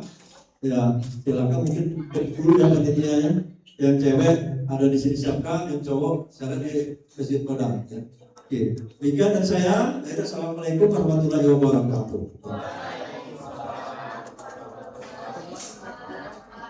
Itulah tadi penjelasan dari materi kita. Apakah ada pertanyaan? Ya. Oke, terima kasih kepada narasumber kita, Bapak Anton SDMP. Semoga apa yang beliau sampaikan bisa bermanfaat untuk kita semua. Baiklah, saya sangat undur diri. Terima kasih atas kesempatannya. Saya sudah mengucapkan di sini.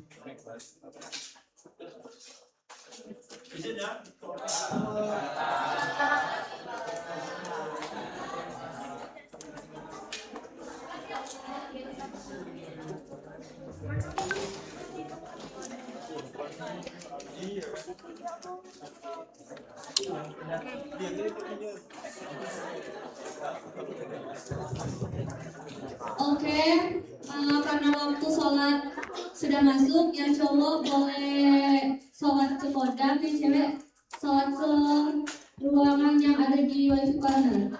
Bawa sedarnya jangan lupa.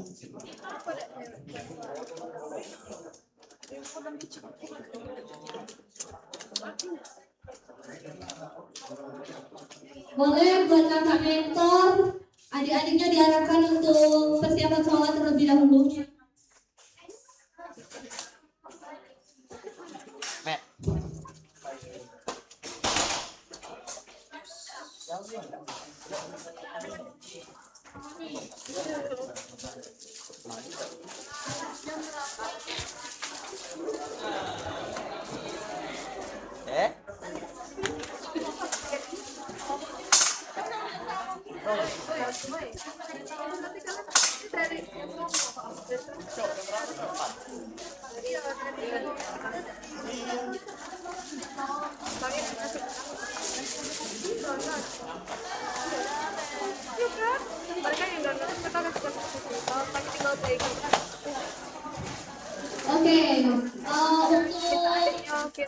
Waktu sholatnya kalau udah selesai langsung balik ke sini ya, soalnya kita mau seru-seruan.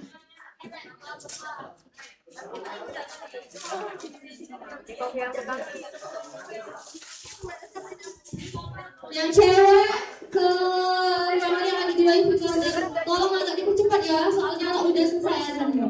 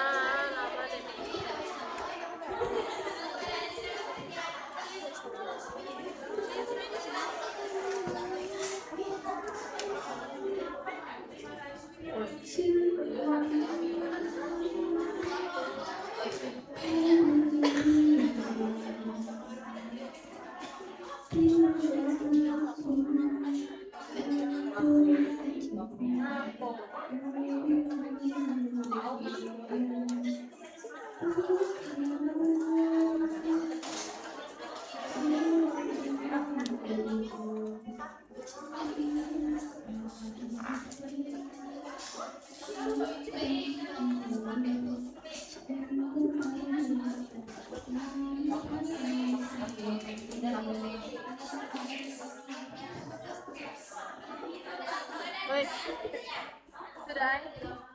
Mending di audio kan MP4 audio.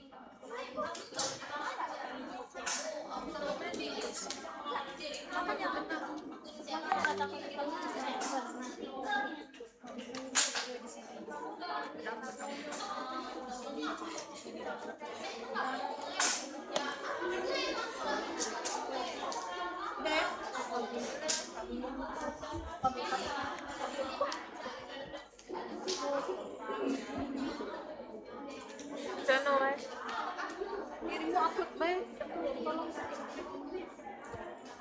Oh, belum upload di Google Drive.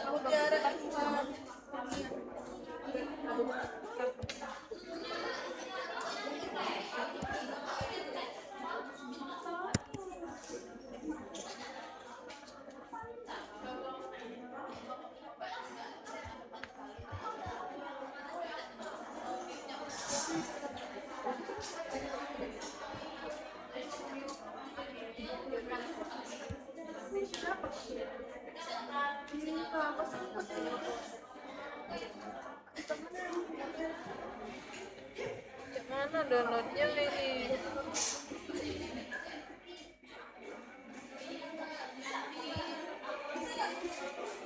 Bisa.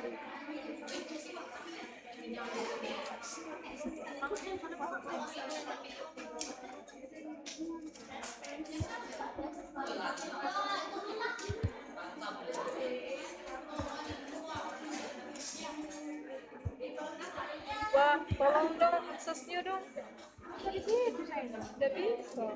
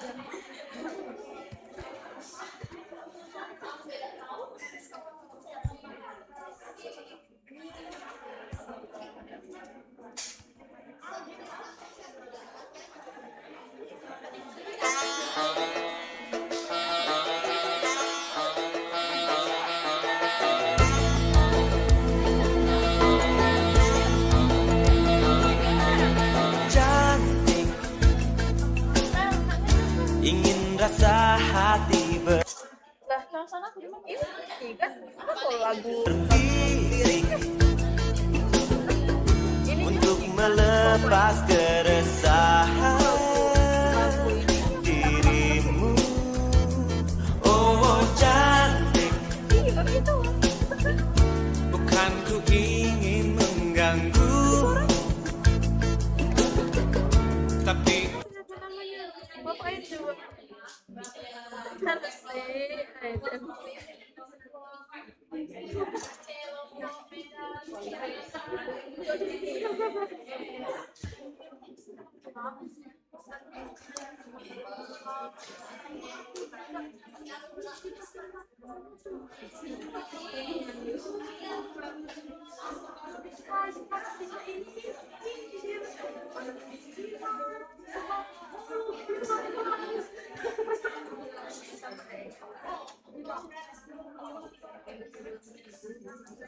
anak bayi, anak saya.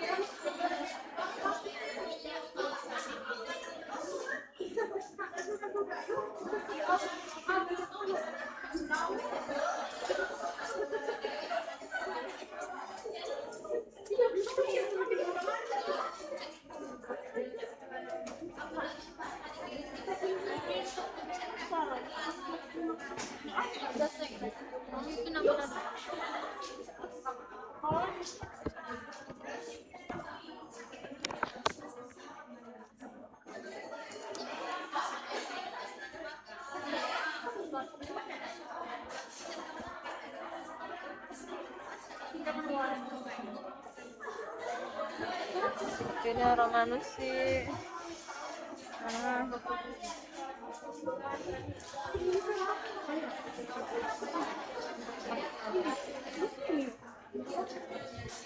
Masa dah? Masa dah?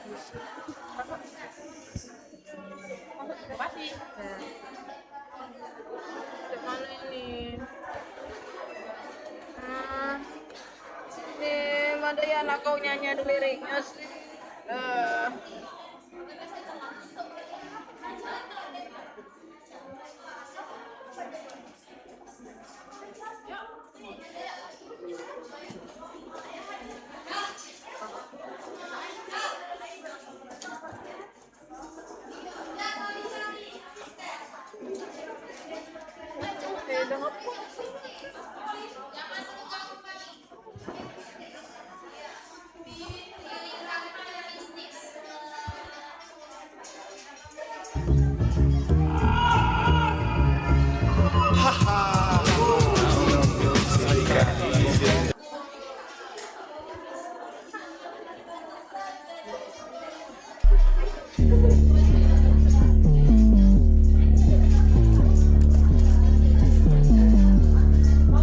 꿈이 꿈을 꾸는데 빙의빙의 그 빛에 홀린 듯이 따라가라 호기심은 자꾸만 커져 이걸만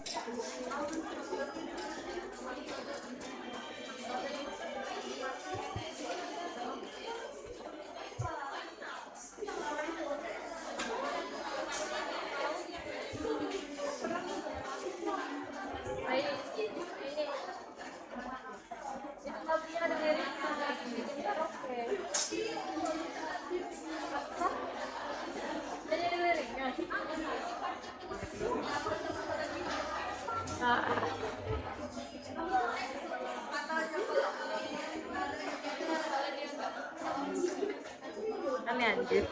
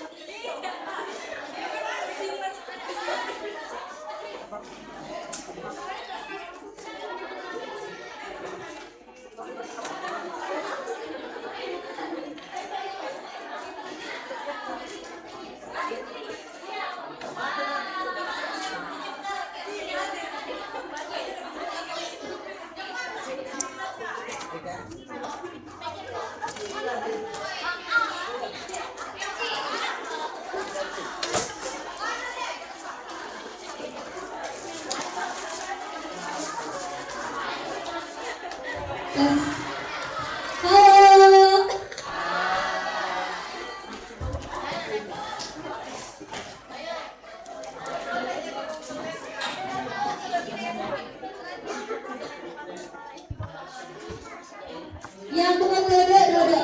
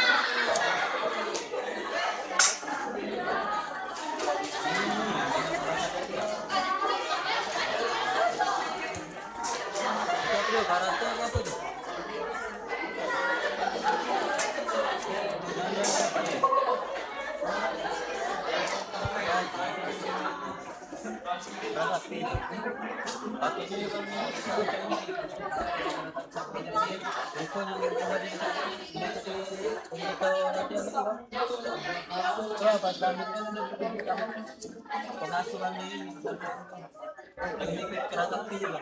Emang mulai dari mungkin lah. Kalau kami bisa ini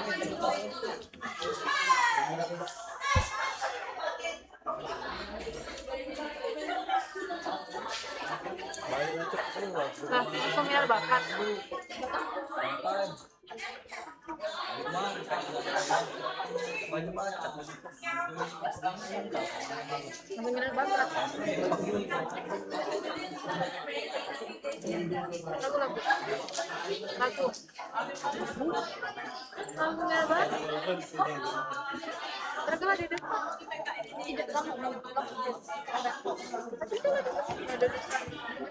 Masih terpapit mereka di sana.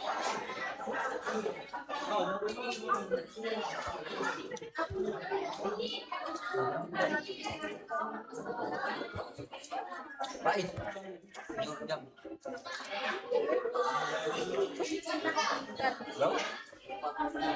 Waduh, dikasih ke orang sama yang sesat, dikasih arah sama orang hilang arah. Jam berapa guys? 4 pas. Jadi cepet apa?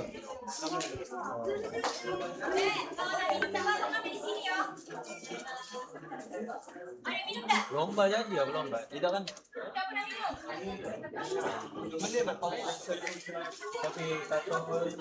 Tapi tanggal lagi.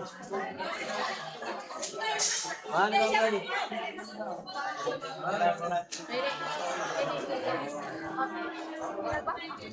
Jalan.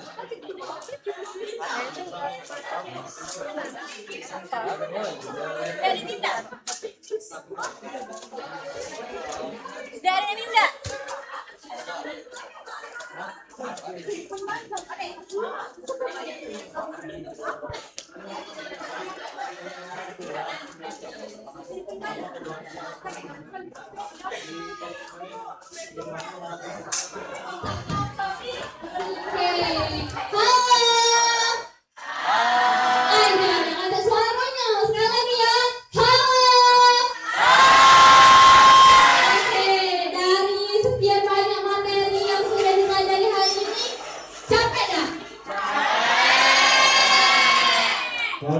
Capek sama harusnya kita nonton kawan-kawan kita yang berbakat. Siapa gak? Setuju ya, kita senang-senang nonton kawan-kawan yang tampil di depan. Oke, tanpa mengulur waktu, kita mulai dari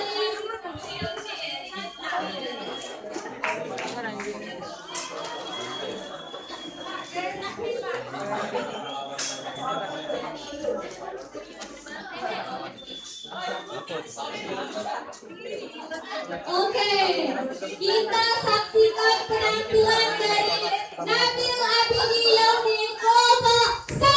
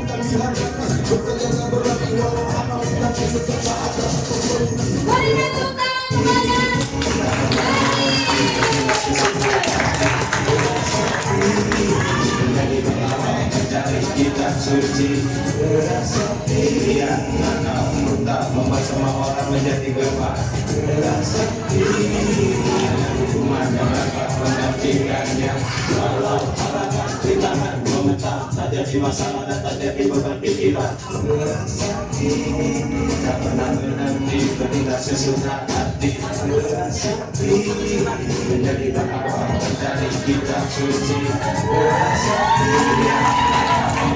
sampai sama orang menjadi gemar berasakti hanya hukuman yang dapat menggantikannya walau halangan rintangan bukan terjadi masalah dan terjadi beban pikiran.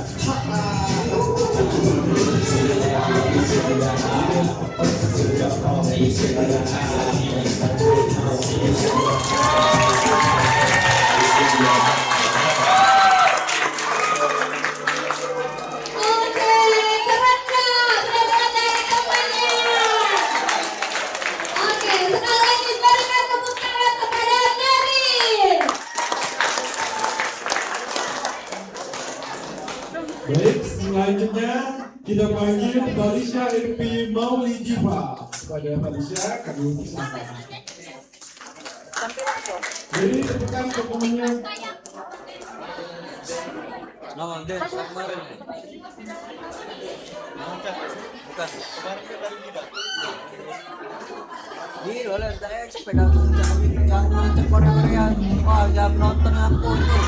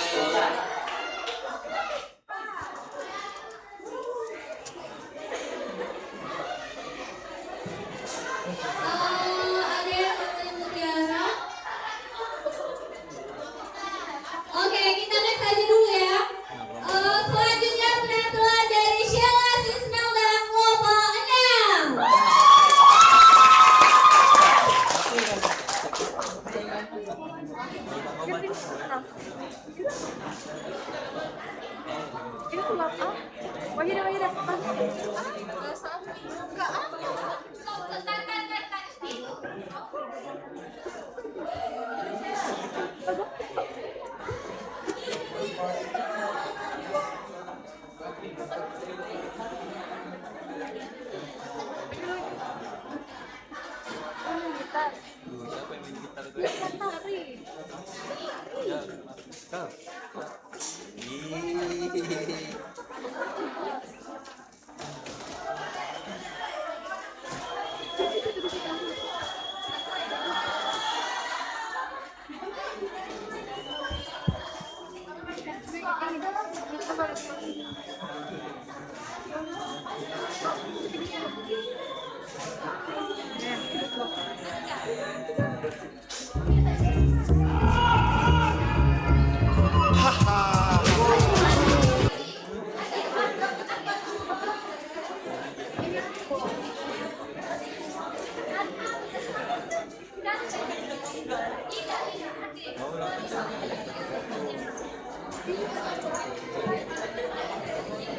Cantik banget.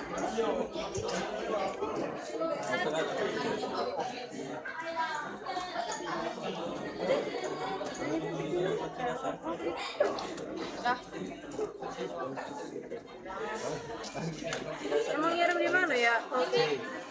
Japri apa gitu?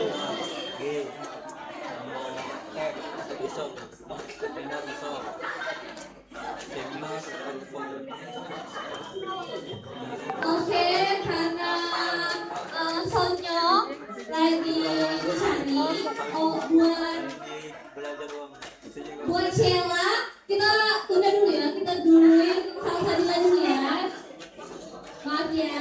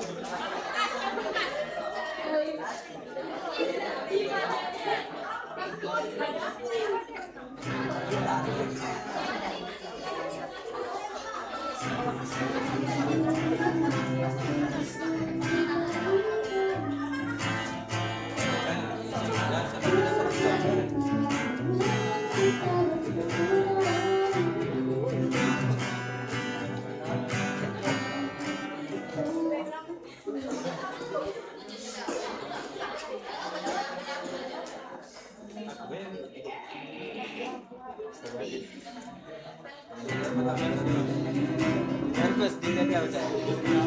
Aku lagi ngobrol.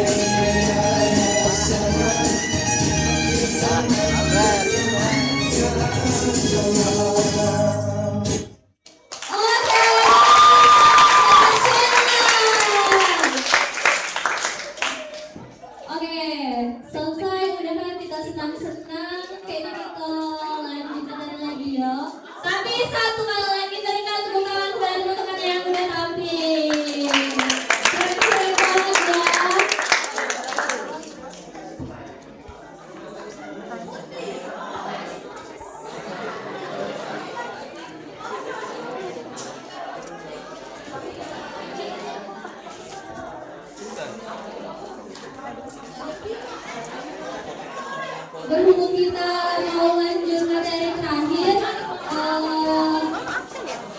duduknya rapi, terus konsepnya dipakai. Suaranya tolong dikondisikan. Ayo tebak-tebak. Berapa? Cocok dengan matematika ya. Mana ada? Oh ya. Matematika nih. Aja biar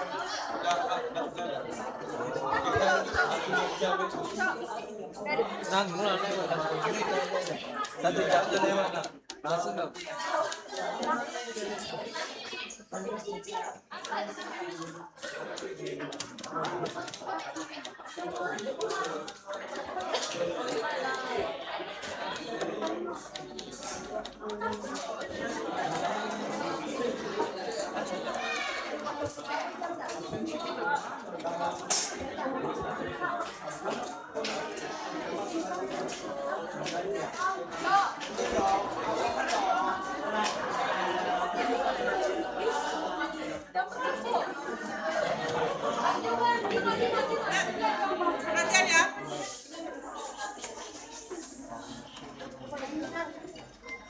Besok tidak ada yang datang orang ngaji-ngaji, ya. Tidak ada yang datang orang azan. Datangnya jam 6. Dengar? Hah? Ya. Jadi tidak ada lagi besok terdengar orang ngaji kamu sudah di kampus. Ya, orang masih azan kamu sudah di kampus. Jam 6 panggil kakak MP sini. Ya. Besok pakai baju olahraga, baju yang dibagikan. Tidak pakai baju putih hitam, pakai baju yang dibagikan.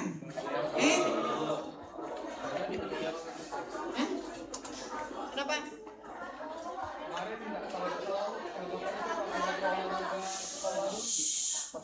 Kamu sudah dapat baju enggak? Sudah. Itulah gunanya. Ya, siapa yang mau dapat baju? Angkat tangan. Itu prodi apa? Berdiri nak.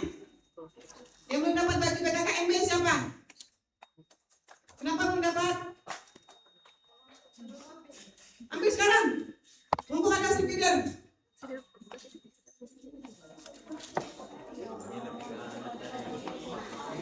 Fatimah. Speeder. Nah, ambil baju. Siapa lagi? Yang belum beli baju? Siapa yang belum beli baju? Besok pakai baju itu, baju PKKMB yang warna ini. Bilang ibu tak kemarin suka bangun. Jangan tak tahu kamu lagi dirawat tak mami kamu. Kamu lagi ini kamu di semena-menakan, nah itulah ya. Oke, jadi besok Pak Kaju kemarin sudah dapat info dari Pak Wadir 3. Baju PKKMB itu pakai hari terakhir yang dibagikan itu yang warna ini. Ya, izin Pak Kaju ya. Oke nak ya, besok pakai baju itu semua. Baik aktif maupun sanitasi.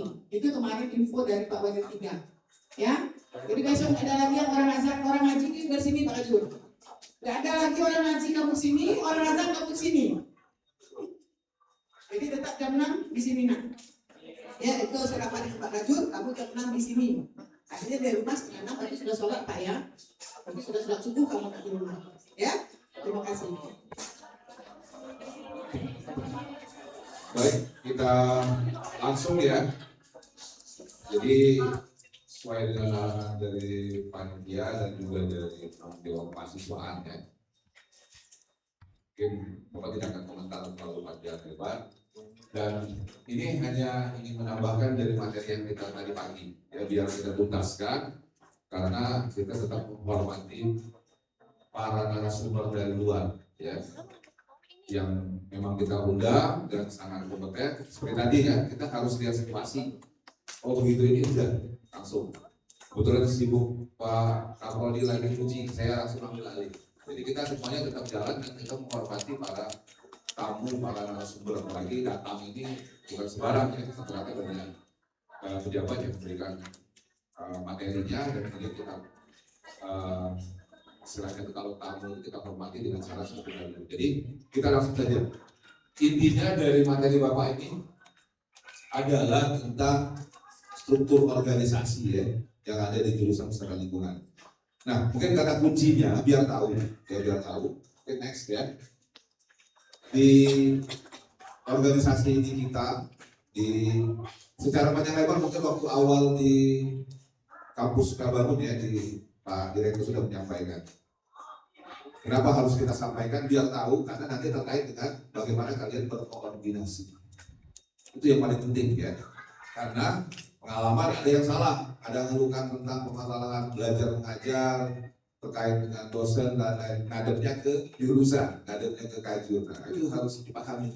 Harusnya ngadepnya ke siapa? Ke prodi. Nah jadi ini yang penting. Sebenarnya kata kuncinya itu. Tapi nanti secara panjang lebar karena kita waktu nanti Bapak akan kasih poin-poin penting ya. Kita sampaikan di kesempatan ini secara umum saja ya. Karena kalau kita panjang lebar nanti waktunya dan juga sebenarnya banyak waktu yang kita bisa masuk untuk bisa diskusi ya. Nah jadi di jurusan Kesehatan Lingkungan ini adalah bagian dari ya kalau di universitas itu ada fakultas ya. Kita jurusan di universitas itu ada fakultas, di politeknik ya sekolah tinggi ada jurusan. Jadi penamaannya nomenklaturnya seperti itu. Jadi ada 7 jurusan, yaitu jurusan di Poltekkes Palembang ya, kita ada jurusan next. Ya. Lanjut kan? Nah ini.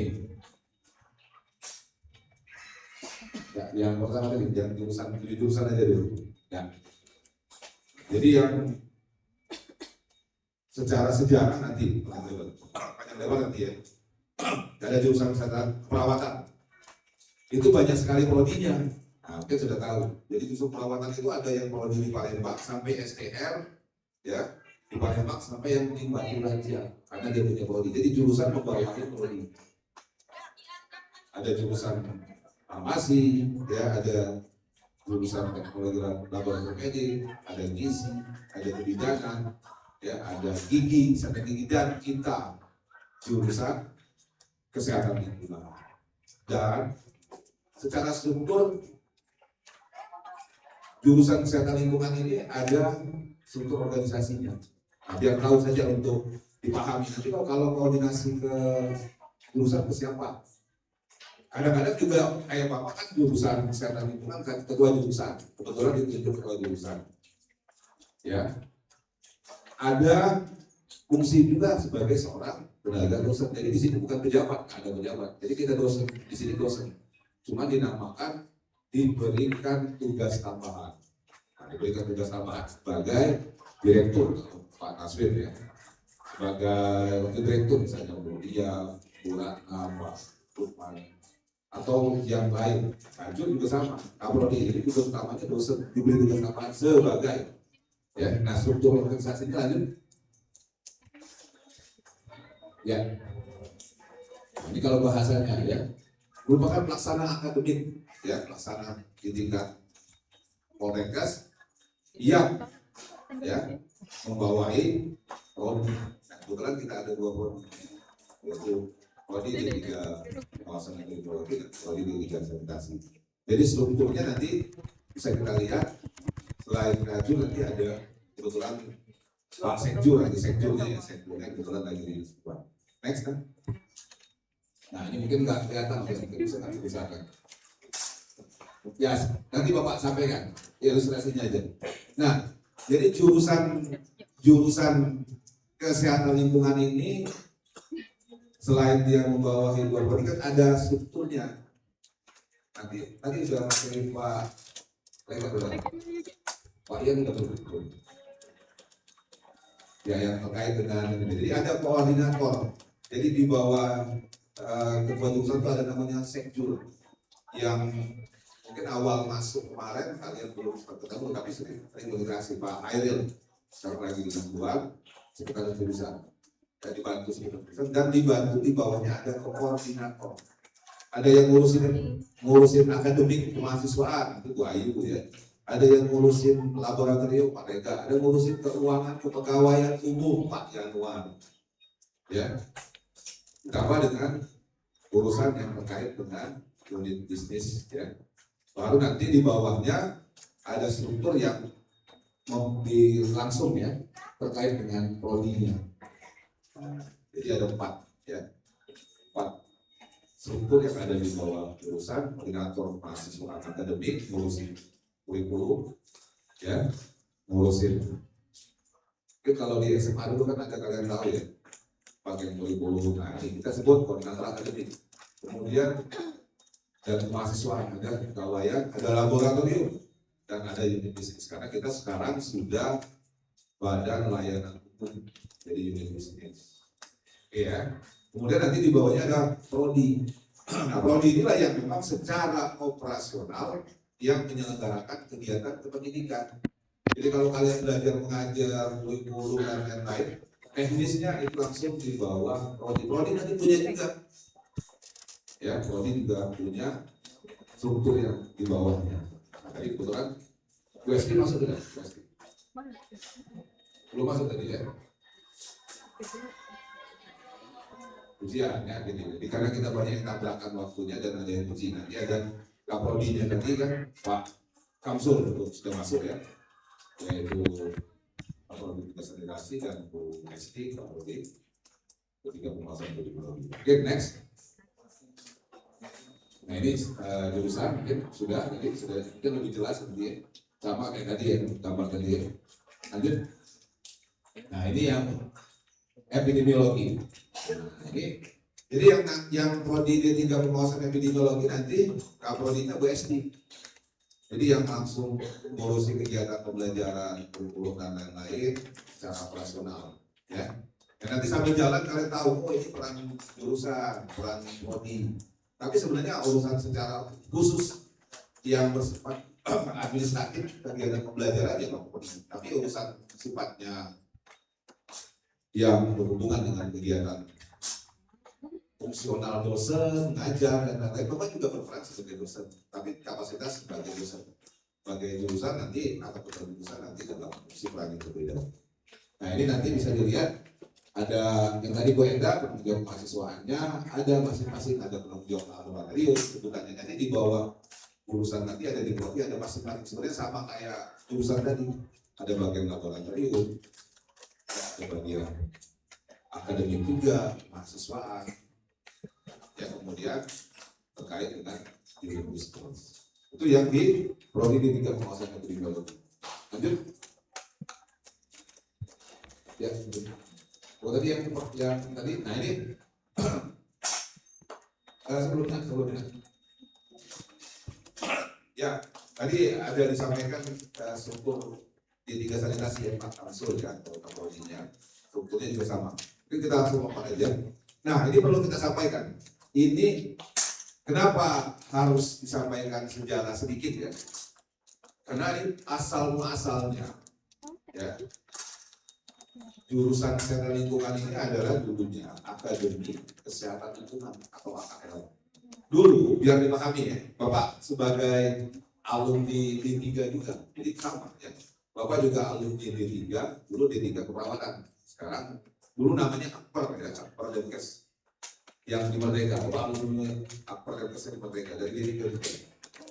Dulu sekarang jadi jurusan, jadi prodi ya. Nah, dulu waktu itu banyak sekali. Jadi masing-masing mungkin sejarahnya ada nggak disampaikan dari narsum di Sukabangun. Bagaimana sih sejarahnya Poltek sebelumnya? Harusnya di sana. Ada nggak cerita? Masing-masing punya akademi. Ada nggak? Oh belum ya. Nggak disampaikan. Nah, mungkin Bapak sampaikan di sini dulu biar tahu. Jadi pada zaman atau periode Bapak kuliah dulu sama. Ya, jadi semua yang kalian alami ini sekarang dialami aja Bapak di sana. Ya.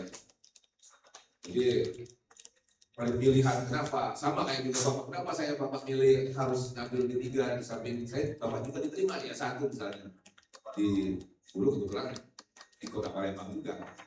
Tapi pilihannya kenapa? Jadi kan soal pilihan kita untuk memilih masa depan kan. Memilih D3 vokasi apa pilihannya?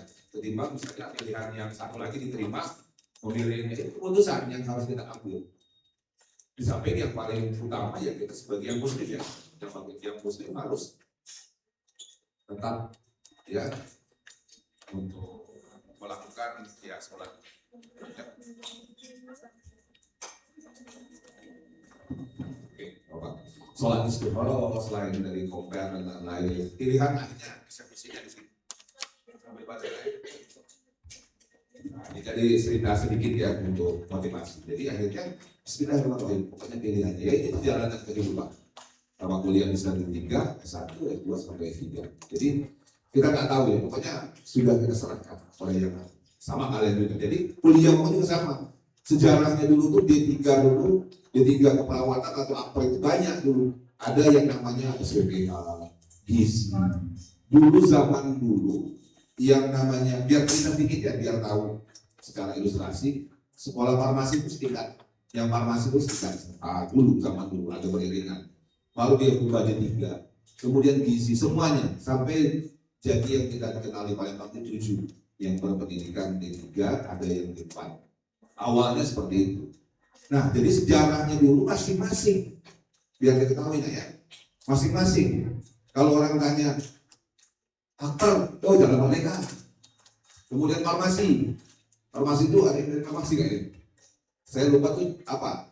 Bukan Inspektur Marzuki, pokoknya yang di Atlas ya, jalan yang dekat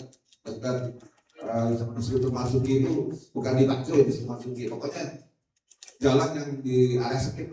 Kemudian ada ngomong dulu namanya teknologi laboratorium medik analis. dulu masing-masing terpisah. Kok di SIPIN juga ada.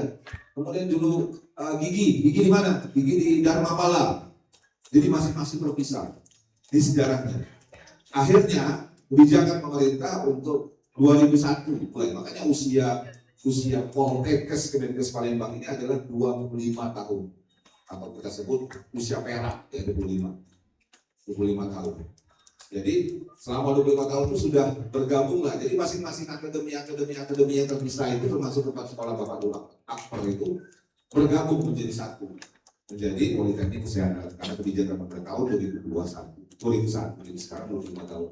Jadilah Politeknik Kesehatan. Dan Kesding atau AKL dulu, kenapa? Karena dia di bawah pemerintah daerah, bukan di bawah pemerintah. Ada mati kata di bawah Kementerian Kesehatan. Akhirnya kebijakan pemerintah juga mengatakan bahwa tidak boleh lagi pemerintah daerah menyelenggarakan pendidikan. Ada undang-undang sistem pendidikan nasional atau Sistemnas bahwa pendidikan diselenggarakan oleh kementerian teknis terkait. Maka kita mengenal selain Kementerian Pendidikan ada kementerian lain yaitu Kementerian Kesehatan, Kementerian Perhubungan, Kementerian Keuangan. Perhubungan punya sekolah-sekolah atau politeknik perhubungannya, keuangan punya politeknik STAN-nya, dan politeknik yang lain misalnya dengan nama yang lain, misalnya statistik kementerian boleh, tapi kalau yang namanya Pemda nggak boleh, termasuk daerah. Maka 2019 merger lah menjadi jurusan kesehatan lingkungan gabung. Maka kalau kita lihat usia baru 7 tahun. Dengan segala konsekuensi, fasilitas dan lain-lain yang dihibahkan ke kementerian. Dalam hal ini Kementerian Kesehatan melalui Poltekkes. Maka jadilah seperti itu. Nah, jadi sejarahnya ini biar dipahami, biar diketahui bahwa kita adalah bagiannya dari proses ya. Tapi tetap sama. Kalau di beberapa Poltekkes lain itu jurusan kesehatan lingkungan memang sudah eksis sudah lama. Tapi kalau kita kan terpisah karena dia di bawah Pemda baru. Dan tadi Bapak cerita jurusan kesehatan lingkungan dulu namanya jurusan kesehatan lingkungan karena perubahan. Biar diketahui juga ya, perubahan nama nomenklatur untuk penamaan prodi itu dulu namanya D3 Kesling. Ya, akhirnya disepakati oleh Asosiasi Perguruan Tinggi Kesehatan Lingkungan berubah menjadi Asosiasi Perguruan Tinggi Sanitasi, berubahlah menjadi sanitasi. Itu aja. Profesinya tenaga sanitasi lingkungan. Yes, ya. Kalau epidemiologi kan baru dia 2021 atau 2022 yang resmi. Ini kita punya alumni yang pertama kalau itu. Nah itu sejarahnya biar kita tahu. Jadi struktur organisasi kita mengikuti organisasi di beberapa jurusan kesehatan lingkungan lain dan menyesuaikan dengan organisasi tata kelola di lingkungan ya, Dirjen Nakes atau Badan Kesehatan. Ya, mungkin itu sebagai ilustrasi sekilas. Lanjut ya. Nah kalau kita bicara di sini ini sejarahnya, nanti bisa dibaca nanti ya. Ada dulu sejarah JKN, dulu namanya SPPH, ya. Dulu AKL Pemda. 2017-2019 baru kita berubah menjadi jurusan kesehatan lingkungan. Ya, lanjut. Nah ini dulunya. Jadi kalau kalian tahu itu Pak Amsul itu dulu awalnya di sini ya, statusnya ya menjadi direktur dulunya. Jadi direktur sekarang jadi Kapolri. Ya, namanya fungsional yang ada masalah ya. Ya. Nah, ini Bapak ingin sampaikan, mumpung di kesempatan tadi sudah struktur organisasi, kenapa Bapak introkan dulu dengan bahasa atau bidang yang kita sebut dengan kesehatan masyarakat. Mungkin ini materi Bapak tidak akan banyak, cuma ingin memberikan ilustrasi. Ya, bahwa kan kalian tahu nggak sekarang banyak sekali di beberapa perguruan tinggi itu kan sudah banyak perubahan penamaan fakultas, penamaan jurusan, penamaan program studi, karena memang menyesuaikan dengan kompetensi atau keterampilan yang teknis yang dimiliki oleh alumni lulusan. Banyak sekali di Universitas Teknik berubah jadi apa? Mungkin isu itu belum terlalu familiar oleh kalian. Jadi sebenarnya kalau kita mau jujur, tapi kita nggak tahu nanti perubahan. Karena satu-satunya yang beda beda jurusan tapi prodinya berbeda secara penamaan ya. Nomenklaturnya ya kita di sini yang dipakai Pak. Karena di konteks lain itu nggak ada, jadi dia terpisah. Jadi sebenarnya kalau mau itu ini jurusan Kesmas, karena isinya prodinya prodi casting atau prodi sanitasi.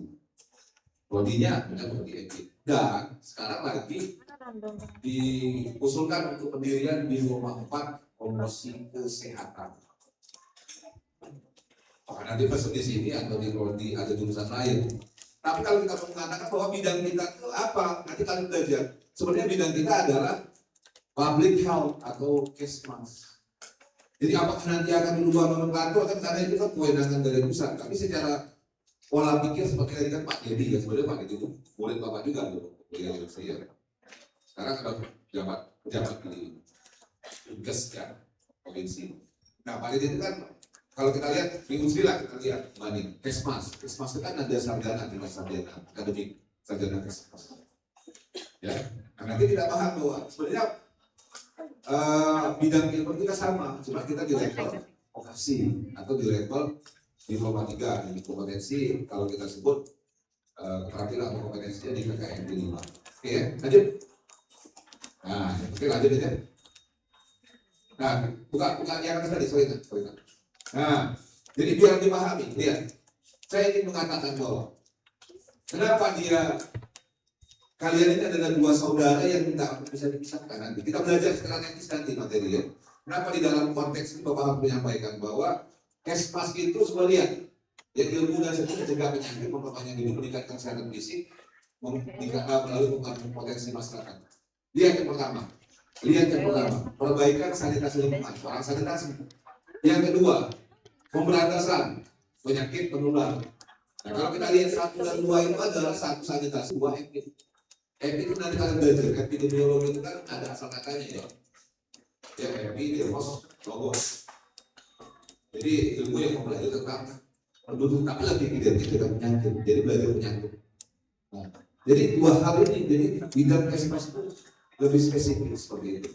Jadi kalian adalah bidang yang nanti kita akan belajar yang terkait dengan pencegahan penyakit. Ya mencegah, nanti ada istilah yang disampaikan Pak Diri tadi, upaya kesehatannya yang udah kenal kan istilah preventif? Belum ya nanti belajar. Nanti banyak sekali istilah-istilah yang preventif, kuratif, ya rehabilitatif, ya promotif dan variatif. Termasuk bahwa prinsip pencegahan dalam upaya kesehatan itu membuat ataupun mengandung 5 unsur atau 5 komponen. Lanjut. Ya, lanjut. Nah, ini biar dipahami. Ini yang akan menjadi pokok. Jadi kita ini sebenarnya adalah satu kesatuan dalam ilmu Kesmas yang berbeda dengan ilmu kedokteran. Jadi kalau kedokteran itu kan sasarannya ini kalau kita masyarakat. Fokus pelayanan kuratif yang kan upaya. Kalau kita kan formatif. Tingkat keberhasilannya sembuh penyakit kesehatan masyarakat, indikator bebas penyakit dan terbebas dari penyakit morbiditas, penyakit ya, mortalitas kematian bayi, kematian ibu dan lain-lain. Ya. Nah, jadi ilustrasinya seperti itu. Next kan. Nah, ini yang paling utama ya.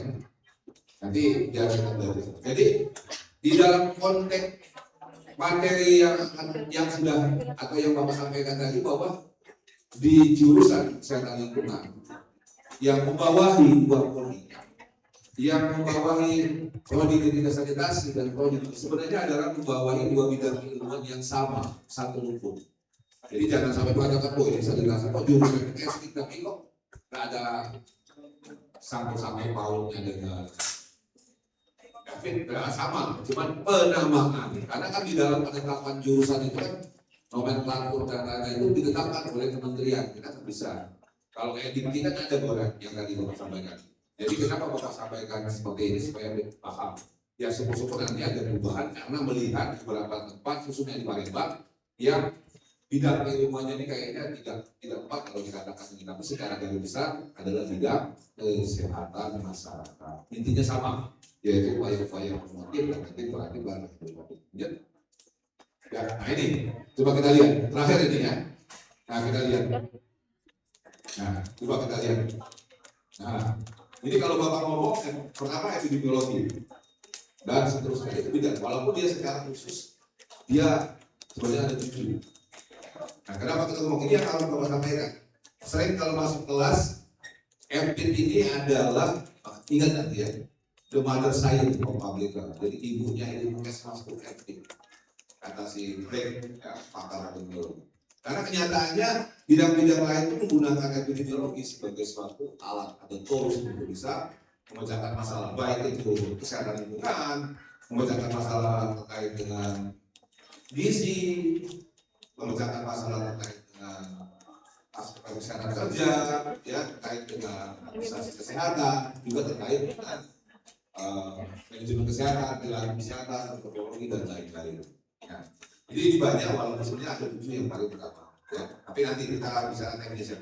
Bapak tidak akan panjang lebar, yang jelas apa yang disampaikan ini hanya ingin mewadahi, ingin menunjukkan bahwa bidang kalian itu adalah satu rumput yang akan membuat ya keilmuan dalam konteks keilmuan Kesmas itu akan lebih menjadi suatu keilmuan yang saling memberikan support masing-masing. Orang EPIK support ke SD, orang SD itu sama. Orang belajar kalau epidemiologi kan apa? Surveillance kata Pak Didi tadi. Tentu harus memahami keilmuan kesehatan lingkungan. Jadi orang EPIK bukan berarti tidak belajar, harus banyak belajar. Nanti kurikulumnya sama. Ada yang beberapa komponen yang belajar teknik. Jadi tidak, oh ini tidak, jangan sampai ada statement, oh beda jurusan, beda, kita nggak sama nama, salah, gitu ya. Jadi tetap kalau penamaan atau nomenklaturnya ditetapkan oleh Menkes seperti itu, tapi intinya tidak keilmuannya sama. Oke, next. Ya, mungkin nanti dibaca banyak sekali banyak lebar dan mungkin kita terakhir Bapak ingin sampaikan di sesi materi karena waktunya sudah sore, ada seharian dari pagi ya. Dan yang paling utama terakhir ingin ditutup dengan suatu statement ya, bahwa jurusan lebih menitik beratkan kepada kegiatan administrasi pengelolaan di dalam suatu lembaga. Jadi misalnya kayak sarana, ada yang kurang masalah dan lain-lain, itu yang ngurusnya bukan prodi tapi jurusan. Nanti ada bagian keuangan umum. Ya kemudian perlengkapan dan lain-lain. Kemudian segala administratif keluar surat-surat, tidak ada prodi yang menandatangani, harus jurusan.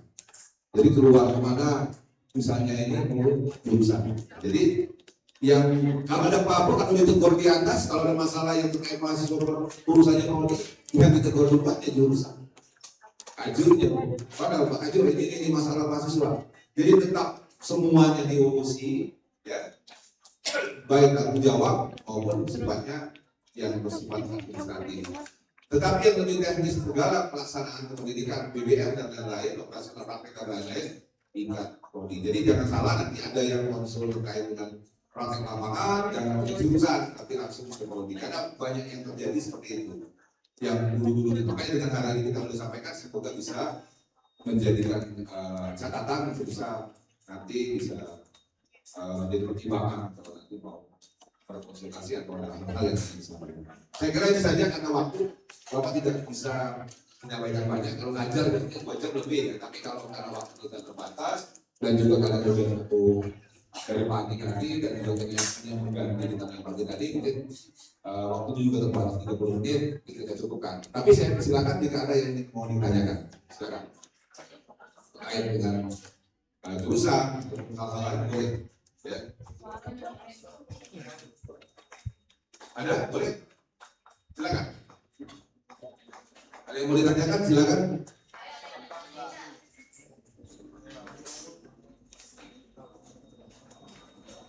Silakan kalau ada yang mau ditanyakan. Jurusan boleh. Oke, kalau tidak ada, ini yang dapat sampaikan. Tapi kita bukan berarti hari ini kalau untuk komunikasi atau penyampaian di kelas bukan hanya terbatas di sesi atau pada PKKMB, tapi di luar kelas ataupun kegiatan lain juga bisa, kita bisa sharing, kita bisa diskusi ya, apalagi dengan terkait dengan mata kuliah yang berhubungan dengan baik testing maupun ya. Karena juga Bapak bidang Bapak lebih secara Kesmas sebenarnya, bidang spesifiknya adalah keselamatan dan kesehatan kerja. Ya, jadi nanti bisa saya diskusi. Saya kira itu saja. Tetap semangat semuanya ya menjalani hari ketiga hitungan dari hari pertama di Direktorat 2 hari dan hari ini.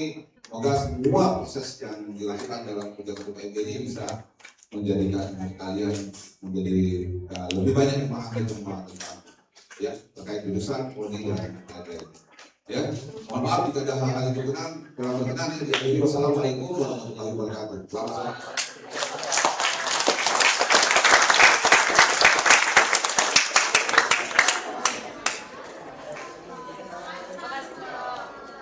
Baik, terima kasih kepada Bapak Dr. Fitri SPDMS atas materi yang kami sampaikan.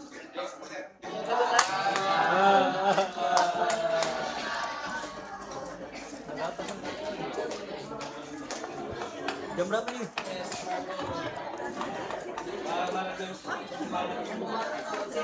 Wala kepala jam itu.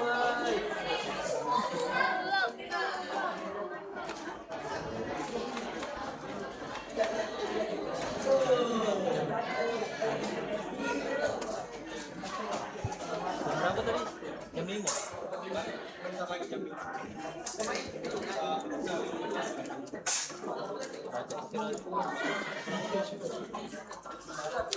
Kalau beli roti sama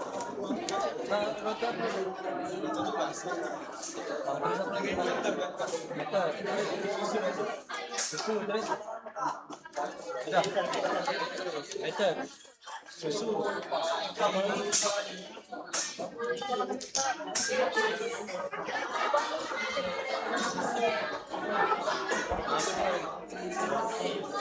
roti apa?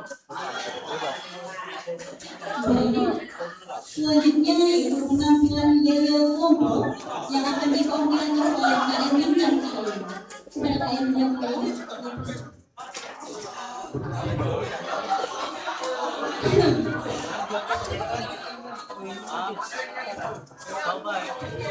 Oke, adik-adik semuanya, apa kembali semangat? Semangat, apa kembali semangat? Oke, selanjutnya kan kita bakal menunjukkan kiat-kiat dari masing-masing. Itu nanti dimulai dari kelompok pertama dulu keluar ini keluarnya aja keluar. Untuk kita bisa bangun keluar.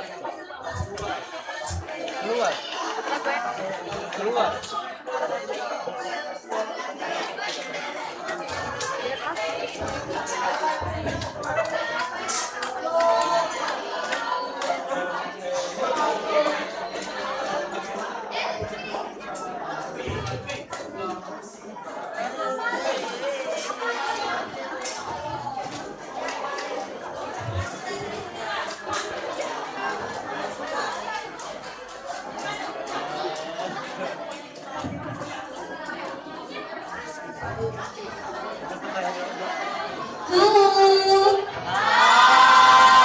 Dengar nggak apa yang disampaikan sama Pak Erwin tadi? Apa coba? Jadi ini penampilan terakhir ya, buat gamenya kemungkinan besok. Kemungkinan besok, karena besok kan ada baju olahraga. Terus ini juga udah sore. Apa nggak ulang tengah balik sampai maghrib? Pasti capek kan, capek. Jadi kali ini kita yel-yel terlebih dahulu, tapi janji yel-yelnya harus semangat dan kompak.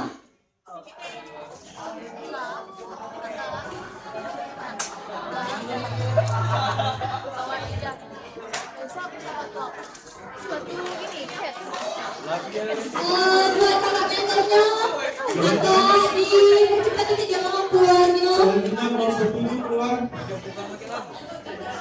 Boleh dilanjutkan dari kelompok.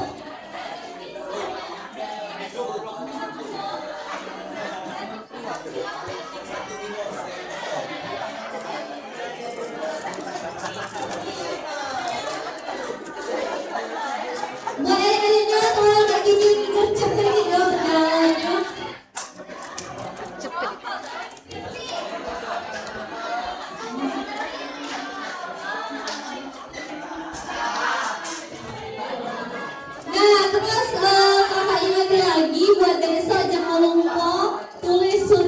buat kakak-kakak panitianya ucapan terima kasih dan kesan. Di bawah biasa ya, pas penutupan di bukunya. Wajib bawa surat itu, kalau tidak bawa ada sanksinya. Jadi dalam satu surat, dalam satu kertas itu ditulis surat tentang ucapan terima kasih dan kesannya. Kesannya ada. Pakai lagu apa ya? Pakai lagu. Lanjut ke bawah ya. Kesannya berisi tentang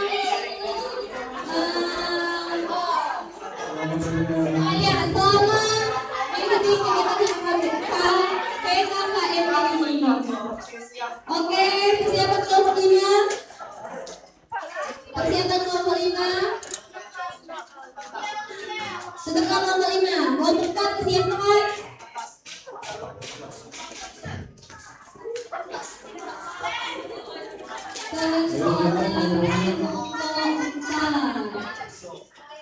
Kelompok 3 siap-siap. Yang kelompok 8 yang belum bisa siap-siap dulu. Dengar ya? Kelompok 4 keluar. Kelompok 4.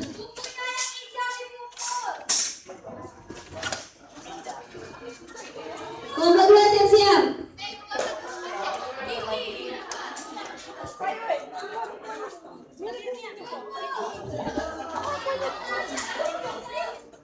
Lewat mana?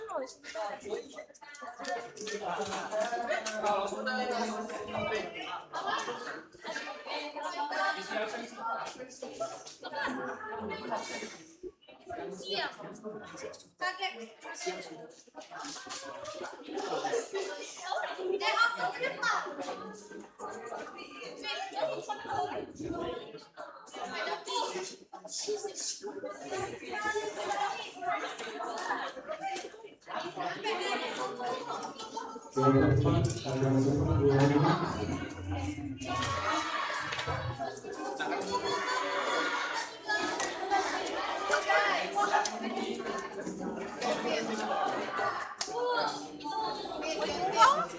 Kelompok 3 bukunya, Dek.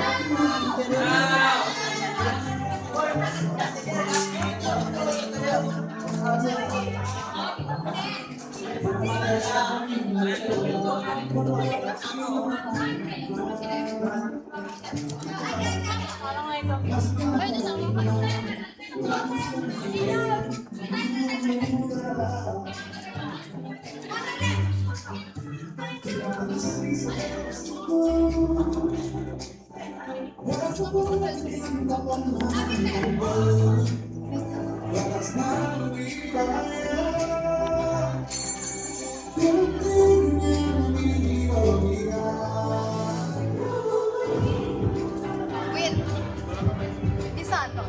Iya.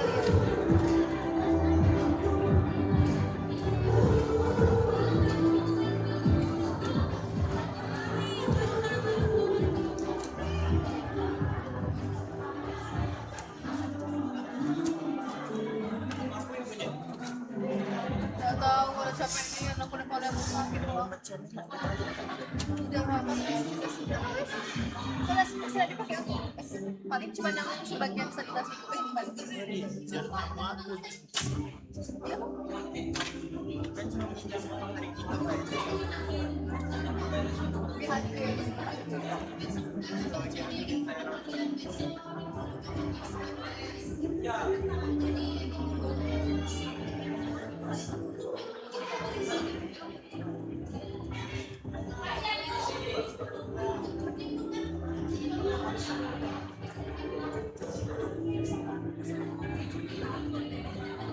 Thank you.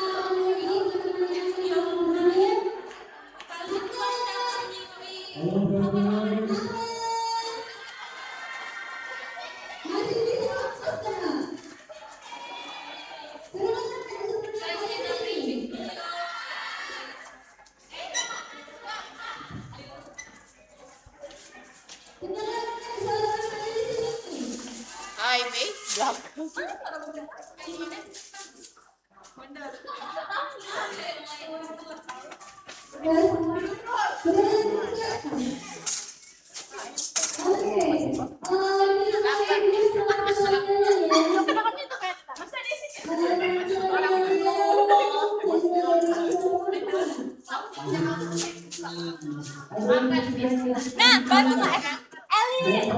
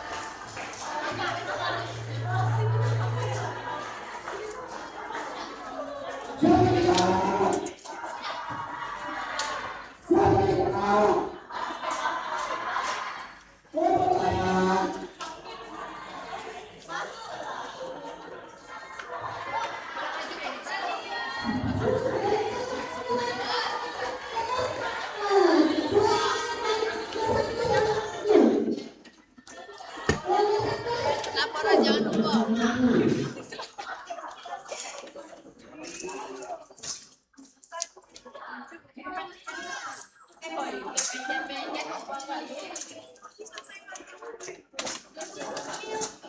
Tadi ketua BEM pengen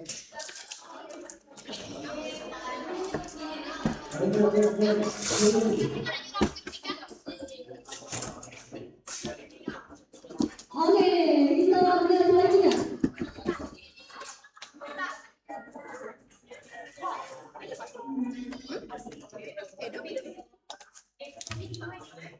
Jangan dipijak deh, umurnya.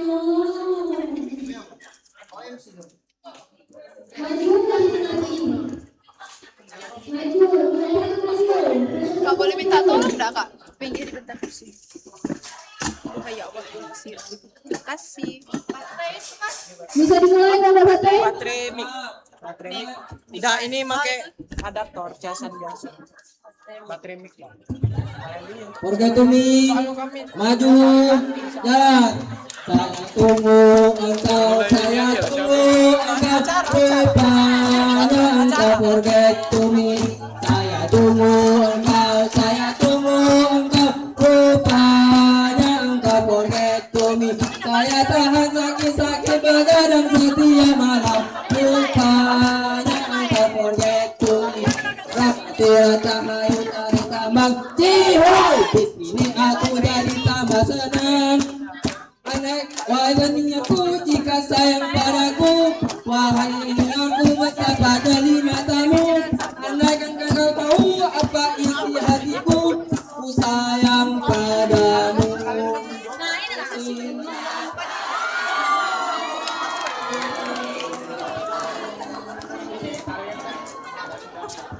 Kelompok 1. Siapa namanya?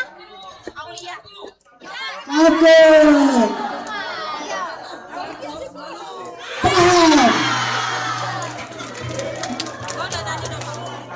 Sebelah kanan, Sebelah kiri. lampu tengah. One, two.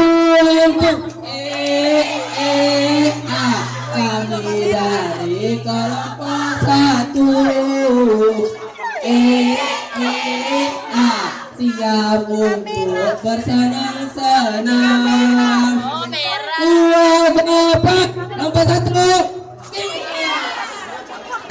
Ya nggak dibangun.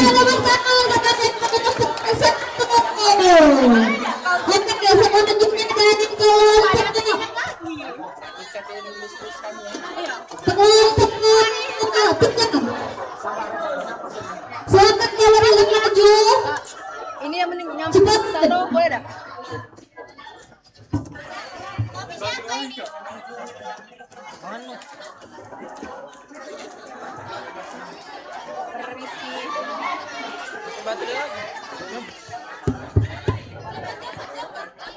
Cepat.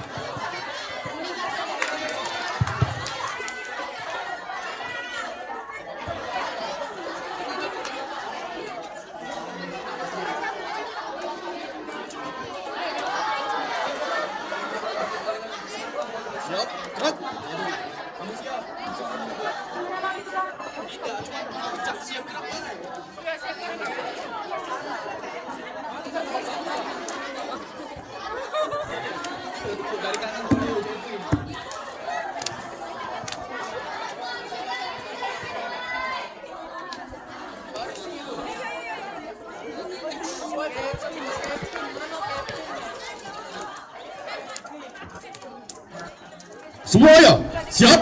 Gerak. Ketiga. Aigo kelompok 5.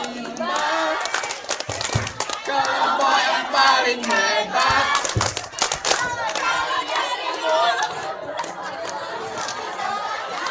Aigo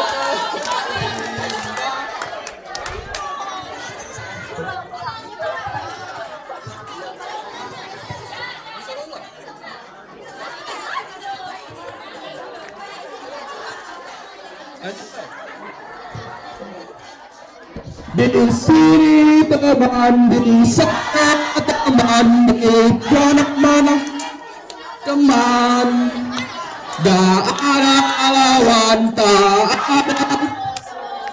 Sebanding kita semua teman.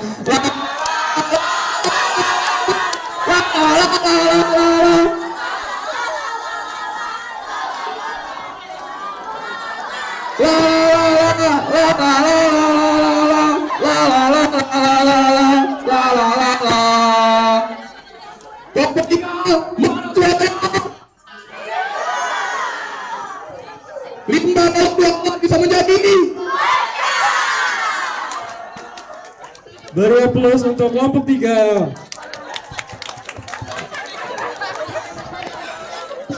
Oke, selanjutnya kelompok 4. Dengar tak? Kelompok 4. Kelompok 6.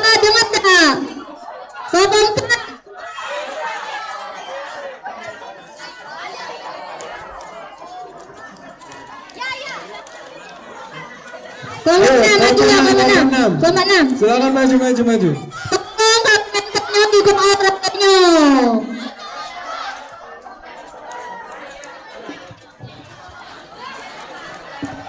Tes.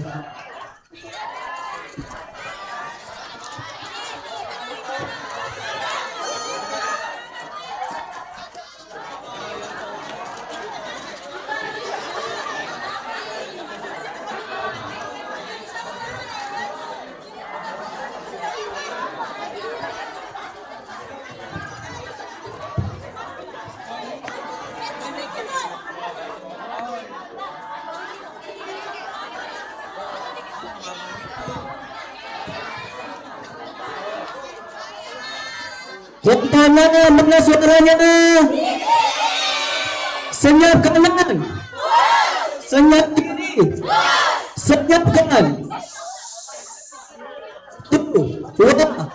Dua gapat mana di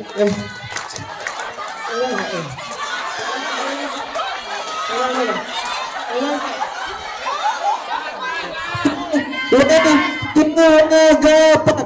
Coba lihat kami beraksi, paling kuat dan pemberani, tapi keren sekali. Walau panas kami hadapi, kami menyala, kami pasti menyala, kami yakin kami juara. Kami menyala, kami pasti menyala, kami yakin kami juara. Kelompok harus melambung tinggi, melesat, menggapai mimpi. Terima kasih.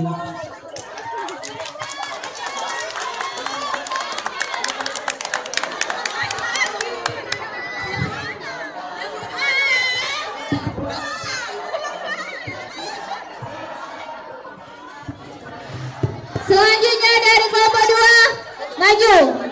Kelompok 2 maju.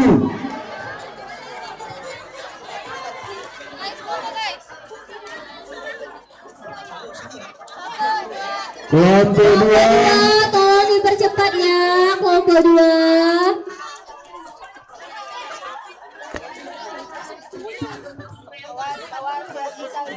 Tali kabel.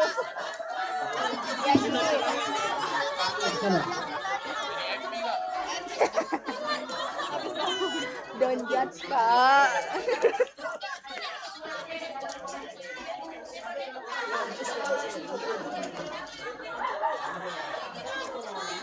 Dia mundur lagi deh biar kenal.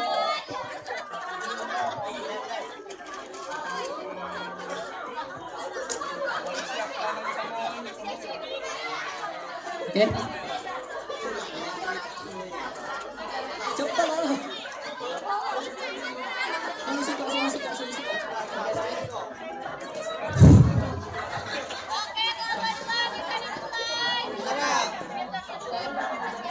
Satu, dua, tiga. Mari semua ragam dan taulan, Boria suka-suka kami dendangkan.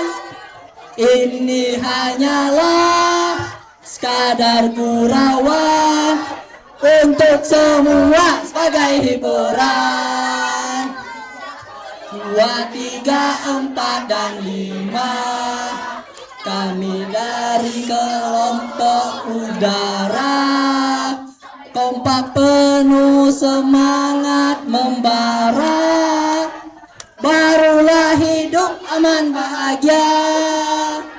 Mari semua ragam dan taulan, Boria suka-suka kami dendangkan. Ini hanyalah sekadar gurauan untuk semua sebagai hiburan. 8, 9, 10 semangat kami teruslah tumbuh. Langkah bersama tetaplah teguh, pantang menyerah hati dan teguh. Mari semua ragam dan taulan, Boria suka-suka kami dendangkan. Ini hanyalah sekadar gurauan untuk semua sebagai hiburan. Tamatlah sudah ragam dan sloka, harap kawan terhibur dan ceria. Nah, imbauan jangan dilupa, dan teman-teman sampai jumpa. Kelompok 2 pasti bisa. Oke, terima kasih ya. Selanjutnya kelompok 4. Kelompok 4.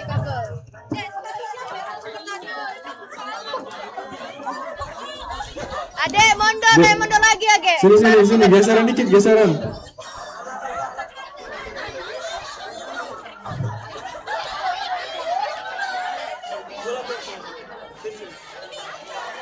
Dek, geser ke sini dikit yuk.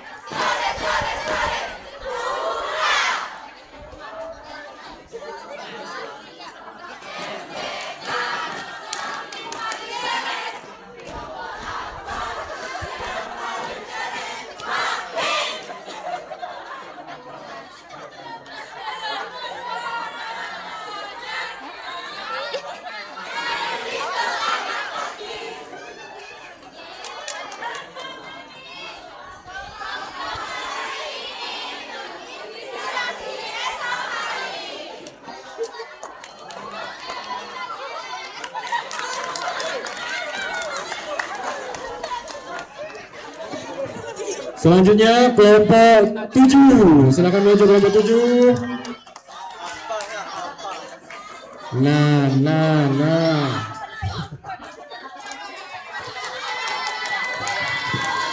Tes.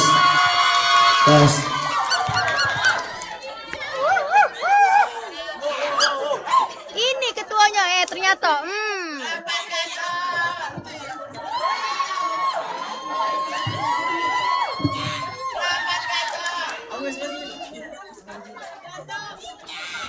Satu, dua, tiga. Kelompok 3.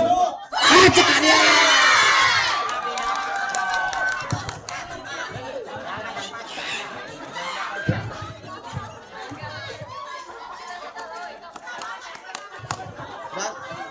Kelompok 7. Mulai. Bukalah matamu, pasang telingamu, lihatlah ke depan, bernyanyi bersama, kanan bersuara, kiri bersuara, satukan suara, dukung kelompok 7.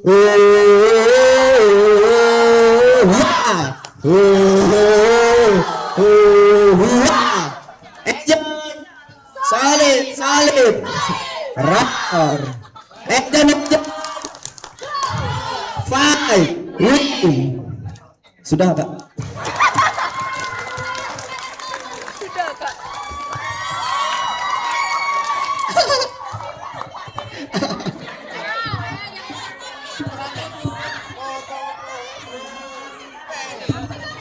Kelompok terakhir, kelompok 4.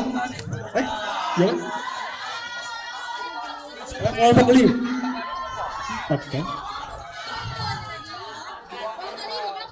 Kelompok 5 belum ya? Maju.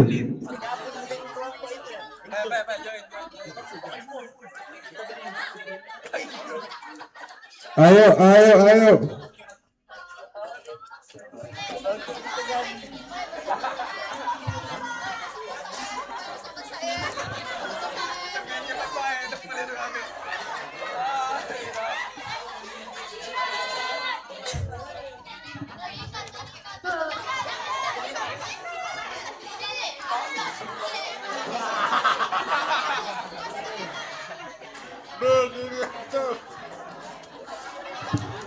Oi, biar di champion, biar di mana?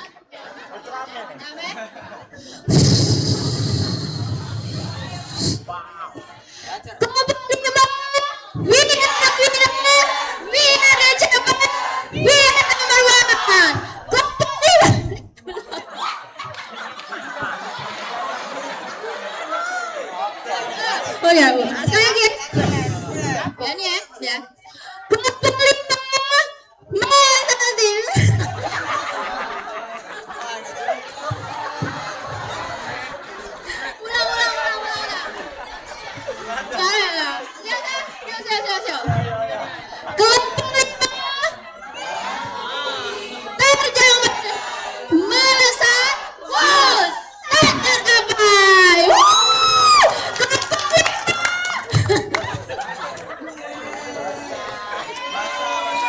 Berikan tepuk tangan kepada kelompok 5. Oke, ada yang kelompok belum tampil?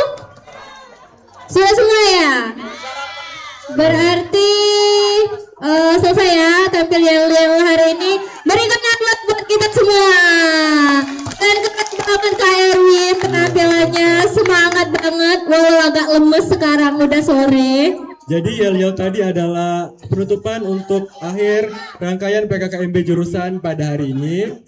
Akan dilanjutkan ke penutupan besok ya Kak. Oke, mengingatkan kembali kepada yang merasa sepatunya kebesaran atau tertukar, tolong laporin sama kakak mentornya ya. Oke, karena jam sudah menunjukkan pukul 5:30. Nah, Pak, kira-kira kok? Dah balik. Kalau jawabnya pelan, tak balik. Nah, balik.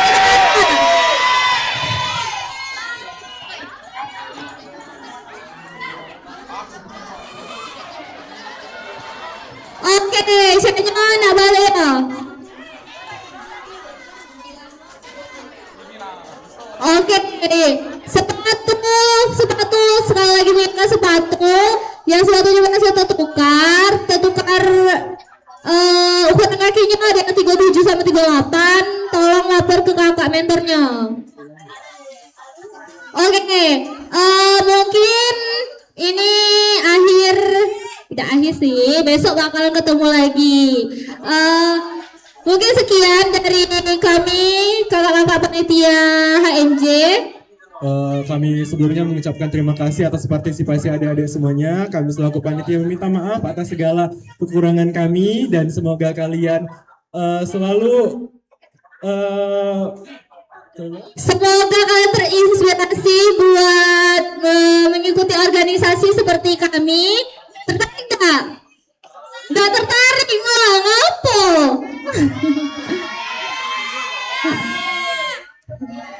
Oke, mungkin sekian dari kami. Terima kasih banyak telah berpartisipasi pada hari ini. Semangatnya kami akui, sangat bersemangat dan sangat aktif. Semoga buat kedepannya lebih semangat lagi pastinya. Dan jangan lupa buat kalian semua saling mengenal teman-teman sesama prodi. Oke, saya akhiri wabillahi taufiq wal hidayah. Wassalamualaikum warahmatullahi wabarakatuh. Oke, sampai ketemu besok di penutupan PKKMB 2026. Hati-hati di jalan. Untuk mentor HP-nya tolong dibagikan.